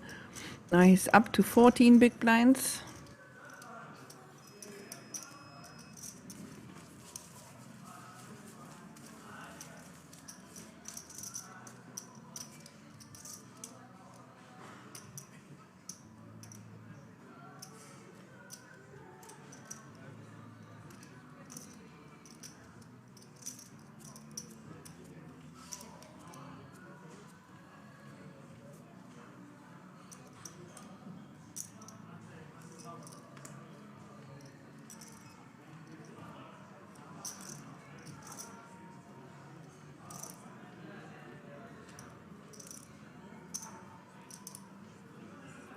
Open raise from Passion 4 cards.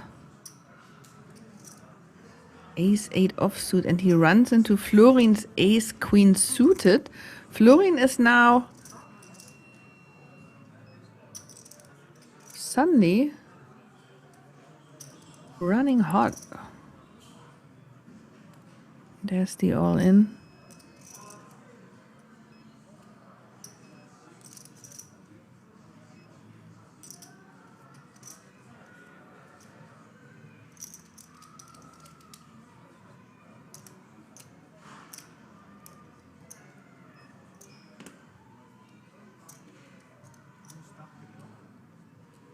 Getting the count here.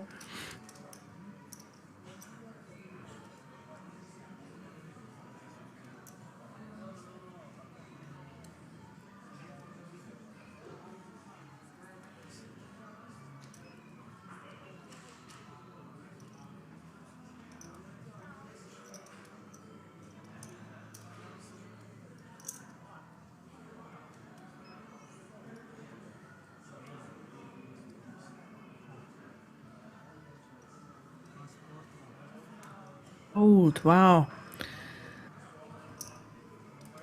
Disciplined fold here. All right, Portugal, Spain. Spoilers, if you don't want to hear about football, I'm gonna say something. Portugal, Spain still 0-0 at 78 minute.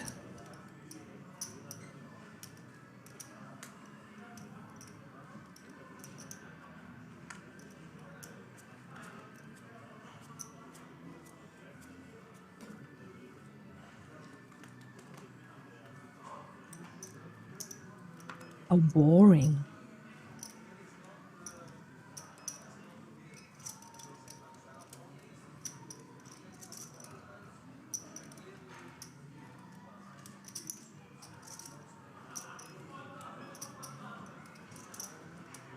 Yeah, we are limping now. This is interesting. This is not something I have in my repertoire.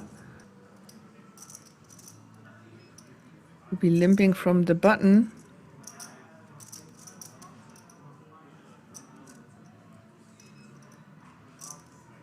Darius. What did he do? That was just a call. It was just with a lot of chips. Yeah. Wow. Again, 3 players in a limped pot.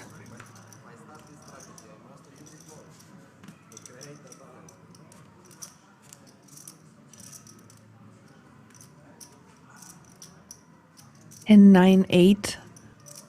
Florin hits the 9. And an inside straight draw. He's all over this.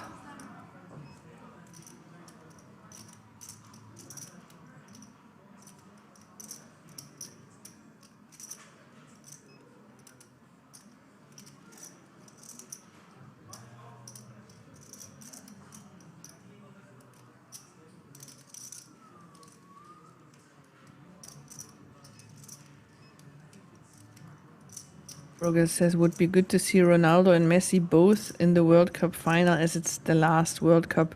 That would be amazing. Yeah. Didn't know that that was the last one, but I mean, both have been around for quite a while, right?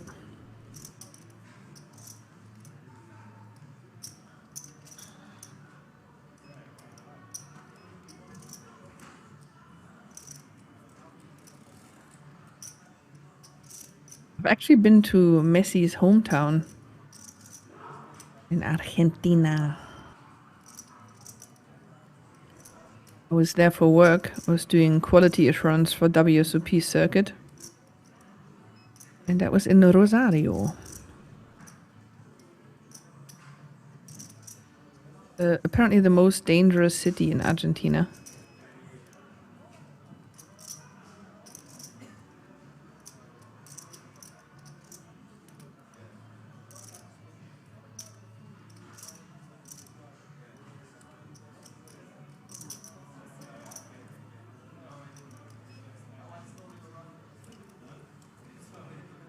Wow. Florin absolutely chipping up here again.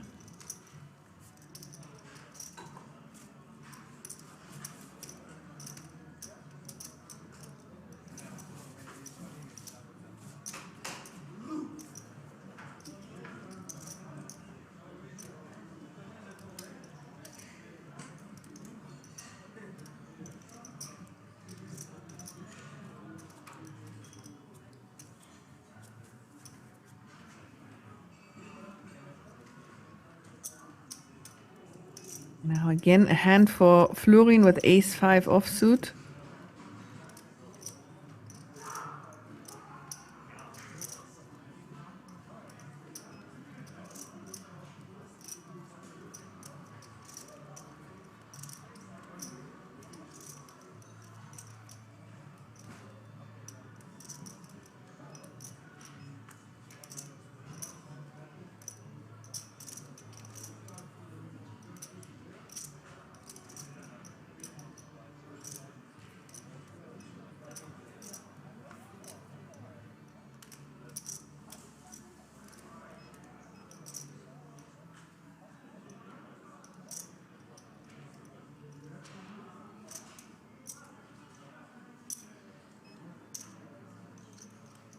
Yeah, I'm not sure about the football players. Like, as long as they can play, I think they will just continue playing, because what's after that, right?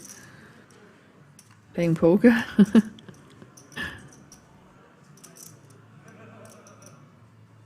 Eight deuce 4, 2 diamonds, nobody hits anything. Ace high still ahead.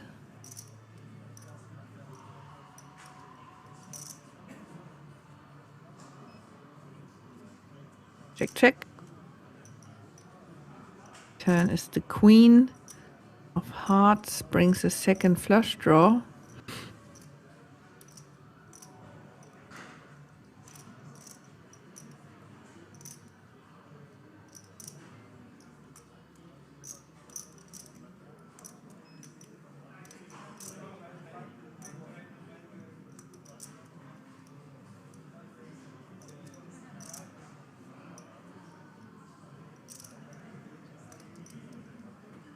After football, flipping burgers at McDonald's, yeah.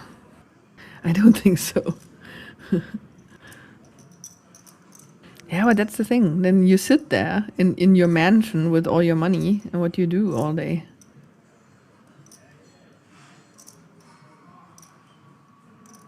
When I was in, there was another thing for WSOP. No, it was actually for GG Poker. I was in Balneário Camboriú in Brazil, and then somebody pointed out like a skyscraper and said, "That's Neymar's." I'm like, the whole thing? It's like, yep. He just like bought like the whole skyscraper. Like, okay.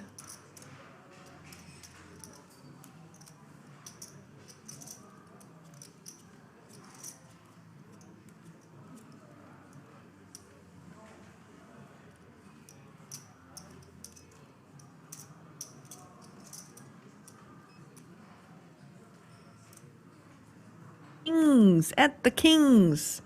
4 passion, 4 cards. Let's see if he finds any customers.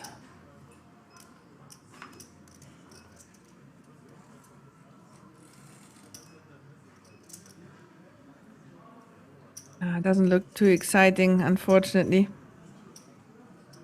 I think it's the first time Kings at the final table. Yeah, we had it earlier, but not at the final table.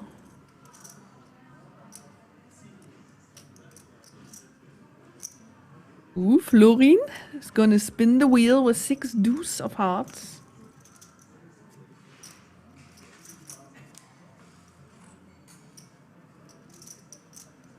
Oh, and he actually hits like a flush draw and a pair of deuces. And a backdoor straight draw as well. Dangerous for the king. Exact coin flip now. Look at that. 50-50. Can go either way.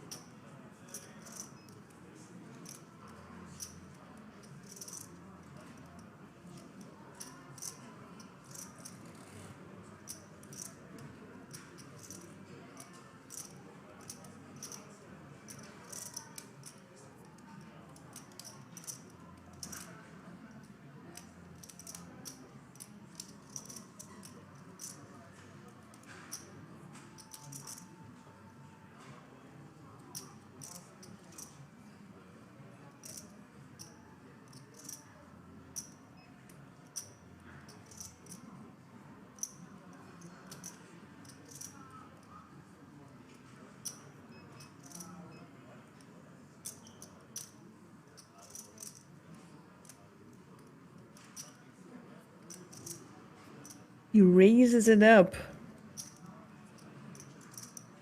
Yeah, you can't. I mean, what's you gonna do with the kings? You're not gonna just call it, so it should go in now at this point.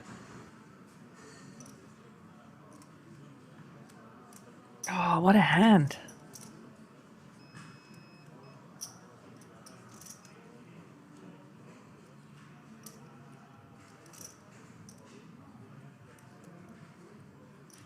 Yeah, that's the all in. And a call. We have an exact flip. Kings versus 6 deuce of hearts. On the flop, we have an exact flip, 50-50. Florin is at risk here. He needs to hit. You see the outs on top, 12 outs. 6 deuce or any heart. There's a deuce. This is wild. And now there's only 2 kings left in the deck. 4 passion, 4 cards to turn it back around. No. An incredible double up here for Florin is up to 51 big blinds.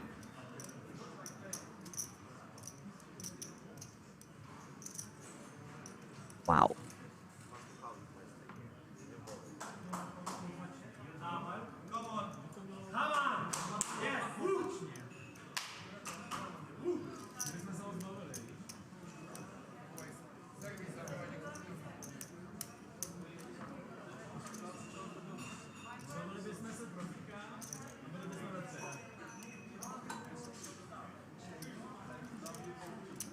Wow, look at that. 51 big blinds for Florin.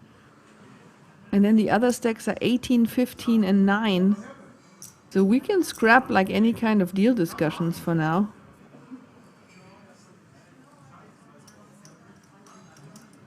What a turn of events. And then like the most accomplished player at this table is just like flipping it all around and has 55% of all the chips and play wild.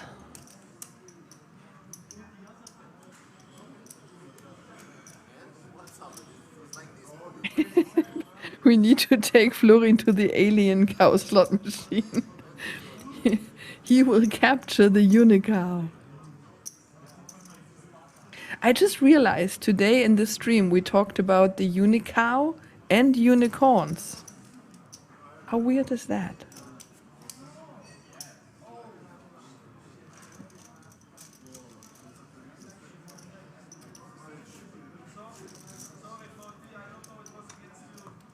I'm still counting the chips. Taking a while here.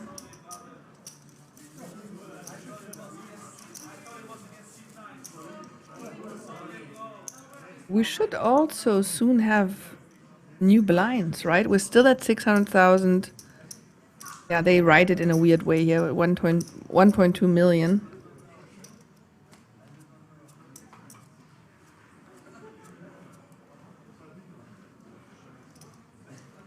No, no break. How long are the levels? I'm not 100% sure. I think it's 40 minutes, but I'm not sure. I'm sorry. I don't think I can still see that in the system. Oh yeah, 50 minutes. Haha, wow. Okay, I can still see it. 50 minutes. And by the way, if they at some point agree on a deal, the blinds will be halved. So if they ever make a deal, it will be 25 minutes then. Free Africa says, do these tourneys end usually with players agreeing for a split? Quite often, yes. It's not usually, but it's happening quite often, especially when the pay jumps are getting massive and they only have very little chips. So at the moment we only have one big stack and the other ones are fairly shallow. Like if this was like if everybody had like 20-25 big blinds, it would make sense to say, hey, listen, let's just agree on a deal. So we just reduce like these massive jumps.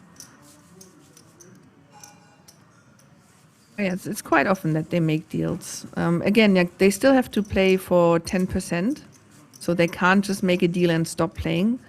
They make a deal and then they still have to play for 10% of the prize pool, the remaining prize pool and the trophy. So they're still going to be play even if they make a deal, but the blinds are getting halved, so things are gonna speed along a little bit.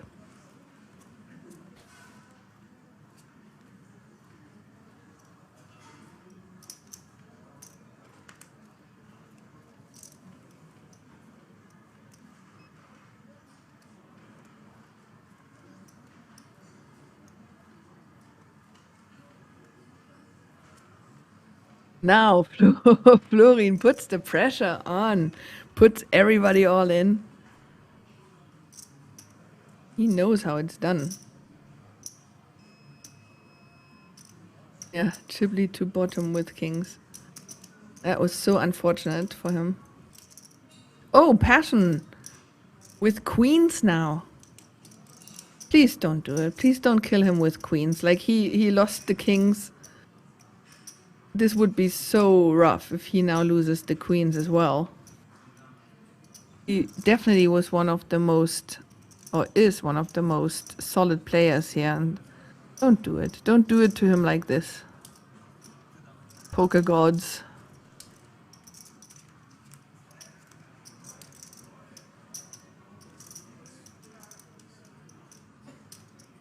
So far, so good.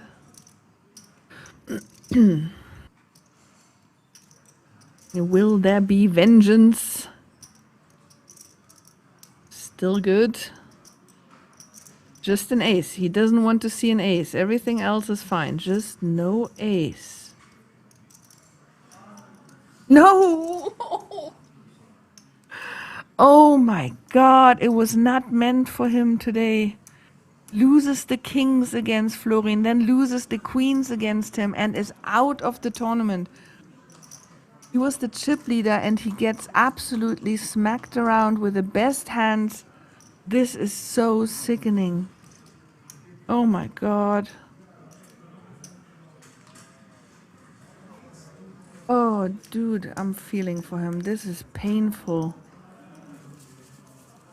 And Florin is completely running away with the chips now. There's not going to be any deal discussions. Year of Romania, exactly. Oh my God.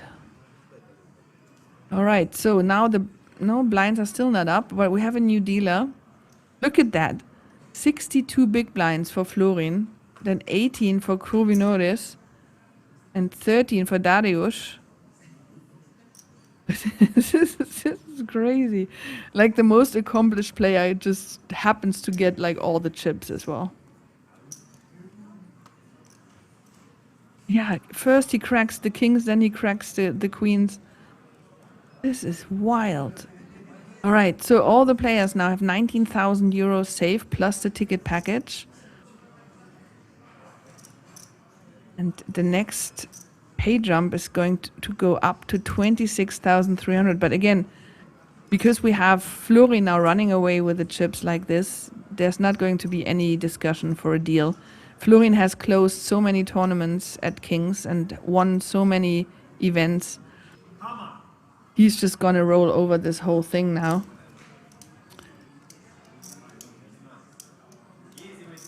We have the next player all in, Darius, who did start the final table as the chip leader, is now all in for his tournament live.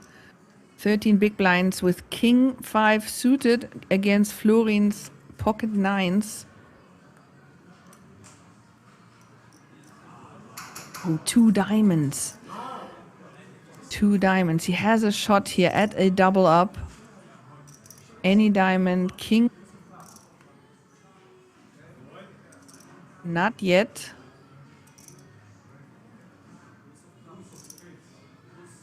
Any diamond, king or 5 for a double up. No, we actually lose another player and we're heads up. I'm a little speechless how fast this stuff is happening all of a sudden. So Darius gets 19,000 euros and now we're heads up. 42,300 for the first, 26,300 for second.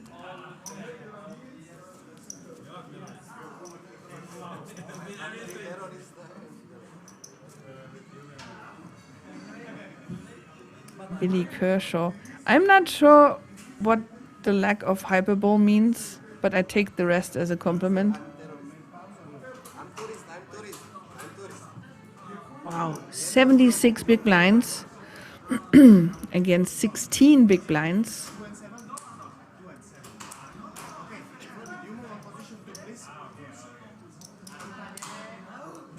So we are not going in the break, we're just rearranging the table so that they sit opposite of each other.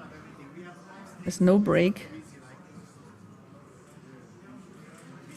Yeah, Kruvinoris, 12k pay jump for not playing 2 hands.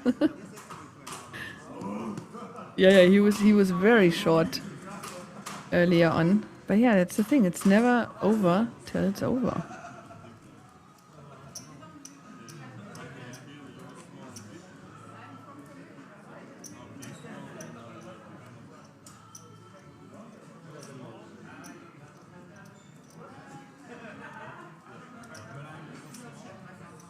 Yep, chip and the chair.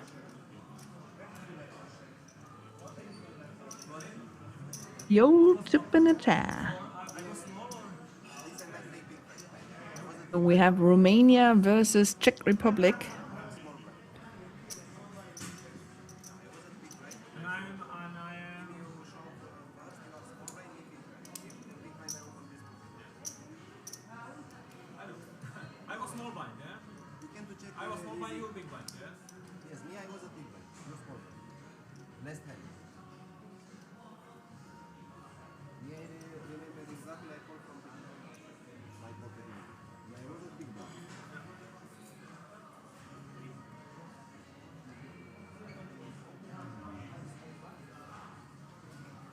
Bantu Andre says Florian is a very skillful player. Yeah, like he is definitely the best that we had here going into the final with almost $1 million in lifetime earnings.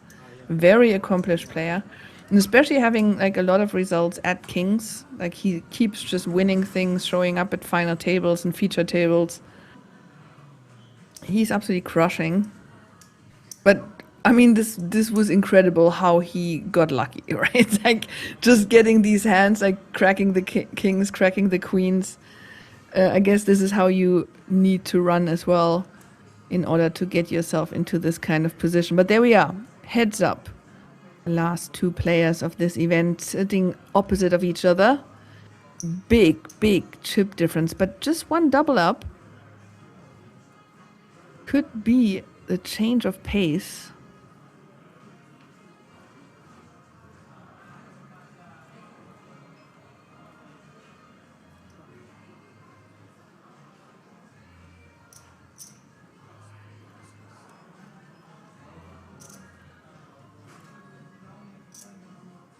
Getting overly excited. Okay. How am I not get lack of hyperbow? I am getting excited. What I like what?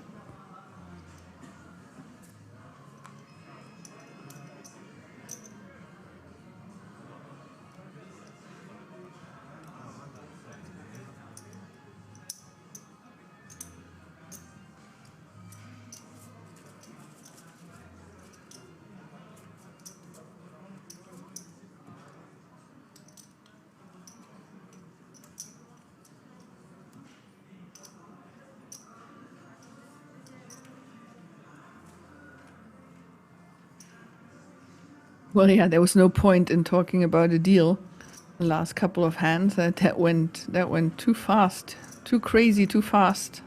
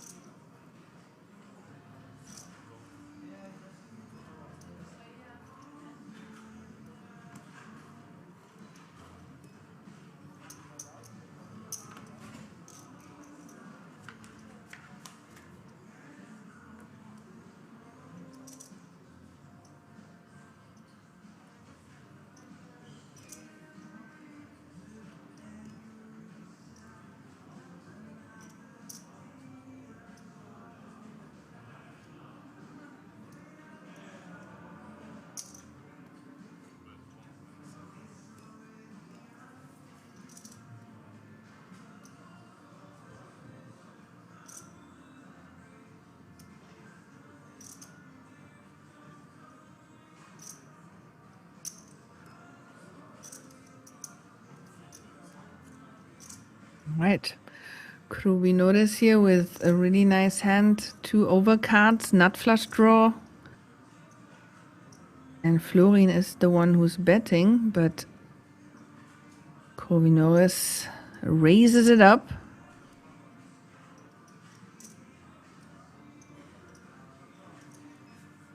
Right, works.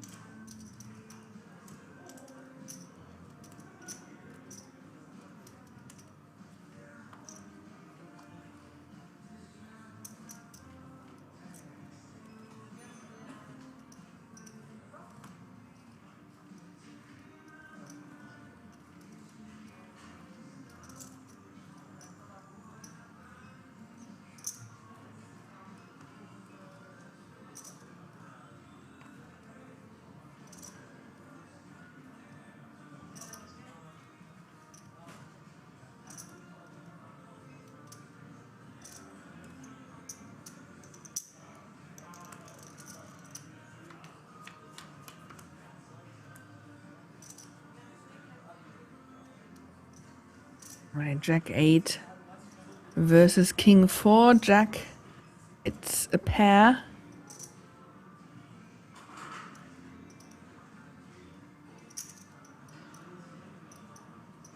It's a good thing. Okay, thank you.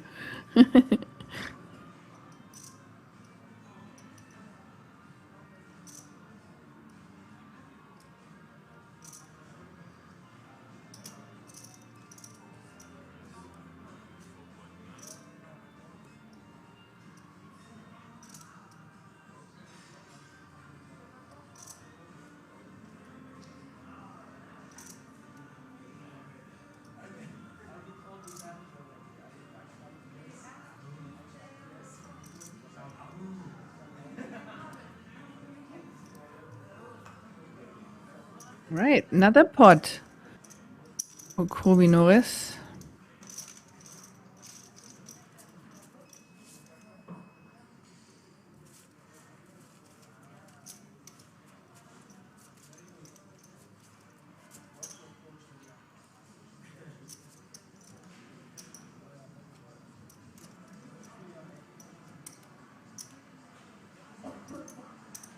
Okay, Ray's Chili Dog.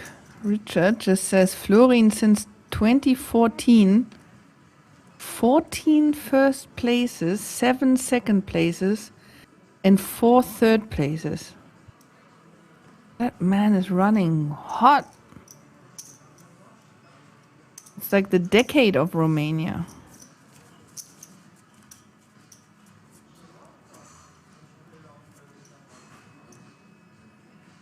I think that's roughly how long Joe Stapleton has been doing that joke, right? The year of Romania? Or is it already longer than 2014?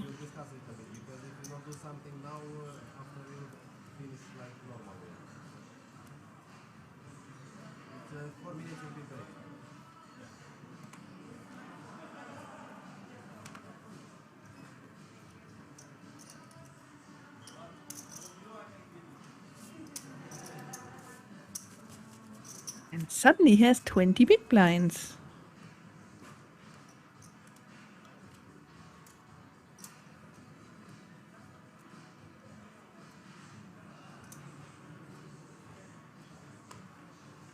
Maybe year of Czechia?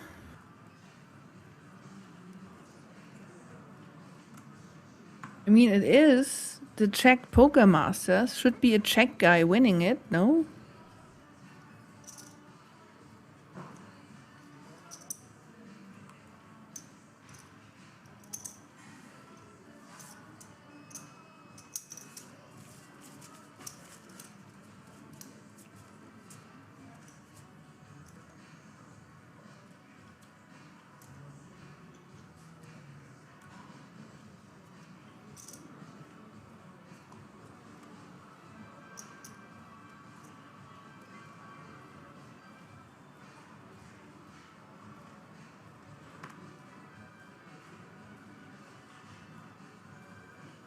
King Jack offsuit for Florin.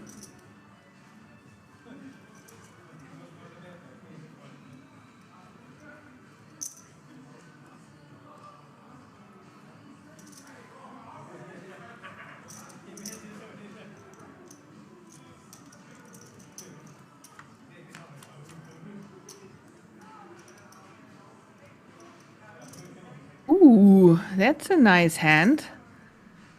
Nice flop für Krovinoris. Open ender and a flush draw.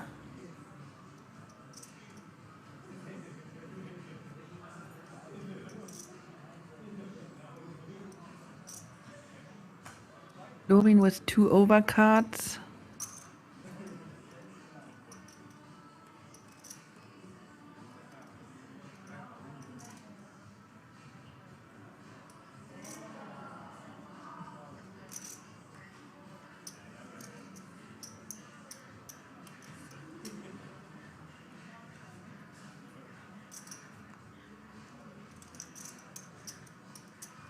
All right, 22 big blinds. Bird says, I have a question. Would you rather been kicked out of a tournament on the bubble from a notable player like Dnex, or been kicked out by a Gramps with min payout? I'd take the money. Yeah, Gramps. I was kicked out by Daniel Negreanu of a media tournament. I have a story for life. I don't need another one.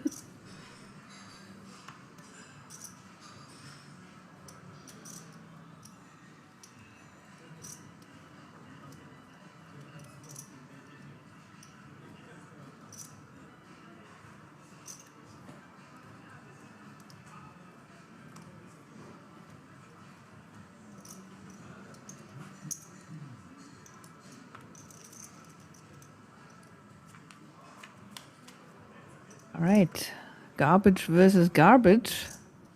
Ooh, Florin flops 2 pair.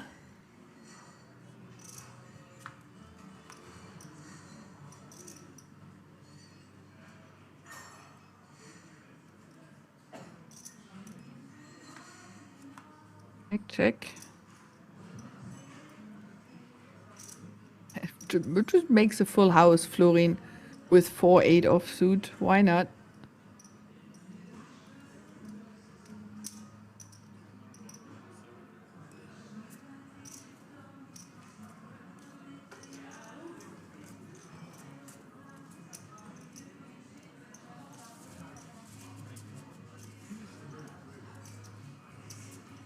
All right, we do have a break now. Just a normal, generic break for about 15 minutes, 14 minutes. So don't run away, come back. This might be an interesting final here. Who knows? It might be the comeback of the century for the Czech Republic against Romania. Come back in about 14 minutes.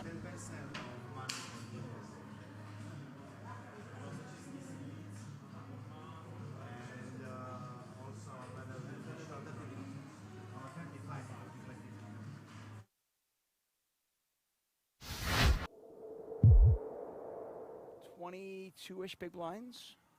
It's a cruel game we play, Suckman. If he had found maybe a slightly smaller bet size, Chrissy puts a little more money in the pot. He ends the hand with more chips in his stack. And then butterfly effect, every hand afterwards is different. He might have 6 million right now. Instead, he's sitting on 1.8. Obviously, there's a lot of shoulda, woulda, couldas in there. But it just goes to show how fickle this game can be. Yep. We have another call from him in the hijack. The other two limps, by the way, from early position. This one's a limp from the hijack, which is also a bit strange. Actually, they're strange, a little unconventional, I should say. Oh, he does it with aces.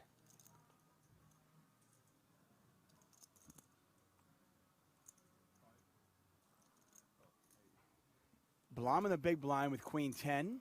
Not going to fall for it. Says, let's see a flop. Well done not raising there. He doesn't even think about it. Yeah. It is a hand that likes playing post-flop. If you were to ever see your opponent limp jam, it would be a bit of a disaster not to see the flop with a hand that pretty. Ooh. Well, he's got a flush draw. Cabral with the ace of spades.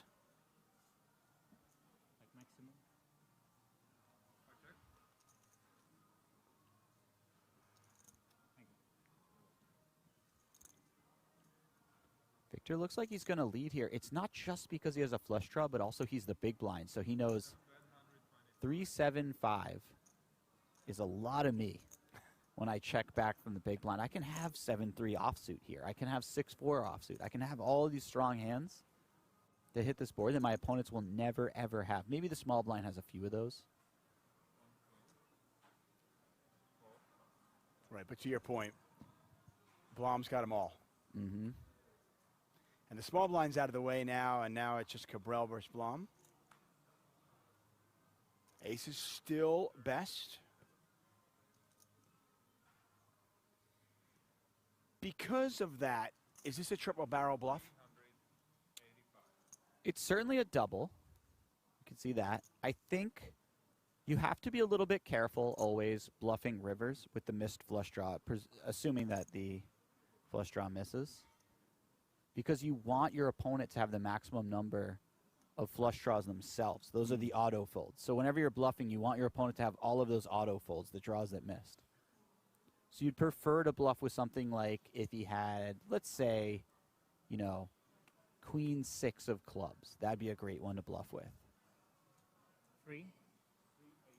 So you'd rather be bluffing with absolutely no equity whatsoever. You got a double gut shot.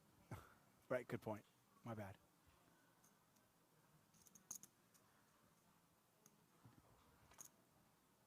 The river, I mean, though. Ooh. Oh. Blom hits a pair. That's a tricky card. Because when Cabral, when Cabral calls twice, you're actually getting quite thin if you were to pile it in with top pair. So Blom hits top pair and checks. Cabral with less than a pot size bet remaining. Does he pile it all in?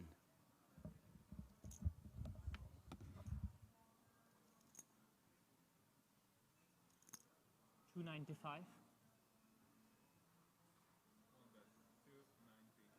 He decides not to go all in. He just goes 295,000, giving his opponent a pretty good price. So it's, we'll call it 300,000 to win 1.6 million. Victor Blom getting more than 5 to 1. It does make the call, sees the bad news. And Martin Cabral back up to 2.8 million. Victor Blom down to 1.8 million. Blinds now, by the way, 40,000, 80,000. So Lena's stack starting to really kind of represent some desperate times for him, as he is now down below 10 big blinds. Victor Blom started this hand with 15 big blinds.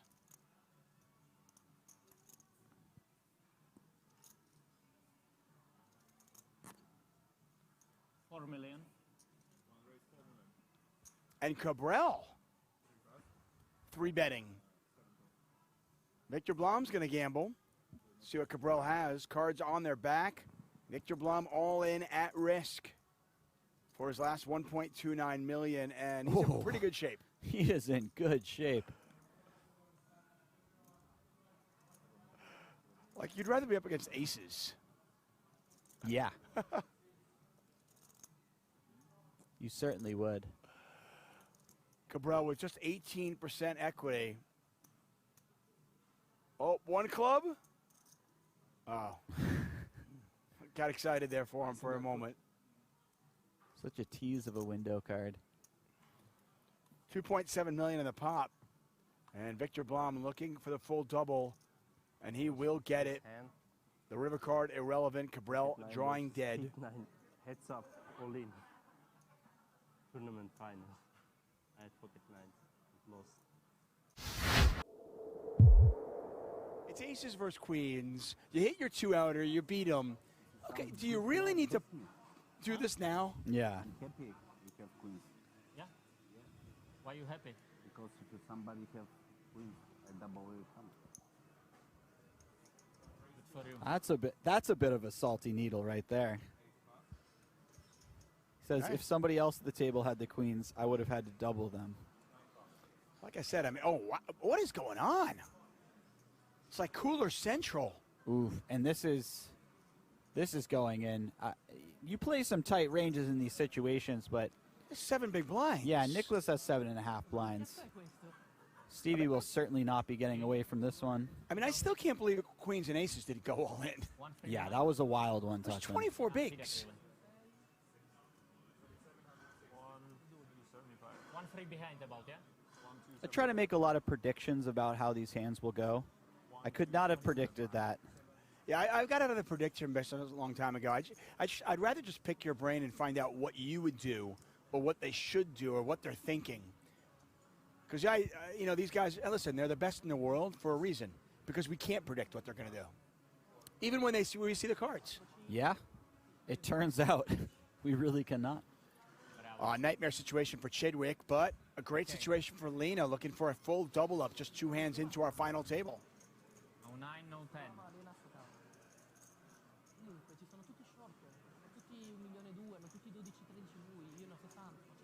33% of the time, this will be Lena 900's last hand. I think that mustache has grown since the last time we saw Stevie a few moments ago. Doesn't it look like it's jettisoned outward? It's perfect. Slightly. There's a queen. Wow. Queen in the window. Oh, but a king right behind it. What a tease. We've had some wild window cards what throughout a this tease. tournament, Tuckman. The queen, but the king sneaks in right behind. A 10 chops it up. A queen wins it for Chidwick. Otherwise, Chidwick will be down to 7 big blinds. The deuce of hearts on the river. Lena with the full double up to 1.8 million. Chidwick down to crumbs. He's got about 7 big blinds.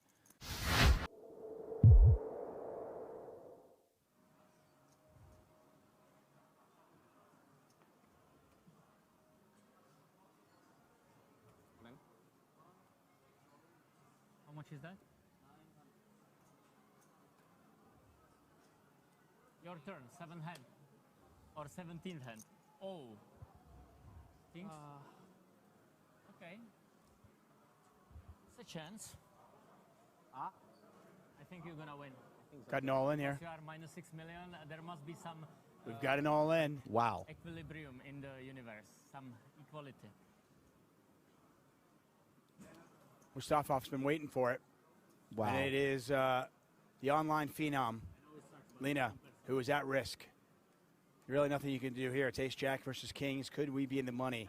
This could be the first time, by the way, we see a player eliminated not at the hands of Martin Cabral. When we act, we have something in mind. We do some strategy, but it was a pretty weird time. It's delayed already. Good luck to you. The only player rooting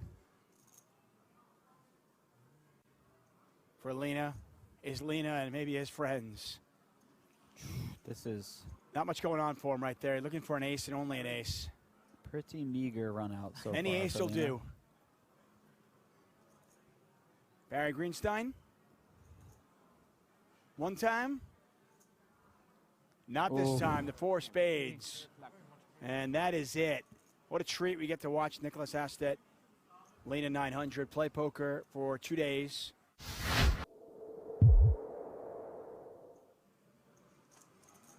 Does feel like one is coming quite soon, though. Yeah, at the end of this level, we will have a break. Yeah, we'll we've look been at playing this level for some time. Daniel Divorce on the button. Almost definitely going to move all in here, I would imagine, with pocket threes. Yeah, mandatory all in. Divorce was a coach for Phil Galfon's poker training site right once. Over 15 million in tournament winnings. He was born in the Soviet Union, moved to Canada at the age of 8, just 36 years old. And he is gonna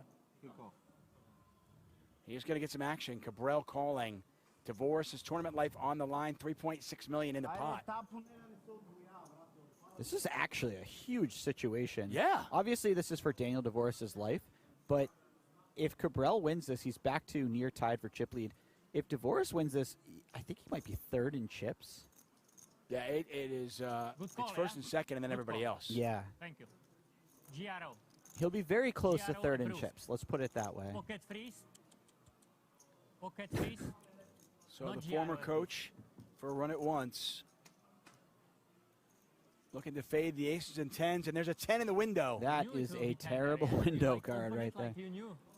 And Divorce needs a 3. Good for you, Victor. Good for you. Victor sleeping. And Mr. Guru 6 million happy. I think you are one of the biggest losers of this year, right? 6 million down.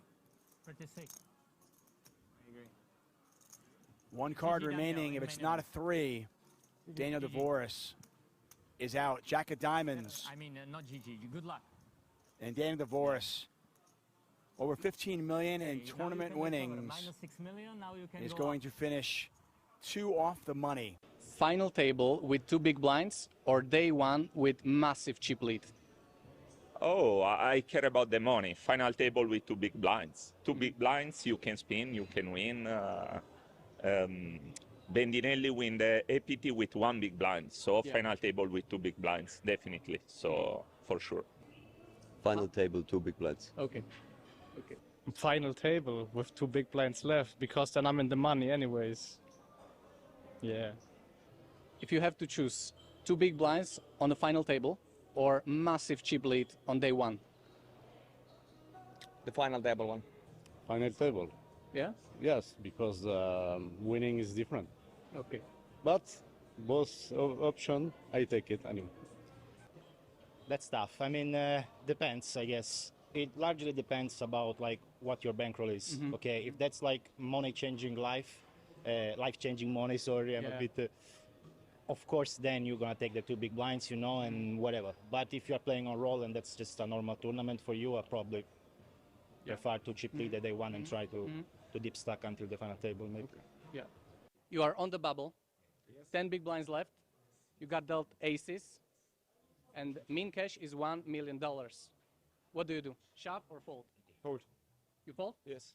this is the only spot you need to fold aces. Every poker knower knows. If you got this in this spot, you need to fold. If you get 1 million. Yeah. But to ICM is bigger than aces. Yes. When are you folding? I think 10,000. 10,000. Yeah, 10,000. Okay. Yeah, 10,000. You shove or you fold? I fold. How much are you willing to risk? $500,000. Half. Half. Okay, that's Yes. a lot. Yes. Okay. Yes. What do you do? Shove or fold? Well, with pocket aces, I mean, I would almost say, let's go all in. You know, no pain, no gain. You know. Okay. Yeah, of course. Yeah, definitely. Yeah, yeah. I like Otherwise, this. it's not funny. You know. Okay. With my today financial situation, I will wait for the money. But I mean, I suppose the GTO's way is just to shove. But me personally, at the team moment, I would take the money.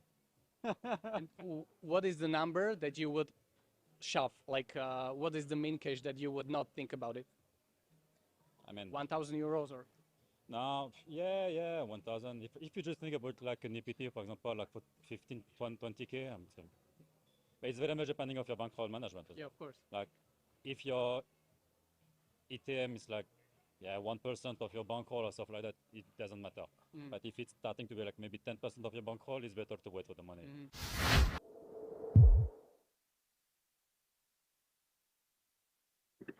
Welcome back to King's Resort in Rostrodov. We are down to 2 players. Heads up between, well, one of them, absolute crusher here in King's, Florin Bilan. And we do have a Czech player still in play here to be able to win the Czech Poker Masters, Krovinores. But look at the chip difference. Florin with 53 big blinds, Krovinores with 16 big blinds.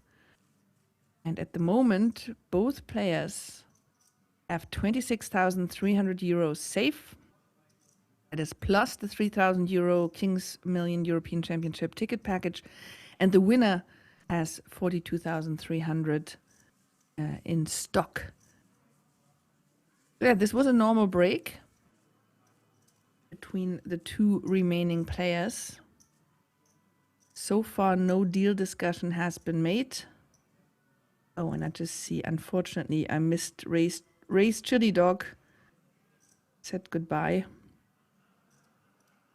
Goodbye, although you're probably not going to hear it anymore. Yeah, so we did see Krovinores slowly but surely getting a little bit back. But you see, it's still like Florin has 77% of all the chips in play. He's absolutely crushing. He's running hot. He is a very, very accomplished player, and it would be just another tournament for him to win this one. But let's see what's happening. We always know in poker anything is possible. It ain't over till it's over and all that.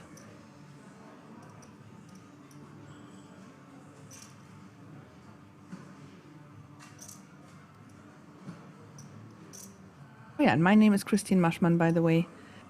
I've been here with you for the whole final day. We started with 24 players. Now we're down to 2.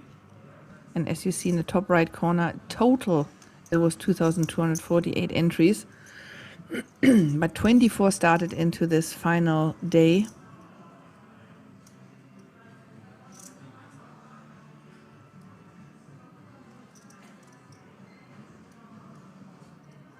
There you go, Krovinores picking up a flush draw with his pair.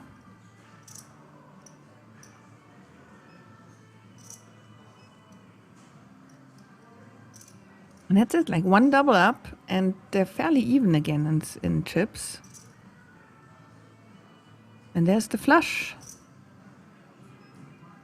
Flush for Krovinores. And yeah, it's also a straight for Florin, so this could be already the double up.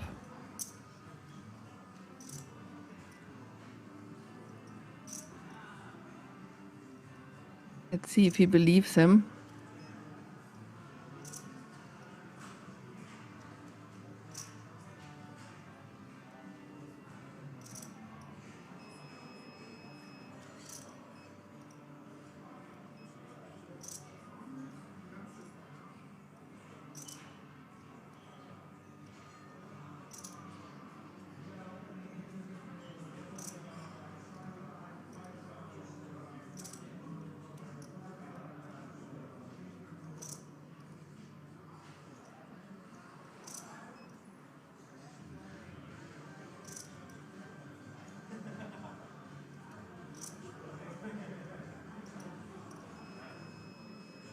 No, he doesn't believe him.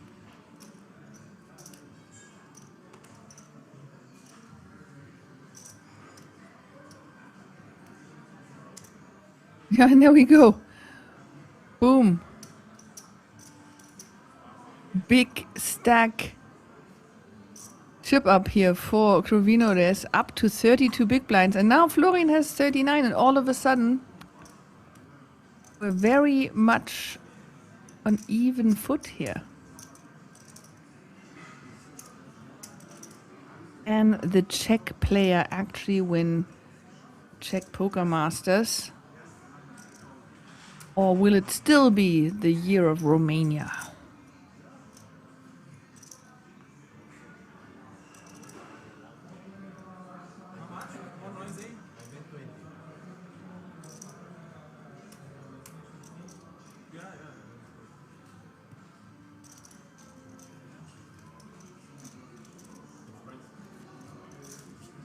Progress says, can they still make a deal? Oh, yep, they can still make a deal. Don't be angry now. We can loot, but we can play. It doesn't matter. If you want, I'm okay for everything. Hey, they are talking about a deal now. See you later. They become more short, maybe. I think it's a similar stack now.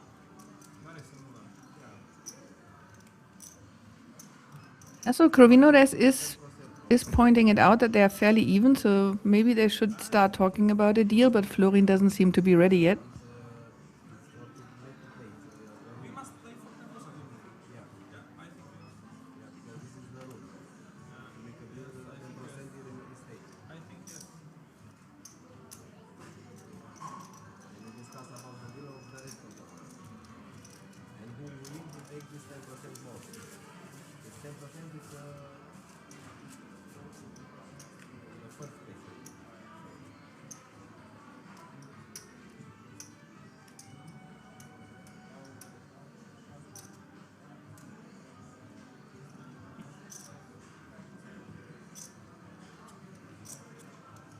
I'm trying to shut up when they're talking, but they haven't been talking much the whole day.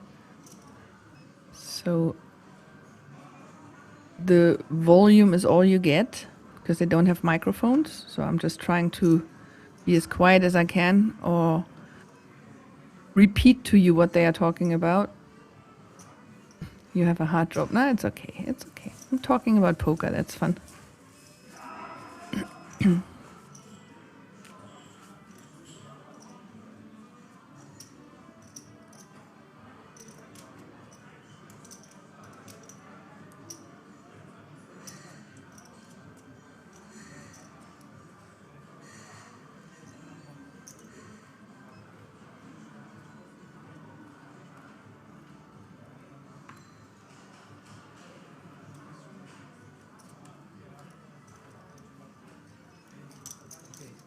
It's possible to make the numbers for chips.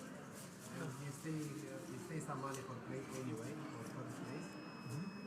You can look, yeah, ask for them. Okay, they are looking at the numbers now for a deal. So keep in mind, they still have to play for 10% of the remaining prize pool. 10% from what money? Actually, 6,800 is 10%. We have 6,800. For the rest of the money, you can make cheaper. Yeah, we're actually not going to listen to the whole deal discussion. There's going to be a break now. And I'm very sorry, so this is going to take another 13 minutes until we come back with a deal, and they have to play still for the remaining 10% of the prize pool. So the play will not be over, there will still be heads-up play. But it will take about 13 minutes for this to be settled. So I'm very sorry, please stay tuned, please come back, and let's watch this till the end. Till it's done. And yeah, the deal discussions are going to go ahead. See you in about 12 minutes.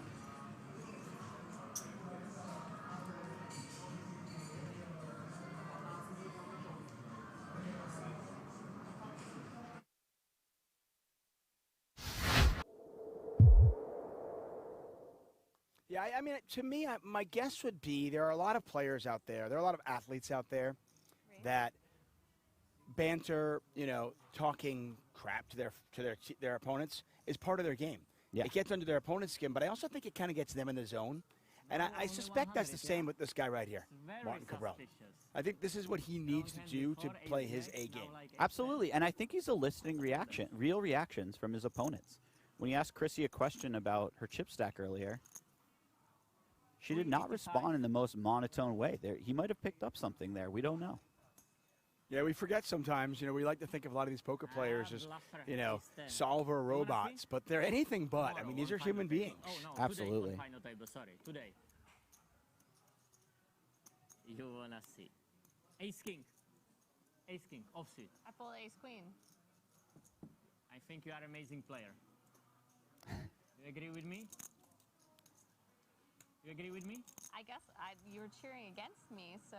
No, never. You did. I'm your biggest got the fan. 9 of diamonds to come. I think I'm your biggest fan. Maybe. Maybe number 2. I think you are an amazing player. Thank you. You agree? That you think that? No, no, if you agree with the statement. Do you? If the players are talking, we'll do our best to lay out so you can hear them. No, 6 million. 6 million. Chidwick's not going to say much. He'll let his chips do his talking. That's usually what he does, and it seems to work out for him. Looking down at the Cowboys. Yep. Cabral, I want to say, is probably second in chips right now with 4.3 million. 3-bet here from Chidwick. This was my quickest decision ever. I break my record. It was 0.6 seconds, now 0.2. I broke my record. Oh, Good wow. play, eh? Everything going Cabral's Snap. way. Like snap. We're only about 10 hands into our coverage today. Even Victor smiled. We've already had an elimination. Such a boring game, this poker. Classically frustrating spot for Stevie here. Yeah, and 81 quips from one Martin Cabral. Can you help me? How much is this, Stevie? Can you count it? Thanks you. Thanks.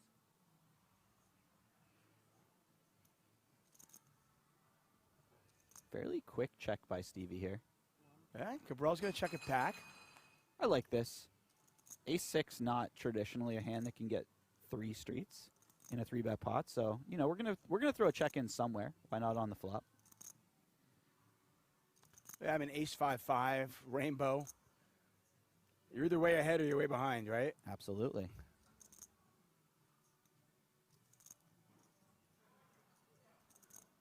Is the queen concerning for Cabral? Certainly. I think that, you know, Stevie's got a lot of queens in there.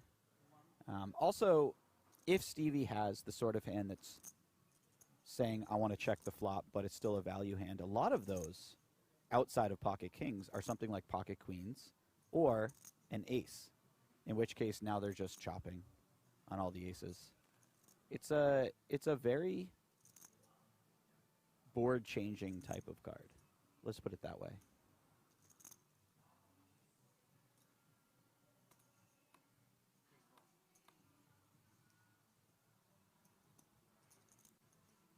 Oh, wow. And how does Chidwick navigate this? He went from, I hope I can get the showdown, maybe my kings are good, to, oh, my kings are definitely good. Mm-hmm. It's How an do I get interesting value? card because it feels like it's more Stevie, but one might imagine that Stevie would have put in a bet himself between the flop and turn, or a raise against such a small bet on the turn. So really the only hand that improves would be something like pocket kings. Technically, king-queen improves, but it still loses to an ace. So I'm not sure if this is the type of card that Stevie wants to be leading out on too often. Pocket kings is a real chunk of the type of hands he would play this way. 1.3 million in the pot. He is going to find this lead, though. He just does not trust Cabral to bet an ace himself on the river. Yes, yes. Another one of these. And in fairness, and I could be wrong, I feel like Cabral probably would have checked that river back. I think he might have. Cabral is actually pretty careful in these situations. Yeah. I mean, what's he getting called by at that point? Yeah.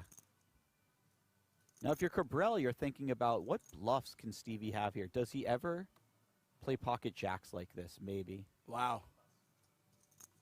Can I see that? Really nice laydown, by the way. Can I see that? So Chidwick up to 3.3 million, Cabral back down to 3.8 million. Good river? Really nice laydown there. Pocket kings. Good river? What else can I have? I think pocket kings, yeah. Maybe you think I'm too smart, which I am.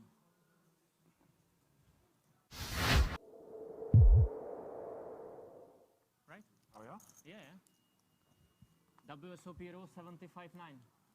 Section B.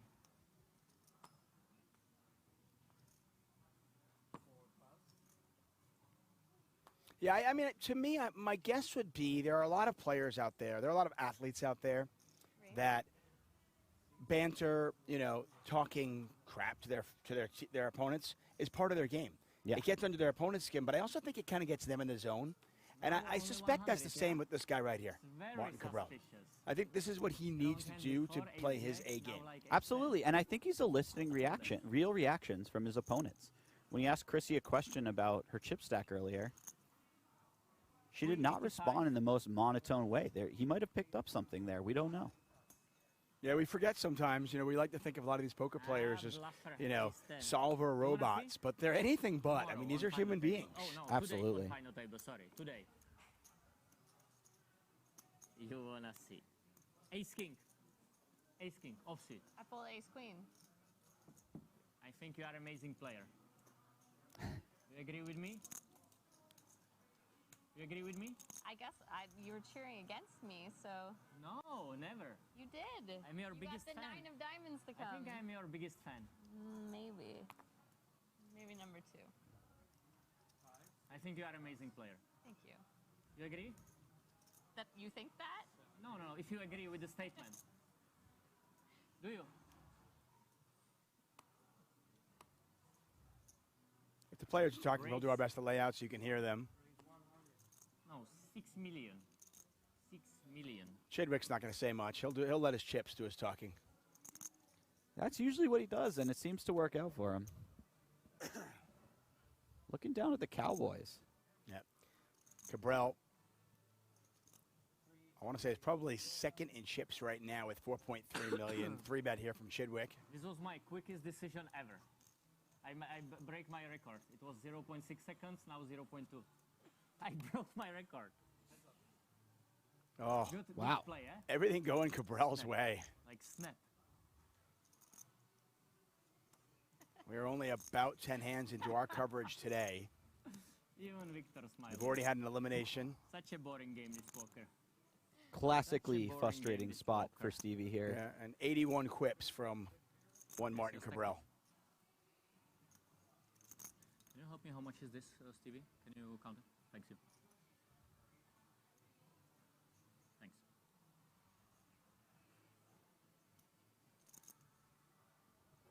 Fairly quick check by Stevie here. Yeah, Cabral's going to check it back. I like this. Ace-6, not traditionally a hand that can get 3 streets in a 3-bet pot. So, you know, we're gonna throw a check in somewhere. Why not on the flop? Yeah, I mean, Ace-5-5, Rainbow. You're either way ahead or you're way behind, right? Absolutely.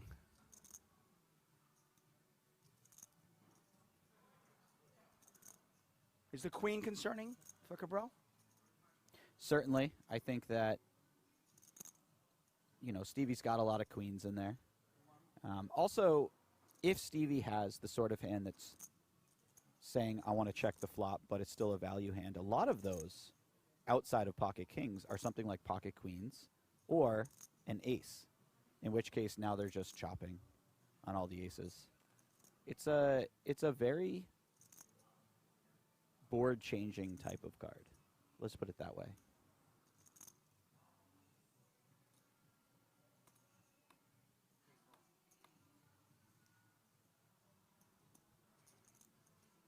Oh, wow.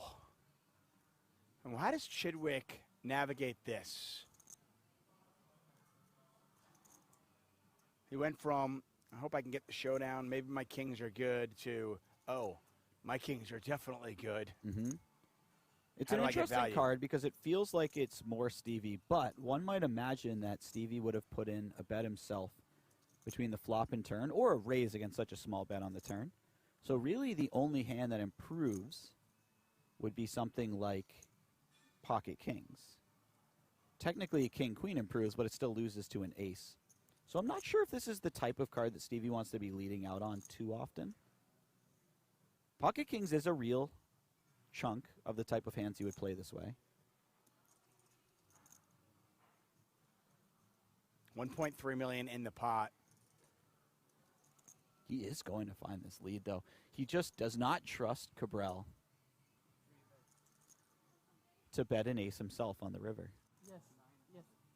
Another one of these. Thank you. And in fairness, and I could be wrong, I feel like Cabral probably would have checked that river back. I think he might have. Cabral is actually pretty careful in these situations. Yeah. I mean, what's he getting called by at that point? Yeah. Now, if you're Cabral, you're thinking about what bluffs can Stevie have here? Does he ever play pocket jacks like this? Maybe. Wow. Can I see that? Really nice laydown, by the way. Can I see that? So Chidwick up to 3.3 million, Cabral back down to 3.8 million. Good river? Really nice laydown there. Good river? What else can I have? I think pocket kings, yeah. Maybe you think I'm too smart, which I am.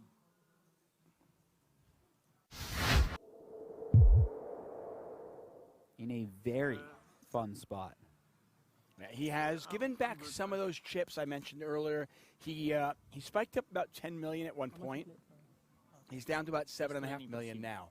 But still, the chip leader, and by quite a margin, the next biggest stack, Fareddin Mustafov, who's on 4.3 million. And then we have Enrico, who is currently third. No, sir. Blinds are going up quick. Levels are just 40 minutes long. Blinds now 50,000, 100,000 with a 100,000 big blind ante. This tournament, just a 2-day tournament. All these players want to jump into the main event. I think I will call back. Yeah. It's around 2 Nothing million. better to do after you win close to $1 million than Cool. jump in the next poker tournament, you know? Yeah. And by the way, Flight A of the main event going on right now. We'll be showing Flight B tomorrow. We getting all in here. Kamoski calls. It is a tax tournament life on the line. 11 players remain. You want Could we be down to 10? You want? Okay, give him 9 of diamond. 9 of diamond. 9 of diamond. These are a bunch of sickos, Tuckman. You celebrate wins when you're a sicko by continuing to gamble. Oh yeah, no doubt about it. Depends from When the you're in card. Rosvadov, you're there to gamble. You're there to have fun. There to play poker. Now you want diamond. Kamoski one card away from. Diamonds are forever. Yeah, well, Attack has picked up a few more outs with that club, but it does not come. Deuce of Hearts on the river, and that is it. Attack eliminated.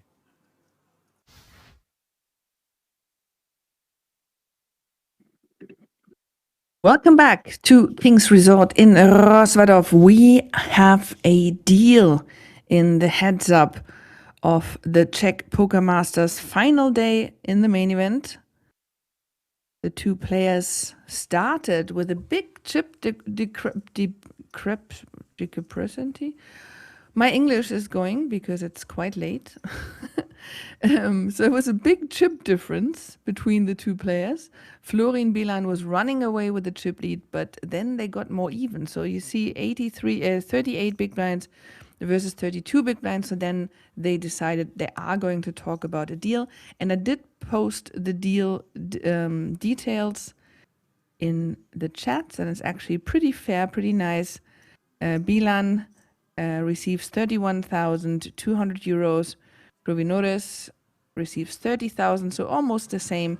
And now they are still playing for the remaining 6,800 euros and the trophy. You see it a little bit here in the picture at the bottom, like a yellow trophy. And obviously, because they have to play for 10% of the remaining prize pool, that is the 6,800 euros. So the game is not over. They are still playing. They're still figuring out who is the legitimate champion of this event, and now both basically have roughly the same blinds, the same stacks. So let's see if Bilan can just keep doing what he's doing and keep winning, or if we can have a Czech winner in the Czech Poker Masters main event. So who's still in the chats? Who's still here? Everybody's praising the deal, like it's a nice deal, fair deal. Yeah, I think so too.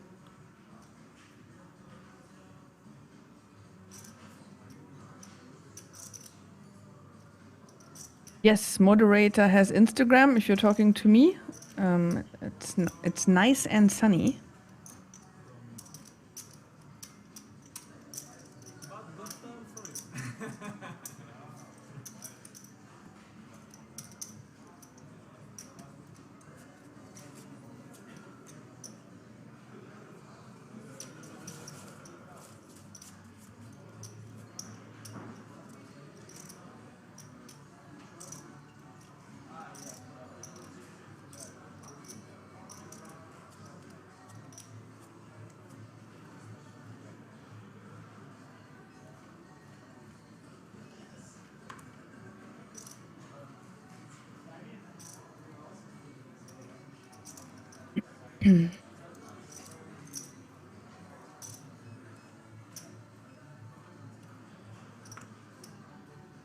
Hero says already followed. Thanks, guys. Yeah, I'm sharing a lot on my Instagram and my other social media about my journey as a digital nomad traveling the world, and obviously also in the poker world. It's not too much poker at the moment, but it will be again in the new year. I will be playing a lot more poker because I want to play the main event next year and my first EPT as well. I want to play EPT Prague next year as well. Oh yes, yeah, the levels are shortened now because they made a deal. The levels were 50 minutes for the final day, but now because they made a deal, the levels are only 25 minutes. So they are being halved after a deal has been reached.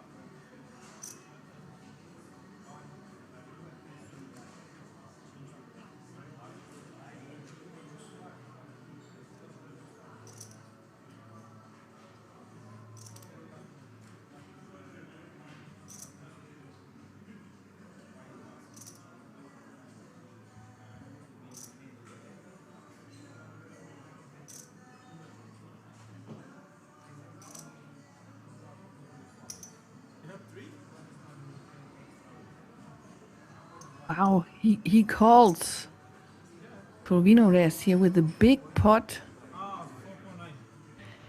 Getting up to 37 big blinds now. Now he takes over the chip lead.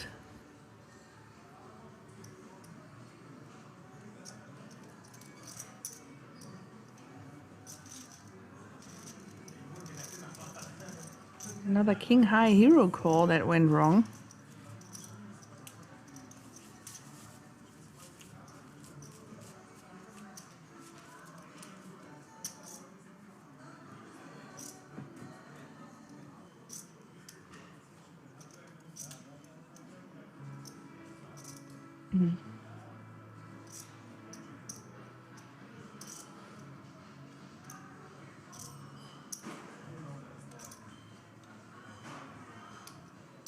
All right, there we see it. New chip leader.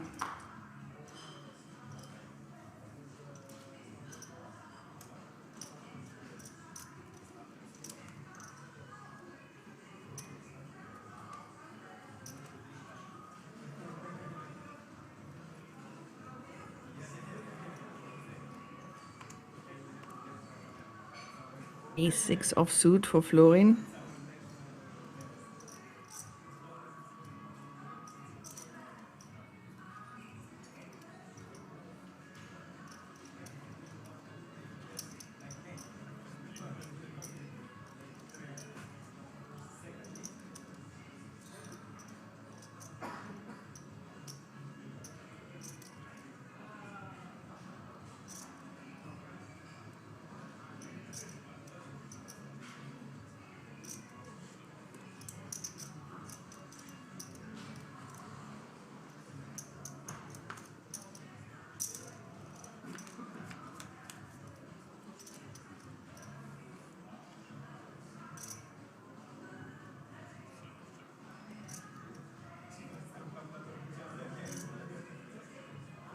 Right, both players hit a pair of sixes, but Krovinores has an open ender, no, an inside straight draw with it.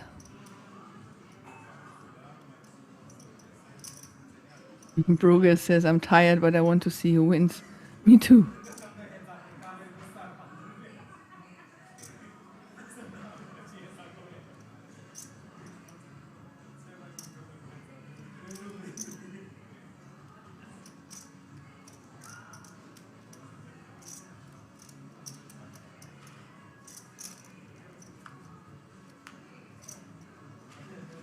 Oh, wow. The straight comes in for Krovinores.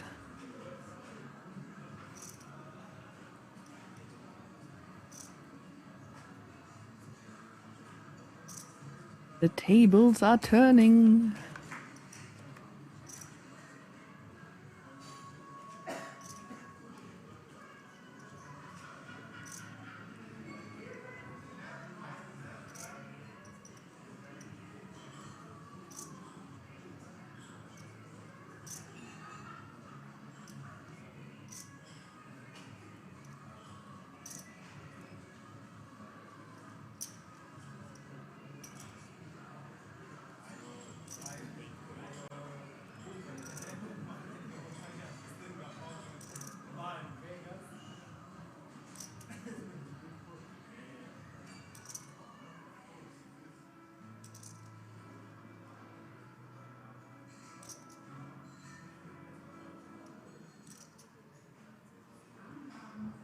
Very likely that he can still pay here.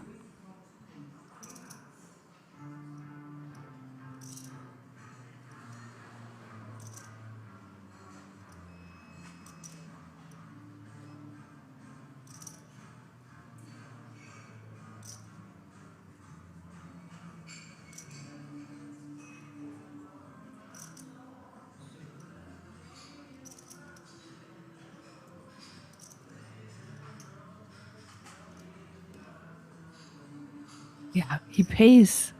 Sees the bad news. More chips go to the Czech. Now 47 big blinds to 22 big blinds.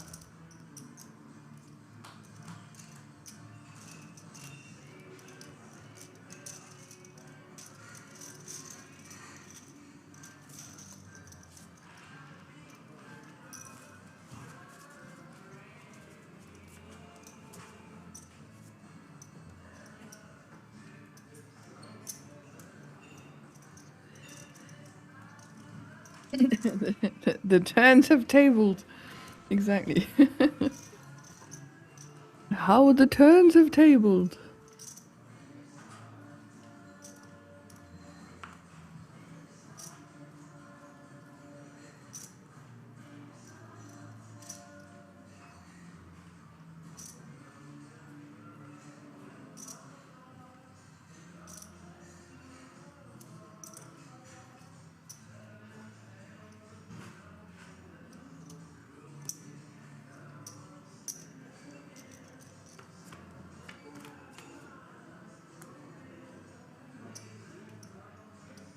King 5-5. Both players have queen with a medium kicker.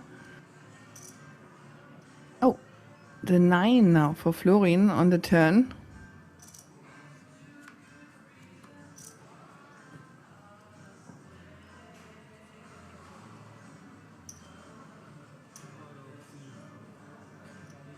And the pot goes to Romania.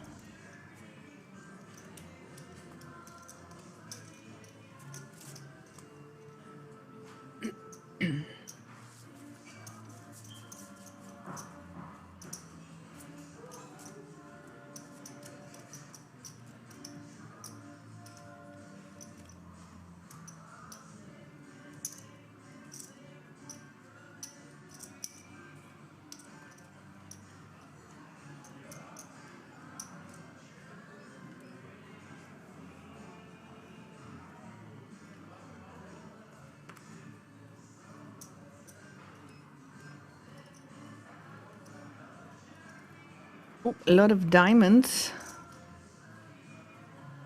suited gap connector for Florin. Jack deuce for Kruvinoris.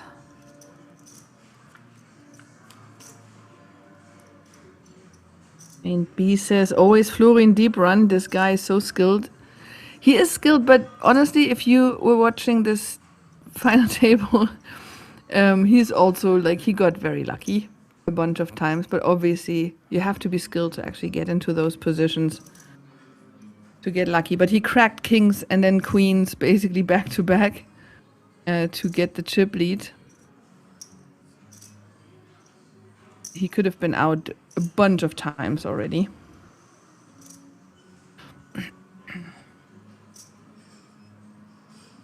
But absolutely, he is a crusher. If you just look at his hand mob again, like almost $1 million in lifetime earnings, uncountable finishes at King's Resort. He's definitely an incredible player, but you do need to get lucky as well to get here.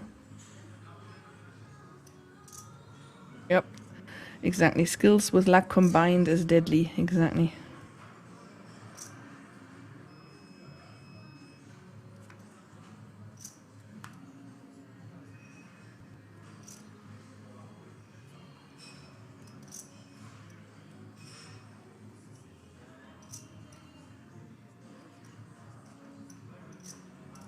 Did he make the correct play where he got lucky? I'm not sure. I think he did.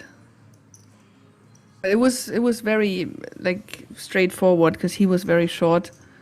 The chips went in.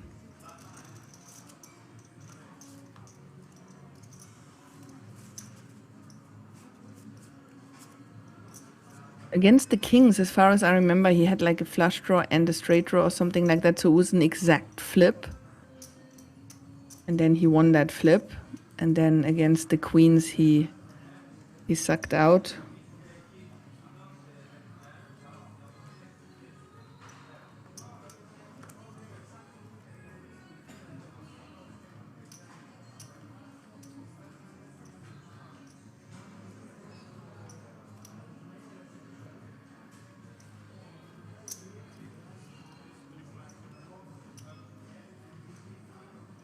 I don't actually remember what happened with the queens.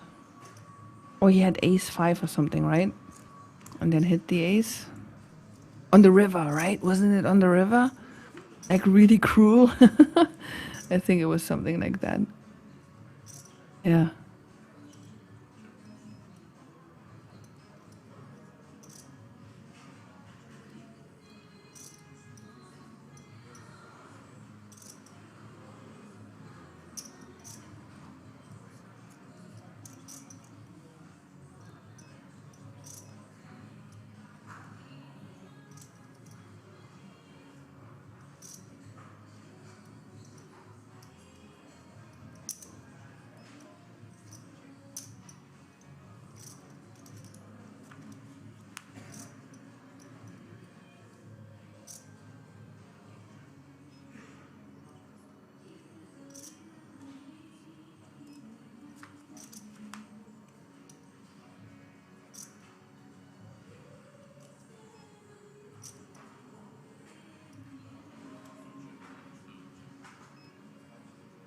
Yeah, I think so too. Like the ace on the river was luckier because like I don't even know how he got in the hand when his opponent had the kings, but somehow he made it to the flop with 6 deuce suited, and then he obviously it was just a 50-50 flip. But yeah, the ace on the river against the queens, that was definitely lucky.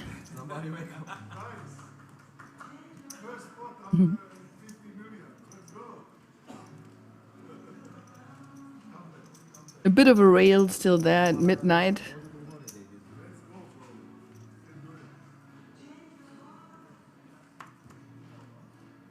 Ooh, 6-7. Suited.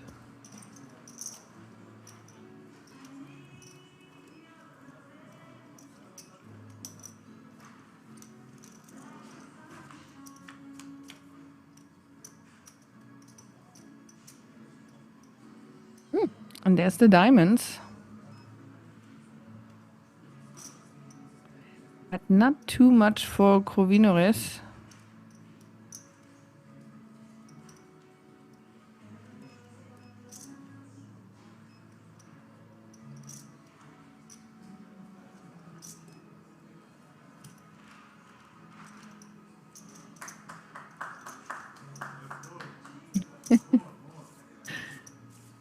I think it is what we said earlier, that there's like one person clapping for both players. It's like midnight, doesn't have anything else to do. Just claps for everybody winning a hand.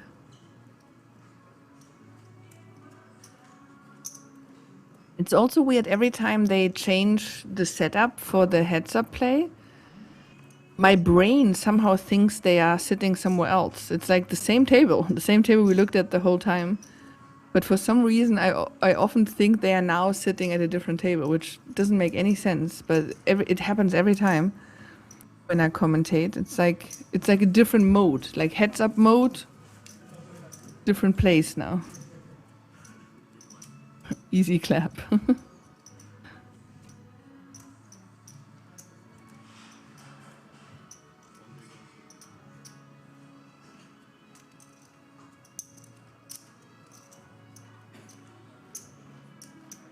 I wish we could see the trophy a little better.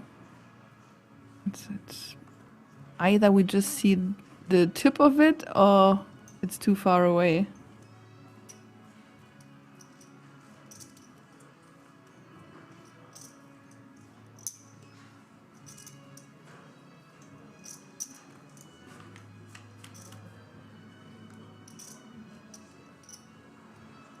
I like that. I like when you have a raid. Oh wow, flopped the straight.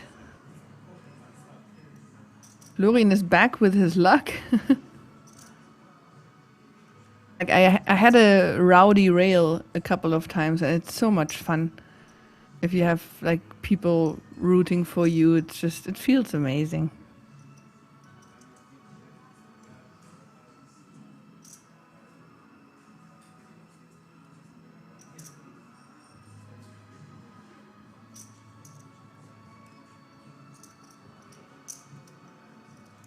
Like when you have a rail where the floorman has to come to and say and tell them to be more quiet, that's that's it. And I did have that once at the Irish Open. That was so much fun.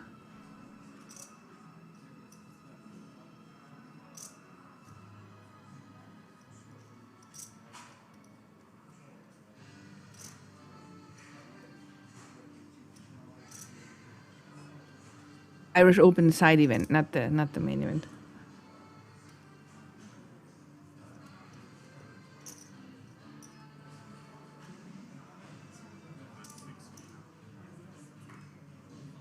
Yeah, this is dicey. Like he flops the straight.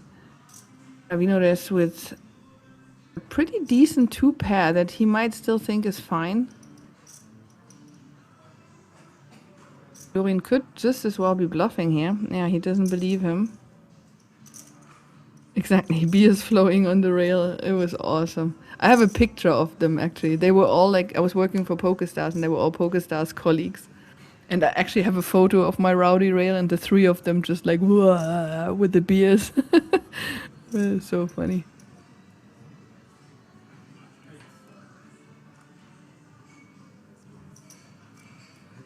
All right.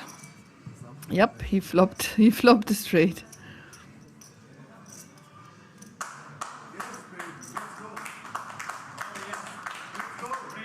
Oh, more than one person clapping for Florian. The fans are coming out for him.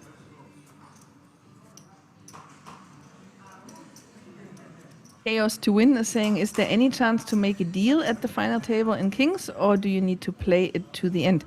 They did make a deal, so you can make a deal at any point, really. Well, at the final table, I guess. And then once they made a deal, they still have to play for 10% of the remaining prize pool. So that's what happened here. They made a deal when they were just two left. So these two guys made a deal. But they still have to play for 6,800 euros because that's like 10%. of the prize pool. So they're not, the tournament doesn't end because they made a deal. The blinds are halved, so it goes faster, but they still have to play it out.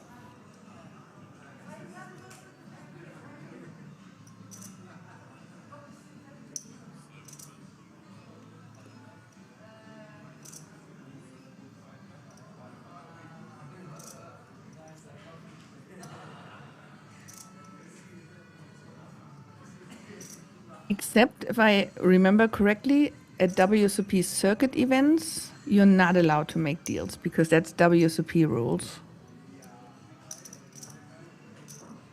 At all other events, as far as I know, you're allowed to make deals. Ooh, 2 pair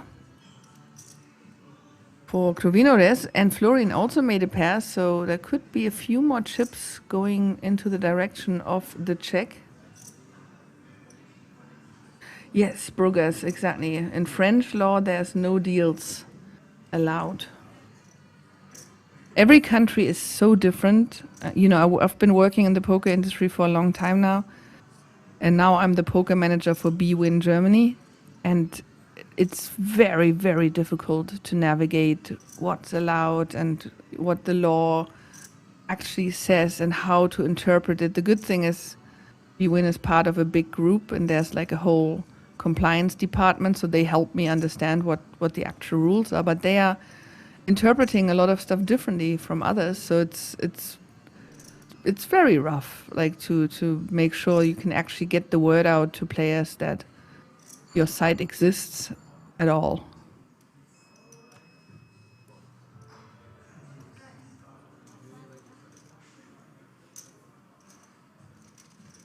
While non-licensed sites can do whatever they want, just saying.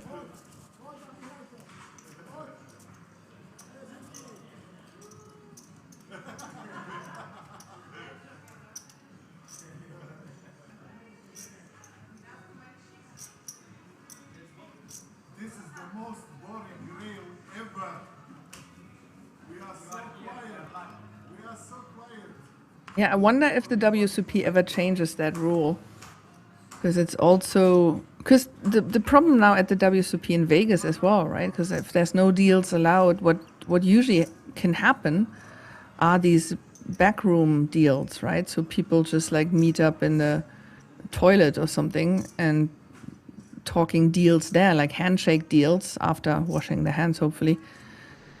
And there's no safety to it, right? So if they make a deal and then later those deals aren't honored, there's no safety in this, right? So they don't have to be held accountable.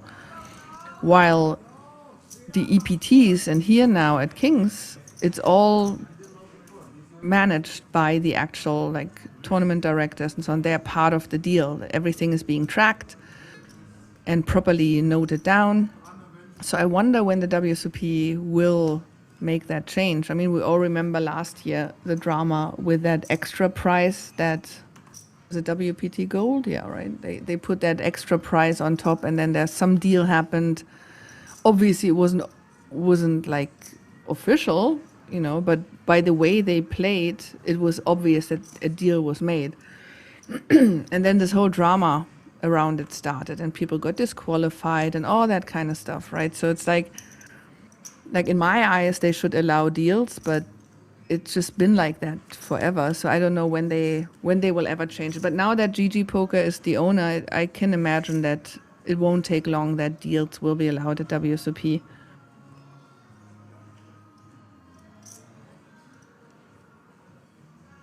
And that's exactly what happened. So people make like a backroom deal, and then somebody wins and just runs off with the money and just doesn't honor the deal, right? That's the problem, because it's not officially like registered anywhere.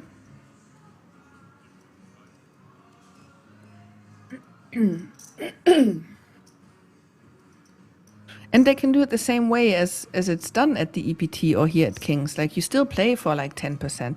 I mean, like the WSOP can do whatever they want. They can say like play for 20% still, or like 30% or 50%, whatever they feel comfortable with. But at least players can make an official deal that is safe and taken care of. Because it's like, it gets weird, right? When you see people play in a specific way and you go like, hang on, why is he doing that now? That doesn't make any sense. And then you go like, oh, maybe they made a deal? It's like, that's just awkward. You know, it just makes everything awkward not to allow deals. Paint B said, wouldn't trust a poker player, not for that much money. Yeah, that's it, right?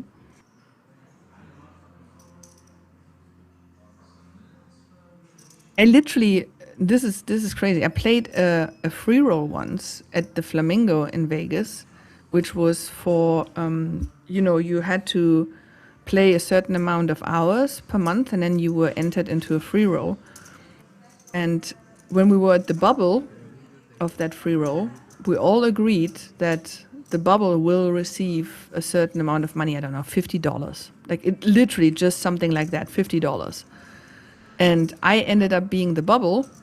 And then when I busted, everybody just looked at me and said, hey, we said the bubble will get 50. And everybody, like, the whole table just stared at me. It's like, what's happening? And I actually busted and nobody gave me any money. And that was just for $50. Like, they completely cheated me out of $50 because it wasn't officially tracked. And that's the thing. Like, this is what happens. You cannot trust people. I'm not saying poker players. You just cannot trust people. Good night, Bird.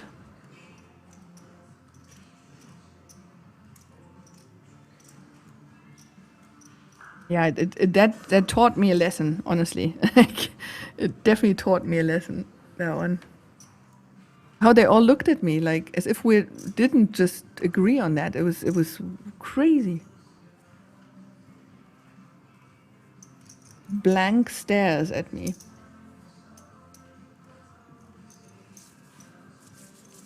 Okay, one double up for me. Discuss one more time.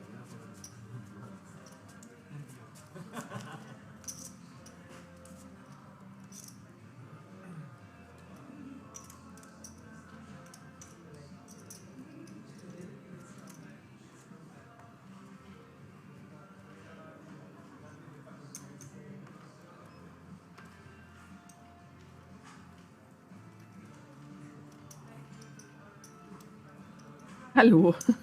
This is the English stream, by the way. I already noticed in the way that you're writing hello that you're probably German. It's a German stream as well, but this is the English one.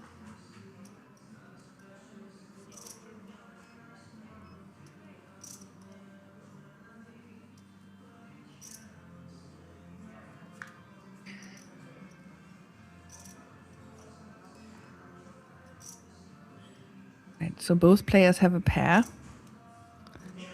Florin has the better one.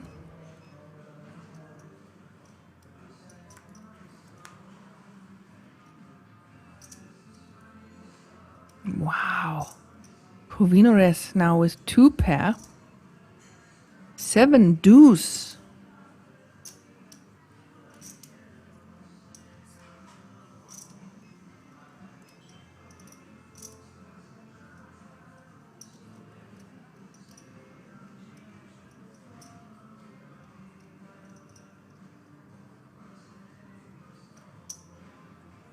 Hello.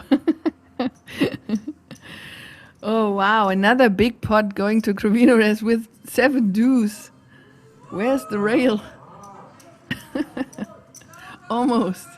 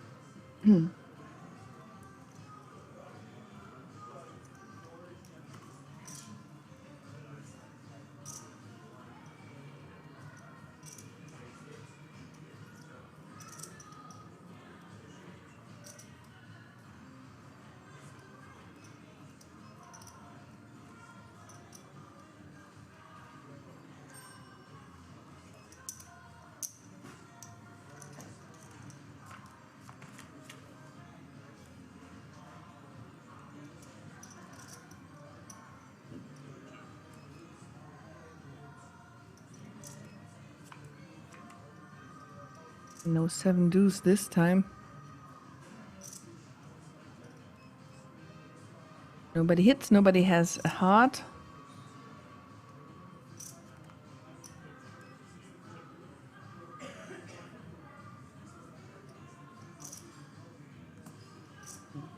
Another pot for the Czech player.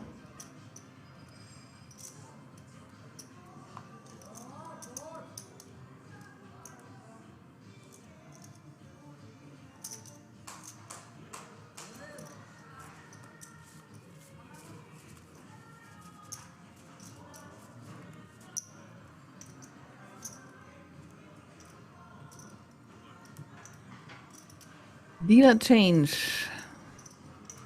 So there you see how we're looking right now. Florin now only with 16 big blinds, while Corvinores has 37 big blinds. The tables have turned. The turns have tabled. Complete opposite of when we started the heads up, but they did make a deal in between when they were pretty even in stacks. So both players basically received around 30,000 euros and they're still playing for 6,800.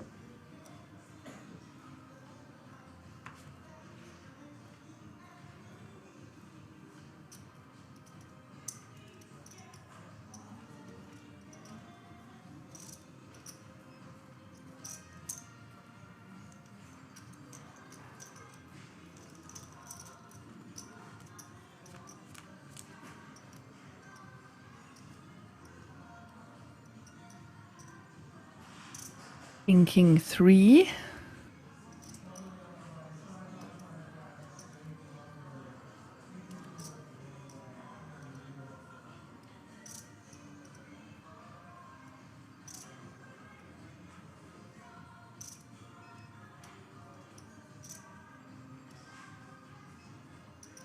Ace on the turn. Yeah, I guess whoever bets wins this one. Florin bets and wins. There we go.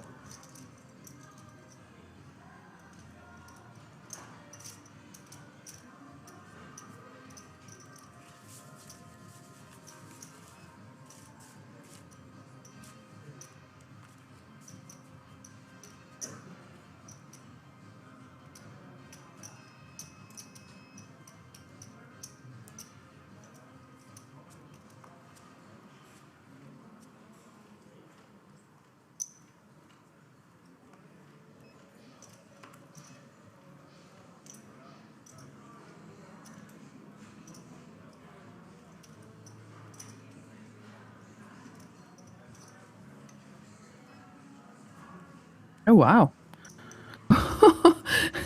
He folds and Florin has aces. What the hell? He had a feeling there. Wow. He absolutely dodged bullets.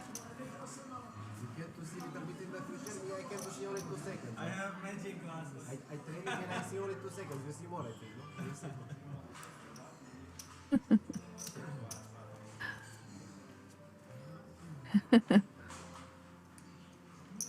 That's the winning fold right there. I hope you have aces. No aces. No, he didn't have aces. That was wild.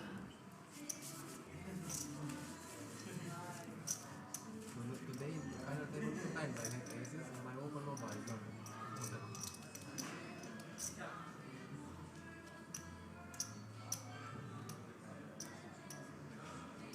I double up this aces on short stack.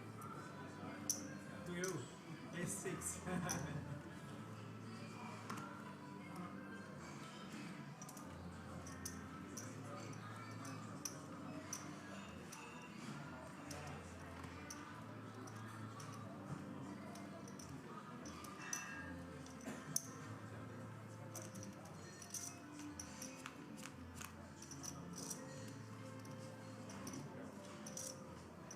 Yeah, deflating when that happens.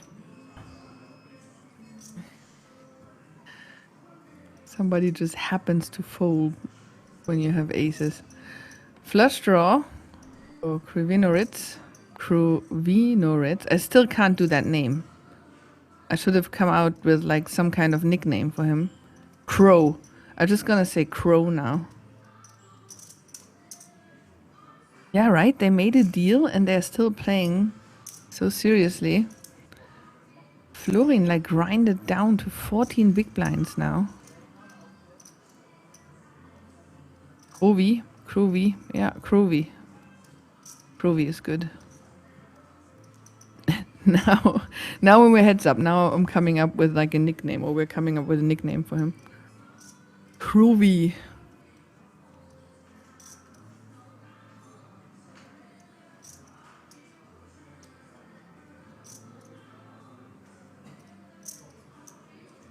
Because I want to pronounce it Spanish.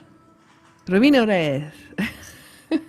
But that doesn't make any sense, so Crovy. Crovy it is now.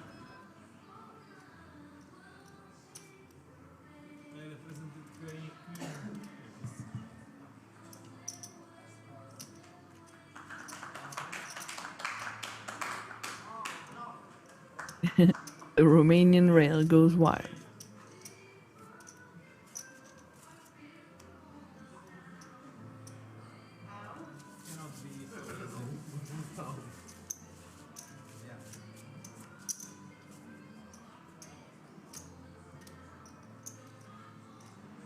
I can pronounce it German as well. That would be really ugly. Provinoretz. That's really bad. So Crovy. Crovy is better.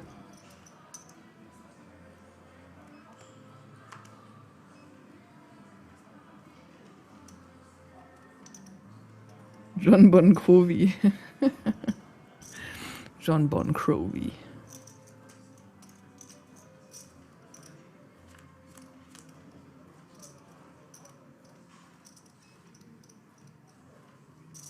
Oh, 2 pair for Crovy and then second nut flush draw. Oh, 2 pair for Florin and the second nut flush draw for Crovy. It's getting late, guys.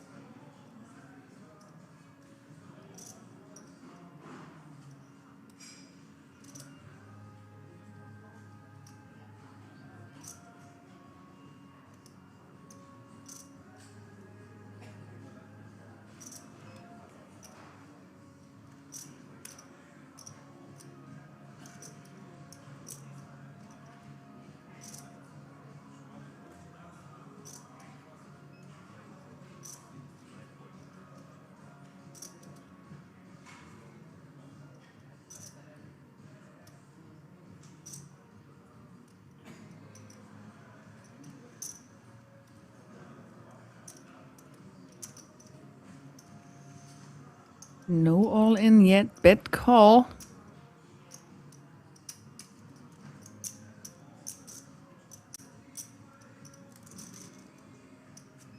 Will the river bring a spade? No.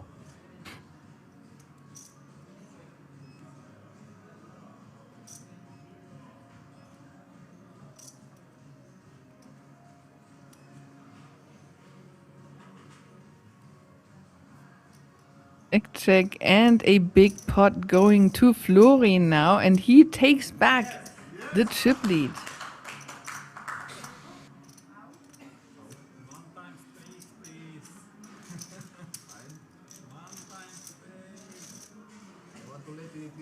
Something like this, maybe it's not come. It's not come.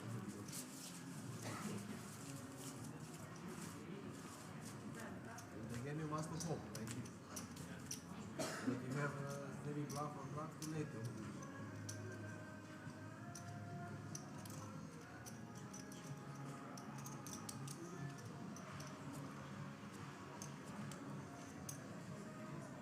Yeah, we had the translation earlier, but it's just the name is just too long and too complicated, so it's gonna be Crovey. Sorry. Yeah, bro. No. Forget that. Because my brain goes to Spanish. And I don't know how to pronounce that in Czech. Now I understand what happened. Anyway. Want to kill me? With this support, I have ace in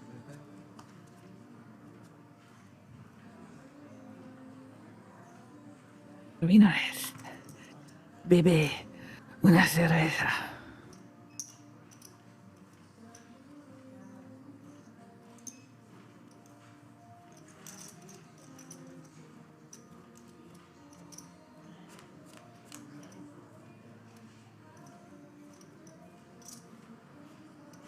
Eight king deuce, 2 clubs. Crovey has the clubs.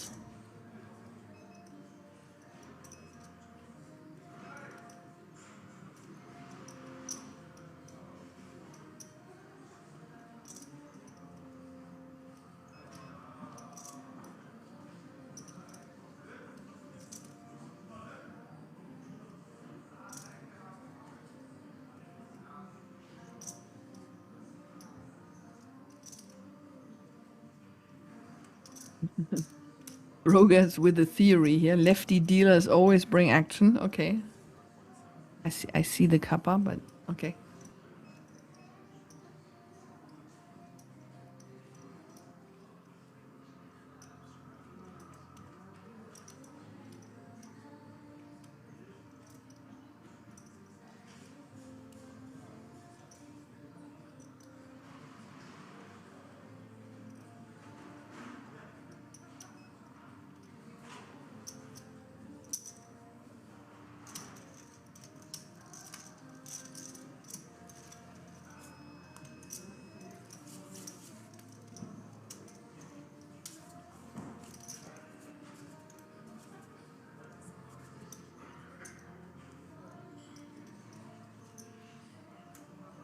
Yeah, back and forth. You would think once they made a deal, it goes faster, but nope, they are battling.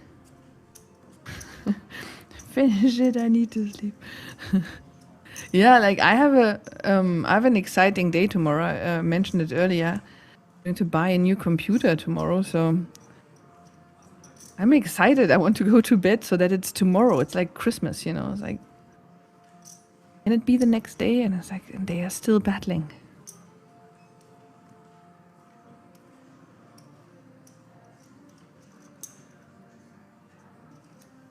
My MacBook is 7 years old.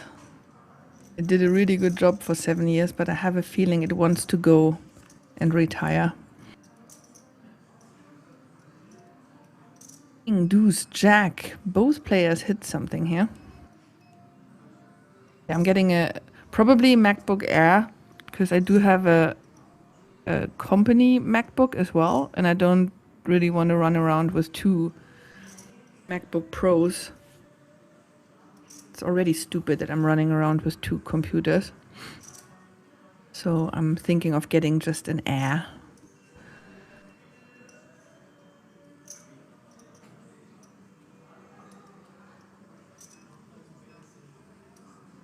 I give my old one to my younger half brother. He's just a teenager.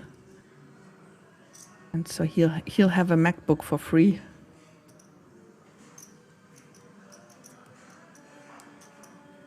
I told him already that he can't play Minecraft or something on it, probably because it's not really strong enough for that, but he can get used to using a Mac and learn the basics and so on. Yeah, because I was like, I would probably get 80 euros still from the Apple Store, but I was like, you know what? It's like, he actually mentioned that he would like to have a Mac, and I was like, here it is. Like,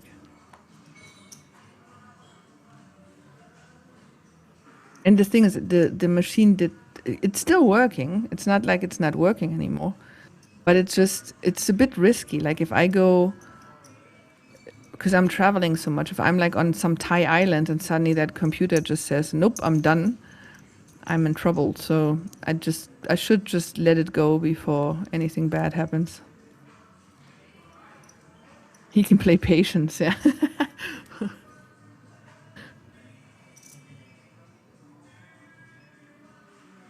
Jack 8 deuce. Provy hits a pair of 8s.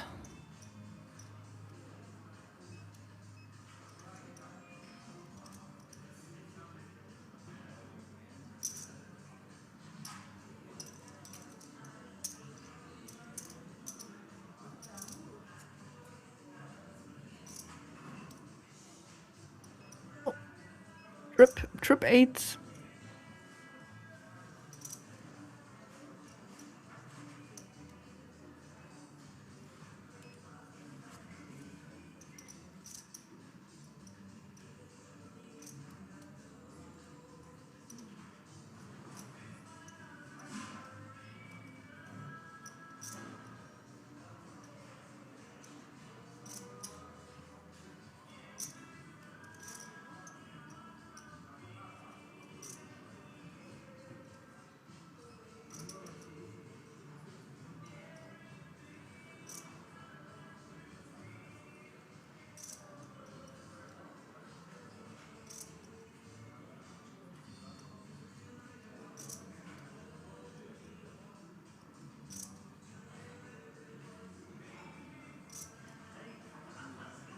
What are you thinking about, Florine? Uh-oh. He was thinking about a bluff. Uh-oh. Wrong moment.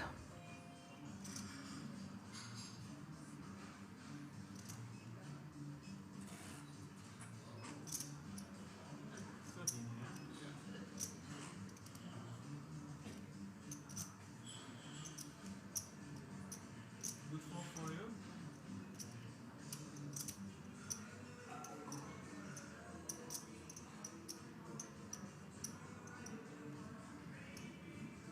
Don't let him fool you. Don't let him fool you.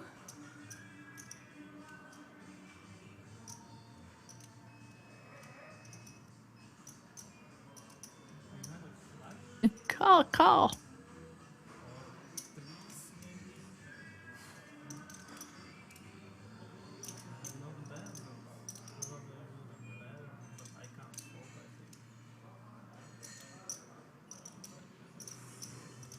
Nah, he's never gonna raise here.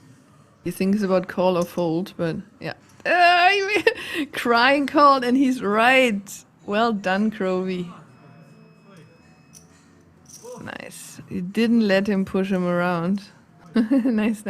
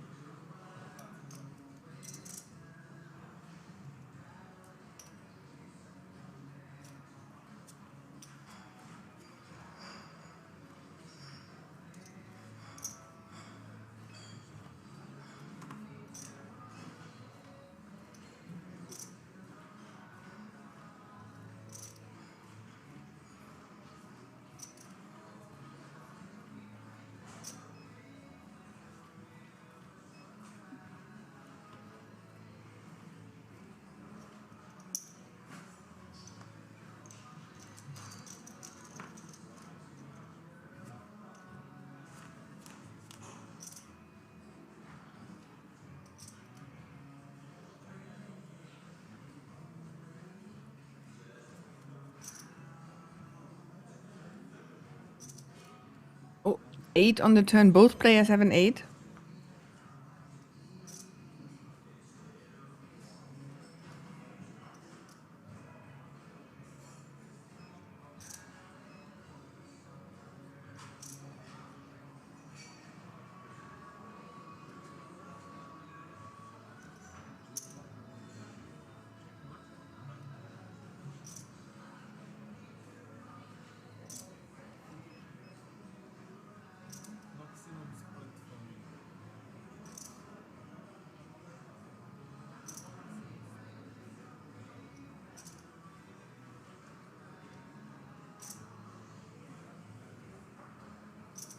Yeah. Careful. No. This time it was wrong. I think split. I hope it's split. Nice.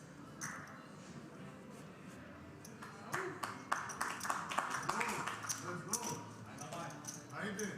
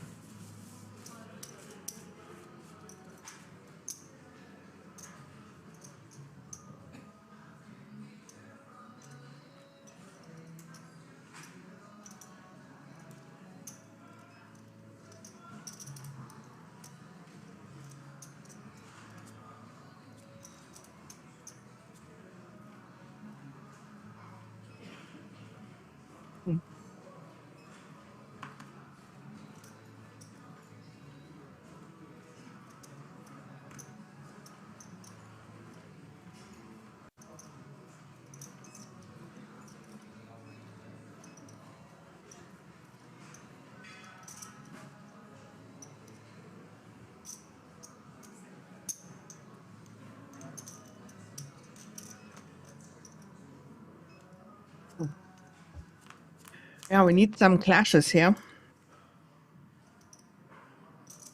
Oh, well, it's not a clash, but it's a nice hit for Crovey. Just a set of 9s, and Florin is reaching for chips. Nice.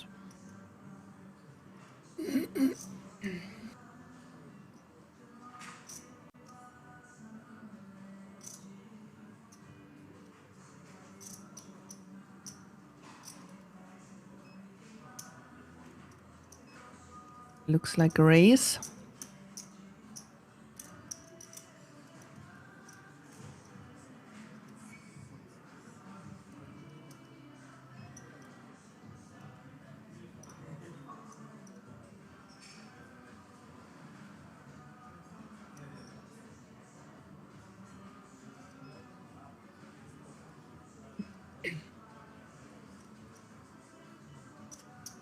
Yep, gives up.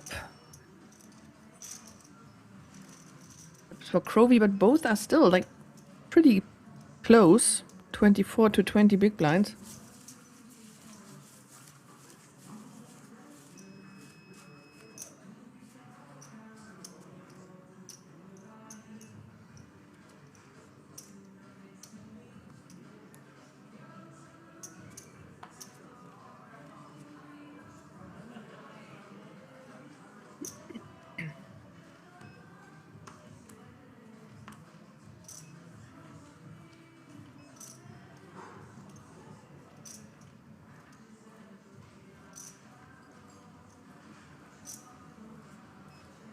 Aces, I hope.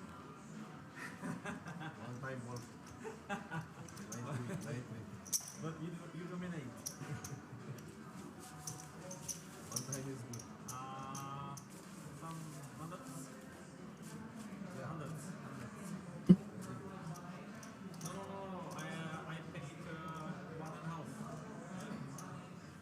I think 300 to me.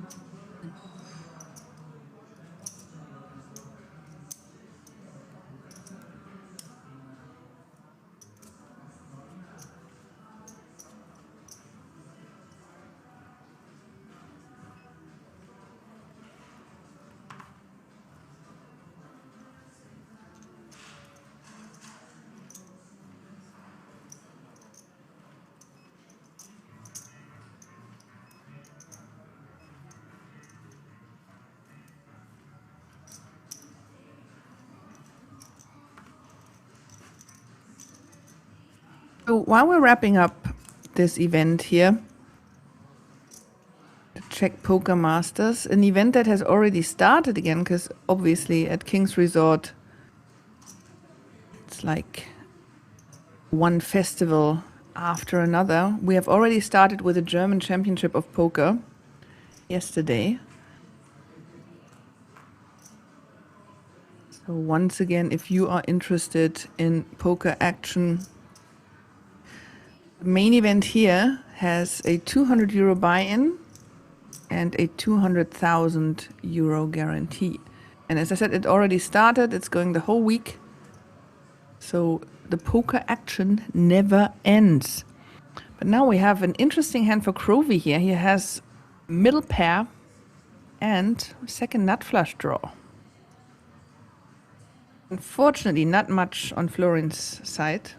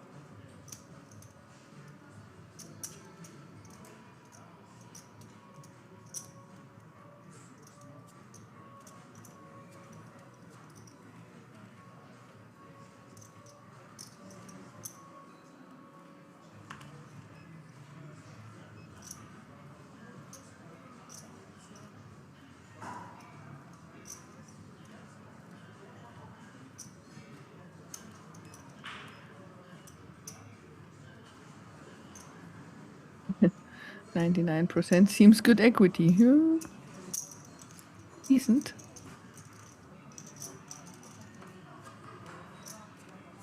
Two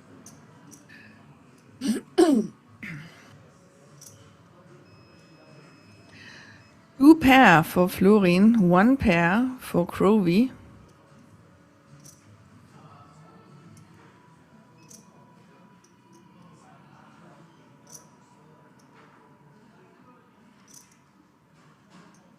Peter told you 600 is a split fee. What do you mean? Do need to rephrase that question a little bit.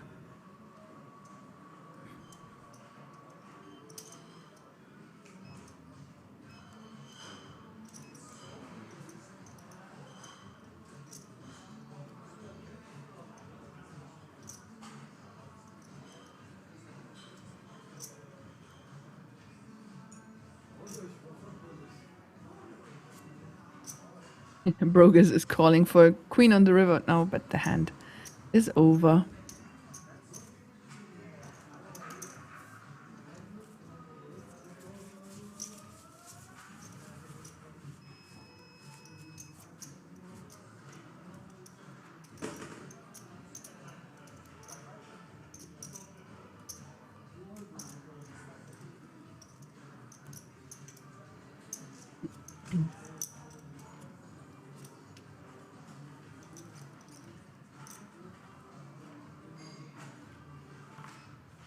We need monsters.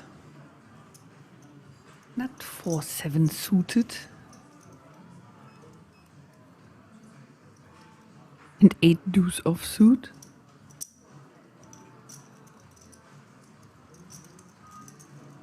Count numbers in both offered and split. I don't understand what you're asking for. I'm sorry, but like they did make a deal heads up.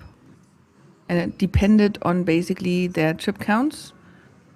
And after that, Bilan received 31,200 euros and Crovey got 30,000 euros, and they had to play for 6,800 euros on top. So the winner will receive 6,800 euros and the trophy. Not sure if that's your question.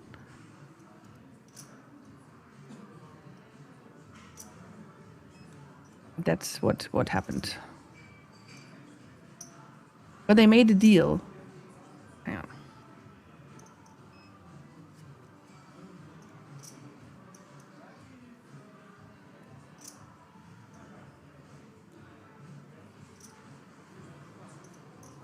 Maybe there's a typo somewhere, but I don't think so. It's something, you know, like I got these numbers from the production team. The players made a deal together. There's no fee or anything.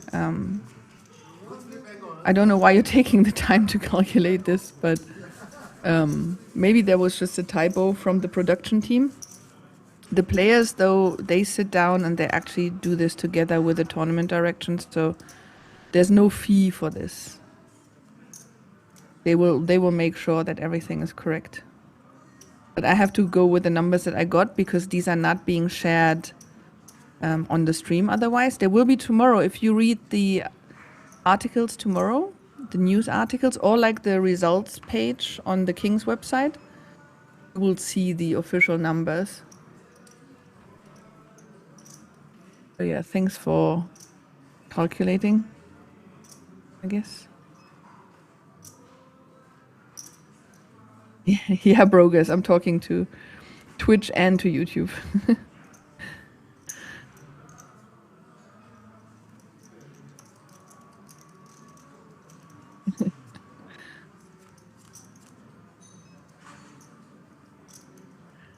All right. Ace, King, 4, 2 clubs.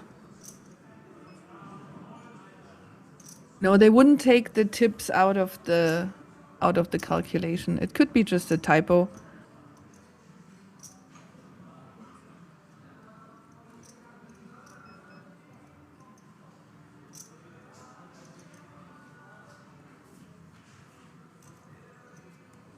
I'm just checking if I made a typo. No, so maybe it's a typo from the production team. It's just like, don't worry, like they will be on top of it. Like the players, they'll be on top of things. All right, so Florin to 16 big blinds and Crovey at 28.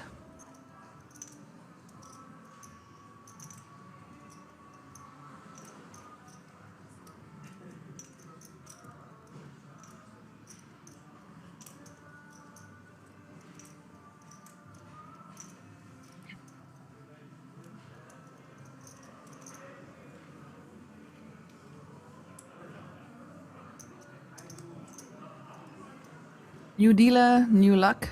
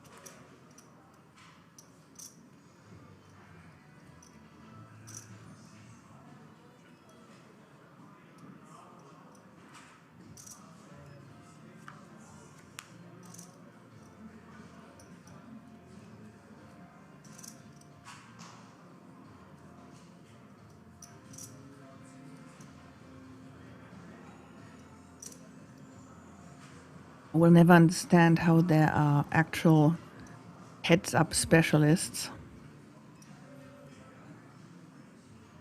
I mean, to be honest, if you check my hand mob, I never came second or first anywhere.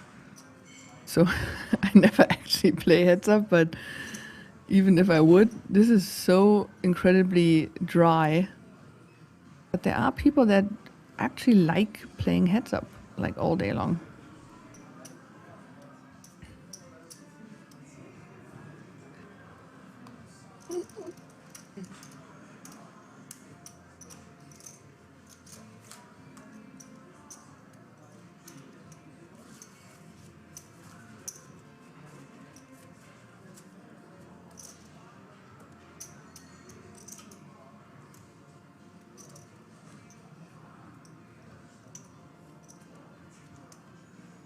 Faint B says, heads up is fun, but you gotta bet something.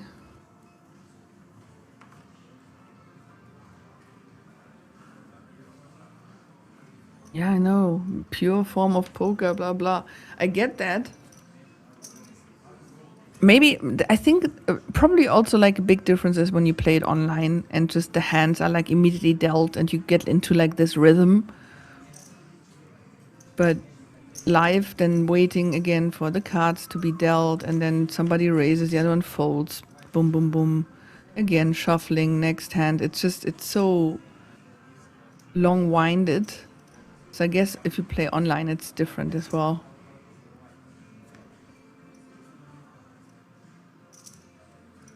Oh, flush for Florin.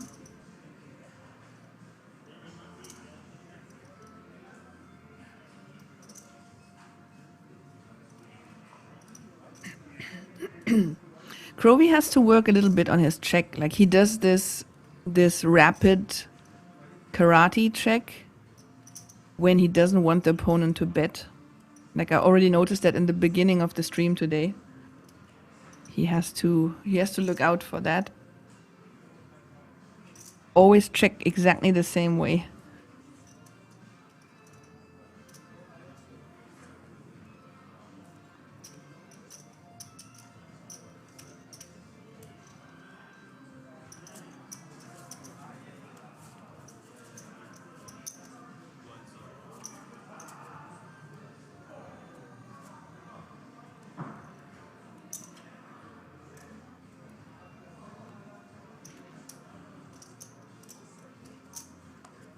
I mean, the good thing is at least they have the shuffle machine here, so the dealer doesn't actually have to fully shuffle the deck every time. But still, it's just taking so long, and then raise fold next. It's I think online I probably get it with the heads up stuff. How do you check with one finger or whole hand? Doesn't matter, like however you check, just try and make it the same every time. You know, you see some of the robots, like some of the Triton players, they literally just sit there with their hands in their lap and then they just reach out and just check with one finger and then put the hand back into their lap. That's like a new robot way of checking from the crushers. Oh yeah, but here, 2 pair on the flop. Flush draw for Florin. This could be interesting.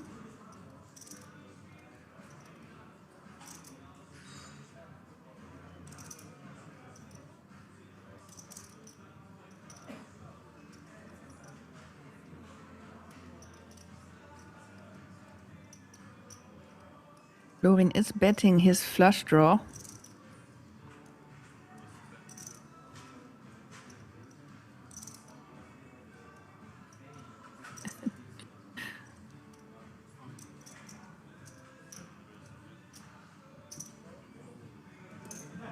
All in from, oh, all in call. There we go.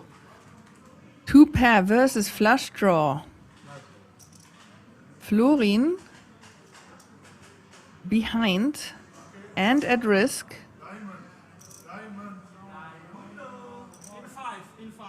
We don't see a diamond. We have a champion. 5 of diamonds he's calling for.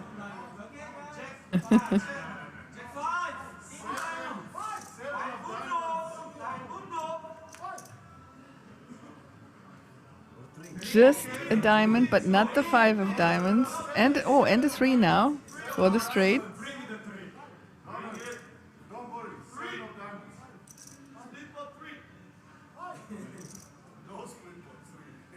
Diamond or 3, or the tournament is over. That's it. He managed to claw his way back. Florin wins the event. A Czech player is actually winning the Czech Poker Masters. Florin Bilan, the absolute crusher here at Kings, is second. And they did make a deal. So both of them roughly get 30,000 euros and Ravi gets another 6,800 on top of it. There we go. He did manage to claw back, to win it back.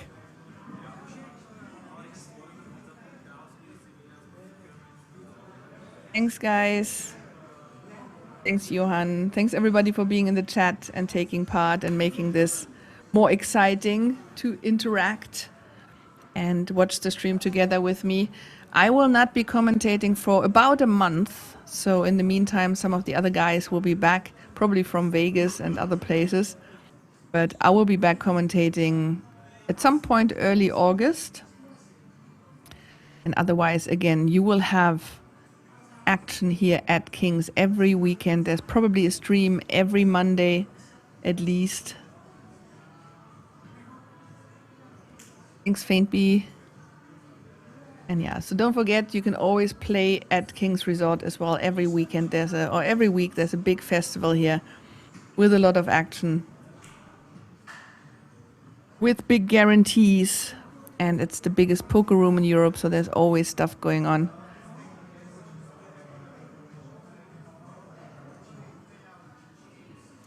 Yeah, that was it for this event. As I said, the next one that has already started is the German Championship of Poker. So if you want to play some more poker, make your way to King's Resort in Rosvadov. For Germans, it's easy, just across the border. And otherwise, you can fly to Prague as well and take a shuttle. All right, that's it from us for today. Goodbye.